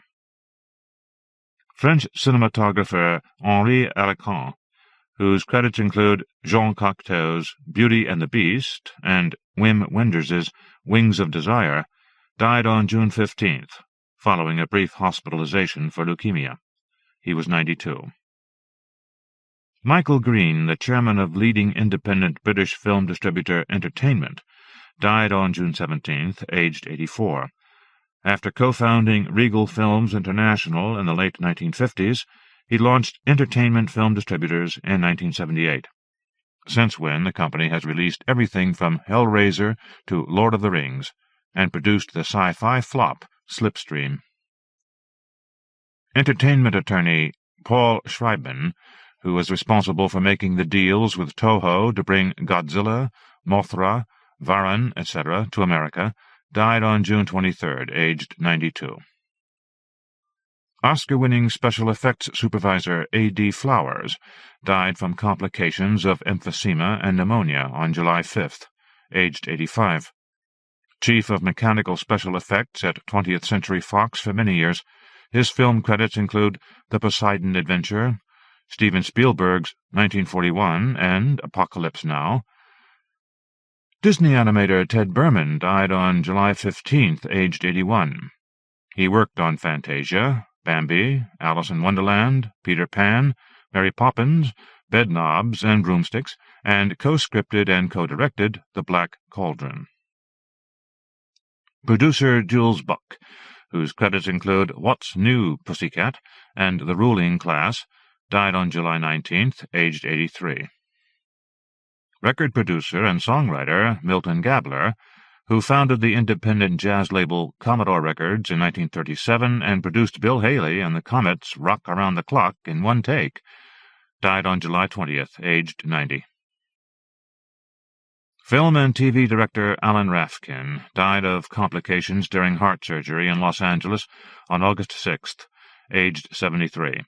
A former nightclub comic, he began his career in 1958 with such TV series as 77 Sunset Strip, directing more than 80 prime-time sitcoms along with a number of movies, including Ski Party, Angel in My Pocket, and The Ghost and Mr. Chicken. Former film editor and TV producer Art Side died on August 9th, aged 87. He edited Lost Horizon, 1937, and A Taste of Evil. Oscar and Emmy Award-nominated American sound designer and sound editor Richard J. Shore died of melanoma at his home in Paris on August 13th, aged 58. In 1979, he wrote and directed Witch's Brew, a comic adaptation of Fritz Lieber's novel Conjure Wife, which was completed by Herbert L. Strock. Switching to sound production, Shore also worked on The Day After, Die Hard, Poltergeist 3, Teenage Mutant Ninja Turtles, and Highway to Hell. Music editor Daniel Adrian Carlin died of lung cancer and pulmonary fibrosis on August 14th, aged 73. His credits include Ghost, Ghostbusters, Fatal Attraction, and All That Jazz. Hollywood makeup artist John Chambers, best known for creating Mr. Spock's Vulcan ears on TV's Star Trek, 1966-68, and the makeup for the original Planet of the Apes, 1967, and its sequels, died of diabetes complications on August 25th, aged 78. His many other credits include The Three Stooges in Orbit, The Human Duplicators, Slaughterhouse-5, The Mephisto Waltz, Super Beast, Phantom of the Paradise, Embryo, The Island of Dr. Moreau, 1977, Halloween 2, and TV's Beauty and the Beast, 1976. Chambers won an honorary Oscar for his work on Planet of the Apes, and he was also rumored to have created the famous Bigfoot creature filmed by Californian researchers in 1967. Film editor and producer Thomas Ralph Fries, the son of producer Charles Fries, died of a protracted cardiopulmonary illness on September 10th, aged 47. His credits include The Martian Chronicles, Star-Crossed, Bridge Across Time, and Flowers in the Attic. In 1989, he produced Phantom of the Mall, Eric's Revenge. 54-year-old American television producer David Angell and his wife Lynn were among the 65 passengers and crew aboard United Airlines Flight 175, traveling from Boston to Los Angeles, that terrorists crashed into the South Tower of New York's World Trade Center on September 11th. The co-creator and executive producer of NBC TV's Frasier, he also scripted episodes of the comedy shows Wings and Cheers, sharing 6 Emmy Awards for his television work.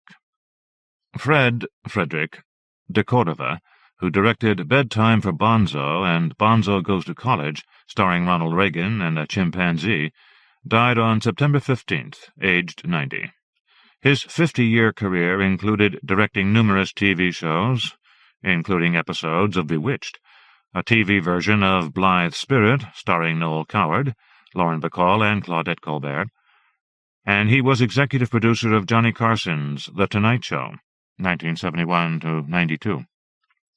Samuel Z. Arkoff, the cigar-chewing executive producer and co-founder, with James H. Nicholson, who died in 1972, of American International Pictures, died on September 16th, aged 83. His many films date from The Beast with a Million Eyes, 1955, to Hellhole, 1985, and include I Was a Teenage Werewolf, I Was a Teenage Frankenstein, Blood of Dracula, Roger Corman's Edgar Allan Poe series, The Amityville Horror, which grossed $65 million in America, and Dressed to Kill. His autobiography, with Richard Trudeau, Flying Through Hollywood by the Seat of My Pants, was published in 1992. Arkoff's wife Hilda, who provided home-cooked meals for AIP rap parties, died on July 26th.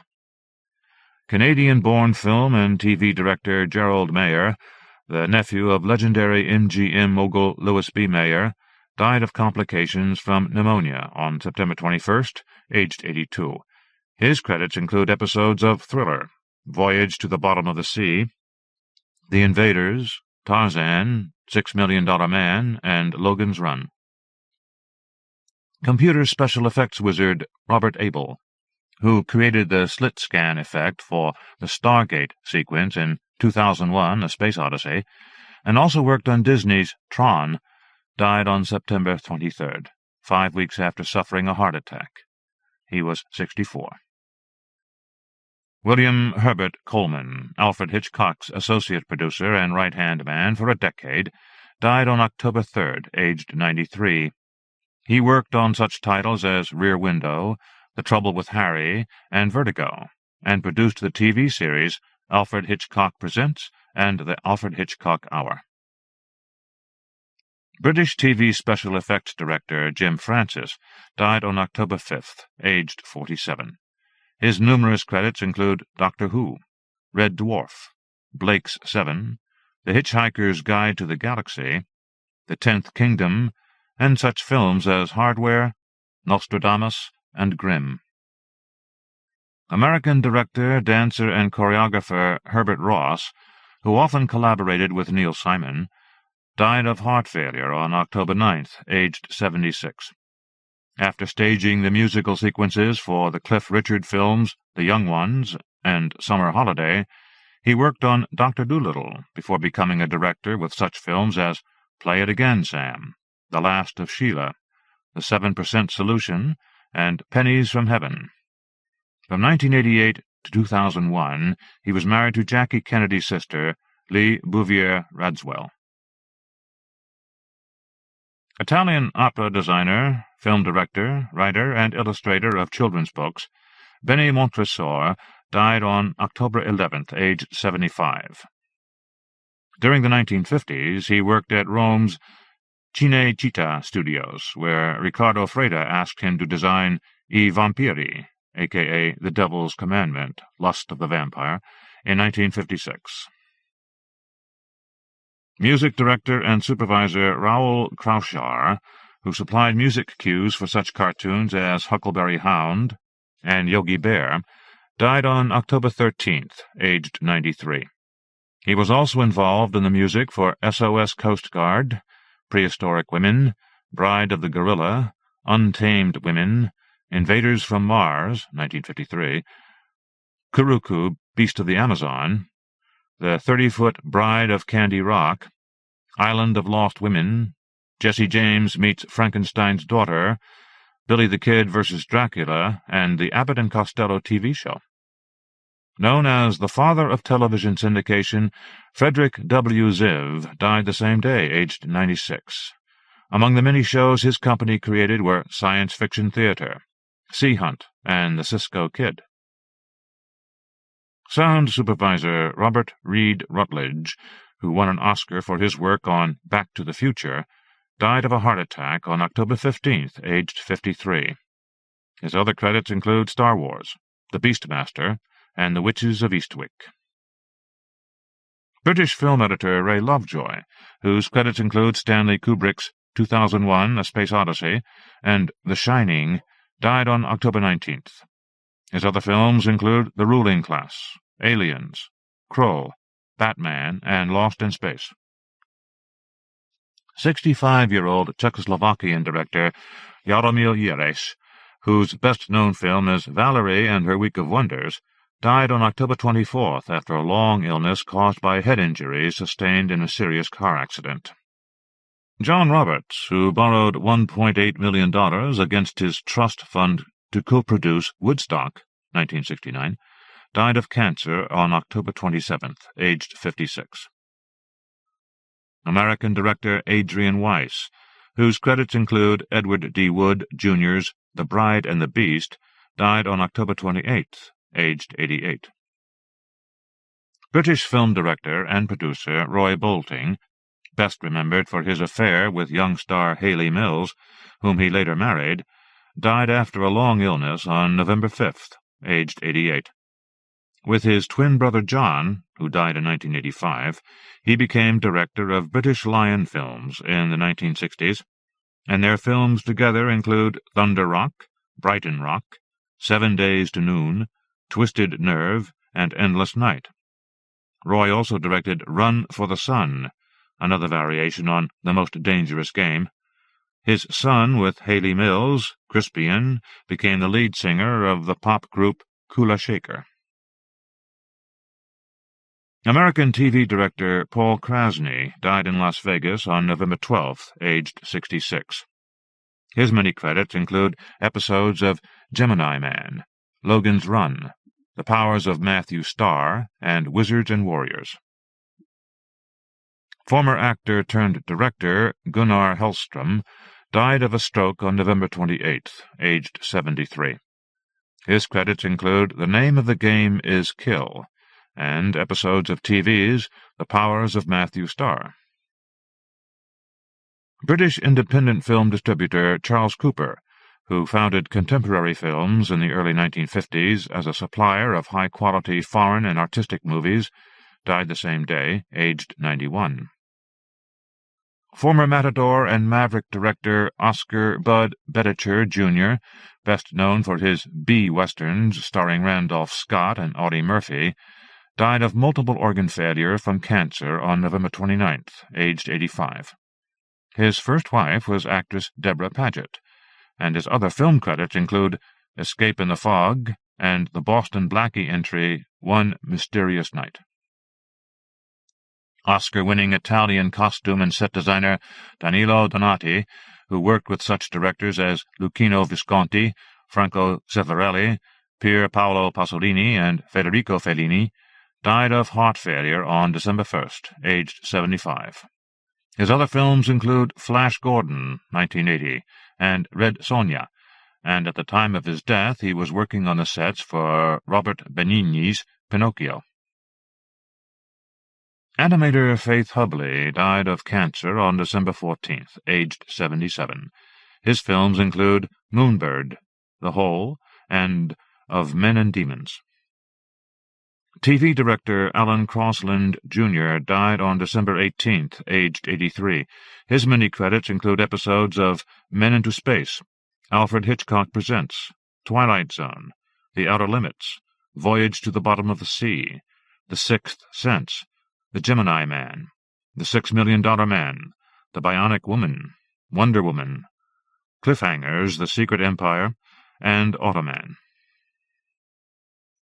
American director and former editor Paul McAuley, whose credits include The Vampire, The Return of Dracula, a.k.a. The Fantastic Disappearing Man, The Flame Barrier, and TV's The Veil, Destination Nightmare, with Boris Karloff, died of complications from cancer on December 26th, aged 89.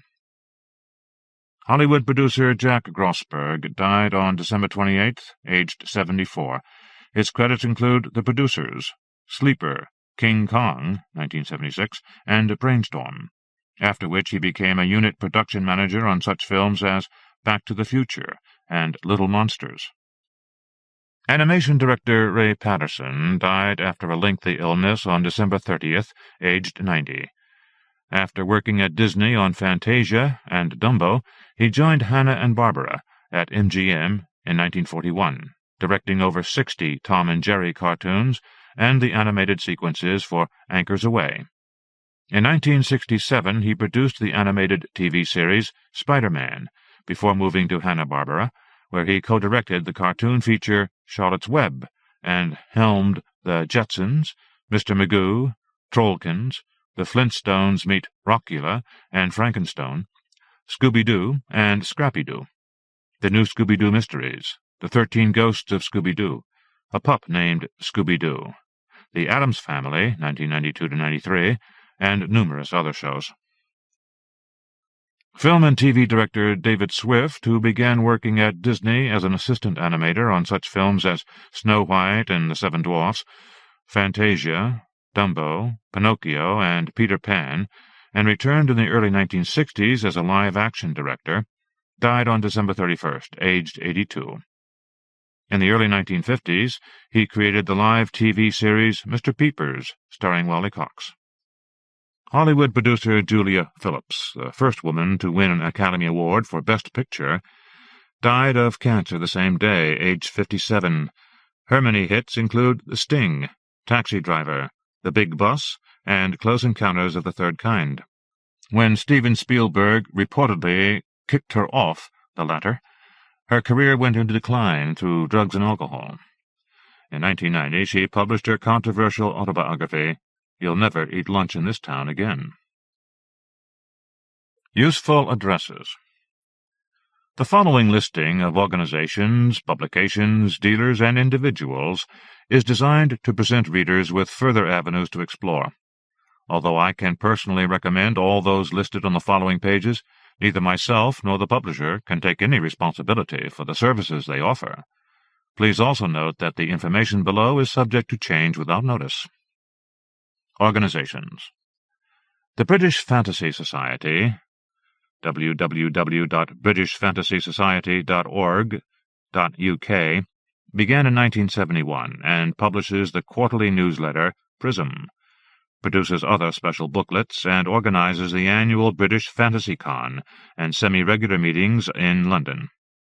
Yearly membership is £25 UK, £30 Europe, and £35 USA and the rest of the world, made payable in sterling to the British Fantasy Society and sent to the BFS Secretary, care of 201 Reddish Road, South Reddish, Stockport, SK5 7HR, UK. Email syrinx.2112@btinternet.com. The Horror Writers Association, www.horror.org, is a worldwide organization of writers and publishing professionals dedicated to promoting the interests of writers of horror and dark fantasy. It was formed in the early 1980s. Interested individuals may apply for active, affiliate, or associate membership. Active membership is limited to professional writers. HWA publishes a monthly newsletter and organizes the annual Bram Stoker Awards ceremony. Standard membership is $55 USA, £45, $65 overseas. Corporate membership is $100 USA, £74, $120 overseas, and family membership is $75 USA, £52, $85 overseas. Apply online or send to HWA Membership, P.O. Box 50577, Palo Alto, California, 94303, USA. If paying by sterling, check, send to HWA, care of Joe Fletcher, 24 Pearl Road, London, E174QZ, UK. World Fantasy Convention, www.worldfantasy.org/, is an annual convention held in a different, usually American, city each year, oriented particularly towards serious readers and genre professionals. Magazines. Cemetery Dance Magazine, www.cemeterydance.com, is edited by Richard Chismar and Robert Morrish, and includes fiction, interviews, articles, and columns by many of the biggest names in horror. Cover price is $4, and a one-year subscription, 6 issues, is $22, payable by check or credit card to Cemetery Dance Publications, P.O. Box 943, Abington, Maryland, 21009, USA. Email cdancepub@aol.com. Now published by Celeste C. Clark and edited by Dan Persons, Cinefantastique, www.cfq.com, is a bi-monthly SF fantasy horror movie magazine with a sense of wonder. Cover price is $5.95, Canadian $9.50, £4.30, and a 12-issue subscription is $48, USA, or $55, Canada and overseas, to P.O. Box 270, Oak Park, Illinois, 60303, USA. Email mail@cfq.com. Gothic.net, www.gothic.net, is the weekly webzine of horror fiction, presenting 52 original short stories for an annual subscription of $15. Featured authors have included David J. Shaw, Richard Matheson, Ramsey Campbell, Poppy Z. Bright, Caitlin R. Kiernan, Nancy Collins, and many, many more. Email support@gothic.net. Interzone is Britain's leading magazine of science fiction and fantasy.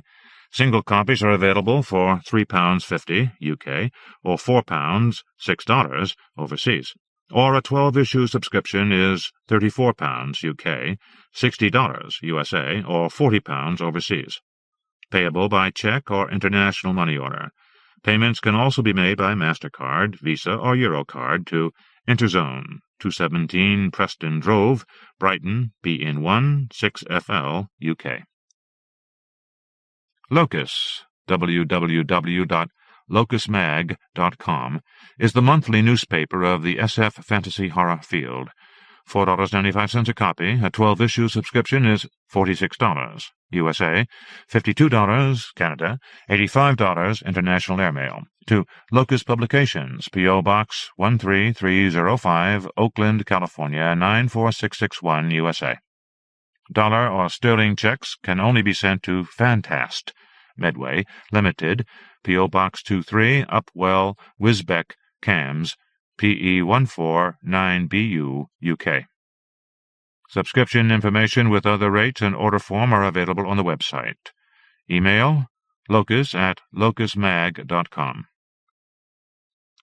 The Magazine of Fantasy and Science Fiction, www.fsfmag.com, has been publishing some of the best imaginative fiction for more than 50 years, now under the capable editorship of new owner Gordon Van Gelder. Single copies are $3.99 USA or $4.99 Canada, and an annual subscription, which includes the double October-November anniversary issue, is $29.97 USA and $39.97 rest of the world. U.S. checks or credit card information to Fantasy and Science Fiction, P.O. Box 3447, Hoboken, New Jersey, 07030, USA, or subscribe online.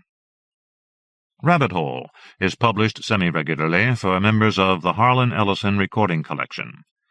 Edited by Susan Ellison, each issue contains exclusive news and articles about Harlan Ellison, along with occasional fiction. There is also the opportunity to purchase signed Ellison books and audio recordings at special discount prices to HERC members. A 4-issue subscription is just $10 USA or $14 overseas and includes a bonus audio tape to the Harlan Ellison Recording Collection, P.O. Box 55548, Sherman Oaks, California 91413-0548, USA. Ellison is also currently fighting an important and costly legal battle against the electronic piracy of copyrighted work. For more information, visit the website harlanellison.com/kick. Rue Morgue, www.rue-morgue.com, bills itself as Canada's premier horror magazine and covers horror in culture and entertainment.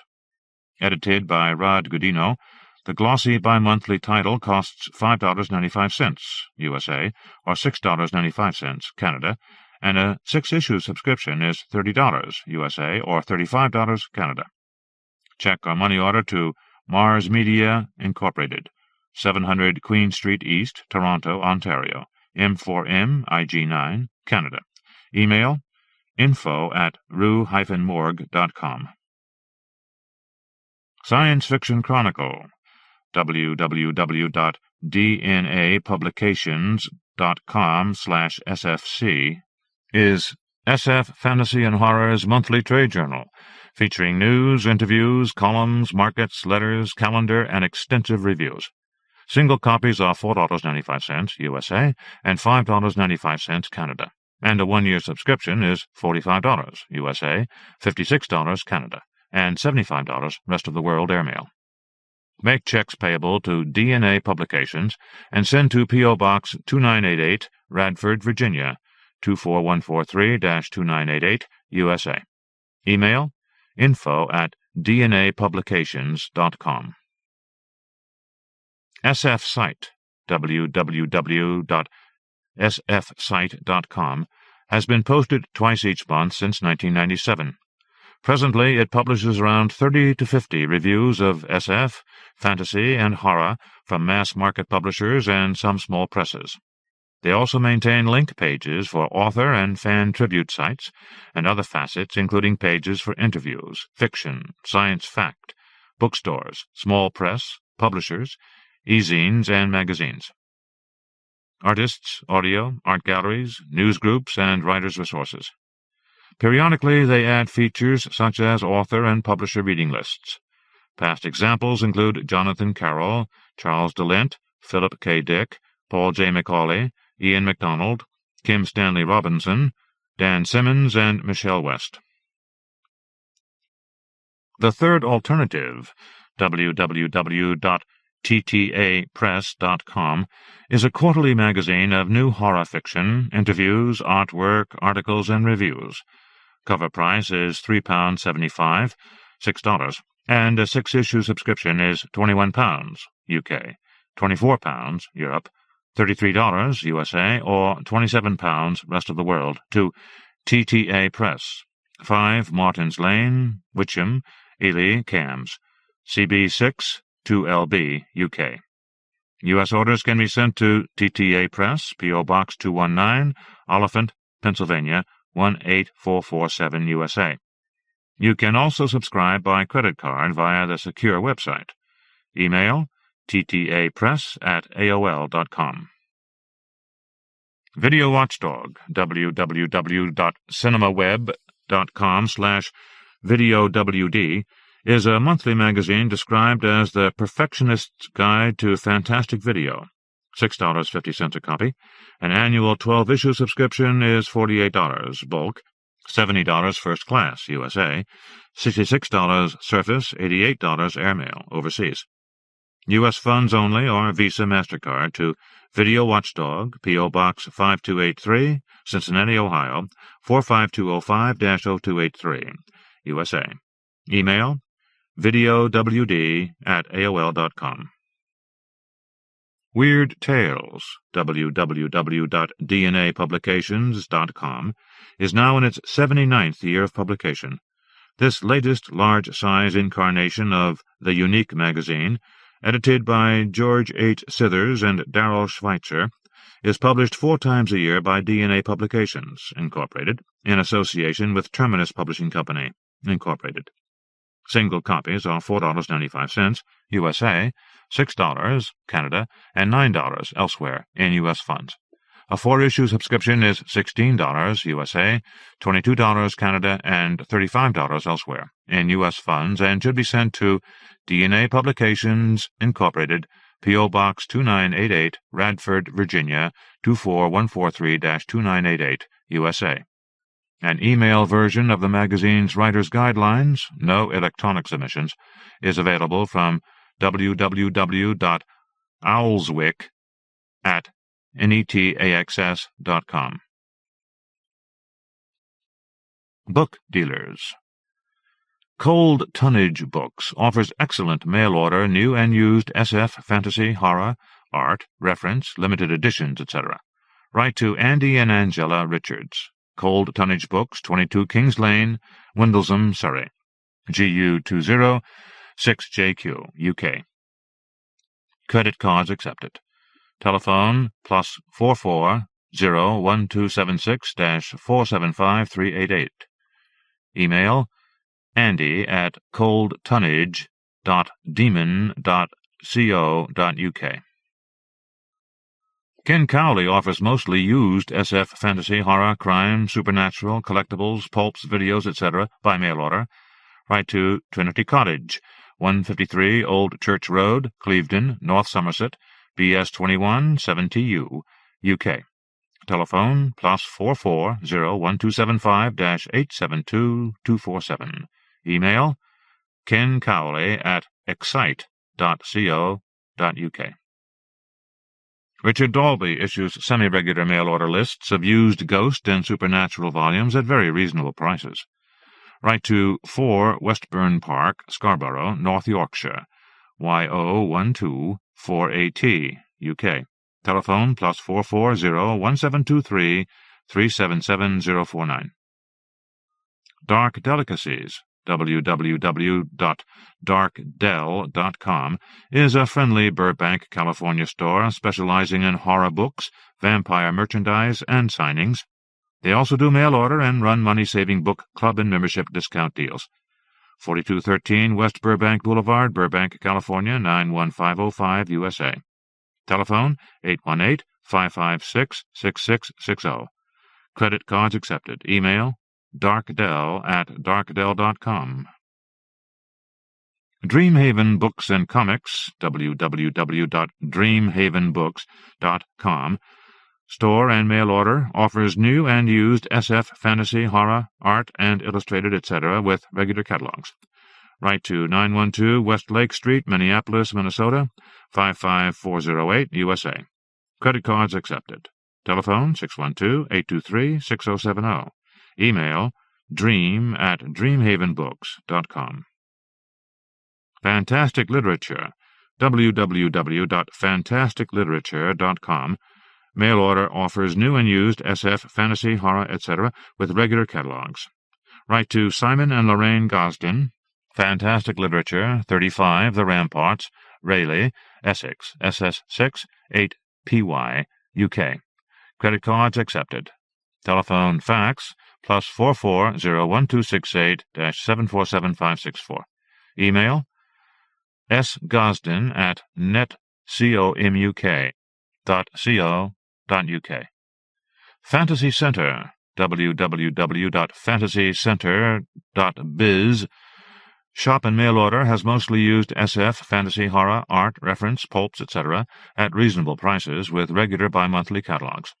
Write to 157 Holloway Road, London, N7 8LX, UK. Credit cards accepted. Telephone fax +44 020-7607-9433. Email books@fantasycenter.biz. House of Monsters, www.visionvortex/House of Monsters, is a small treasure trove of a store only open at weekends from noon that specializes in horror movie memorabilia, toys, posters, videos, books, and magazines. 1579 North Milwaukee Avenue, Gallery 218, Chicago, Illinois, 60614, USA. Credit cards accepted. Telephone 773-292-0980. Email homonsters@aol.com. Mythos Books. www.abebooks.com/home/mythosbooks/ Mail order presents books and curiosities for the Lovecraftian scholar and collectors of horror, weird, and supernatural fiction with regular email updates. Write to 351 Lake Ridge Road, Poplar Bluff, Missouri, 63901-2160, USA. Credit cards accepted. Telephone fax 573-785-7710. Email dwynn@ldd.net. Porcupine Books offers extensive mail-order lists of used fantasy horror SF titles via email. brian@porcupine.demon.co.uk or write to 37 Coventry Road, Ilford, Essex, IG1 4QR, UK. Telephone +44 020 8554-3799.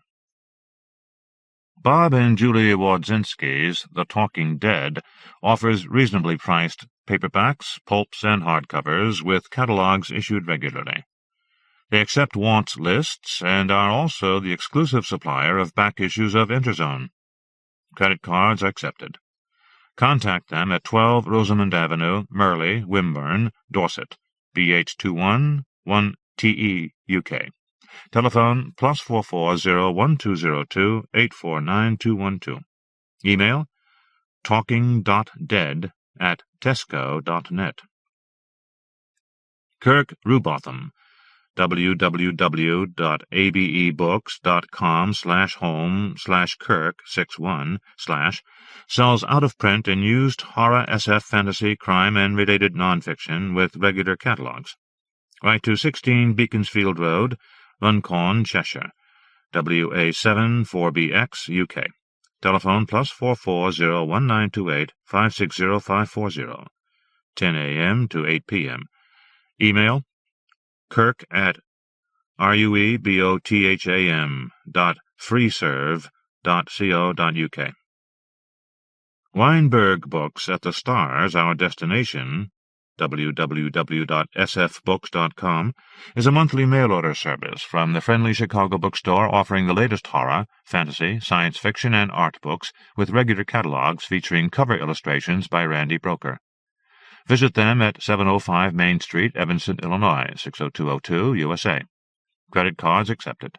Telephone 847-570-5919.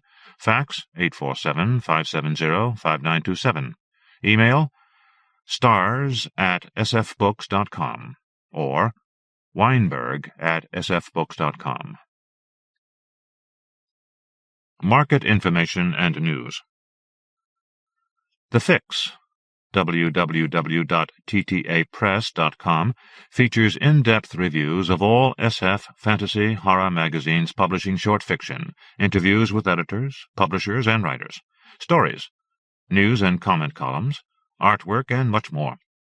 6-issue subscriptions are £15 UK, £18 Europe, $28 USA, and £21 rest of the world. Payable to TTA Press, 5 Martins Lane, Witcham, Ely, Cams, CB6 2LB, UK. U.S. orders can be sent to TTA Press, P.O. Box 219, Oliphant, Pennsylvania, 18447, USA. You can also subscribe by credit card via the secure website. Email ttapress@aol.com.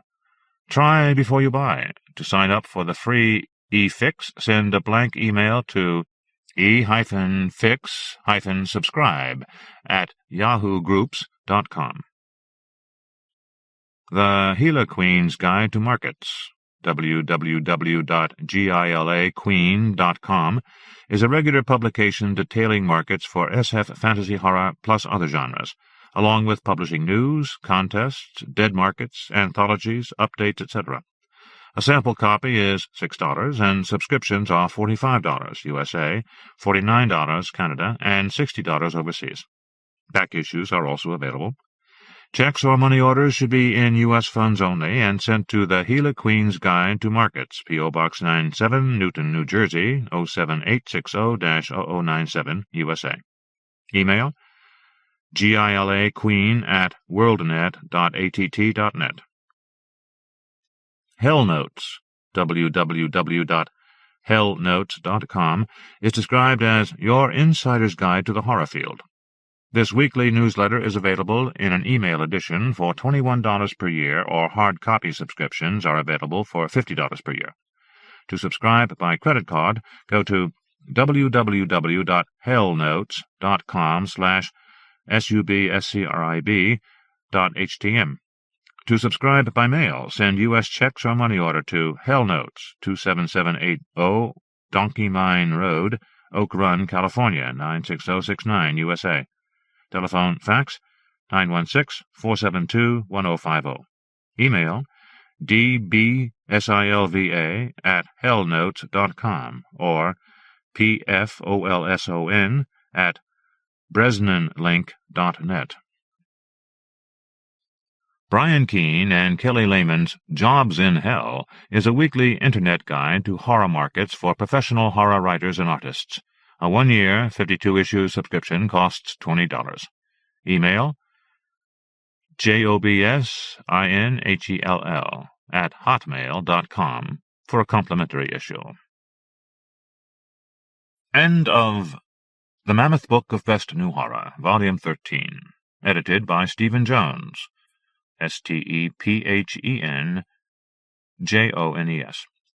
Read by Roy Avers in the studios of the American Printing House for the Blind, Louisville, Kentucky, for the Library of Congress, June 2003.